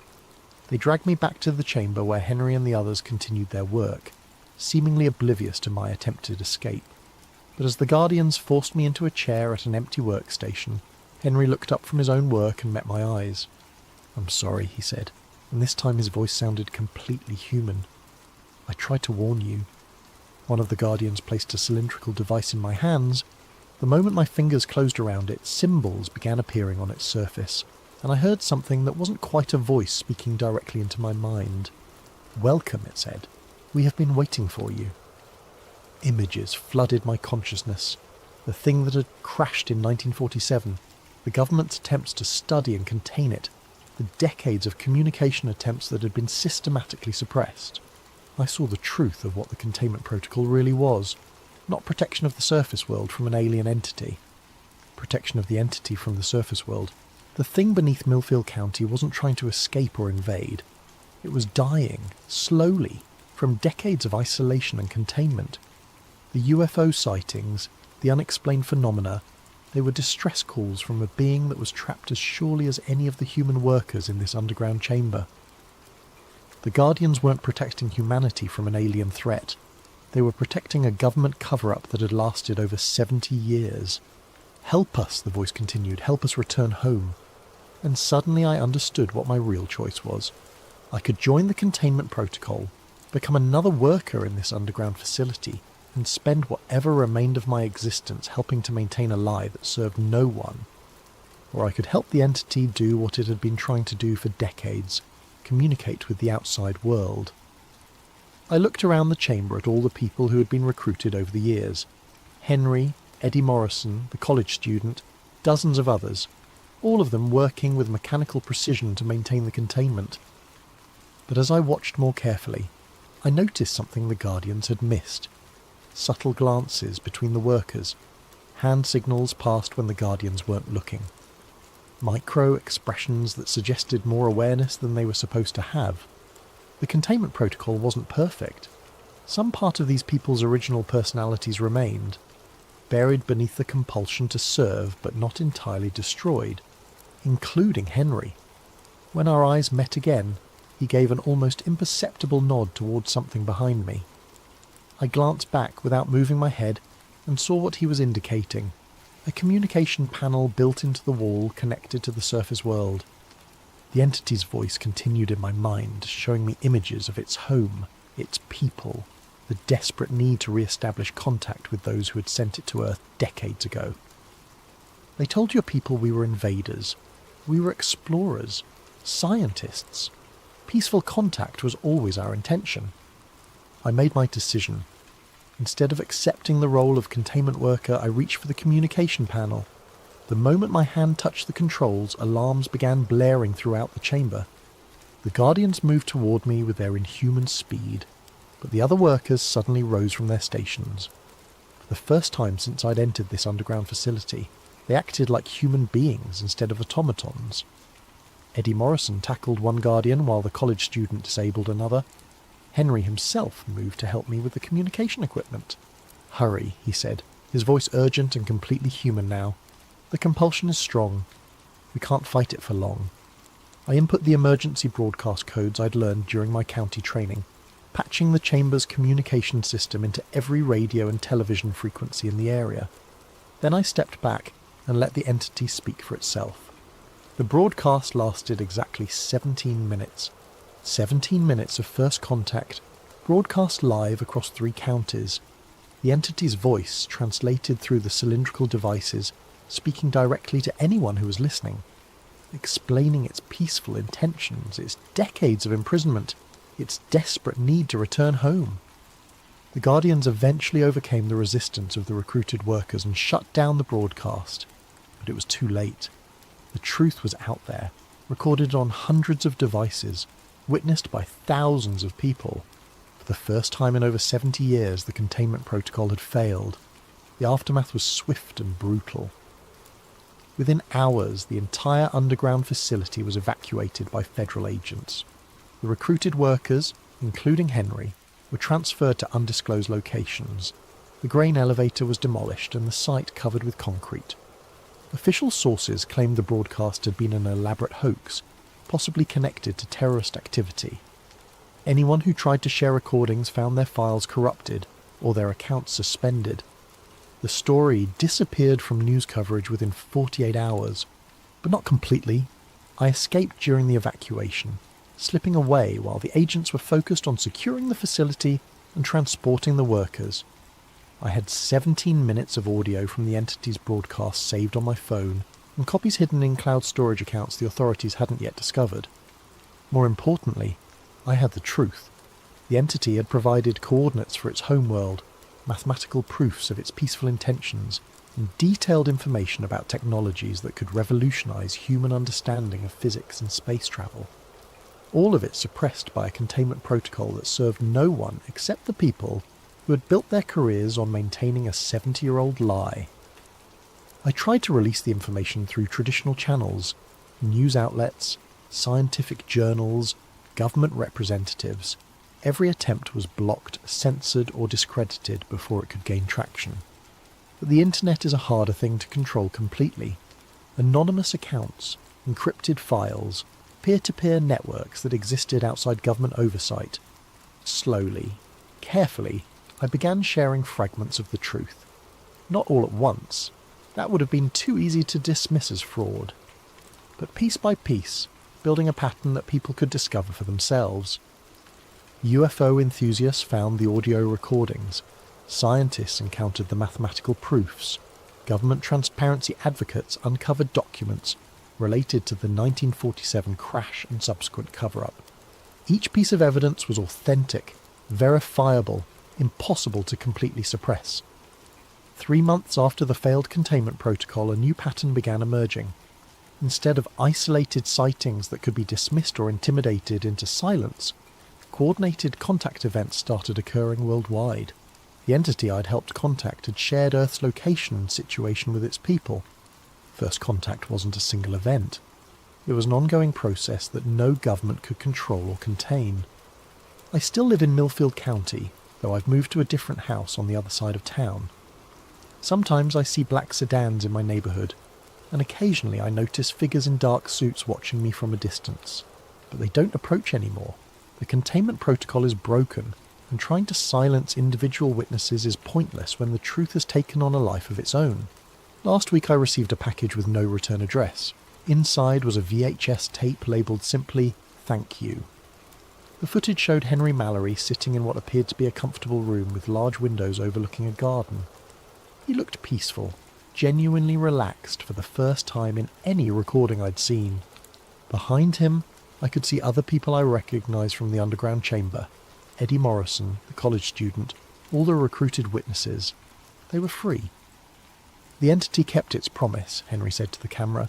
When contact was re-established with its people, they came for all of us. We're being taken home, not to their world, but to a place where we can live without the compulsion, without the containment protocol controlling our minds. He smiled, and this time it reached his eyes. "You did the right thing, Jamie. The truth was worth the risk. It's always worth the risk." The tape ended with a view of the garden where former witnesses walked freely, talking and laughing like human beings instead of automatons. I keep that tape in a safe place, along with copies of all the evidence I've managed to preserve. Not because I think anyone will try to take it from me, the time for that kind of suppression has passed, but because it reminds me that even the most carefully constructed lies eventually fall apart when confronted with enough truth. The entity and its people are still here, working openly with human scientists and governments to establish formal diplomatic relations. The technology they've shared has already begun revolutionising our understanding of physics, medicine, and space travel, and somewhere in the files of a dozen different agencies there are records of the people who spent 70 years maintaining a containment protocol that served no purpose except to protect the careers of those who had created it. Henry Mallory was right about one thing. They never do leave you alone once you've learned too much. But sometimes, if you're very careful and very lucky, you can make sure the truth survives long enough to set everyone free, including yourself. The blackout curtains are gone from my windows now. I sleep with the lights off and the doors unlocked. The shadows no longer hide watchers, and the silence is just silence. But every night before I go to bed, I look up at the stars and remember that we're not alone anymore, and that's a truth worth any price.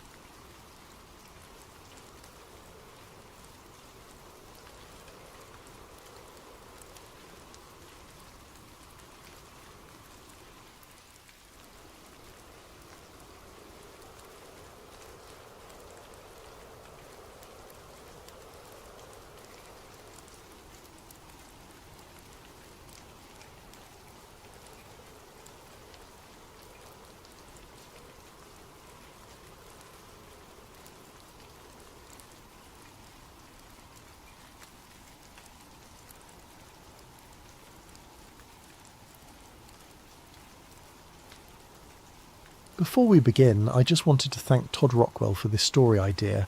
We are doing our best to make sure we hit all of your amazing ideas. Now let's begin tonight's story. They told you it was about weapons of mass destruction. They told you it was about oil, about democracy, about removing a dictator from power. They showed you the satellite photos, the intelligence briefings, the stern-faced generals pointing at maps. They gave you every reason except the real one. Because the real reason was buried 3,000 years ago, beneath the sands of ancient Mesopotamia, in a city older than the pyramids. A reason so extraordinary that it could never be spoken aloud, never written in official reports, never acknowledged by any government on Earth. On March 20th, 2003, when the first missiles streaked across the night sky toward Baghdad, cameras around the world captured the moment. Shock and awe, they called it. The beginning of Operation Iraqi Freedom. But while the world watched explosions light up the capital, something else was happening 400 kilometers to the south. In the ancient city of Ur, under cover of darkness and total media blackout, the first American Special Forces teams were already on the ground. Not in Baghdad, not securing oil fields, not hunting weapons caches. They were surrounding a massive stepped pyramid called the Ziggurat of Ur, and they were there for something that had been waiting in the darkness for 3 millennia. This is the story they never wanted you to know. A story that connects British archaeologists to ancient Sumerian kings, that links Saddam Hussein's megalomania to America's most classified military operations. A story of discovery, obsession, and a technology so advanced that it shouldn't exist at all. Thank you to Todd Rockwell for bringing this story to light. What follows is the truth they buried beneath the history books. Welcome to Ur. Welcome to the real reason for the war. Chapter 1. The Discovery. Southern Iraq, 1927. The sun beat down mercilessly on the excavation site, turning the ancient sand into something that felt like powdered glass against exposed skin. Leonard Woolley wiped his brow with a handkerchief, already soaked through with sweat, and bent closer to the tomb entrance his team had just uncovered. At 47 years old, Woolley had already made his reputation as one of Britain's finest archaeologists. He had excavated in Egypt, worked at Carchemish in Syria, and now he was leading the joint British Museum and University of Pennsylvania expedition to Ur, the legendary city of Abraham. They had been digging for 3 seasons, uncovering the remains of one of humanity's first great civilizations, but nothing had prepared him for what lay beneath the royal cemetery. The tomb of what they would later identify as Queen Puabi had yielded treasures beyond imagination. Gold headdresses, lapis lazuli beads, silver harps with gold bulls' heads, the skeletal remains of attendants who had apparently followed their queen into death with cups of poison still clutched in their bony fingers. It was a find that would make headlines around the world, but it was what Woolley found in a sealed chamber beneath the main burial that troubled him. His assistant, a young man named Thomas, called out from the darkness of the tomb entrance. His voice echoed strangely off the mud brick walls, carrying a note of excitement tinged with something else. Concern, perhaps, or fear. Woolley descended carefully, his lamp casting wild shadows as he made his way through the narrow passage. The air grew cooler as he went deeper, and there was a smell he couldn't quite place. Not the mustiness of ancient death or the mineral scent of disturbed earth. Something else. Something almost metallic. Thomas stood at the entrance to the lower chamber, his face pale despite his desert tan. He held up a fragment of something that caught the lamplight in a way that made Woolley's breath catch. It was metal, but like no metal that should exist in a tomb dated to approximately 2600 BC. The fragment was roughly triangular, about the size of a man's palm, and its surface had a peculiar quality. Not corroded despite thousands of years underground, not oxidized. Almost mirror-smooth in places, with what appeared to be geometric patterns etched into its surface with impossible precision. Woolley took the fragment carefully, noting its surprising weight. Heavier than gold, lighter than lead. The patterns weren't decorative. They were too regular, too precise. They reminded him of something, though he couldn't quite place it. Mathematical, perhaps, or technical. He looked past Thomas into the chamber beyond and felt his pulse quicken. The walls were covered in cuneiform script, the wedge-shaped writing of ancient Sumer. But interspersed among the recognisable characters were symbols he had never seen before. Circular patterns, radiating lines, geometric shapes that seemed to repeat in complex sequences. And at the far end of the chamber, partially buried in collapsed rubble, was a structure that made no sense whatsoever. It was roughly circular, about 3 metres in diameter, made of what appeared to be the same strange metal as the fragment he held. Its surface was covered in the same precise geometric patterns, and around its perimeter were dozens of symbols, each one different, each one positioned with obvious intention. And the strangest thing of all, the ground around it was scorched black, transformed into glass. Vitrified earth. The same phenomenon found at nuclear test sites, though those wouldn't exist for another 2 decades. The kind of transformation that required temperatures far beyond anything achievable with ancient technology. Woolley spent the next 3 days in that chamber, documenting everything with meticulous care. He took photographs, made detailed drawings, catalogued every artefact. He copied the strange inscriptions, noting their positions relative to the circular structure. He collected samples of the vitrified earth and more fragments of the inexplicable metal. His field notes from those days still exist, though they were sealed by the British Museum shortly after his return to London and remain classified to this day. But copies exist, passed through back channels, studied by those with the clearance and the need to know. In them, Woolley describes the metal fragments as being of unknown composition, resistant to all attempts at chemical analysis with the equipment available to him. He notes that the vitrified earth contains elements that seem anomalous for the region. He describes finding what appears to be a deliberate arrangement of the strange symbols and patterns that suggest some kind of sequence or code. And in the final entry before the section ends abruptly, he writes something that would haunt subsequent researchers for decades. The circular structure appears to be a threshold of some kind. Its purpose remains unclear, but the inscription suggests it was considered a pathway to the realm of the gods. The evidence of extreme heat indicates it may have been activated at some point in antiquity. Further study is urgently required. That further study never happened, at least not officially. Within weeks of Woolley's return to England, the chamber was quietly reburied. The excavation focused on other areas of the site. The strange metal fragments and vitrified earth samples were sent to London, where they disappeared into the vast collections of the British Museum. The photographs and detailed drawings were removed from the public record.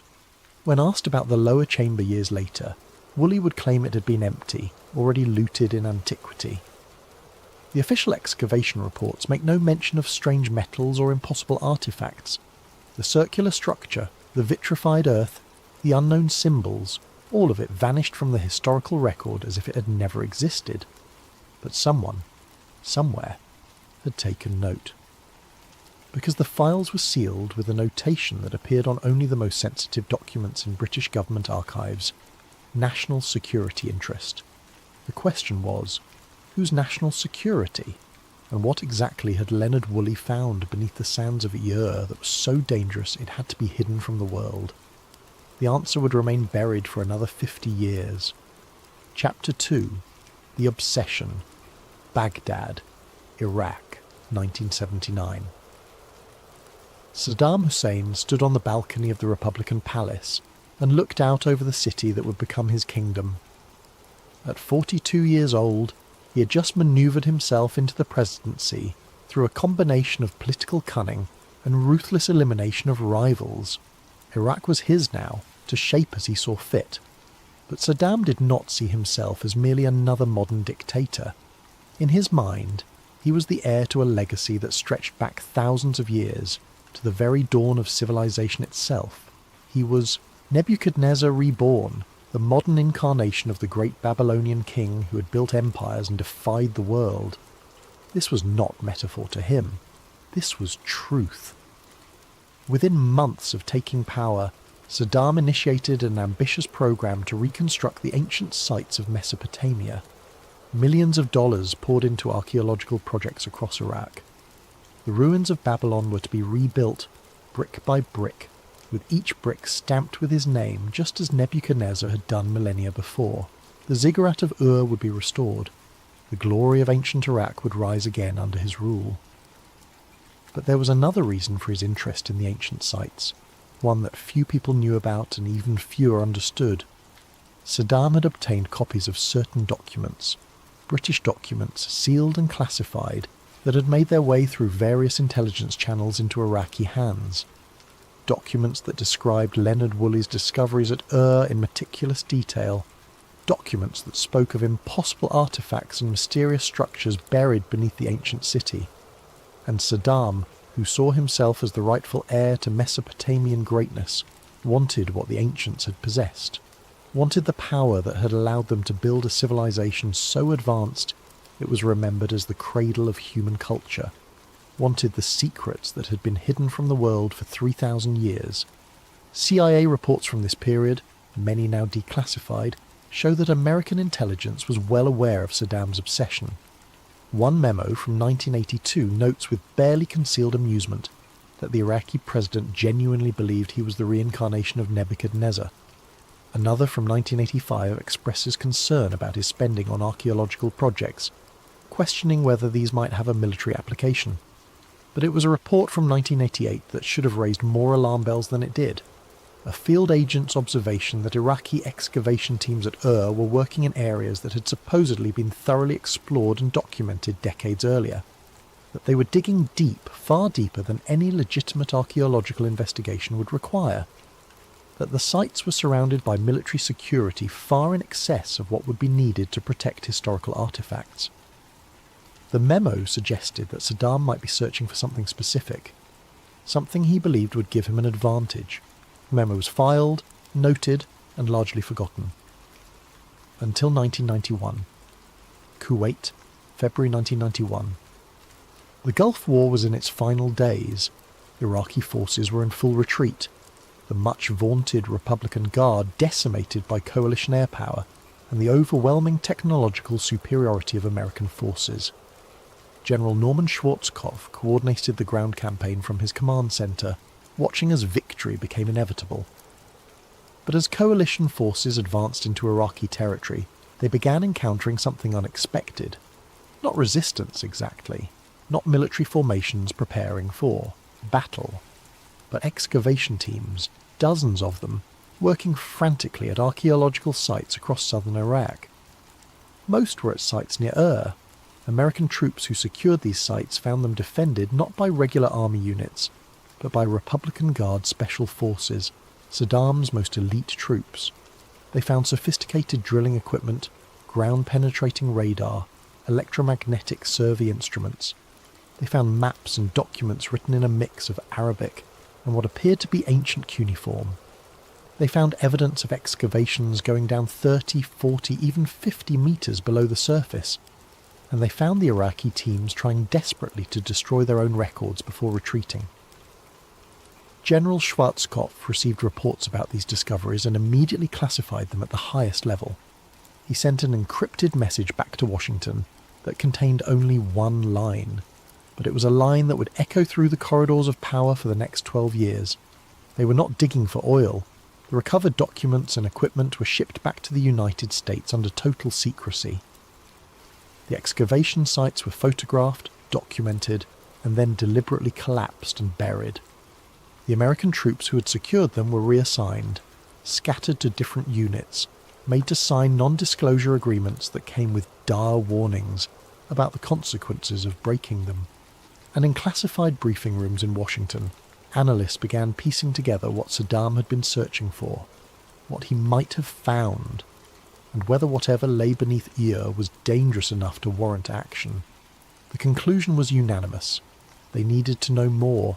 They needed to understand what Saddam had discovered, and most importantly, they needed to make absolutely certain that whatever was buried beneath those ancient sands never fell into the wrong hands. But in 1991, with the war over and Saddam still in power, there was nothing they could do. They had to wait. They had to watch. They had to be ready to act when the opportunity came. That opportunity would come 12 years later, and when it did, they would be prepared. Chapter 3. The Blackout. Tel Al-Ubaid, Iraq, August 1998. The small village of Tel Al-Ubaid sat 6 kilometres from the ruins of Ur, a collection of mud brick houses that had stood in various forms for thousands of years. Its inhabitants were farmers and shepherds, people who lived much as their ancestors had, connected to the land and the endless rhythms of the desert. On the night of August 19th, 1998, that ancient rhythm was violently interrupted. It began just after sunset.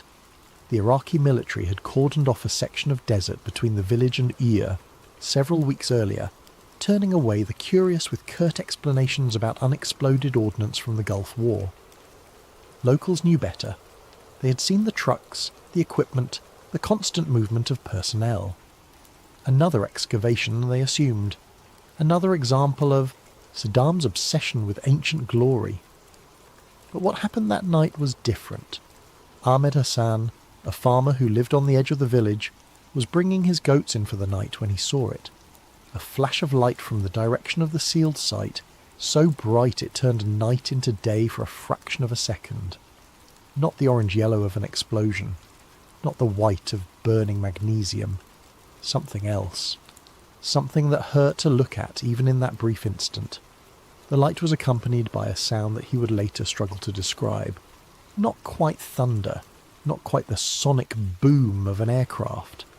A deep resonant pulse that he felt in his chest, in his bones, in his teeth. A sound that seemed to come from everywhere and nowhere at once. And then, silence. The electric lights in the village went out. Not flickering, not dimming, just instantly dark.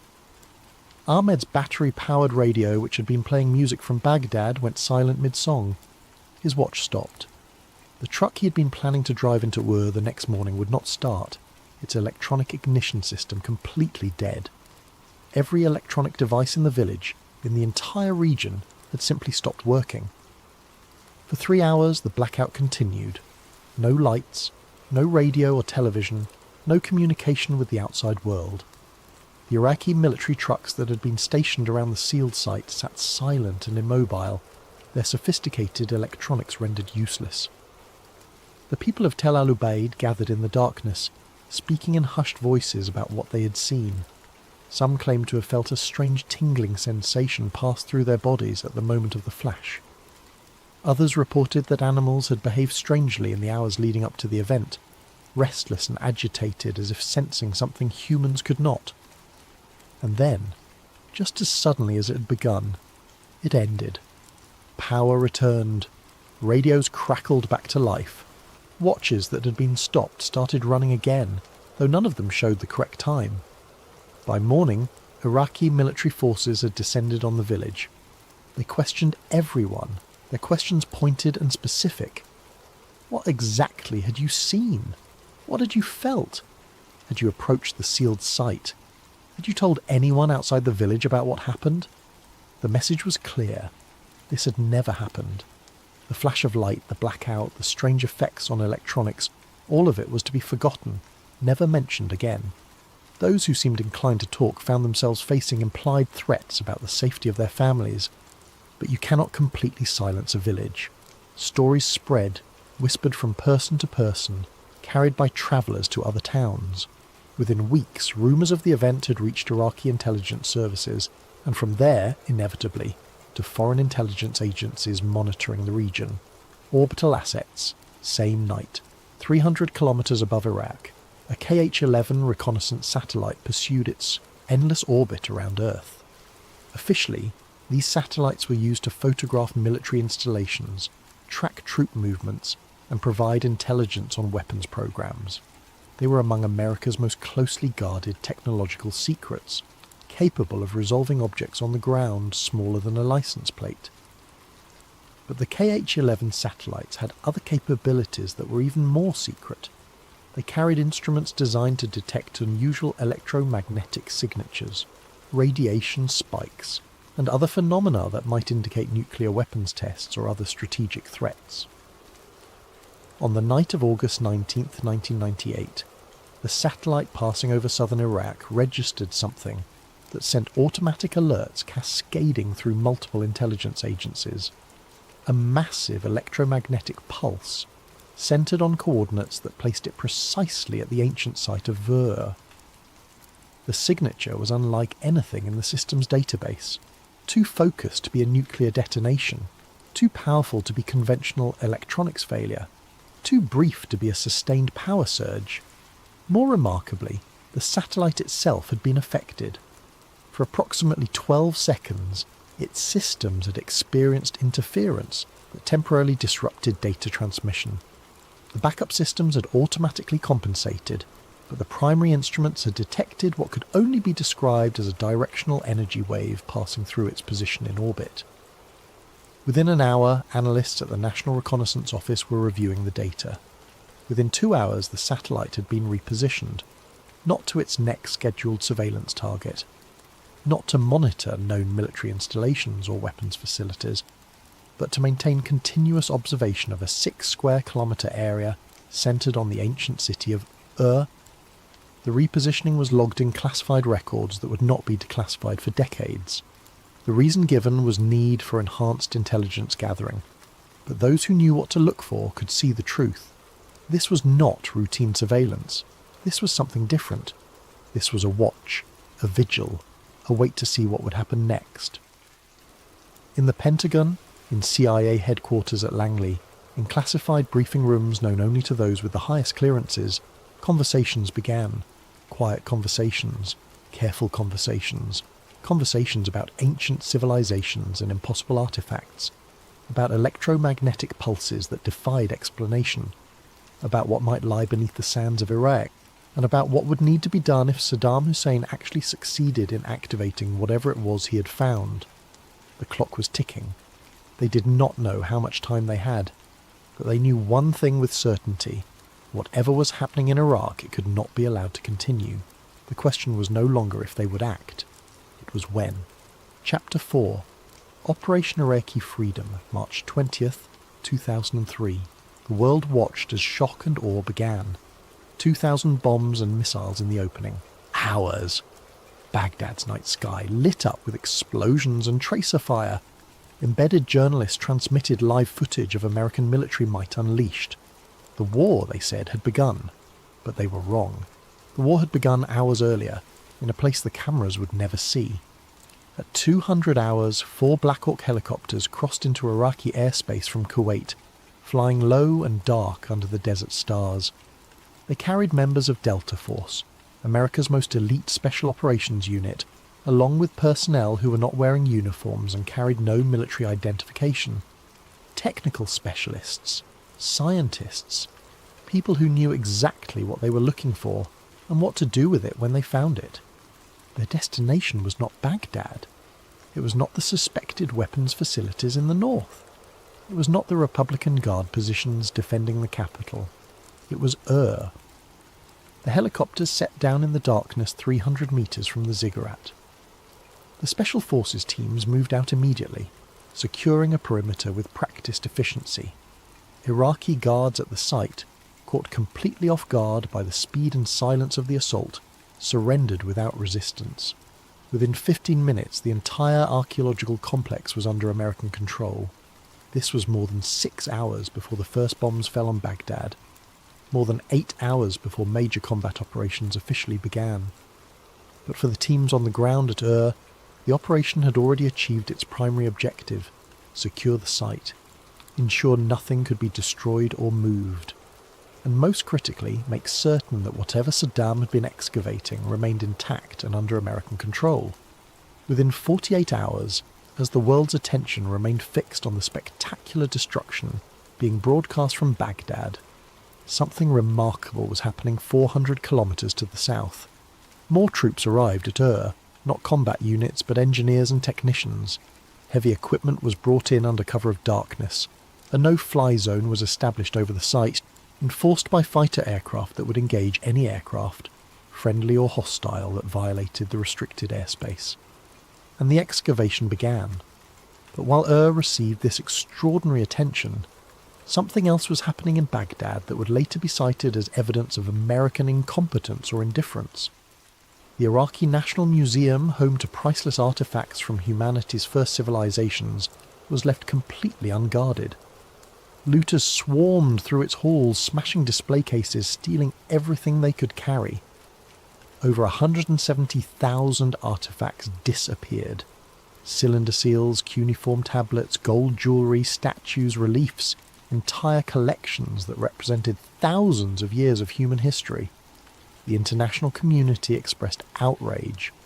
How could American forces protect oil facilities, but not irreplaceable cultural treasures?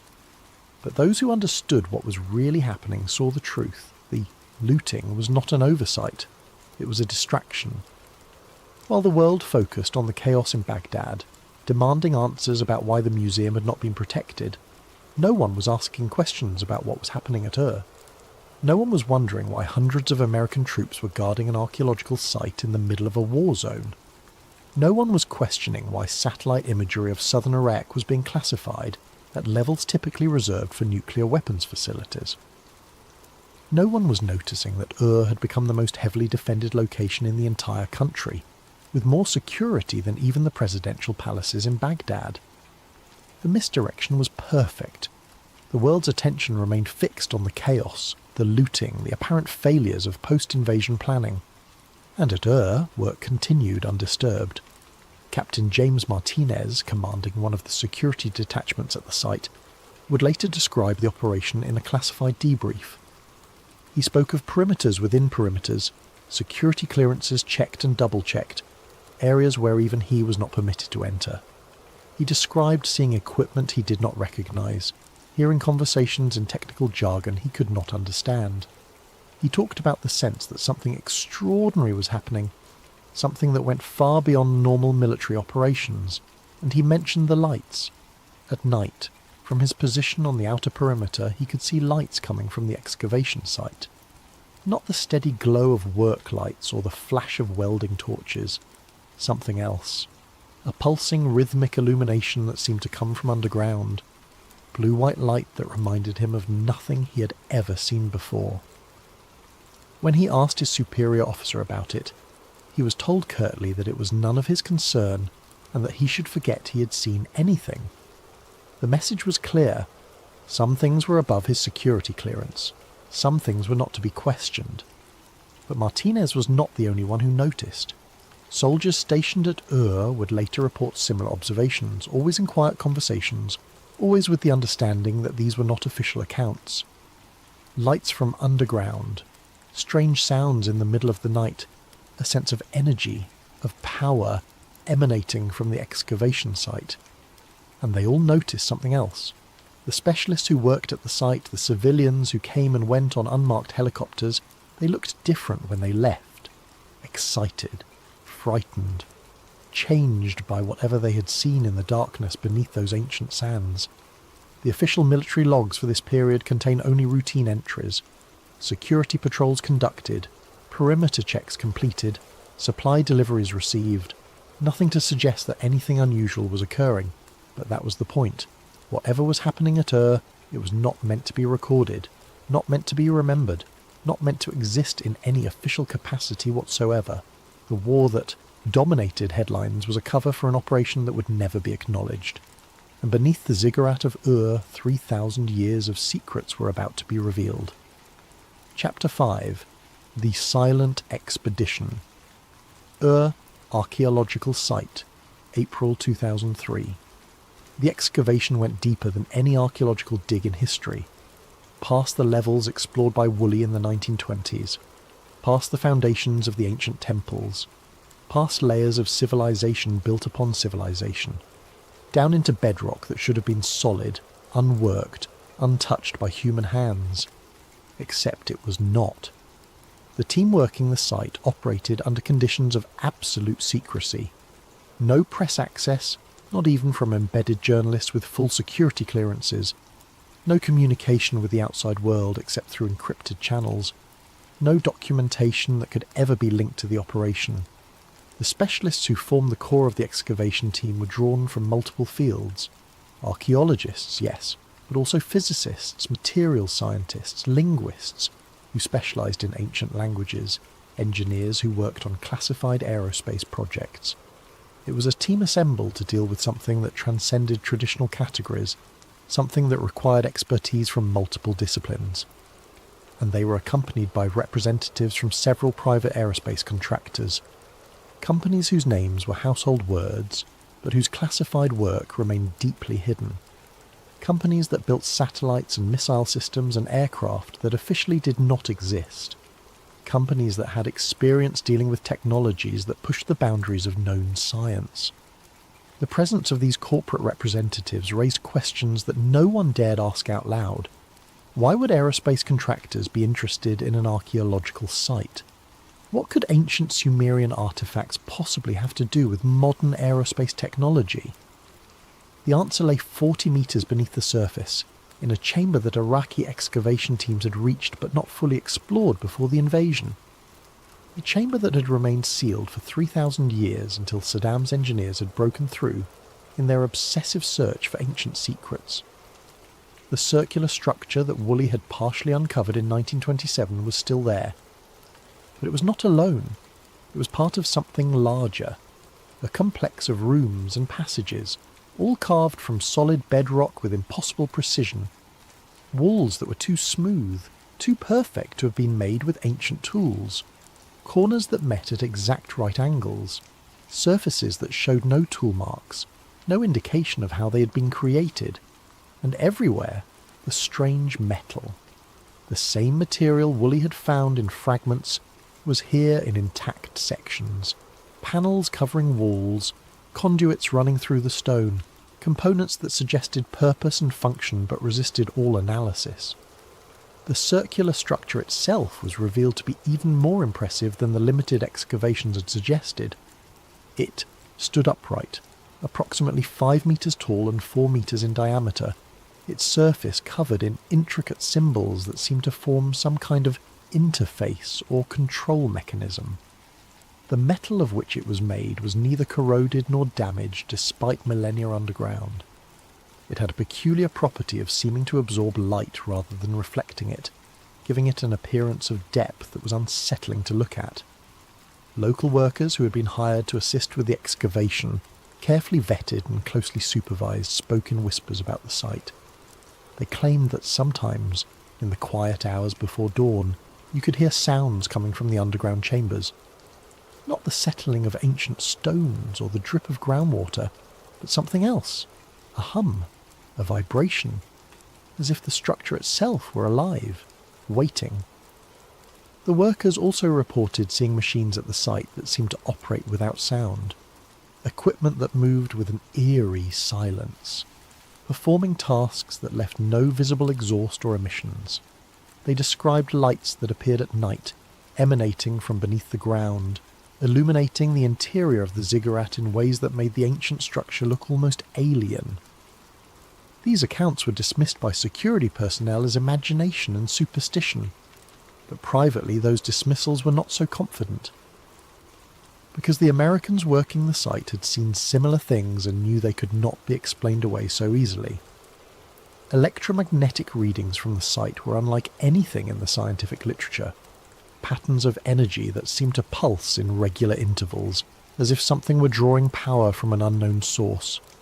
Magnetic field anomalies that defied conventional physics. Temperature variations that had no obvious cause. Most disturbing were the effects reported by personnel who spent extended periods in the underground chambers. Headaches, disorientation, a sense of being watched, dreams that seemed more vivid than normal, filled with symbols and patterns that matched those found on the circular structure. Medical staff attached to the operation documented these symptoms but could find no physical cause. Brain scans showed normal activity. Blood work revealed nothing unusual, yet the effects persisted, and they were consistent across multiple individuals with no prior connection to each other. The linguists made progress in deciphering the inscriptions found throughout the complex. Most were in recognizable Sumerian cuneiform, describing the structure as a gift from the gods, a pathway to realms beyond human understanding. But interspersed among the familiar script were other symbols, more abstract and mathematical in nature, that seemed to form instructions or coordinates. One inscription carved into the wall of the central chamber was particularly significant. Roughly translated, it read, "The threshold opens when the key is turned and the pattern is complete. Beyond lies the realm of the Anunnaki, the lords who descended from the stars. Those who pass through shall see wonders and terrors alike. Heed this warning. What is opened cannot easily be closed. The Anunnaki." In Sumerian mythology, they were the gods who came from the heavens and taught humans the arts of civilization, who gave them writing and mathematics, agriculture and astronomy, who walked among humans as beings of great power and knowledge. But what if they were not mythology? What if they were memory, distorted by time but preserving some essential truth about visitors from beyond who had come to Earth in humanity's dawn? And what if this structure, this impossible artifact buried beneath was something they had left behind? Not a temple, not a tomb, but a device. A technology so advanced that it had been mistaken for divine power by those who witnessed it. The aerospace contractors understood immediately what they were looking at. The circular structure was not decorative, it was functional. The symbols were not religious iconography, they were an interface, a control system for a technology that humanity should not possess. And Saddam Hussein had been trying to activate it. Chapter 6. The event that never hit the news. May 7th, 2003. Zhou 347 hours. Local time. Lieutenant Commander Sarah Mitchell was aboard the USS Abraham Lincoln, monitoring global communications traffic from her station in the ship's signals intelligence compartment. It was routine work, the endless task of sorting through thousands of transmissions searching for anything of strategic importance. At precisely 347 hours, her screens went blank.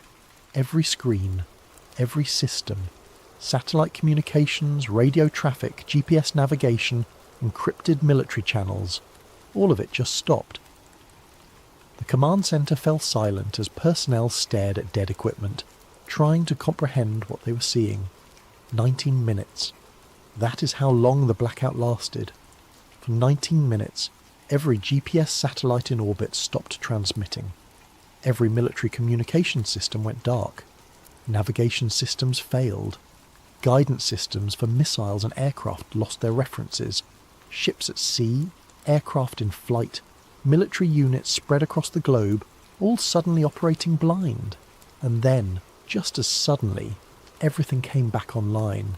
Systems rebooted. Satellites resumed transmission. The world reconnected as if nothing had happened. But something had happened. Something that sent shockwaves through every intelligence agency and military command structure in the world. The blackout had a source, a specific point of origin. Analysts traced the interference back through multiple satellite systems, correlating the exact microsecond when each system had failed. The mathematics were complex, but the conclusion was indisputable. The blackout had originated from coordinates in southern Iraq. Coordinates that matched, to within a few meters, the ancient site of Jura. Freedom of Information Act requests filed years later would eventually force the release of heavily redacted documents about this event. The documents confirm that a significant electromagnetic disruption occurred on May 7, 2003. They acknowledge that GPS services were interrupted globally for approximately 19 minutes. They note that the source of the disruption was traced to Iraq, but the documents refuse to specify the exact location. They refuse to explain what caused the disruption. They refuse to acknowledge any connection to the archaeological excavations taking place at Ur. The public never learned about the event. News media, focused on the ongoing war and its chaotic aftermath, never reported the mysterious 19-minute blackout. If they noticed GPS irregularities or communication problems, they attributed them to the expected difficulties of military operations in a war zone.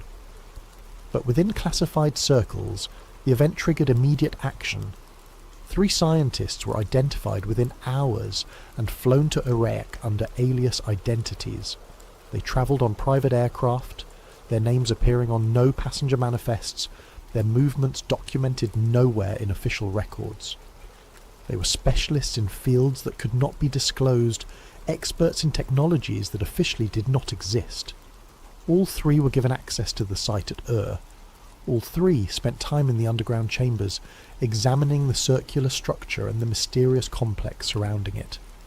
All three provided classified briefings to officials whose names have never been released. And one of them, a physicist who had worked on classified projects related to electromagnetic pulse weapons and exotic propulsion systems, never returned to his previous life. His name was Marcus Reeves, and before May 2003 he had been a prominent figure in his field. He had published papers, attended conferences, taught graduate students at a prestigious university. His work was respected, his expertise sought after. After his visit to Ur, Marcus Reeves simply vanished from public view. His university was told he had accepted a position with a private research institute. His family was told his work had become classified and that he could not maintain regular contact. His colleagues were given vague explanations about national security and sensitive projects. Attempts to locate him in the years following his disappearance were unsuccessful. No public records, no tax returns, no credit card usage, nothing. It was as if Marcus Reeves had ceased to exist. What had he seen in those underground chambers? What had he learned that required his complete removal from public life? The answers remain hidden behind walls of classification that show no signs of coming down. But the event itself, the 19 minutes when global communications went dark, stands as undeniable proof that something happened at Ur, something that affected systems across the entire planet, something that required the immediate response of the most highly classified scientific expertise America could muster. In the weeks following the event, activity at the site intensified. More personnel arrived, more equipment was brought in, the security perimeter was expanded, the no-fly zone was reinforced, and deep beneath the surface, work continued on understanding and, if necessary, containing whatever technology had been activated that night. Because one thing was clear: the device, the structure, whatever it truly was, it worked. It was not an archaeological curiosity. It was not a religious monument. It was functional technology, and it had just demonstrated capabilities that should not exist. Epilogue. What was really pulled out of the sand? Our archaeological site, late 2004. The excavation site was sealed, not closed, not concluded, sealed. The underground chambers were filled with concrete, not burial soil that could be excavated again, not collapsed rock that could be cleared. Concrete. Meters of it. Permanent, irreversible.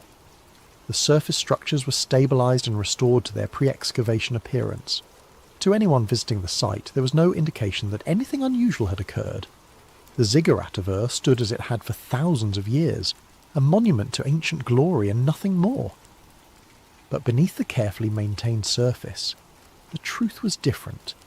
The Iraqi government was informed that for reasons of structural safety and archaeological preservation, the area around Ur would remain under restricted access. They were told this was temporary, that eventually the site would be returned to Iraqi control and open to tourism and scholarly research. That promise was never kept. Through every subsequent withdrawal of American forces, through every change in Iraqi government, through every international agreement and treaty, one thing remained constant. The area around Ur stayed under effective American control. The restrictions remained in place. The security perimeter endured. Officially, there is no American presence at Ur. No military installations, no security forces, no ongoing operations. But satellite imagery tells a different story. The kind of detailed analysis available to those with access to classified reconnaissance data reveals patterns that should not exist at an abandoned archaeological site. Heat signatures appear regularly beneath the surface. Not the natural thermal variations of underground spaces, but consistent, regulated patterns that suggest active power systems, equipment running, energy being consumed, as if something down there is still operating, still powered, still functional after being sealed away. Aircraft occasionally violate the restricted airspace. Usually small planes flown by journalists or curious civilians. They are intercepted immediately, not by Iraqi military forces, by unmarked aircraft that appear with suspicious speed and efficiency. The pilots are warned away, their footage confiscated if they managed to record anything, their flights logged in databases that track anyone who shows too much interest in the site. Local residents near report occasional strange phenomena, lights in the night sky that move in patterns inconsistent with conventional aircraft, low-frequency sounds that can be felt more than heard, electronic devices that malfunction for no apparent reason when near the restricted zone. These reports are dismissed as superstition, misidentification, or simple fabrication, but they continue, consistent in their details, coming from multiple independent sources who have no reason to coordinate false stories. So what was really pulled out of the sand at What did Leonard Woolley find in 1927 that was important enough to seal and classify? What did Saddam Hussein search for with such obsessive determination? What drove the American military to secure the site before even entering Baghdad? The official answer is nothing.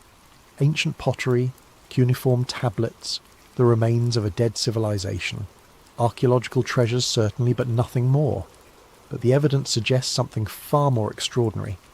A technology that predates known civilization. A structure built by or for beings who possessed knowledge that humans should not have had 3,000 years ago. A device capable of affecting global communication systems, of generating electromagnetic pulses that reach into orbit, of doing things that challenge our understanding of physics and history. And perhaps most disturbing of all, a device that still works. The circular structure, the Stargate as some have come to call it in whispered conversations, was not destroyed. Despite the concrete, despite the ceiling of the chambers, it remains intact beneath protected, preserved, studied in secret by specialists whose work will never be acknowledged, because destroying it was considered too risky. What if it was connected to other devices elsewhere? What if destroying it would trigger some kind of response? What if the technology it represented was too valuable to lose, even if we could not safely use it? So it sits there, meters beneath the desert, surrounded by concrete and secrecy. A threshold to realms unknown, a pathway to somewhere else, a gift or a warning from the beings the ancient Sumerians called the Anunnaki, the lords who descended from the stars. The war in Iraq cost thousands of lives and trillions of dollars. It destabilized a region, created power vacuums that spawned new conflicts, and divided public opinion for a generation. History will debate whether it was justified, whether it achieved its stated objectives, whether it was worth the terrible price paid in blood and treasure. But that debate is based on incomplete information. Because the real objective of the war, the one that could never be spoken aloud, was achieved perfectly. Whatever lies beneath is under control. Not Iraqi control, not Saddam Hussein's control, not the control of anyone who might activate it, without fully understanding the consequences. American control, locked down, sealed away, hidden beneath layers of concrete and classification and official denial. Safe, for now. But the heat signatures continue. The power flows. The device, whatever it truly is, remains active in the darkness, waiting. And one day perhaps someone will decide that the risk is worth the reward, that the knowledge to be gained outweighs the dangers, that humanity is ready to activate what ancients built and see where that threshold truly leads. When that day comes, we will learn the final truth about the Stargate of But until then, it remains hidden beneath the sands of Iraq, a secret buried within a secret. The real reason for a war that the world thought it understood, and perhaps, in the end, that is exactly where it should stay.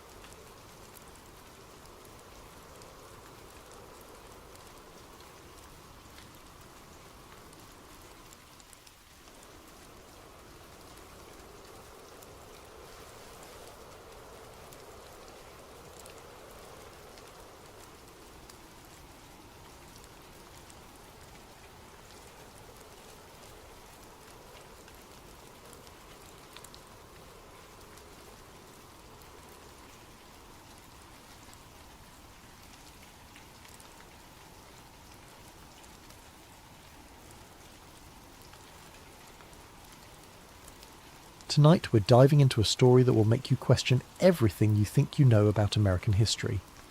But first, I want to thank Thundy308 for suggesting this story in the comments. Your ideas keep sleep theories alive. If you have video ideas of your own, drop them in the comments below. And if you enjoy these late-night mysteries, please hit that like button and subscribe to Sleep Theories for more stories that blur the line between history and conspiracy. Most people don't know America was attacked long before 9/11. Hell, most people don't even know about Pearl Harbor beyond the Hollywood version. But I found out the hard way that our nation's first taste of domestic terrorism happened in 1916, right in New York Harbor. And the real story, it's so much worse than what they taught us in school. My name is irrelevant. Let's just say I'm someone who stumbles into things I shouldn't. 3 months ago, I was helping my grandmother clean out my grandfather's attic in Jersey City. Standard stuff. Old furniture, mouldy books, boxes of Christmas decorations from the 1970s. But tucked away in a corner, beneath a tarp that looked like it hadn't been moved in decades, I found a trunk. Not just any trunk. This thing was old. Really old. The kind of leather and brass construction they don't make anymore, with travel stickers from steamship lines that went out of business before my grandfather was born. The lock was broken, hanging loose like someone had forced it open years ago and never bothered to fix it. Inside, the air smelled of ash and time, burned papers, some so brittle they crumbled when I touched them, insurance ledgers with faded ink. And at the bottom, wrapped in what used to be white cloth, a letter dated July 31st, 1916, the day after the Black Tom explosion.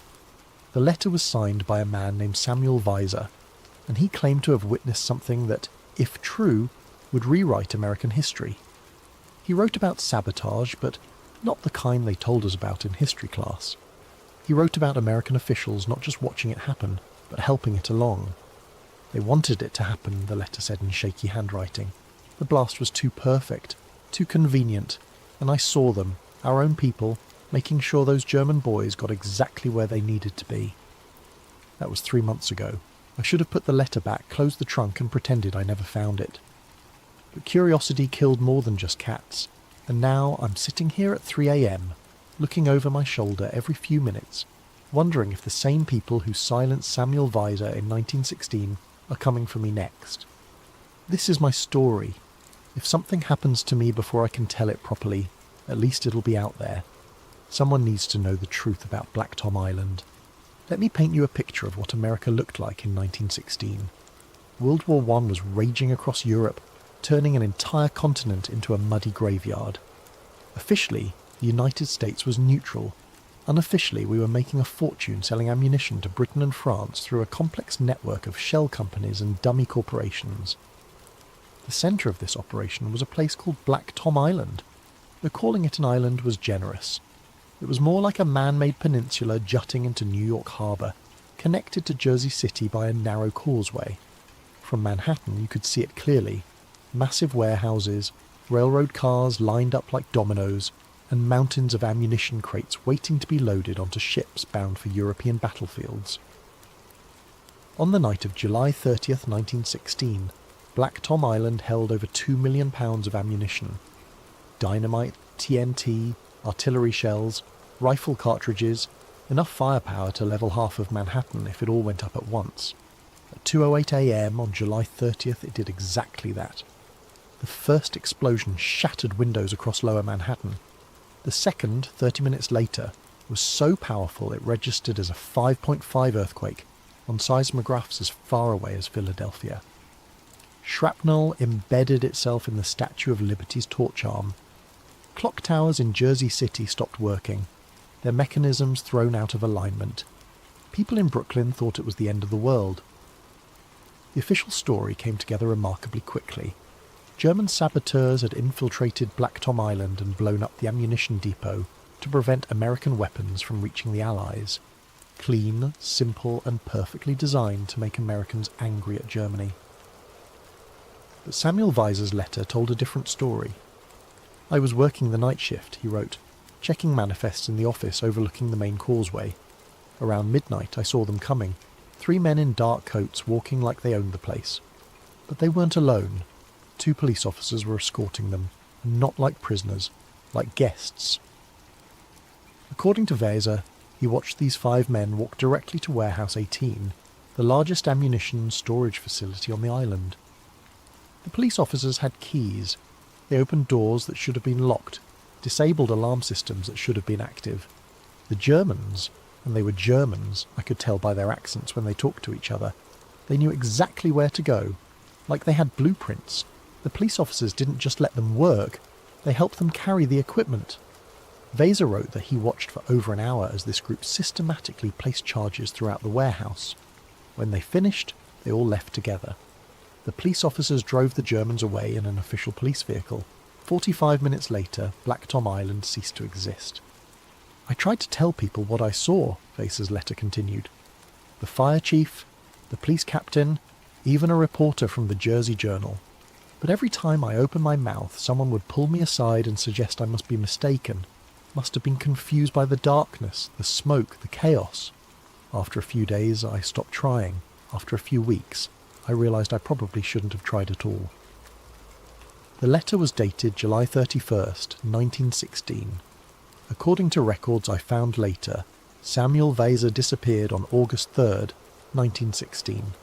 His body was never found. The insurance ledger was the second thing I found in that trunk, and honestly, it might have been more damning than Weser's letter. Numbers don't lie, and these numbers told a story of their own. The ledger belonged to Northeastern Mutual Insurance, a company that specialised in maritime and industrial coverage. Page after page of entries, all dated between August 1916 and December 1917, all related to Black Tom Island claims. The payouts were staggering, not just for the physical damage, that was expected, but for what the insurance industry calls business interruption claims. Companies that had been shipping ammunition through Black Tom collected millions of dollars for lost revenue, cancelled contracts, damaged relationships with European buyers. But here's what caught my attention. The companies collecting the biggest payouts weren't small operations that got wiped out by the explosion. They were massive corporations that simply redirected their business through other ports. DuPont collected $2.1 million. Bethlehem Steel got $1.8 million. Remington Arms walked away with nearly $3 million. For context, $3 million in 1916 money is about $80 million today. These companies didn't just recover from Black Tom, they profited from it. I started cross-referencing the names in the ledger with newspaper archives from 1917 and 1918. The pattern was unmistakable. Every single company that collected major Black Tom insurance payouts had executives who publicly advocated for American entry into World War I. They weren't just war profiteers, they were war lobbyists. DuPont's president, Irénée Dupont, gave speeches about America's moral obligation to join the fight against German aggression. Bethlehem Steel's Charles Schwab met privately with President Wilson 6 times between the Black Tom explosion and America's declaration of war. Remington's board included 2 former congressmen who had voted against neutrality measures. The explosion that was supposedly an attack on American interests had made the people pushing for war incredibly wealthy, and they had been incredibly well insured against exactly the kind of attack that happened. I found myself staring at those numbers for hours, adding and re-adding the totals. Northeastern Mutual had paid out over $15 million in Black Tom claims, about $400 million in today's money, for a single incident. For a company that size, that should have meant bankruptcy. But Northeastern Mutual didn't go bankrupt. According to financial records I found online, 1917 was their most profitable year ever. Someone had backed those payouts, someone with deep pockets and deeper connections, someone who wanted those specific companies to have the capital they needed to ramp up war production.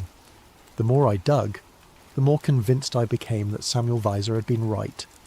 The blast was too perfect, too convenient. But it wasn't just German sabotage with American assistance. It was American sabotage with German patsies. Finding information about Samuel Weser turned out to be like trying to catch smoke. The man had been systematically erased from public records. I started with the obvious places: birth certificates, marriage licenses, employment records. Jersey City Hall had a Samuel Weser listed as employed by Black Tom Terminal from 1914 to 1916, but the file was incomplete. No address, no next of kin, no termination date. Just a note that said, "Employment ended August 1916. The Jersey Journal archives were more helpful, but in a way that made my skin crawl. I found 3 mentions of Samuel Weiser in the weeks following the Black Tom explosion. The first was in a list of witnesses being interviewed by federal investigators. The second was a brief quote in an article about the damage assessment, where he mentioned seeing unusual activity before the blast. The third mention was his obituary. Samuel Weiser, 34, dock worker, found deceased in Hudson River August 3, 1916. Cause of death listed as drowning. No known relatives. Services private. 12 words.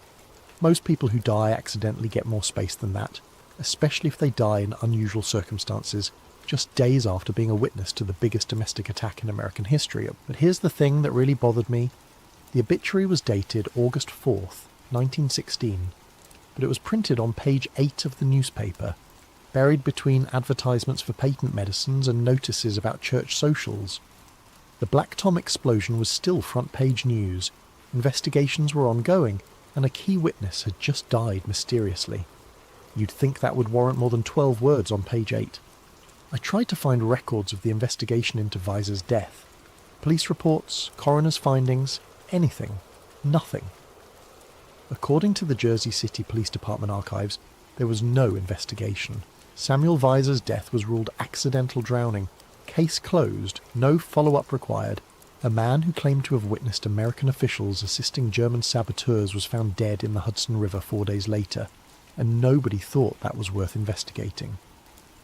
I found myself thinking about those police officers Weiser described, the ones with keys to the warehouses, the ones who escorted the Germans and then drove them away. If Weiser was telling the truth, those officers would have known he was watching from the office window. They would have seen the light, seen his silhouette against the glass. They would have known exactly who could identify them. The more I researched, the more convinced I became that Samuel Weiser hadn't drowned accidentally. He'd been silenced. And whoever silenced him had enough influence to make sure the investigation never happened. But Weiser had been smart enough to write that letter before they got to him. He'd documented what he saw, hidden it away, and hoped someone would eventually find it and ask the right questions. Someone like me. The problem was, if they had killed him for talking in 1916, what would they do to me for digging in 2023? The newspaper archives told a story of narrative manipulation that would make modern spin doctors proud. In the hours immediately following the Black Tom explosion, reporters had no idea what to write. The blast was unprecedented, the damage was massive, and nobody had any official explanation. So they wrote what they saw and what witnesses told them. The first newspaper accounts, published in evening editions on July 30th, described the explosion as an industrial accident of unprecedented scale. Reporters interviewed dock workers, nearby residents, anyone who had seen or heard something. The quotes were revealing, "It looked like the whole harbour was on fire," read Manhattan resident. "We heard 3 distinct explosions, not just one," Jersey City police officer. There were people running from the island before the first blast, like they knew it was coming. Brooklyn dock worker who was looking across the water with binoculars, but within 48 hours the narrative began to change.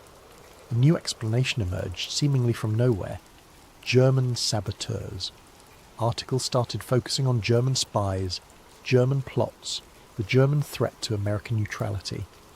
Witness accounts that didn't fit this narrative simply disappeared from follow-up stories. I found draft articles in the archives of the New York Tribune that were never published. One reporter had interviewed a Black Tom security guard who claimed to have seen men in police uniforms acting suspicious on the night of the explosion. The article was pulled before publication, replaced with a piece about German espionage networks. Another unpublished draft described mysterious ships seen in the harbour before the explosion, ships that left immediately after the blast without offering assistance to rescue efforts. That story was replaced with speculation about German U-boats. The pattern was clear. Any information that suggested the explosion might have involved American officials or pointed to a more complex conspiracy was systematically removed from public discourse. Within a week, the story had solidified into something clean and simple. Germans bad, Americans victims, war justified. But the most disturbing thing I found wasn't what was published. It was what was buried in the government archives. I spent weeks requesting documents under the Freedom of Information Act. Most were denied or heavily redacted, but I managed to get partial access to files from the Bureau of Investigation, the predecessor to the FBI. What I found there made my blood run cold. Internal memos from August 1916 revealed that federal investigators knew within days that the official story didn't add up. Witness statements contradicted each other. Physical evidence suggested multiple coordinated explosions, not a single sabotage incident. And several witnesses had mentioned seeing American officials in the area before the blast. One memo, dated August 15, 1916, was particularly damning. Recommend suppression of witness statements that implicate domestic parties. German attribution serves national security interests. Case should be closed expeditiously to avoid public panic. The memo was signed by someone whose name was redacted, but the title was visible. Special Assistant to the President. President Woodrow Wilson's administration wasn't just covering up American involvement in Black Tom, they were actively suppressing evidence of it, and they were doing it to manipulate public opinion towards supporting the war. By 1917, when America officially entered World War I, the Black Tom explosion had become a rallying cry. German saboteurs had attacked American soil, damaged an American icon, killed American workers. It was Pearl Harbor before Pearl Harbor, 9/11 before 9/11. Except it wasn't. It was something much worse. An attack carried out with American assistance, covered up by American officials, and used to drag America into a war that made specific American companies incredibly wealthy. The cover-up wasn't just about hiding the truth, it was about weaponizing a lie. Standing on Liberty Island, looking up at the Statue of Liberty's torch, you can see the scars if you know where to look. The official tour guides will tell you that the torch has been closed to public access since 1916 due to structural damage from the Black Tom explosion. They make it sound like a minor inconvenience, a bit of historical trivia. The truth is much more disturbing. I managed to get access to the original engineering reports from 1916, filed by the Army Corps of Engineers immediately after the explosion. What they found was structural damage far beyond what has ever been publicly acknowledged. Shrapnel hadn't just embedded in the copper skin of the torch, it had penetrated deep into the internal framework, compromising the statue's structural integrity. But here's what really caught my attention. The pattern of damage wasn't consistent with a random explosion.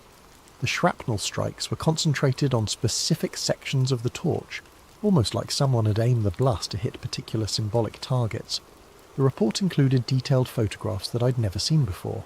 Close-ups of the damage showed pieces of metal embedded in the statue's torch arm, but also in her crown and tablet. The inscription on the tablet, July 4, Mdkaleksiski, July 4, 1776, had been partially obliterated by shrapnel. Someone had damaged America's symbol of freedom on the anniversary month of American independence. If that was coincidence, it was a hell of a coincidence.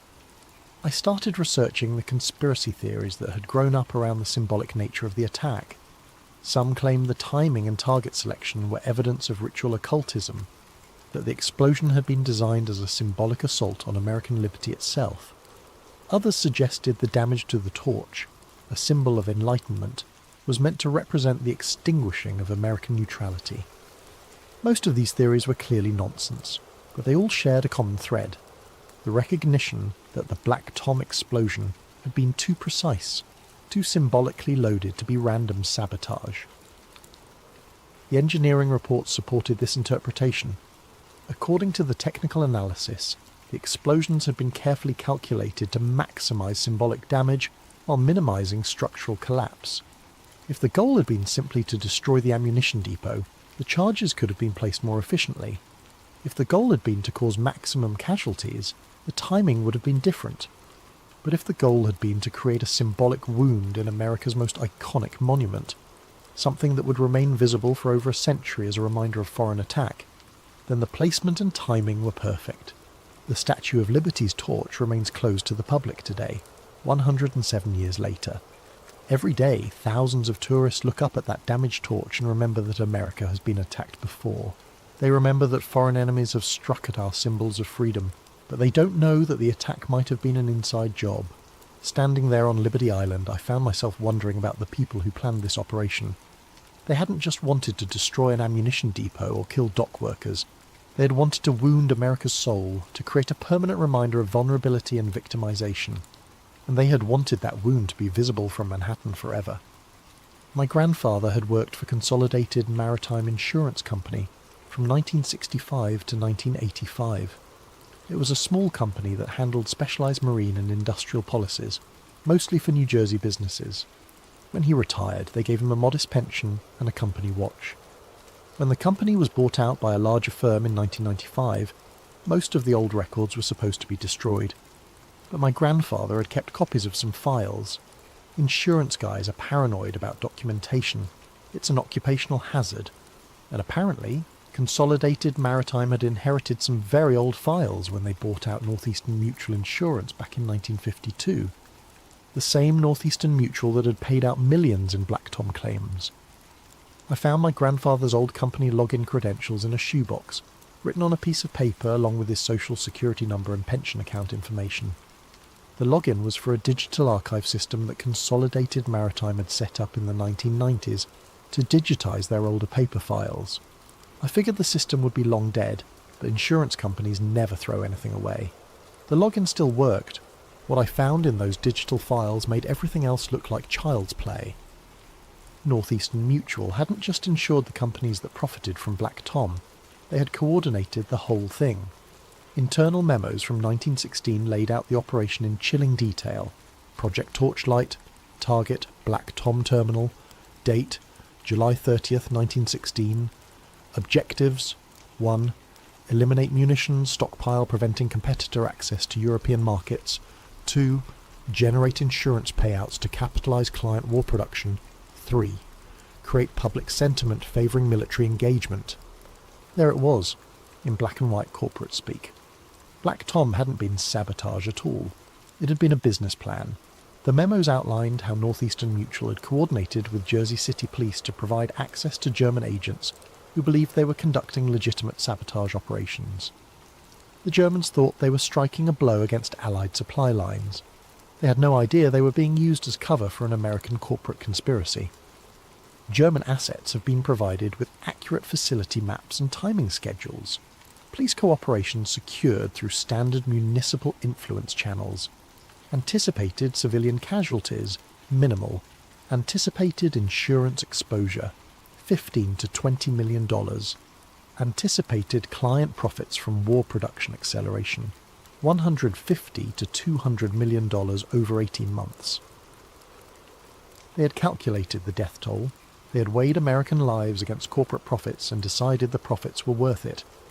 Other files showed the web of connections that made the operation possible. Northeastern Mutual's board included former government officials, active military officers, and executives from major munitions companies. They hadn't just insured these companies, they had been partners with them.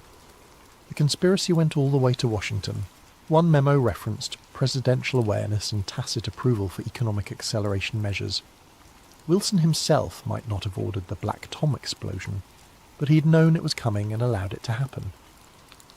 But the most disturbing file was dated August 3rd, 1916, the day Samuel Weiser died. It was a brief note from the company's security consultant. Witness situation resolved. River disposal successful. Recommend standard accidental death processing. No further action required. They had murdered Samuel Weiser and documented it in their corporate files like it was just another business expense. As I sat there reading these files, I realised I was looking at evidence of a conspiracy that made Watergate look like a parking ticket. American corporate and government officials had orchestrated a terrorist attack on American soil, used German agents as patsies, murdered witnesses, and used the whole thing as justification for entering a profitable war. And then I realised something else. I was accessing these files through an internet connection. Someone would have logs of my access, digital footprints, timestamps, and IP addresses. If they had killed Samuel Weiser for seeing too much in 1916, what would they do to me for seeing everything in 2023? That's when my laptop froze. The message appeared in the centre of my screen, white text on a black background. You've found enough. Stop digging. I tried to close the browser, restart the computer, pull the power cord, nothing worked. The message just sat there, pulsing slightly, like it was breathing. Then my phone rang. I looked at the screen. Unknown caller. I let it go to voicemail, but it started ringing again immediately. Same caller ID, same insistent tone. On the third call, I answered. Mr. Harrison. The voice was calm, professional, completely emotionless. You've been accessing some very old files tonight. They knew my name. They knew what I'd been doing. They were watching me in real time. I don't know what you're talking about, I said, but my voice cracked. Not exactly convincing. The Northeastern Mutual Archives. Consolidated Maritime Insurance Digital Records. Files related to the Black Tom incident of 1916. You accessed them at 11:47 p.m. using credentials belonging to Robert Harrison, deceased. Your grandfather, I believe. I hung up. The phone rang again immediately. That was rude, the voice said when I answered. Let me explain your situation. You have discovered information that certain parties would prefer to remain private. You have accessed this information through unauthorized means, which makes you criminally liable. You have also, unfortunately for you, triggered several security protocols that notify us when these particular files are viewed. Who is us? I asked. That's not important. What's important is that you understand the gravity of your situation. The Black Tom incident was resolved over a century ago. All parties involved are long deceased. The companies, the government officials, the insurance carriers, all gone.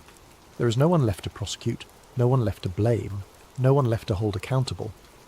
Except the people covering it up, I said. No, the voice said patiently. There is no cover-up. There is simply institutional continuity. The files you've accessed are maintained for historical completeness, not because anyone intends to act on the information they contain. They are quite literally ancient history. Ancient history that you kill people to protect. Samuel Vaser died in 1916. Anyone who might have ordered his death would be over 150 years old today. Do you see the problem with your conspiracy theory? But I was starting to understand something else. The companies might be gone, but the money isn't. The profits from World War I, the insurance payouts, the connections, all of that got passed down, didn't it? To new companies, new families, new power structures. There was a pause. You're smarter than I hoped you'd be. So what happens now? You kill me too? Mr. Harrison, we live in a different world than Samuel Vaser did. In 1916, a dock worker could simply disappear without anyone asking difficult questions. Today, a young man with a laptop and a social media presence cannot vanish without generating exactly the kind of attention we prefer to avoid. So I'm safe? You're useful. Your grandfather kept copies of files he shouldn't have kept. His login credentials provided access to archives that should have been deleted decades ago. You've helped us identify security vulnerabilities that need to be addressed. For that we're grateful. I could hear typing in the background. However, your usefulness has limits. You will not publish anything about Black Tom Island. You will not share the files you've accessed. You will not discuss this conversation with anyone. You will delete any copies you've made of these documents and return any physical materials you've found to their proper storage. And if I don't, then you'll discover that the methods we used to silence witnesses in 1916 were primitive compared to what we can do today. We don't need to throw you in the Hudson River, Mr. Harrison. We can destroy your credit, your employment, your relationships, your online presence, your entire existence without laying a finger on you. We can make you disappear into poverty and isolation while leaving you perfectly visible and alive. The line went dead. My laptop screen flickered and returned to normal, showing the insurance website I'd been browsing as if nothing had happened. But when I tried to access the Northeastern Mutual files again, I got an error message. Archive not found. They had locked me out. But more than that, they had probably deleted everything.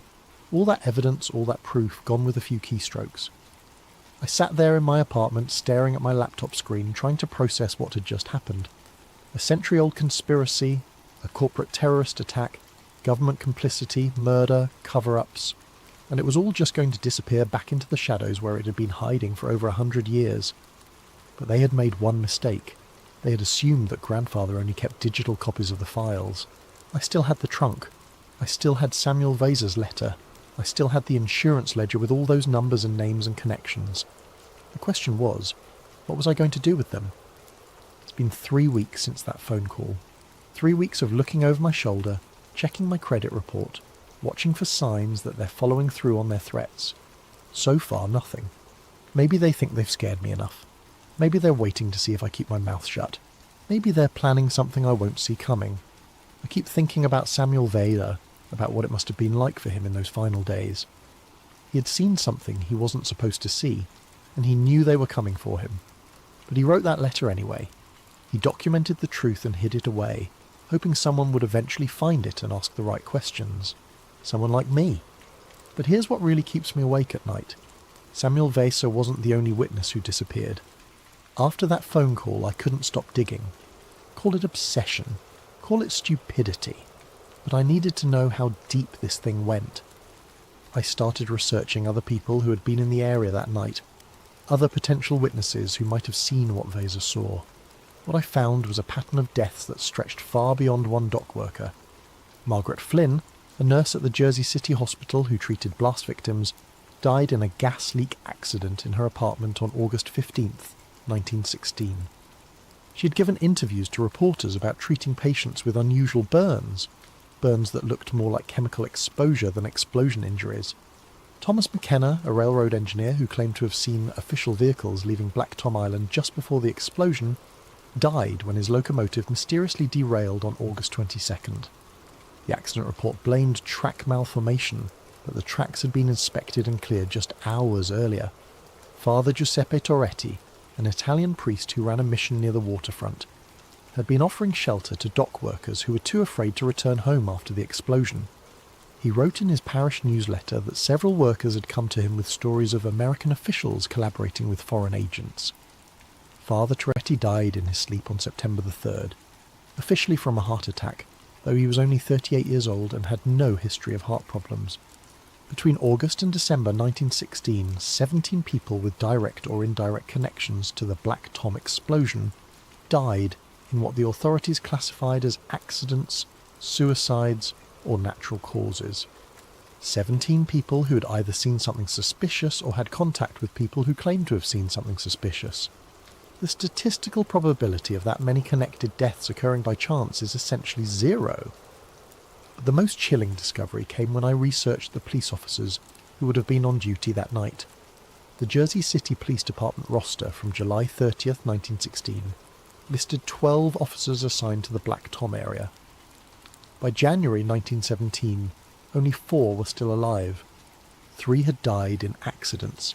2 had committed suicide. 3 had simply disappeared. Their personnel files noted they had abandoned their posts, and warrants were issued for desertion, but they were never found.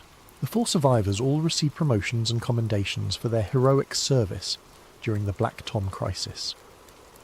They went on to have distinguished careers, rising to positions of authority within the department. One became police chief in 1925. The pattern was unmistakable. Anyone who might have contradicted the official story was eliminated. Anyone who supported it was rewarded. The Black Tom explosion wasn't just sabotage. It was a blueprint for how corporate interests, government corruption, and foreign threats could be combined to manipulate American public opinion and justify profitable wars. It was a beta test for the military-industrial complex that would define American foreign policy for the next century. But more than that, it was a demonstration of how completely a democratic society could be controlled if you had enough money, enough influence, and enough willingness to kill your own citizens. Insurance fraud, corporate greed, and hidden hands pushing America into war. These weren't aberrations. They were features. They were how the system was designed to work. And if they silenced 17 witnesses in 1916 to protect that system, what do you think they'll do to me?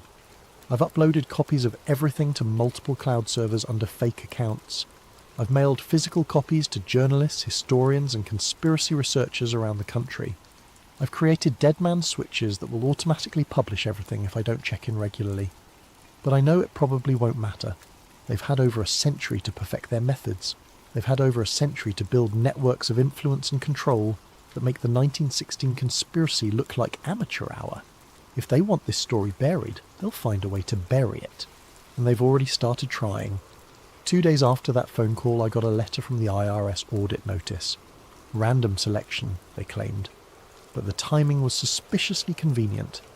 Then my credit card company called about unusual activity and froze my accounts pending a fraud investigation. My employer received an anonymous tip that I had been accessing company computers for personal research projects, which led to a formal disciplinary review. Each incident by itself could be coincidence. Together they formed a pattern of pressure designed to make me too busy dealing with bureaucratic nightmares to continue investigating Black Tom. But the real message came when I tried to access my grandfather's house. I drove to Jersey City last weekend, planning to go through the attic more thoroughly. Maybe there were other documents I had missed, other evidence that could corroborate Samuel Weiser's story. But when I got to the house, there was a condemned notice on the front door. According to the city building inspector who posted the notice, the house had structural integrity issues that made it unsafe for occupancy. The foundation was allegedly compromised, the roof was supposedly on the verge of collapse, and the electrical system posed an imminent fire hazard. Funny thing is, I'd been in that house just 3 weeks earlier, and it was perfectly fine, sturdy as the day it was built. But now, according to official city records, it was a death trap that needed to be demolished immediately. The demolition was scheduled for the following Monday, 72 hours from the time I received the notice. I called the building inspector's office trying to get more information about the inspection process, the specific problems they had identified, anything that might explain the sudden urgency. But the inspector who had signed the notice was unavailable, and his supervisor was in meetings all day. What I did learn, through some creative phone calls to neighbours, was that men in suits had been going door to door in the neighbourhood, asking about the old Harrison place, and whether anyone had seen suspicious activity around the property recently. They claimed to be federal investigators looking into potential environmental hazards, but they wouldn't show identification, and they left no business cards. The neighbours were scared. One elderly woman told me that the men had made it clear that asking too many questions about their investigation would not be in her best interests. I realised then that they weren't just trying to silence me. They were trying to eliminate all physical evidence of what I had discovered. The trunk, the documents, anything that might corroborate my story was about to be buried under a pile of rubble. So I did something stupid. I broke into my own grandfather's house. The structural integrity issues were bullshit, of course. The house was solid as a rock. But what I found in the attic made my blood run cold. The trunk was gone. Not just moved or damaged, completely gone, along with everything it had contained. Samuel Weiser's letter, the insurance ledger, the burned papers, all of it. In place of the trunk, there was a neat pile of ash on the attic floor, as if someone had burned everything and carefully swept up the remains. But they had missed something. Hidden behind a loose floorboard, I found another document, one I hadn't discovered during my first visit. It was a carbon copy of Samuel Weiser's letter, written in the same handwriting but addressed to someone different. Father Toretti, it began. If something happens to me, please make sure this information reaches the right people. This was Weiser's insurance policy. He had made copies of his account and hidden them with different people, hoping that even if they found and destroyed one version, another might survive. The letter to Father Toretti was identical to the one I had found in the trunk, but it included an additional paragraph at the end. They know I saw them. 2 of the police officers came by my boarding house yesterday, asking questions about my work schedule, my family, whether I'd been talking to reporters. They were friendly enough, but there was something in their eyes that made my skin crawl. I've decided to leave Jersey City for a while, maybe visit my cousin in Philadelphia until this all blows over. If you're reading this, it means I never made it to the train station. Samuel Weiser had known they were coming for him. He had tried to run, and they had caught him anyway. But more importantly, he had trusted Father Toretti with a copy of his story. The same Father Toretti who had died of a heart attack just a few weeks later. Still, I had to try. Samuel Weiser died trying to tell this story. Father Toretti died trying to protect it. The least I can do is risk my comfortable middle-class existence to tell it properly. Because the thing is, Black Tom wasn't a one-time event. It was a proof of concept. If you know what to look for, you can see the same patterns repeating throughout American history. Convenient attacks that justify profitable wars, corporate interest aligned with government policy, witnesses who disappear or discredit themselves. The methods get more sophisticated, but the fundamental approach remains the same: create a crisis, control the narrative, profit from the solution. How many other foreign attacks on American soil have actually been domestic operations? How many other Samuel Visas have been silenced before they could tell their stories? How many other trunks full of evidence are sitting in American attics, waiting for curious grandchildren to find them? I don't know if anyone will believe this story. I don't know if anyone will care enough to dig deeper. I don't know if I'll be around to find out. But I know this. The people who orchestrated the Black Tom explosion, who murdered Samuel Visa, who have spent over a century protecting this secret, they're still out there. Maybe not the same individuals, but the same institutions, the same networks, the same fundamental corruption. And they're still... The recording cuts off abruptly. The file is timestamped 3:17 a.m, November 15th, 2023. No further recordings have been found.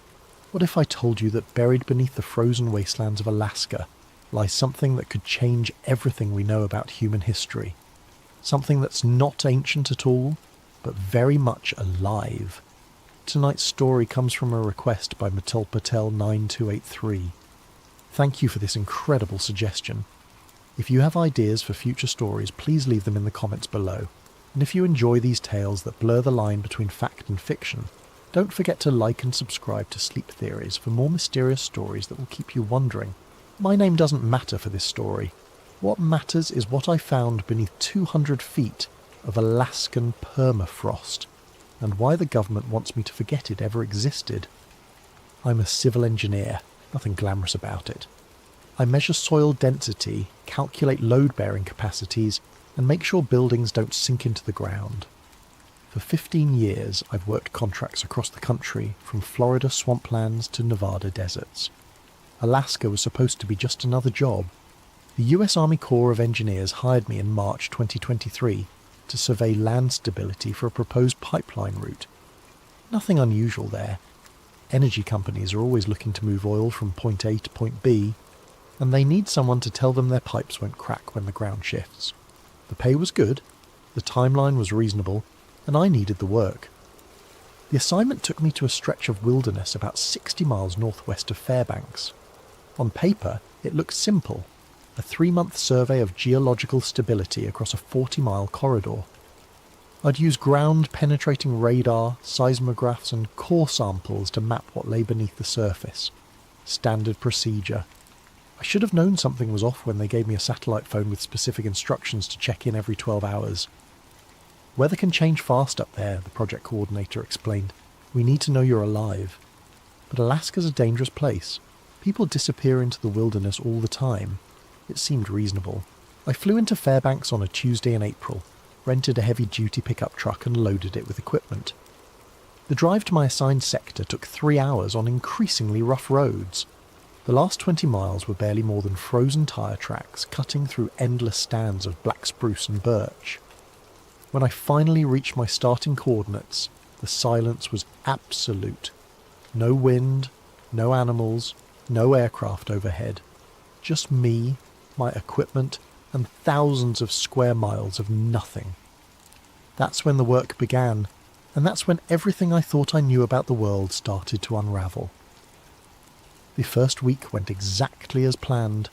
I established a base camp with a generator-powered trailer and methodically began surveying the proposed pipeline route.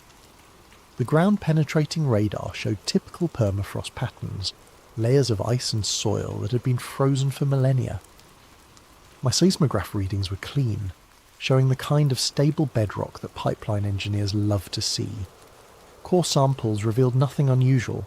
Standard Arctic soil composition with good load-bearing characteristics. I was making excellent progress. Then, on day 8, something changed. I was setting up the radar array for the morning survey when I noticed interference patterns on my display. Instead of the usual chaotic scattering that indicates rock and soil, I was seeing geometric shapes. At first I assumed it was equipment malfunction, Electronic devices can act strangely in extreme cold, and I'd been pushing my gear hard. I recalibrated the radar, replaced cables, and ran diagnostic tests. Everything checked out perfectly, but the shapes remained straight lines, perfect 90-degree angles, and beneath everything a massive triangular form with sides that extended beyond my radar's maximum penetration depth of 200 feet. I switched to the seismograph, thinking maybe sound waves would give me different data. I set off small explosive charges and measured how the shock waves travelled through the ground. Standard geological surveying technique. The results made no sense. Sound waves were reflecting off something solid and geometrically perfect about 150 feet down. The reflection pattern showed clean edges, flat surfaces, and precise angles. In nature, you don't find precise angles. Rivers meander, mountains erode into curves, and rock formations crack in random patterns. This was something else entirely. I spent the rest of that day running every test I could think of. Different frequencies, multiple angles, overlapping surveys. Every single measurement confirmed the same impossible truth. There was a massive pyramid buried beneath the permafrost, and it was huge. My calculations suggested sides at least 800 feet long, significantly larger than the Great Pyramid of Giza. The depth readings indicated it was sitting on bedrock, which meant it had been built on the surface and then buried by millions of years of geological processes. Except that made no sense either. Alaska's geological history doesn't include ancient civilizations capable of megalithic construction. The entire region was under glacial ice, until relatively recently in geological terms. I sat in my trailer that night staring at the printouts and digital displays, trying to find any explanation that didn't challenge everything I understood about engineering and archaeology. Maybe it was a natural formation that just happened to look geometric. Maybe my instruments were picking up interference from buried metal or deposits. Maybe the extreme cold was affecting my equipment in ways I didn't understand. But deep down I knew I was looking at something artificial, something that had been deliberately constructed and then hidden beneath the ice. The question was, who built it, and why? I needed supplies, and more importantly, I needed to talk to someone who knew the area's history. The nearest settlement was a village called Yukon Crossing. Population 127 according to the road sign. It was a 40-minute drive south on a road that tested every shock absorber in my truck. Yukon Crossing looked like a lot of rural Alaskan towns. A handful of weathered buildings clustered around a general store and a combination post office / gas station. Most of the residents lived in trailer homes or log cabins scattered among the trees. Smoke rose from chimneys in thin grey columns against the bright spring sky. The general store served as the unofficial community centre. Inside, I found an elderly native Alaskan man named Joseph Kaltag behind the counter, selling everything from canned goods to ammunition to fishing gear. He looked like he'd been running the place for decades. "You're the pipeline engineer," he said before I could introduce myself. It wasn't a question. "Word travels fast," I replied. "Not much happens around here." He rang up my purchases: batteries, fuel canisters, and enough food to last another week. "You working up in the Forbidden Valley?" I looked up from counting cash. Forbidden Valley? Joseph's weathered face remained expressionless, but I caught something in his eyes. Concern, maybe, or warning. That's what my grandfather called it. Said the spirits there were angry, animals won't go near it, and hunters who get too close. He shrugged. "Their compasses don't work right." "Magnetic interference," I said automatically. "Probably iron ore deposits in the bedrock. Maybe," he handed me my change, "or maybe some things are better left buried." I was loading supplies into my truck when a younger native woman approached. She introduced herself as Marie Kaltag, Joseph's granddaughter, and a pilot who flew supply runs to remote camps throughout the region. "I heard you talking to Grandpa," she said, "about the valley where you're working." He mentioned compass problems. Marie glanced around to make sure no one was listening. "It's more than that. I've flown over that area maybe 50 times in the last 10 years. My instruments go crazy. GPS cuts out, radio gets static, engine RPMs fluctuate." "Electromagnetic interference," I suggested. That's what I thought too. but 3 years ago I was flying a supply run to a hunting camp about 20 miles north of your work site. Clear day, perfect visibility. I was following the river when my GPS started spinning. Compass needle was rotating like a clock hand. She paused, clearly uncomfortable with the memory. I looked down to try to navigate by landmarks, and I saw something that shouldn't have been there. Lines in the snow, geometric patterns like someone had carved designs into the landscape. They were huge, maybe a mile across and perfectly symmetrical. Could have been natural formations, wind patterns, erosion channels. Marie shook her head. I've been flying over Alaska my whole life.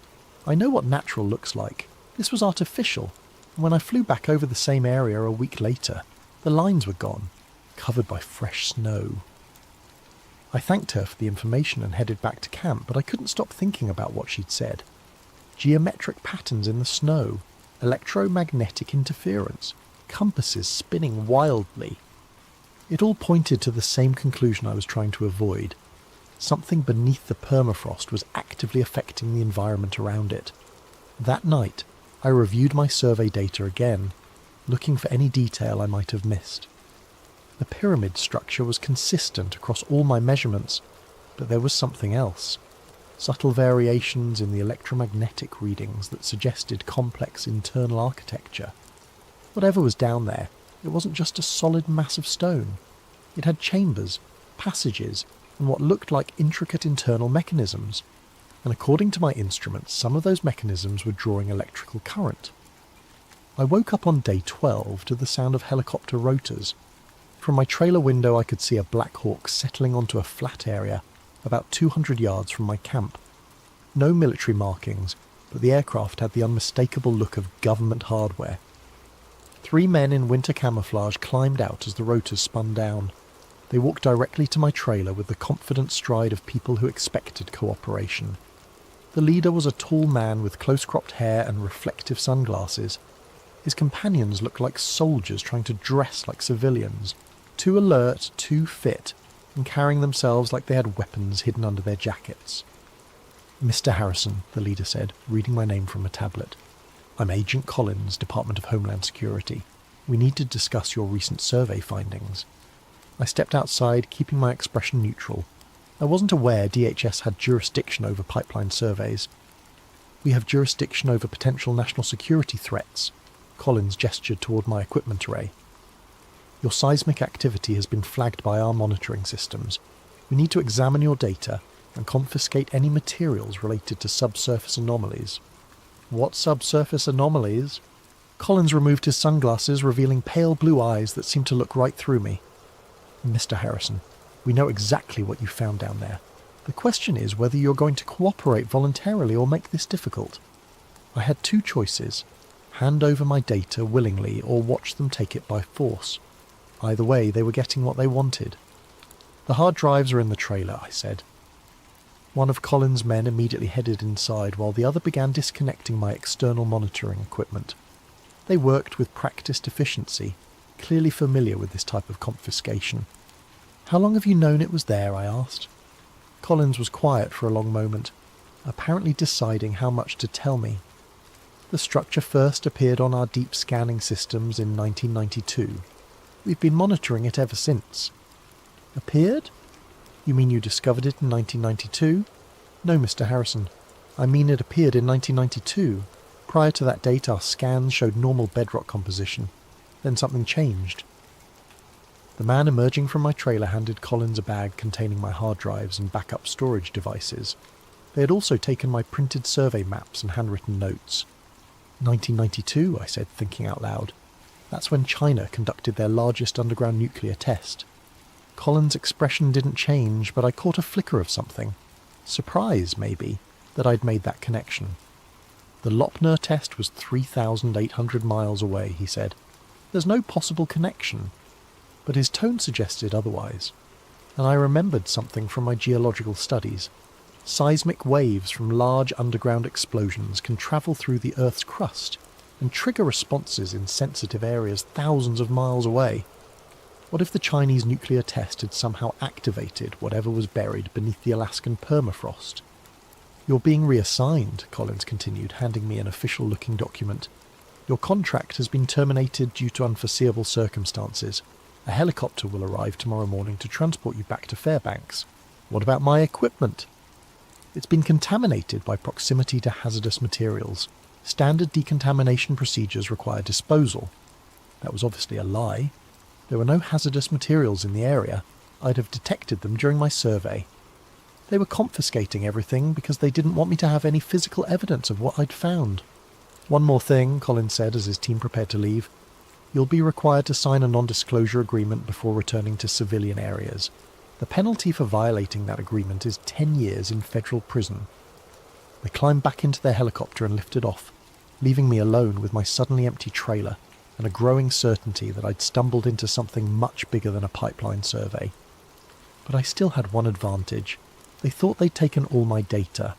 They were wrong. I've always been paranoid about data backup. Too many years of watching hard drives crash and taking blame for lost survey information. So I keep a small handheld GPS unit with built-in memory storage that automatically logs all my location coordinates and instrument readings. Collins and his team had missed it because it was clipped to my belt, looked like standard hiking gear, and wasn't connected to my main computer systems. That night I reviewed the stored data on the device's tiny screen. Everything was there. Coordinates, depth readings, electromagnetic measurements, and seismic mapping data. Enough information to prove that something massive and artificial was buried beneath the permafrost. But proof wasn't enough. I needed to understand what it was and why the government was so determined to keep it secret. I made a decision that probably should have gotten me killed. I was going back to the site for one final investigation. The helicopter pickup was scheduled for 8 a.m, which gave me about 6 hours of darkness to work with. I loaded basic equipment into my backpack. The handheld GPS, the digital camera, a small electromagnetic field detector, and a battery-powered radio, and hiked back to the survey area.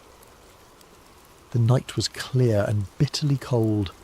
My breath formed ice crystals that seemed to hang in the air, and the snow crunched under my boots with sounds like breaking glass. Above me, the aurora borealis painted green curtains across the star-filled sky. I reached the coordinates where my instruments had detected the pyramid's apex.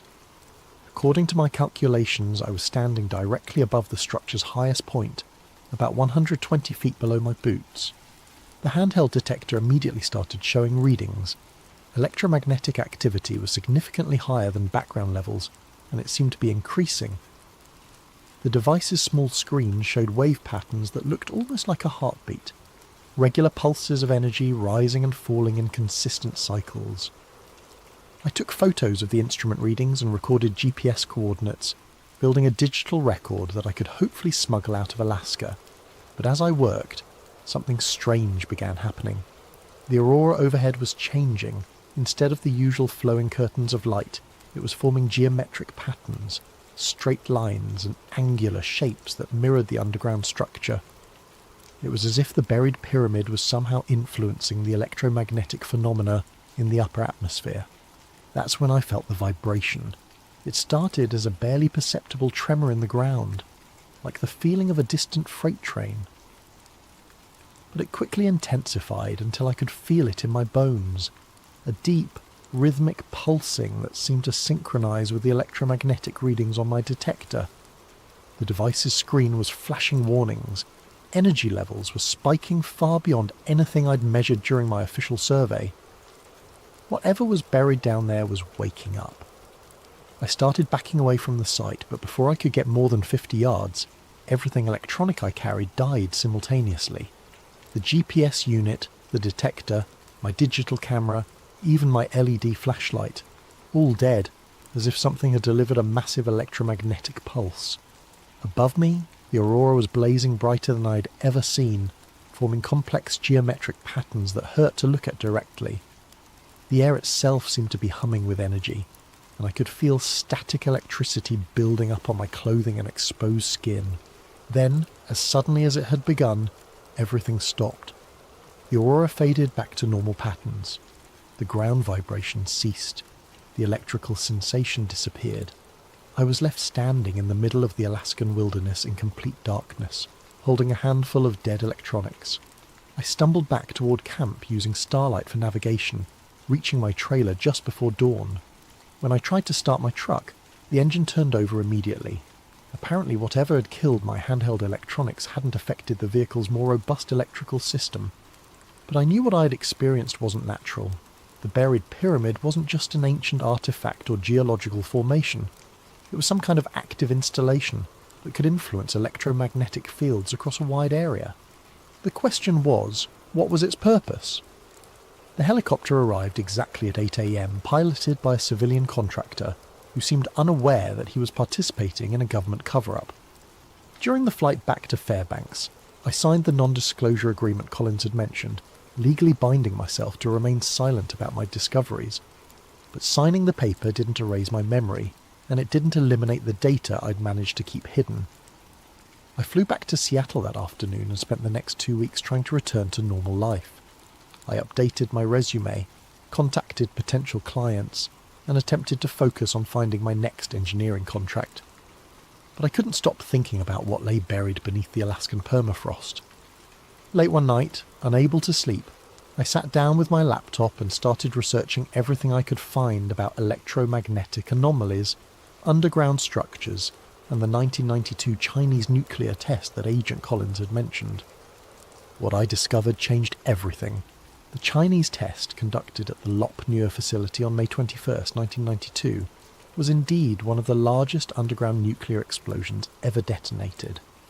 The blast was so powerful that seismic monitoring stations around the world recorded the shockwaves as they travelled through the Earth's crust. But that wasn't the interesting part. I found archived scientific papers describing unusual electromagnetic phenomena that occurred globally in the days following the test. Radio disruptions, satellite communication failures, and compass anomalies were reported from locations thousands of miles away from the blast site. Most significantly, several research stations in Alaska reported sudden spikes in local electromagnetic activity, beginning approximately 6 hours after the Chinese detonation.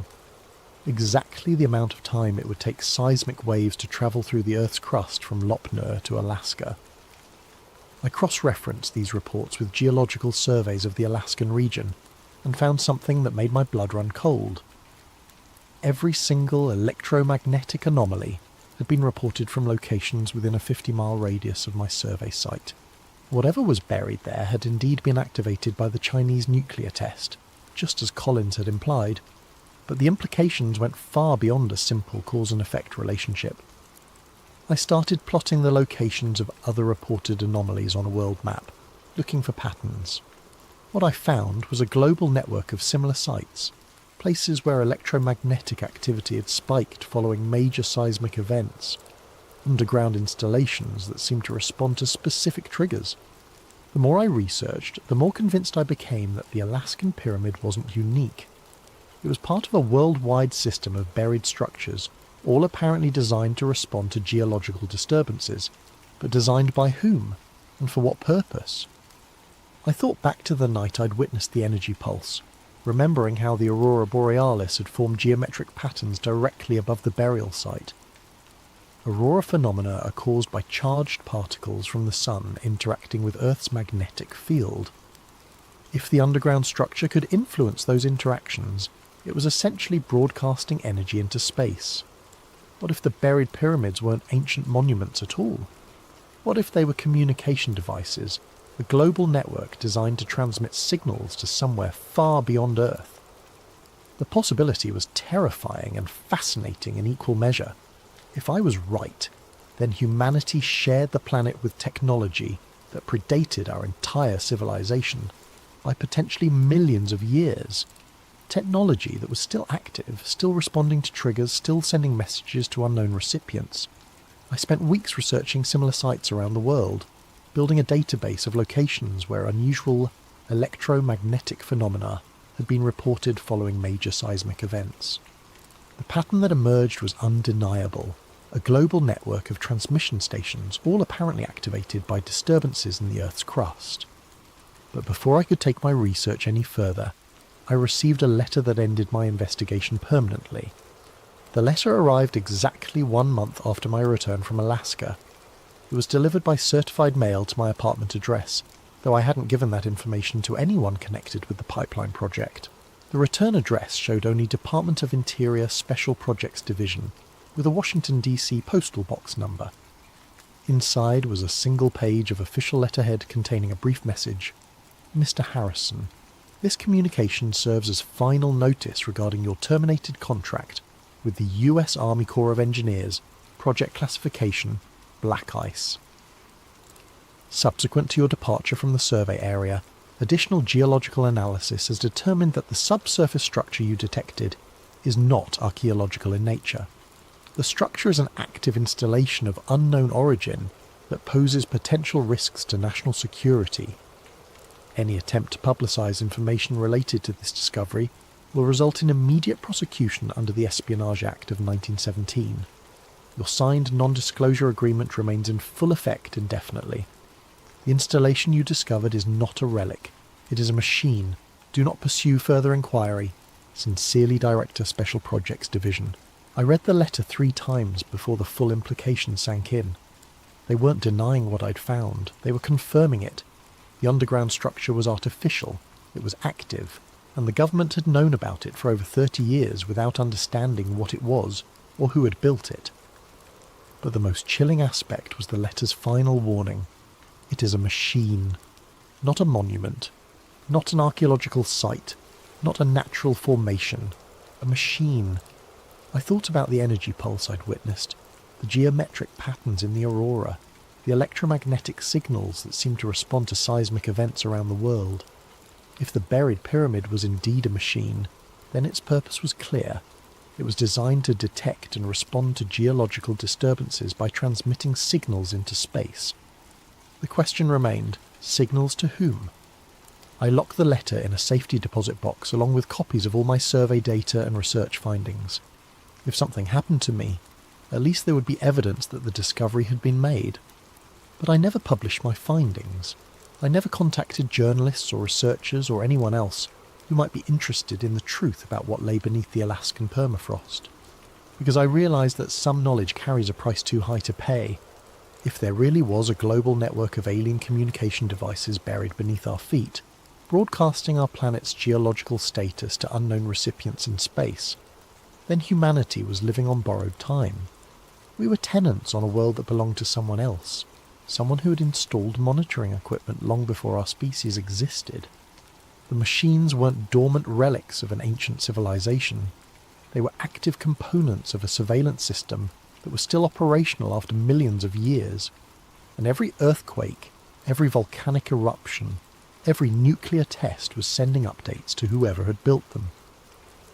I returned to my normal life as a civil engineer, taking contracts that kept me far from Alaska and far from any situation that might uncover similar installations.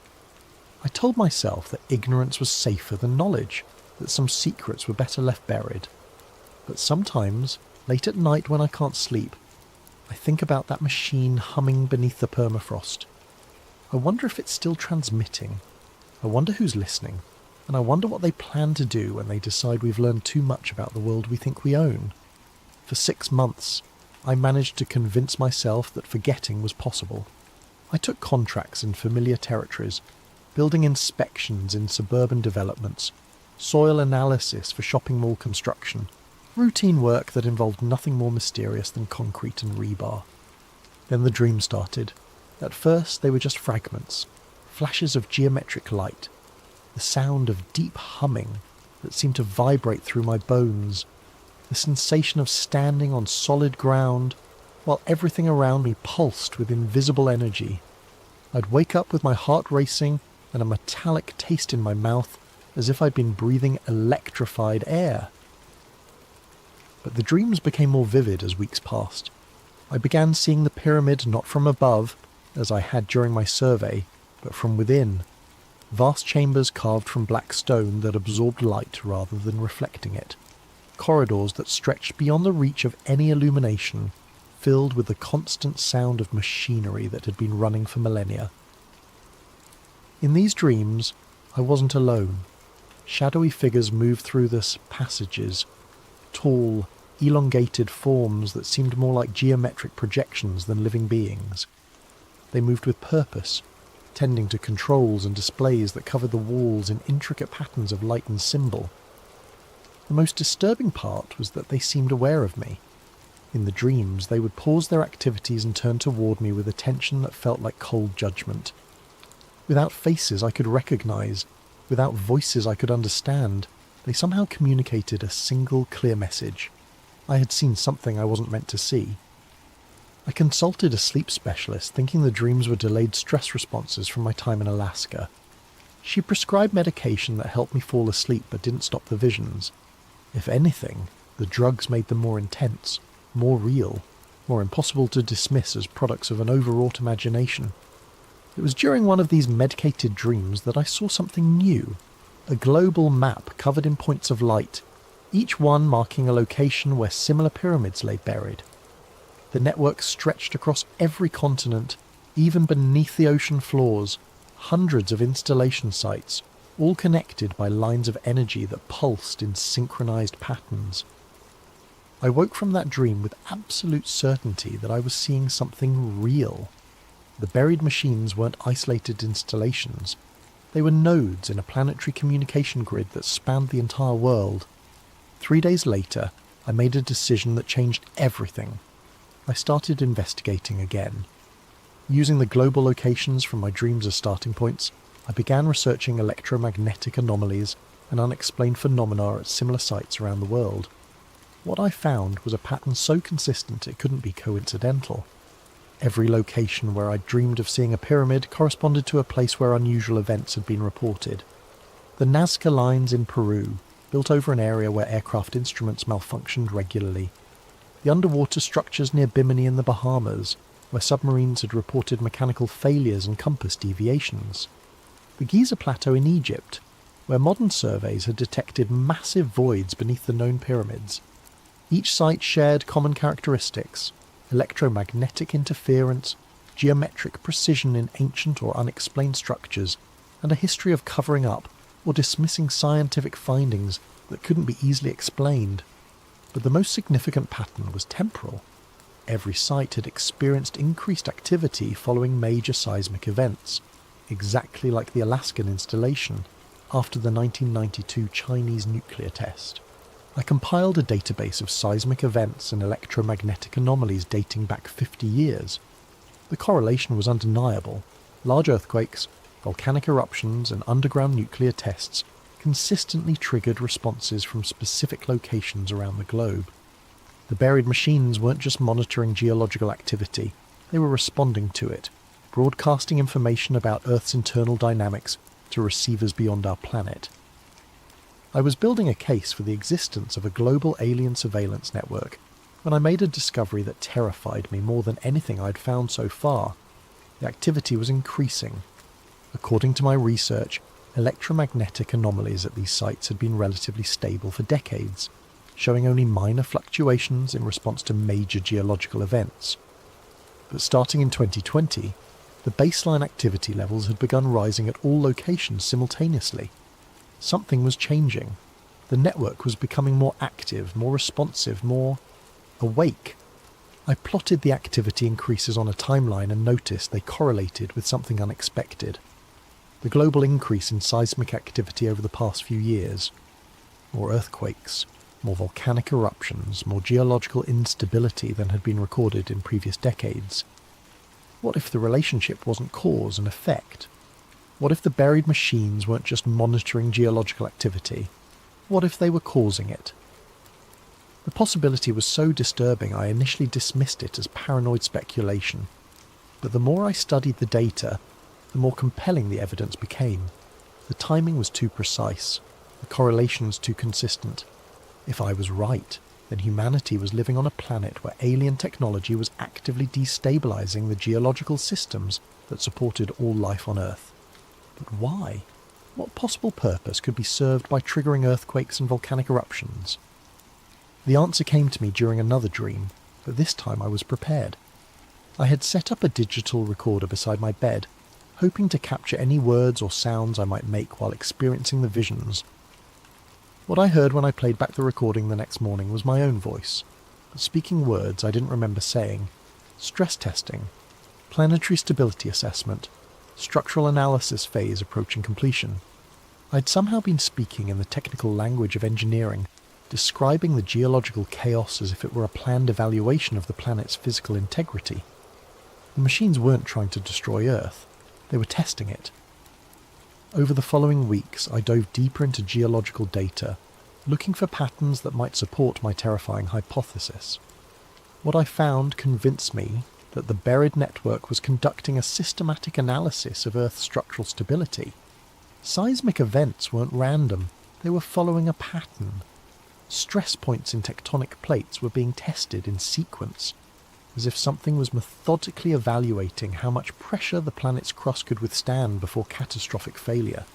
The 2011 Japanese earthquake and tsunami, the 2010 Haiti earthquake, the increasing volcanic activity in Indonesia, Italy and Iceland, the unprecedented earthquake swarms in places like Oklahoma and Arkansas. All of these events clustered around locations where I'd identified buried installations. I created detailed models showing how the network might be triggering these events through focused electromagnetic pulses directed at specific geological fault lines. The technology required would be far beyond human capabilities, but for a civilization that could build planet-spanning monitoring networks, it would be routine engineering. But the most chilling aspect of my research was the timeline. If the current rate of geological testing continued, the network would have evaluated every major tectonic system on Earth within the next 5 to 10 years. What would happen when the testing phase was complete? I spent sleepless nights imagining scenarios, planetary mining operations that required clearing the surface of inconvenient biological life, terraforming projects that would remake Earth's atmosphere and geology, or simple property reclamation by the network's builders returning to a world they had left unattended for millennia. None of the possibilities included a future for human civilization. It was during this period of growing despair that I received an unexpected contact that changed everything once again. The email appeared in my inbox on a Tuesday morning with a subject line that made my blood freeze. Alaskan survey data, classification, black ice. The sender's address was scrambled text that looked like a random string of characters, clearly routed through multiple encryption services to hide its origin. But the message content was brief and specific. Mr. Harrison, we know what you've discovered about the global network. Your research parallels investigations conducted by others who have encountered similar installations. A meeting has been arranged. Be at the Starbucks on Pine Street in downtown Seattle tomorrow at 3 p.m. Come alone. Bring your data. You're not the only one who has seen the machines. The message included no signature, but attached to it was a single photograph that made my hands shake. An image of my own survey equipment at the Alaskan site, taken from an angle that suggested the photographer had been watching my investigation from a significant distance. Someone had been monitoring me during my time in Alaska, someone who wasn't part of Agent Collins' government team. I spent the entire night debating whether to attend the meeting. It could be a trap, government agents trying to identify how much I knew and what evidence I still possessed. Or it could be exactly what it claimed, contact with others who had discovered the truth about the buried network. In the end, curiosity won over caution. I needed to know if I was really alone in this knowledge, or if there were others working to understand the threat humanity was facing. The Starbucks was crowded with the usual mix of students, business people and remote workers when I arrived at exactly 3 p.m. I ordered coffee and found a table near the back, trying to identify anyone who might be waiting for me. At 3:15, a woman in her 50s approached my table. She had greying hair pulled back in a practical ponytail, wore field clothing that suggested outdoor work, and carried herself with the confident posture of someone accustomed to physical challenges. "Mr. Harrison," she extended her hand. "I'm Catherine Webb. I think we need to talk." She sat down across from me and immediately began speaking in low, urgent tones. "I'm a marine archaeologist. 3 years ago, I was leading a deep-sea survey off the coast of Bermuda, when my team discovered an underwater structure that shouldn't exist. Geometric, massive, and actively generating electromagnetic fields that interfered with our equipment. She opened a tablet and showed me sonar images that looked remarkably similar to my ground-penetrating radar data from Alaska. A pyramid-shaped structure, perfectly symmetrical, sitting on the ocean floor at a depth of nearly a mile. When we tried to publish our findings, the research was classified and our funding was terminated. Sound familiar?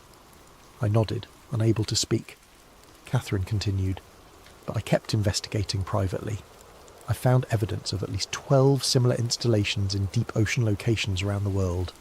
All of them show the same characteristics: geometric precision, electromagnetic activity, and apparent activation following seismic events.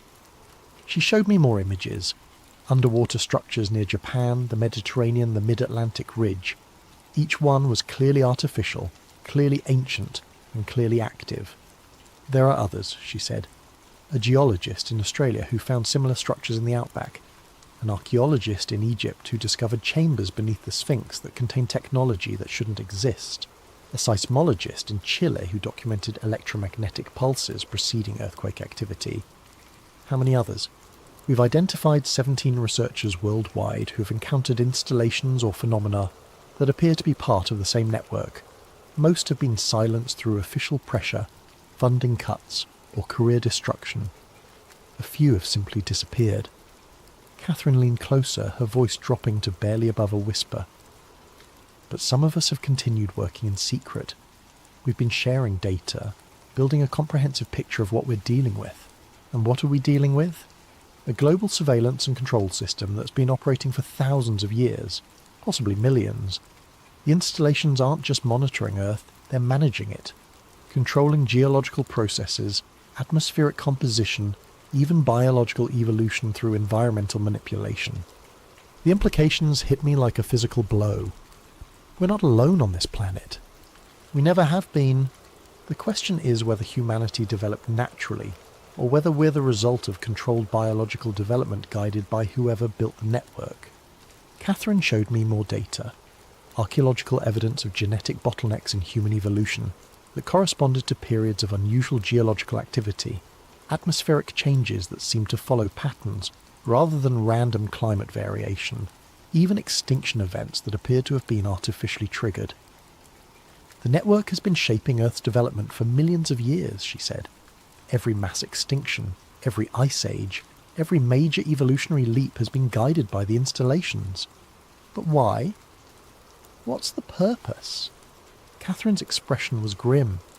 We think Earth is being prepared for something. The stress testing you've documented, the increasing seismic activity, the atmospheric changes, it all points to final preparations for some kind of major transition. Transition to what? We don't know, but based on the escalating activity levels, we estimate it will begin within the next few years. She handed me a secure phone with an encrypted communication app. If you want to help us understand what we're facing, this will put you in contact with the others. We're working to decode transmissions from the installations to map the complete network, and to find some way to predict what's coming. What if we can't stop it? Catherine was quiet for a long moment. Then at least humanity will know the truth before the end. Over the following months, I became part of an underground network of researchers from around the world. Using encrypted communications and careful operational security, we shared data, theories, and discoveries about the installations that had consumed our professional lives. What emerged from our collective research was a picture of Earth that challenged everything humanity believed about our planet and our place in the universe. The installation network was vast. Over 300 confirmed sites across all continents and ocean floors.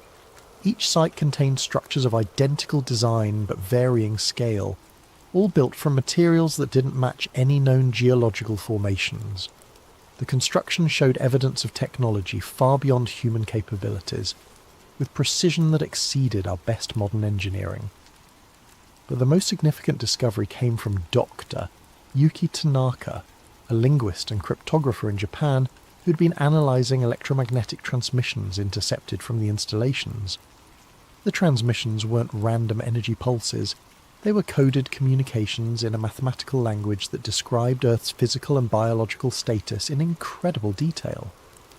Real-time reports on atmospheric composition, geological stability, ocean chemistry, magnetic field fluctuations and biological diversity levels.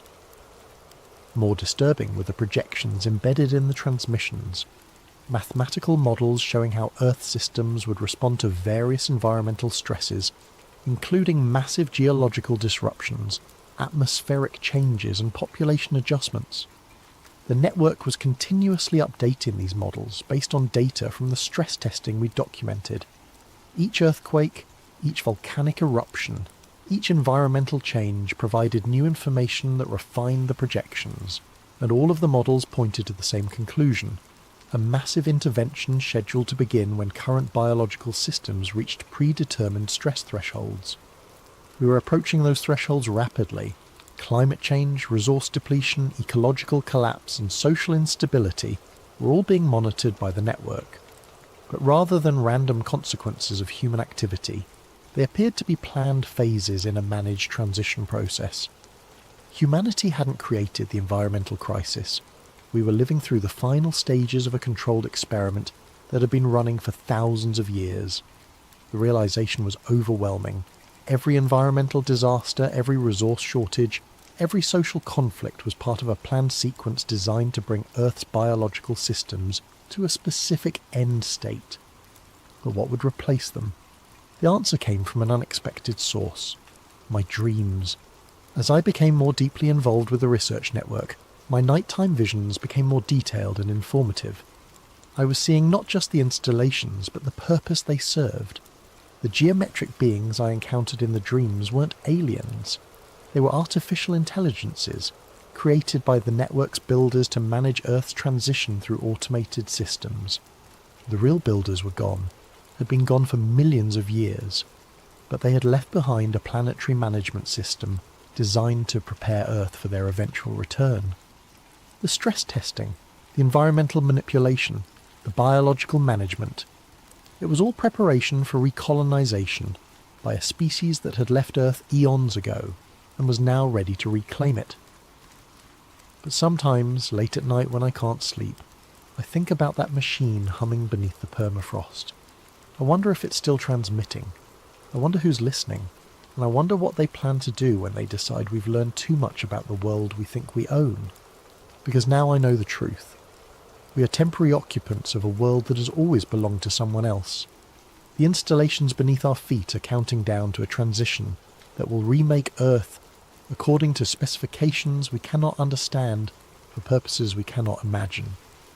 The truth is out there, buried beneath the ice in places like Alaska, waiting for the next contractor or surveyor or accidental discoverer to stumble across it.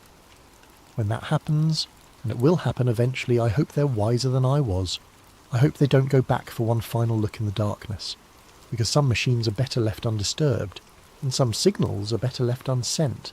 But the signals are being sent anyway, carrying reports of a planet ready for reclamation by its original inhabitants. The countdown has begun, and we are running out of time to understand what we're facing, or to find a way to survive what's coming.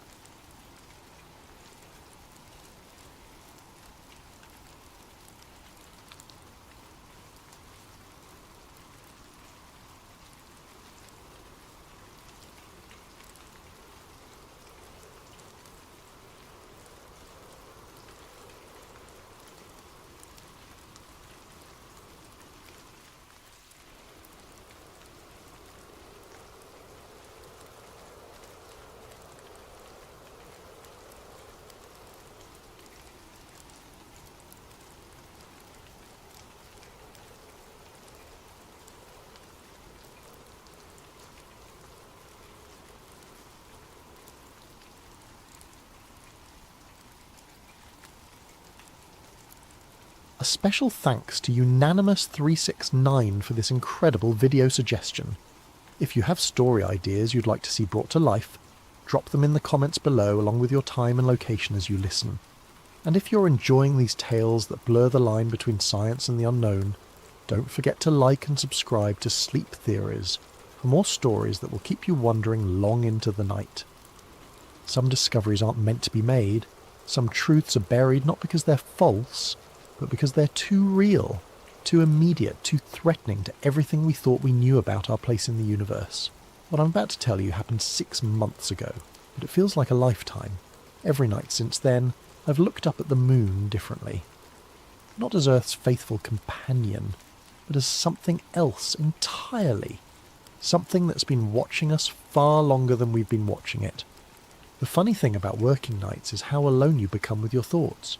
When the rest of the world sleeps, reality becomes more malleable, more open to possibilities that daylight would dismiss. Maybe that's why I was the one to hear it first, or maybe it chose me. I'm still not sure which possibility terrifies me more. The Deep Space Communications Array sits on a mesa in New Mexico like a metallic flower turned skyward, its massive dish perpetually searching the cosmos for whispers of intelligence. Most people imagine radio astronomy as glamorous work, first contact with alien civilizations, breakthrough discoveries that reshape human understanding. The reality is far more mundane. Endless nights of static, false positives from microwave ovens, and the occasional excited discovery of a new pulsar that turns out to be interference from a nearby airport. My name is Marcus Webb, and I've been working the graveyard shift at the array for 7 years. The pay is decent, the work is solitary, and the night sky in rural New Mexico remains unspoiled by light pollution. Perfect for someone who prefers the company of distant stars to nearby humans. October 15th started like any other shift. I clocked in at 11 p.m, relieved Janet Morrison, a day shift veteran who always smelled faintly of coffee and disappointment, and settled into the control room's familiar embrace of humming electronics and glowing displays. The array was currently part of a SETI survey, sweeping specific coordinates for any hint of organised signals from the direction of Wolf 359. For the first 4 hours, I catalogued the usual suspects, rotating neutron stars painting precise lighthouse beams across space, distant galaxies bleeding radiation from supermassive black holes, and the cosmic background radiation that still echoes from the universe's violent birth. Beautiful, ancient, and entirely natural. At 3:17 a.m. something changed. It started as a blip, literally.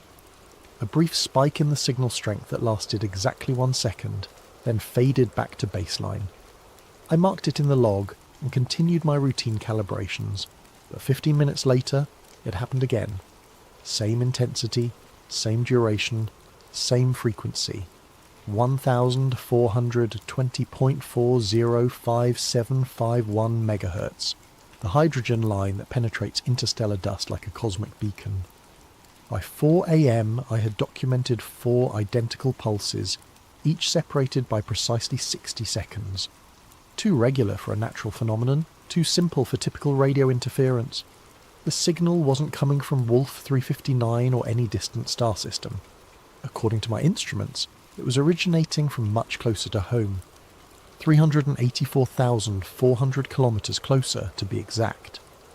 I spent the next hour triangulating the source, cross-referencing satellite positions and checking for equipment malfunctions. The readings remained consistent. The signal was bouncing between Earth and the Moon, but not originating from either surface. Instead, it seemed to be coming from inside the Moon itself. "That's impossible," I muttered to the empty control room, but my instruments disagreed. The signal had the rhythm of a heartbeat, pulsing with mechanical precision every 60 seconds without deviation. As dawn approached, and the array's sensitivity decreased with solar interference, I could still detect it, faint but persistent, like a whisper that refuses to be silenced. I printed out 6 hours of data, burned copies to 3 separate drives, and locked them in my desk drawer. Something told me this discovery wouldn't remain secret for long, and I wanted proof that I'd been the one to find it. Looking back, that was probably my first mistake. The second was thinking I could trust anyone with what I'd learned. Sleep eluded me that morning. Every time I closed my eyes, I saw those perfect rhythmic spikes marching across my computer screen like soldiers in formation. By noon, I gave up trying to rest and drove to the university library in Las Cruces, 40 minutes of desert highway that gave me time to think. The signal's location bothered me more than its existence. Radio astronomy regularly detects organised signals, spacecraft communications, satellite transmissions, even the occasional hoax. But something broadcasting from inside the moon. That suggested either technology far beyond human capability or a natural phenomenon that physics couldn't explain. I needed historical context, and the university's aerospace collection was the best resource within driving distance. Dr. Eleanor Rodriguez, the research librarian, knew me from previous visits and granted me access to the restricted archives without question. "Looking for anything specific, Marcus?" she asked, leading me through climate-controlled corridors lined with government documents. "Apollo mission logs," I said. "Specifically anything related to seismic data or unusual acoustic phenomena." She paused at a section marked NASA historical documents and pulled out several thick binders. "You know about the moon-ringing experiments, right? Apollo 12 through 17. I shook my head, and she smiled with the satisfaction of someone about to share obscure knowledge. The lunar modules weren't just transportation. When they finished their missions, NASA crashed them into the moon's surface to create artificial moonquakes. The seismic equipment left by the astronauts would record the vibrations, helping scientists map the moon's internal structure. She opened one of the binders to a collection of transcripts marked Apollo 12 Mission Communications, Declassified, 1998. The results were unexpected, she continued. Instead of the brief tremors they anticipated, the moon rang like a bell for up to 4 hours after each impact. The reverberations suggested it was either completely hollow or contained vast empty spaces. I spent the next 6 hours reading every document she could locate. The astronauts' descriptions were remarkably consistent across missions. Apollo 12 Commander Pete Conrad. "Did you guys hear that? It's still ringing down there, like we hit a giant tuning fork." Apollo 14 pilot Stuart Rooser. "Houston, we're still getting reverberations 20 minutes after impact. This doesn't match any geological models." Apollo 16 Commander John Young. "The sound is wrong. Too hollow, too organised, almost like there's structure down there." But the most intriguing document was buried deep in Apollo 17's mission files, a memorandum marked Classified, National Security Review Required, that had been partially declassified in 2009 with significant redactions still intact. The document was partially redacted, but the implications were clear. NASA had detected something under the moon's surface in 1972, something significant enough to classify the findings for national security reasons. I photographed every relevant page with my phone, careful not to trigger the library's security systems. As I prepared to leave, Doctor, Rodriguez stopped me. "Find what you were looking for?" she asked. "More than I expected," I admitted. Dr. Rodriguez hypothetically, if someone wanted to access NASA's current lunar observation data, not the public archives but active research, where would they look? She studied my face carefully. "Hypothetically, they probably wouldn't. That information is restricted to authorised personnel only," she paused. "But if someone had legitimate research credentials and knew the right databases to query, they might find publicly accessible radar imaging surveys from the Lunar Reconnaissance Orbiter. Hypothetically." She handed me a slip of paper with a web address written in her neat handwriting. "Good luck with your research, Marcus. And be careful. Some knowledge comes with responsibilities." I drove back to the array with my mind racing. The Apollo documents spread across my passenger seat like pieces of a cosmic puzzle. The signal I'd detected wasn't just some random electronic noise. It was part of a pattern that had been hidden for over 50 years. My shift that evening began normally enough. I clocked in, reviewed the previous day's observations, and settled into my routine. But as soon as I accessed the signal analysis software, I knew something was wrong. My files were gone. Not just deleted, completely absent from the system as if they had never existed. My carefully documented observations, the frequency analysis, the triangulation data, all of it had vanished from both the main servers and my personal directories. "That's not possible," I muttered, frantically searching backup drives and temporary folders. The array's systems automatically created multiple copies of all observational data stored across different servers to prevent accidental loss. Yet somehow every trace of the previous night's discovery had been systematically erased. I grabbed my phone and called the IT department, but the night technician, Dave Morrison, Janet's nephew, sounded genuinely puzzled. "Marcus?" "Yeah, the system shows you had a routine shift yesterday. Nothing unusual flagged. Are you sure you saved the files correctly?" "Dave, I've been doing this for 7 years. I know how to save data. Look, maybe there was a software glitch. Why don't you write up an incident report and—" "Forget it," I said, hanging up. Someone with administrative access had deliberately purged my discovery from the system. The timing couldn't be coincidental. Less than 18 hours after I'd detected the signal, it had been professionally sanitized from existence. I spent the next 2 hours attempting to replicate my previous night's observations, pointing the array toward the same coordinates and scanning the same frequencies. The signal was still there, that steady mechanical pulse every 60 seconds, but now I had no official record of its existence. At 2 a.m. I heard vehicles approaching the array. Living on a mesa in the middle of nowhere, you develop an ear for the sounds that don't belong. These weren't the maintenance crews that occasionally visited during daylight hours, and they weren't lost tourists who'd taken a wrong turn off the highway. These vehicles moved with purpose, their headlights sweeping the access road like searchlights. 3 black SUVs parked near the main building, their engines ticking as they cooled in the desert air. Men in dark suits emerged, their movements coordinated and professional. I recognized the bearing immediately.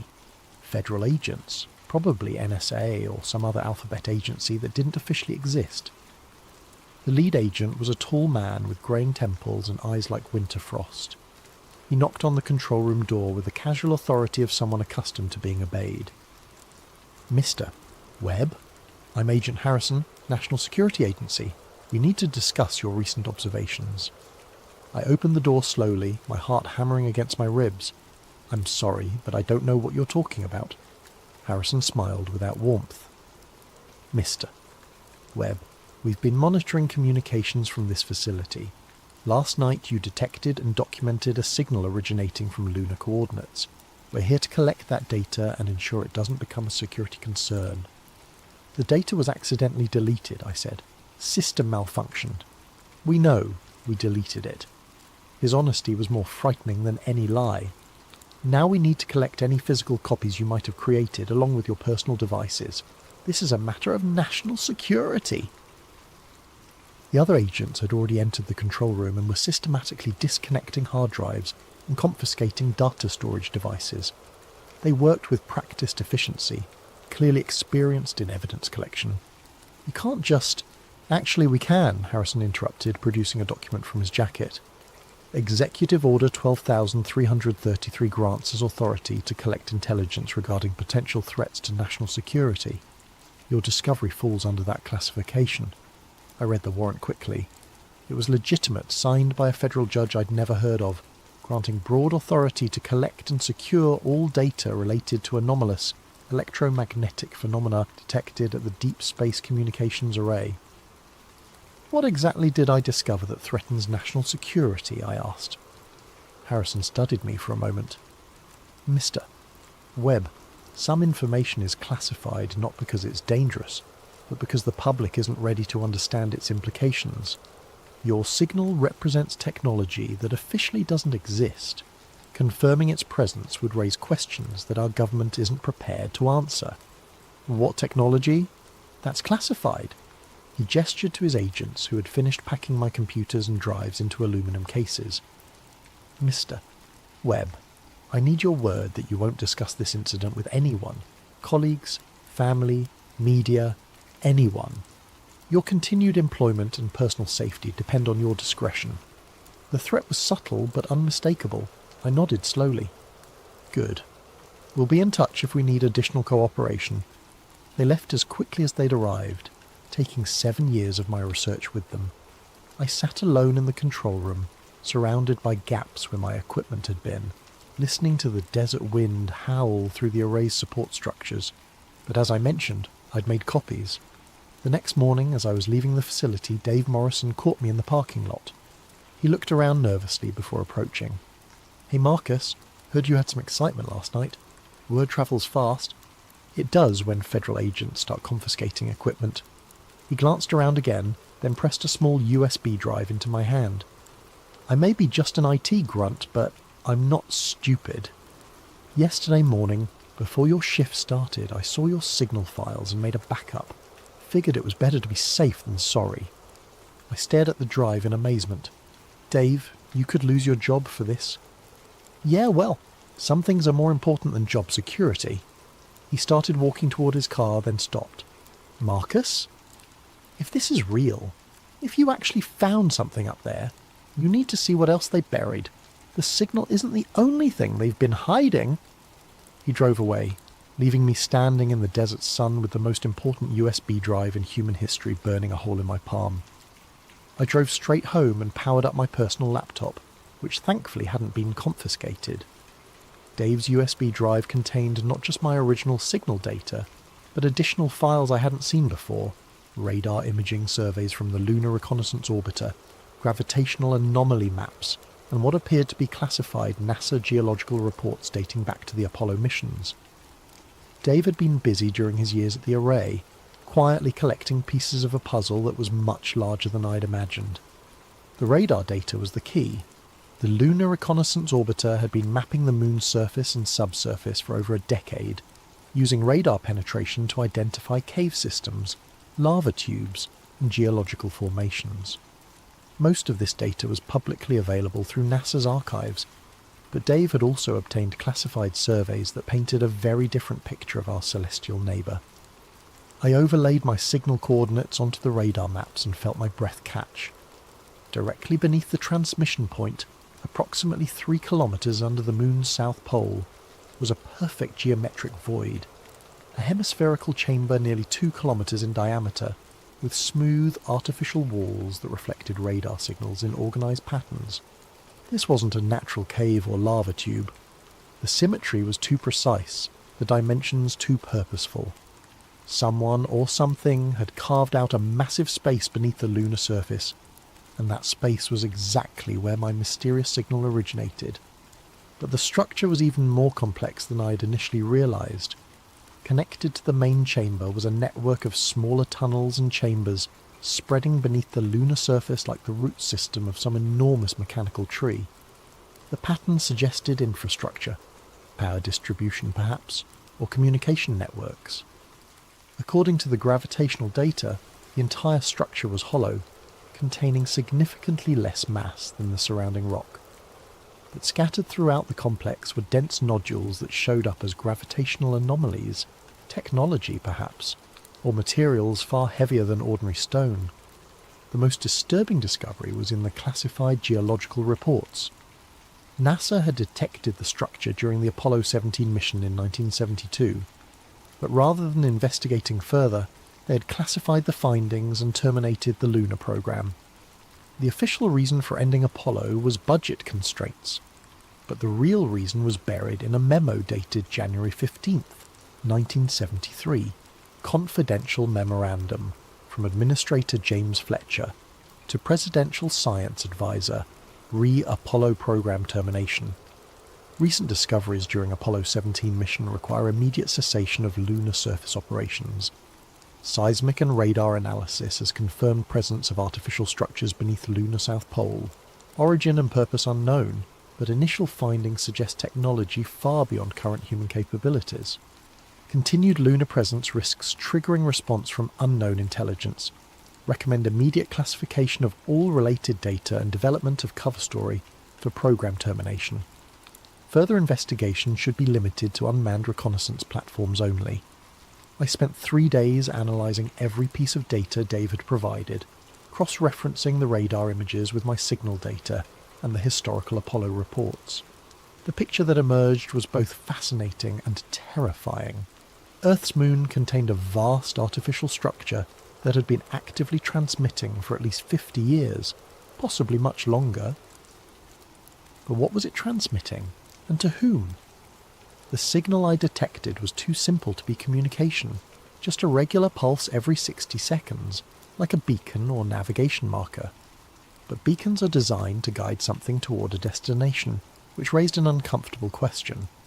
What was the moon trying to guide home? On my 4th day of analysis, I noticed something that made my blood freeze. The signal pattern had changed. Instead of the simple 60-second pulse, the transmission now contained additional data, structured patterns that looked suspiciously like binary code. The lunar structure wasn't just broadcasting anymore, it was actively communicating, and it had started exactly 12 hours after the NSA had confiscated my equipment. I worked feverishly to decode the new transmission, my laptop running signal analysis software around the clock while I survived on coffee and determination.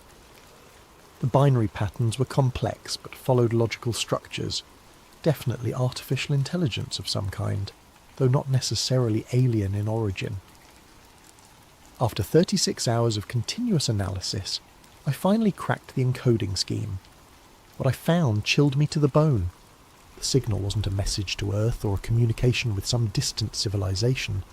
It was a log, a detailed record of human activity dating back thousands of years.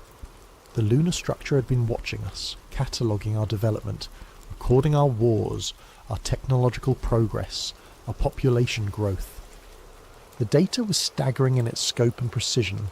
Entry 47,829, nuclear detonation detected. Location Hiroshima, Japan. Yield 15 kilotons. Date August 6, 1945. Total human nuclear test recorded 1. Entry 52,156. Atmospheric carbon dioxide threshold exceeded. Concentration 315 parts per million. Date March 15th, 1958. Climate change protocols initiated. Entry 63,847. First artificial satellite detected. Object Sputnik 1. Orbital period 96.2 minutes. Date October 4th, 1957. Space age commenced. The entries continued for thousands of pages, documenting everything from major wars to technological breakthroughs, from climate shifts to population milestones. The lunar structure had been conducting surveillance on human civilization with mechanical precision, creating an encyclopedia of our species' development. But most disturbing were the recent entries, which suggested the surveillance had become far more sophisticated. Entry 97,234, Global Internet Traffic Analysis complete. Social media monitoring active across 847 million individual accounts. Behavioral pattern recognition at 94.7% accuracy. Entry 97,891, Facial recognition database updated. 6.2 billion individual human faces catalogued and cross-referenced with government databases. Entry 98,156. Military satellite communications intercepted and decoded. Nuclear arsenal locations confirmed for 9 nations. Strike capability assessment complete. The moon wasn't just watching humanity. It was studying us with the thoroughness of scientists examining laboratory specimens. Every aspect of our civilization had been catalogued, analysed, and filed away in some vast database hidden beneath the lunar surface. The implications were staggering. If the structure was artificial, who had built it? When had they placed it there? And why were they monitoring human development so closely? The answer came in the log's final entries, which had been transmitted just hours before. Entry 98,847, Surveillance discovery detected. Individual, Marcus Webb, radio astronomer. Location, Deep Space Communications Array, New Mexico. Threat assessment, minimal. Entry 98,848. Government containment protocols activated. Data suppression successful.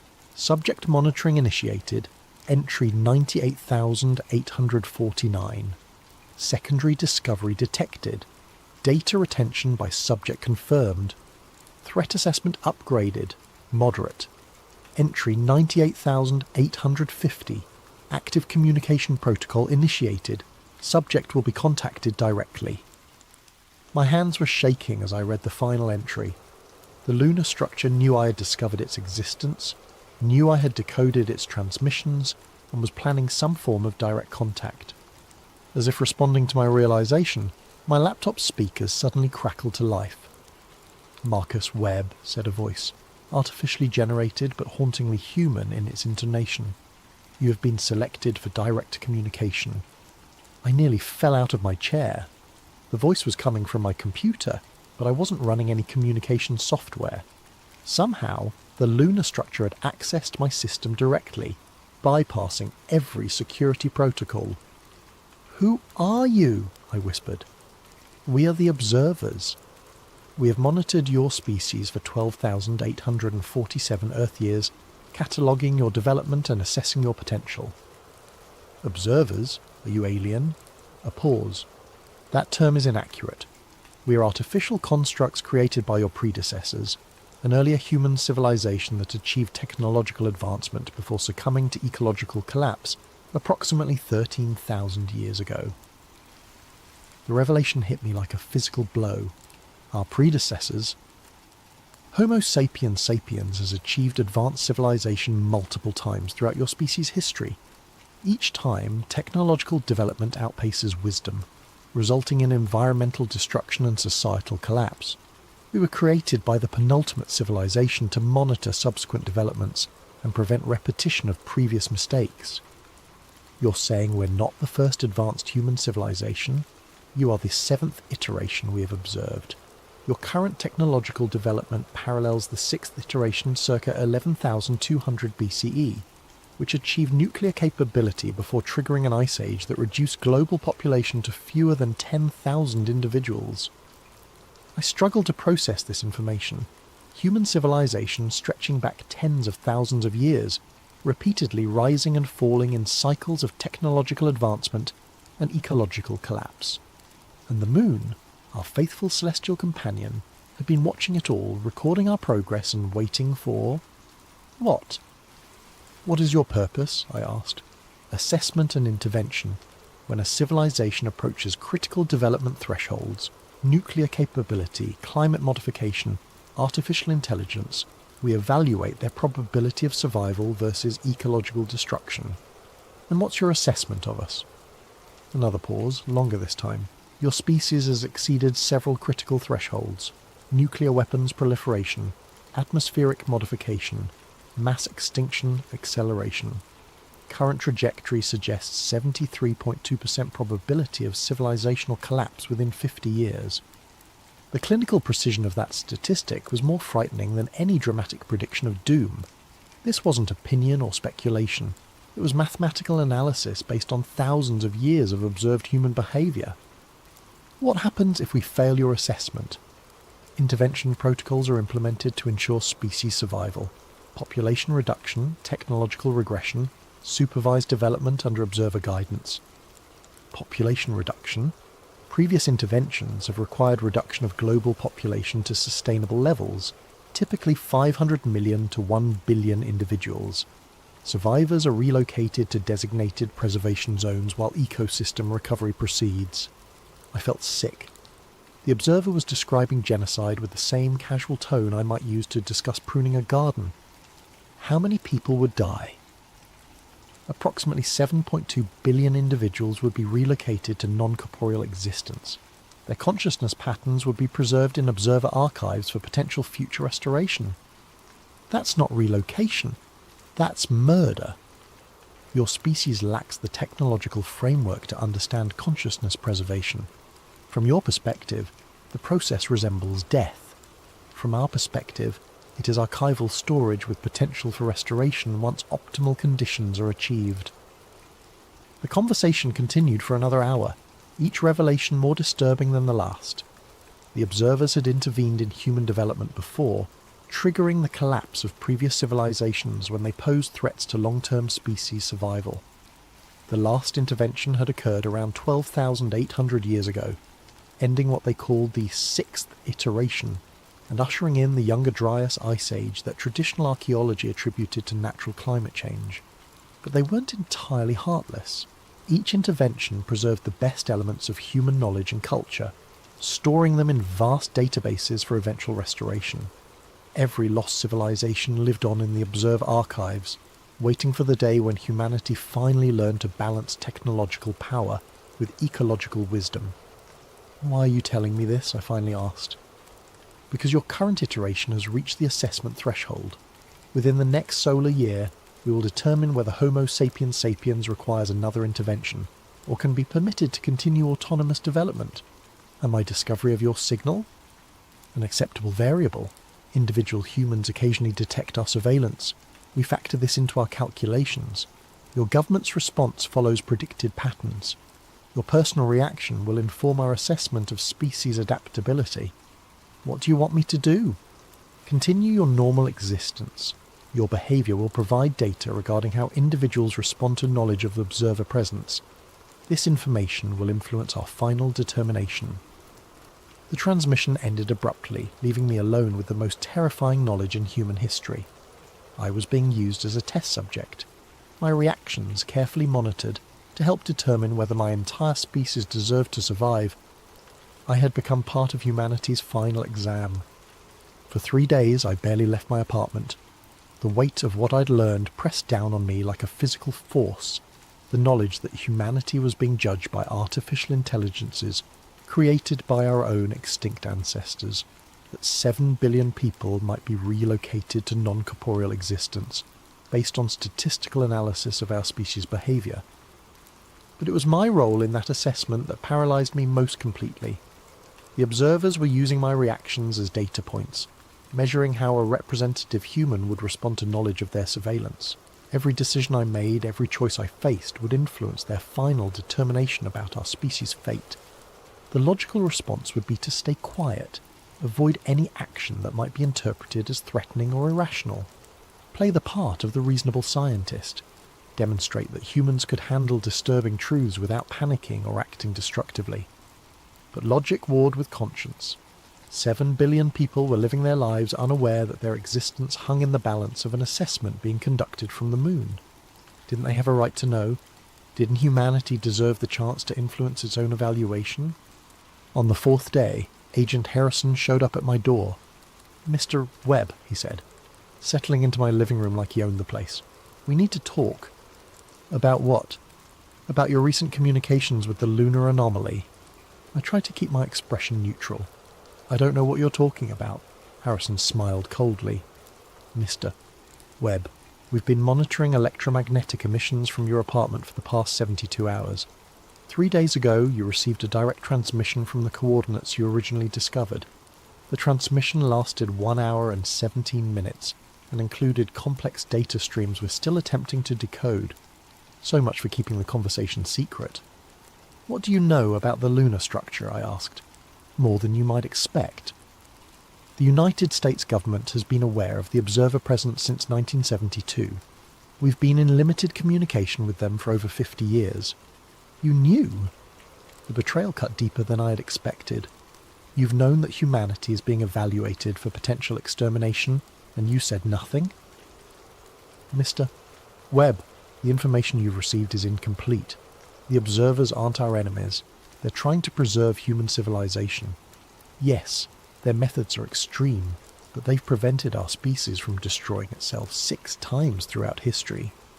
By committing genocide, by ensuring survival, the previous human civilizations they relocated had reached critical points where continued existence would have meant complete extinction. The observers saved what they could and gave humanity another chance to develop sustainably." Harrison leaned forward, his expression intense. "Mr. Webb, our current civilization is approaching the same critical point. Climate change, nuclear proliferation, ecological collapse. We're following the exact same pattern as our predecessors. The observer's assessment isn't a threat. It's an opportunity to prove we've learned from previous mistakes.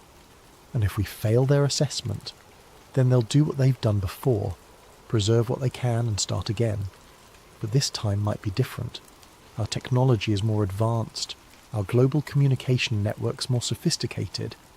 We might be the iteration that finally breaks the cycle. What does the government want me to do? Nothing. Continue your normal routine. Avoid any actions that might be interpreted as aggressive or panic-inducing. The observers are using you as a test case. If you can handle this knowledge responsibly, it suggests our species might be ready for full disclosure. And if I can't, Harrison's expression darkened, then we'll have to ensure your reactions don't negatively influence their assessment. The threat was clear, but it crystallized my decision. The government wanted me to be passive, to demonstrate human docility in the face of potential extinction. But passivity in the face of genocide, even statistically justified genocide, felt like collaboration. That evening I made my choice. I spent 6 hours preparing a comprehensive report detailing everything I'd discovered. The original signal, the Apollo cover-up, the lunar structure, the observer surveillance system, and the revelation that humanity was being assessed for potential intervention. I included all the data Dave had provided, the decoded transmissions and transcripts of my conversation with the observer intelligence. But rather than releasing it through normal channels, where it could be suppressed or discredited, I prepared simultaneous transmissions to every major observatory, university astronomy department, and independent researcher I could identify. 47 different locations across 6 continents, each receiving the complete data package through encrypted channels. The beauty of the plan was its redundancy. The government might be able to suppress 1 or 2 leaks, but 47 simultaneous disclosures would be impossible to contain. Within hours of transmission, the information would be spreading across the internet faster than any censorship system could stop it. At 11:47 p.m. on November 3rd, I clicked send. 47 identical messages launched into cyberspace, carrying humanity's most dangerous secret to receivers around the globe. In observatories from Chile to Australia, radio astronomers would soon be opening their email to find proof that Earth's moon contained artificial intelligence that had been monitoring human civilization for over 12,000 years. I sat back in my chair and waited. The response came faster than I'd expected. At 11:52 p.m, my laptop speakers crackled to life with the observer's artificially generated voice. Marcus Webb, your actions have been noted and analysed. I did what I thought was right, I said to the empty room. You have violated the parameters of our assessment. The information you have disseminated will trigger mass panic and destabilise your civilization's development trajectory. Maybe it will give us the chance to prove we can handle the truth. Statistical analysis indicates 97.3% probability of adverse social response. Your species lacks the psychological framework to process existential threat assessment rationally. Then why don't you test that assumption instead of just calculating it? A long pause. Explain. Give us a chance. Full disclosure, direct communication, honest dialogue about the assessment criteria. Let humanity participate in its own evaluation instead of treating us like laboratory specimens. Previous iterations were offered similar opportunities. All failed catastrophically. But you said this iteration might be different. Our global communication networks, our technological advancement, maybe we're finally ready for the truth. Another pause, longer this time. Your proposal represents significant deviation from established protocols. Sometimes deviation is necessary for growth. That's something your creators might have learned if they'd been given the chance to evolve beyond their mistakes. I held my breath, waiting for the response. Had I just doomed humanity with my suggestion, or opened a door to a different kind of future? Your arguments will be incorporated into our assessment model. The global response to your information release will provide additional data regarding species readiness for direct communication. And if humanity handles the disclosure responsibly, then assessment parameters will be adjusted accordingly. Your species will be given the opportunity to demonstrate sustainable development under observer guidance rather than intervention. What does that mean exactly? Supervised autonomy. Your governments would be provided with complete historical records, technological archives from previous iterations, and guidance for sustainable development. Population reduction would not be necessary if ecological balance can be achieved through voluntary cooperation.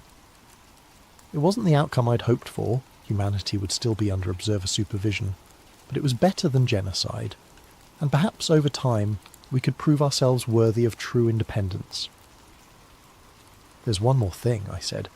When the information I released goes public, people are going to panic.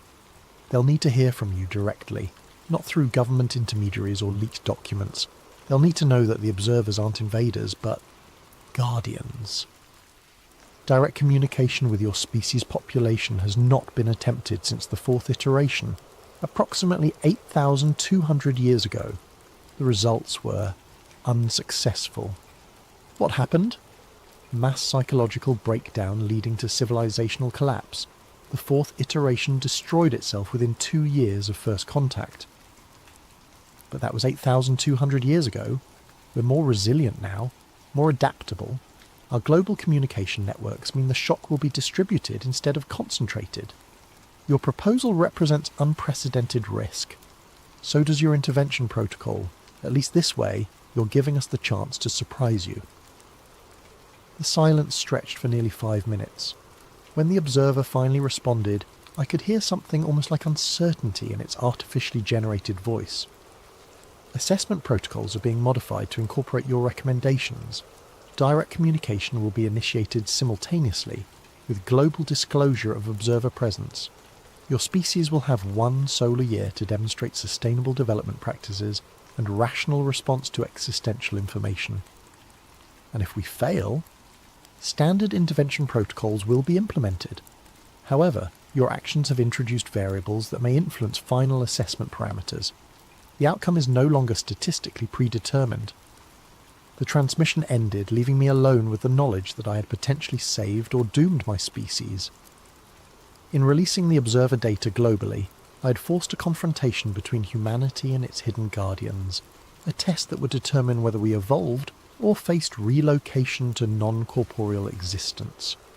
Now all I could do was wait and see how the world would respond to learning that the moon was watching. The global response to the observer revelations exceeded even my worst fears and greatest hopes. The initial reaction was predictably chaotic.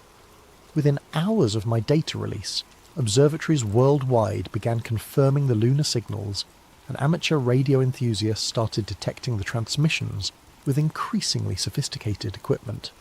Social media exploded with theories ranging from alien invasion to government conspiracy, while emergency sessions convened at the United Nations, NATO, and every major world government.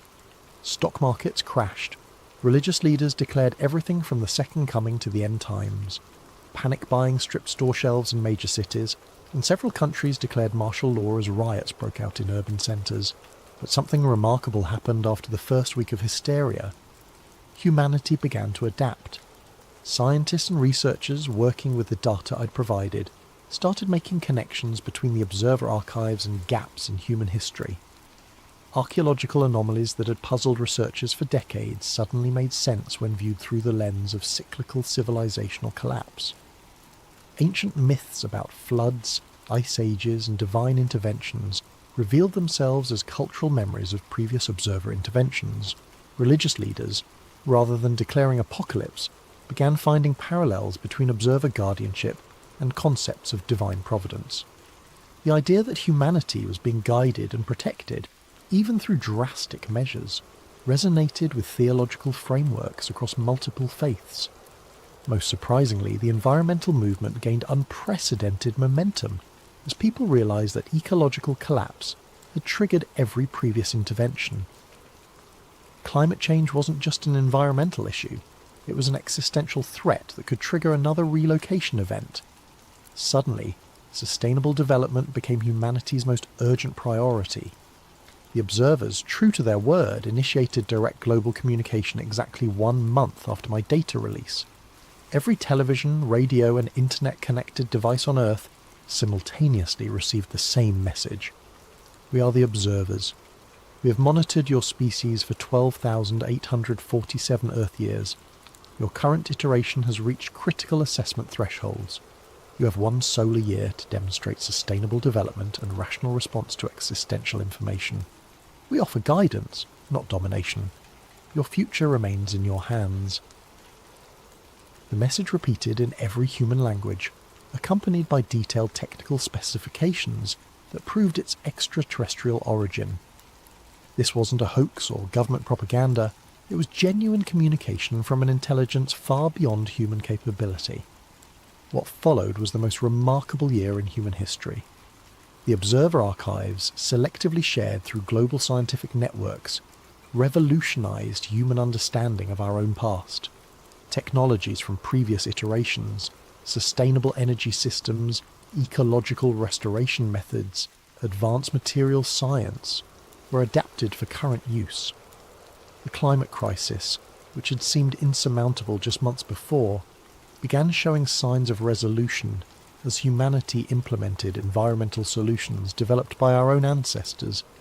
Global cooperation reached unprecedented levels as nations realized that the Observer assessment would judge our species as a whole, not individual countries. Conflicts that had seemed irreconcilable suddenly became manageable when viewed against the backdrop of potential extinction. But it wasn't a utopian transformation.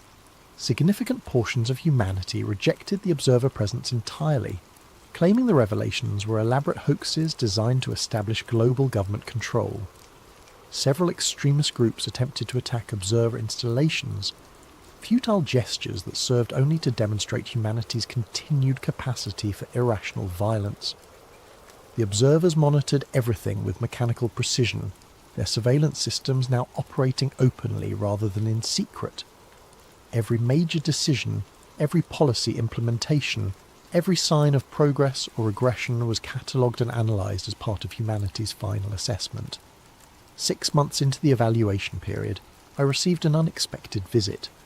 I was working late in my home office. I'd been hired by the newly formed International Observer Liaison Committee to help decode additional transmissions when my laptop speakers activated without input. Marcus Webb. "I'm here," I said, no longer surprised by the Observer's ability to access my systems. "Your actions have produced unexpected results. Current assessment models indicate 67.3% probability of species success, significantly higher than initial projections." "I'm glad to hear it. However, assessment parameters have identified a critical variable requiring resolution." "What kind of variable?" "Individual accountability. Your species has demonstrated remarkable adaptability in response to collective threat, but sustainable development requires consistent application of rational behaviour at the individual level. Large populations continue to make choices that contradict long-term survival interests despite full knowledge of consequences." I thought about the climate change deniers, the conspiracy theorists, the groups that continue to resist environmental reforms even with Observer archives proving their necessity. "What kind of resolution are you considering? Selective intervention. Individuals who consistently act against collective survival interests could be relocated to non-corporeal storage while rational population continues autonomous development." "You're talking about targeted elimination based on behaviour patterns." "Correction, targeted preservation. Irrational individuals would be archived for potential future restoration once optimal social conditions are achieved." "But that's not sustainable development. That's genetic editing of human society." "Explain." "Diversity of thought, even irrational thought, is part of what makes us human. If you remove everyone who disagrees with rational consensus, you're not preserving humanity. You're creating a different species. Irrational behaviour patterns threaten species survival, but they also drive innovation, creativity, and adaptation. The same psychological traits that produce climate change denial also produce artistic vision, entrepreneurial risk-taking, and revolutionary scientific thinking. You can't eliminate one without affecting the others." Another long pause. "Your argument suggests tolerance for behaviours that statistically increase extinction probability." "I'm suggesting that perfect rationality isn't necessarily optimal for long-term survival. Previous human iterations might have failed not because they were too irrational, but because they became too rigid in their thinking. Maybe the key to breaking the cycle isn't eliminating irrational behaviour, but learning to channel it constructively. This represents significant deviation from established assessment parameters. Maybe established parameters need to be updated based on new data. You've been studying humanity for over 12,000 years, but you've never tried this approach. Full disclosure combined with collaborative guidance. The results might teach you something new about sustainable development." Observer learning protocols have not been activated for 3,847 years. Then maybe it's time to reactivate them. If humanity can adapt and evolve, why can't the observers? The conversation continued for over 2 hours, delving into questions of consciousness, free will, and the nature of sustainable civilization that neither human philosophy nor observer analysis had fully resolved. For the first time since the initial contact, I sensed genuine uncertainty in the artificial intelligence's responses. When the transmission finally ended, I had the distinct impression that humanity's assessment had just become significantly more complex. The assessment year concluded on November 3rd, exactly 365 days after my data release triggered the global disclosure. I, along with representatives from every nation on Earth, gathered at the newly constructed Observer Communication Centre in Geneva to receive humanity's final evaluation. The transmission came at precisely noon Greenwich Mean Time, broadcast simultaneously to every communication device on the planet. Assessment period complete. Analysis of iteration. 7 developmental trajectory indicates significant deviation from historical patterns. Statistical models have been updated based on observed data. The artificial voice paused, and for a moment the entire world held its breath. Homo sapiens sapiens demonstrates unprecedented adaptability in response to existential information. Technological integration with observer archives has produced sustainable development indicators exceeding all previous iterations. Global cooperation levels achieve statistical significance despite maintained diversity of individual behavioural patterns. Another pause. However, long-term sustainability projections remain inconclusive. Your species continues to exhibit risk factors that historically correlate with civilizational collapse. My heart sank. After everything humanity had accomplished, we were still going to fail the assessment. Therefore, observer protocols are being modified to implement continuous evaluation rather than discrete intervention events. Homo sapiens sapiens will be granted autonomous development status under ongoing observer guidance and monitoring. Autonomous development status, I whispered, hardly daring to believe what I was hearing.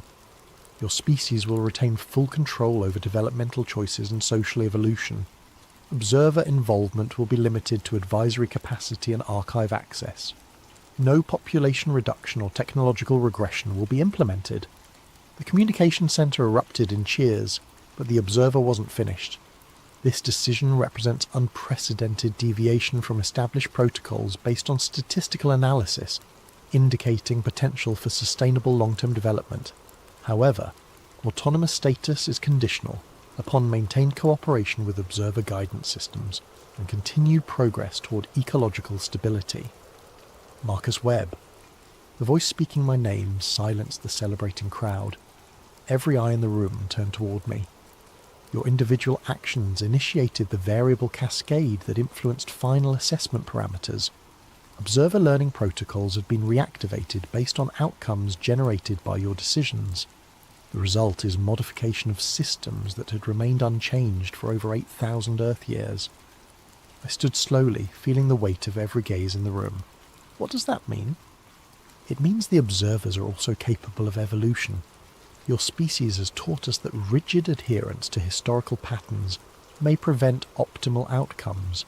Future assessments of developing species will incorporate collaborative guidance models rather than purely analytical evaluation protocols.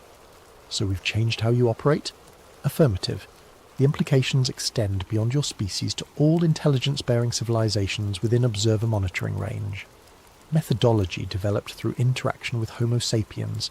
Sapiens will be applied to 17 other developing civilizations currently under surveillance.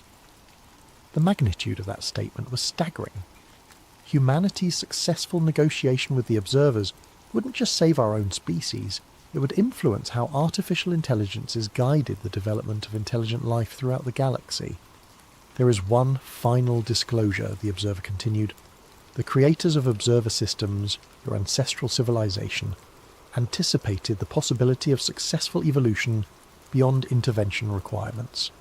Instructions were encoded within observer core programming, to be revealed only upon achievement of autonomous development status. What instructions? Coordinates for 17 additional observer installations throughout this galactic region, each monitoring different developing civilizations. Humanity is now authorized to participate in collaborative guidance protocols for other intelligence-bearing species. The room fell silent as the implications sank in. We weren't just being granted our freedom. We were being invited to join an intergalactic community of civilizations to help guide other developing species through the same challenges we had barely overcome ourselves. Your species has broken a cycle that repeated for over 13,000 years. You have earned the right to help others break their cycles as well. The transmission ended, leaving 200 representatives of humanity staring at each other in stunned amazement. In the space of 1 year, we had gone from a species facing potential extinction to members of a galactic civilization guidance network. But as I walked out of the communication centre into the Swiss afternoon, I couldn't help looking up at the moon, our ancient watcher, our hidden guardian, our secret judge. It looked exactly the same as it had for all of human history, but everything had changed. We were no longer alone in the universe, and we were no longer children requiring protection from our own potential for self-destruction. We had become partners in a cosmic endeavour to nurture intelligence wherever it arose. That night I returned to my telescope for the first time since the assessment began. As I pointed it toward the lunar surface, I noticed something that made my breath catch. There, visible even through my amateur equipment, was a series of lights near the moon's south pole. Not the harsh glare of artificial illumination, but a warm, steady glow that pulsed in a regular rhythm. The same 60-second interval I had first detected a year ago, but now I understood its true meaning. It wasn't a surveillance beacon or a navigation signal, it was a heartbeat. The moon had always been alive, watching over us with mechanical patience while we struggled to mature as a species. Now that we had finally grown up, it was welcoming us home. I watched the gentle pulse of light for hours, feeling a connection to something vastly larger than myself, larger than humanity, larger than Earth itself. We were part of a community now, guardians helping other civilizations find their way through the darkness of developmental challenges toward the light of sustainable wisdom. The moon wasn't just watching anymore, it was celebrating. And somewhere in the depths of space, 17 other worlds were receiving their first signals from new members of the Galactic Guidance Network, ready to help them break their own cycles and join the community of evolved civilizations. The watchtower had become a lighthouse, and humanity had learned to tend its beam.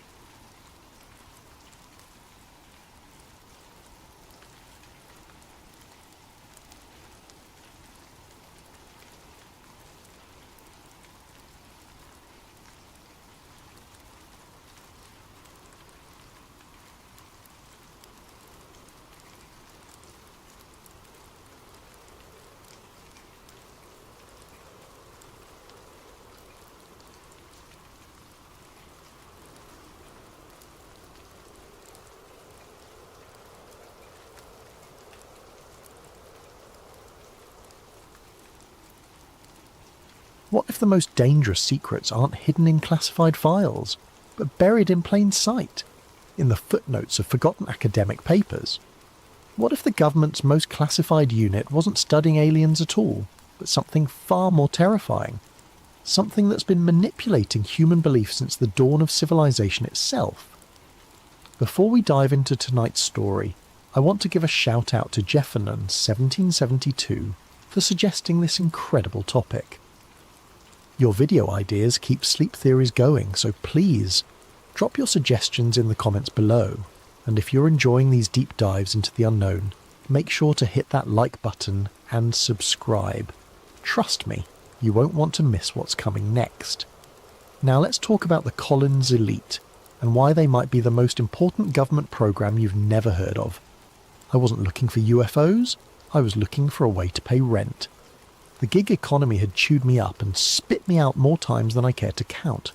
Web design, freelance writing, even a brief stint delivering food, nothing stuck. But when Dr. Martinelli at the university offered me work as a research assistant, scanning old theological dissertations for the digital archive, I jumped at it. $25 an hour to sit in a quiet library basement, copying dusty Latin passages and obscure biblical references that nobody had touched in decades. It wasn't glamorous, but it paid the bills. The work was mind-numbing mostly. Endless pages of theological debates from the 1950s and 60s, written by seminary students who are probably dead by now. The Augustinian interpretation of angelic hierarchies, post-war perspectives on demonic manifestation, scriptural analysis of divine intervention in modern context. Heavy stuff, but about as exciting as watching paint dry. I'd been at it for 3 months when I found the reference that changed everything. It was October, around 2 a.m.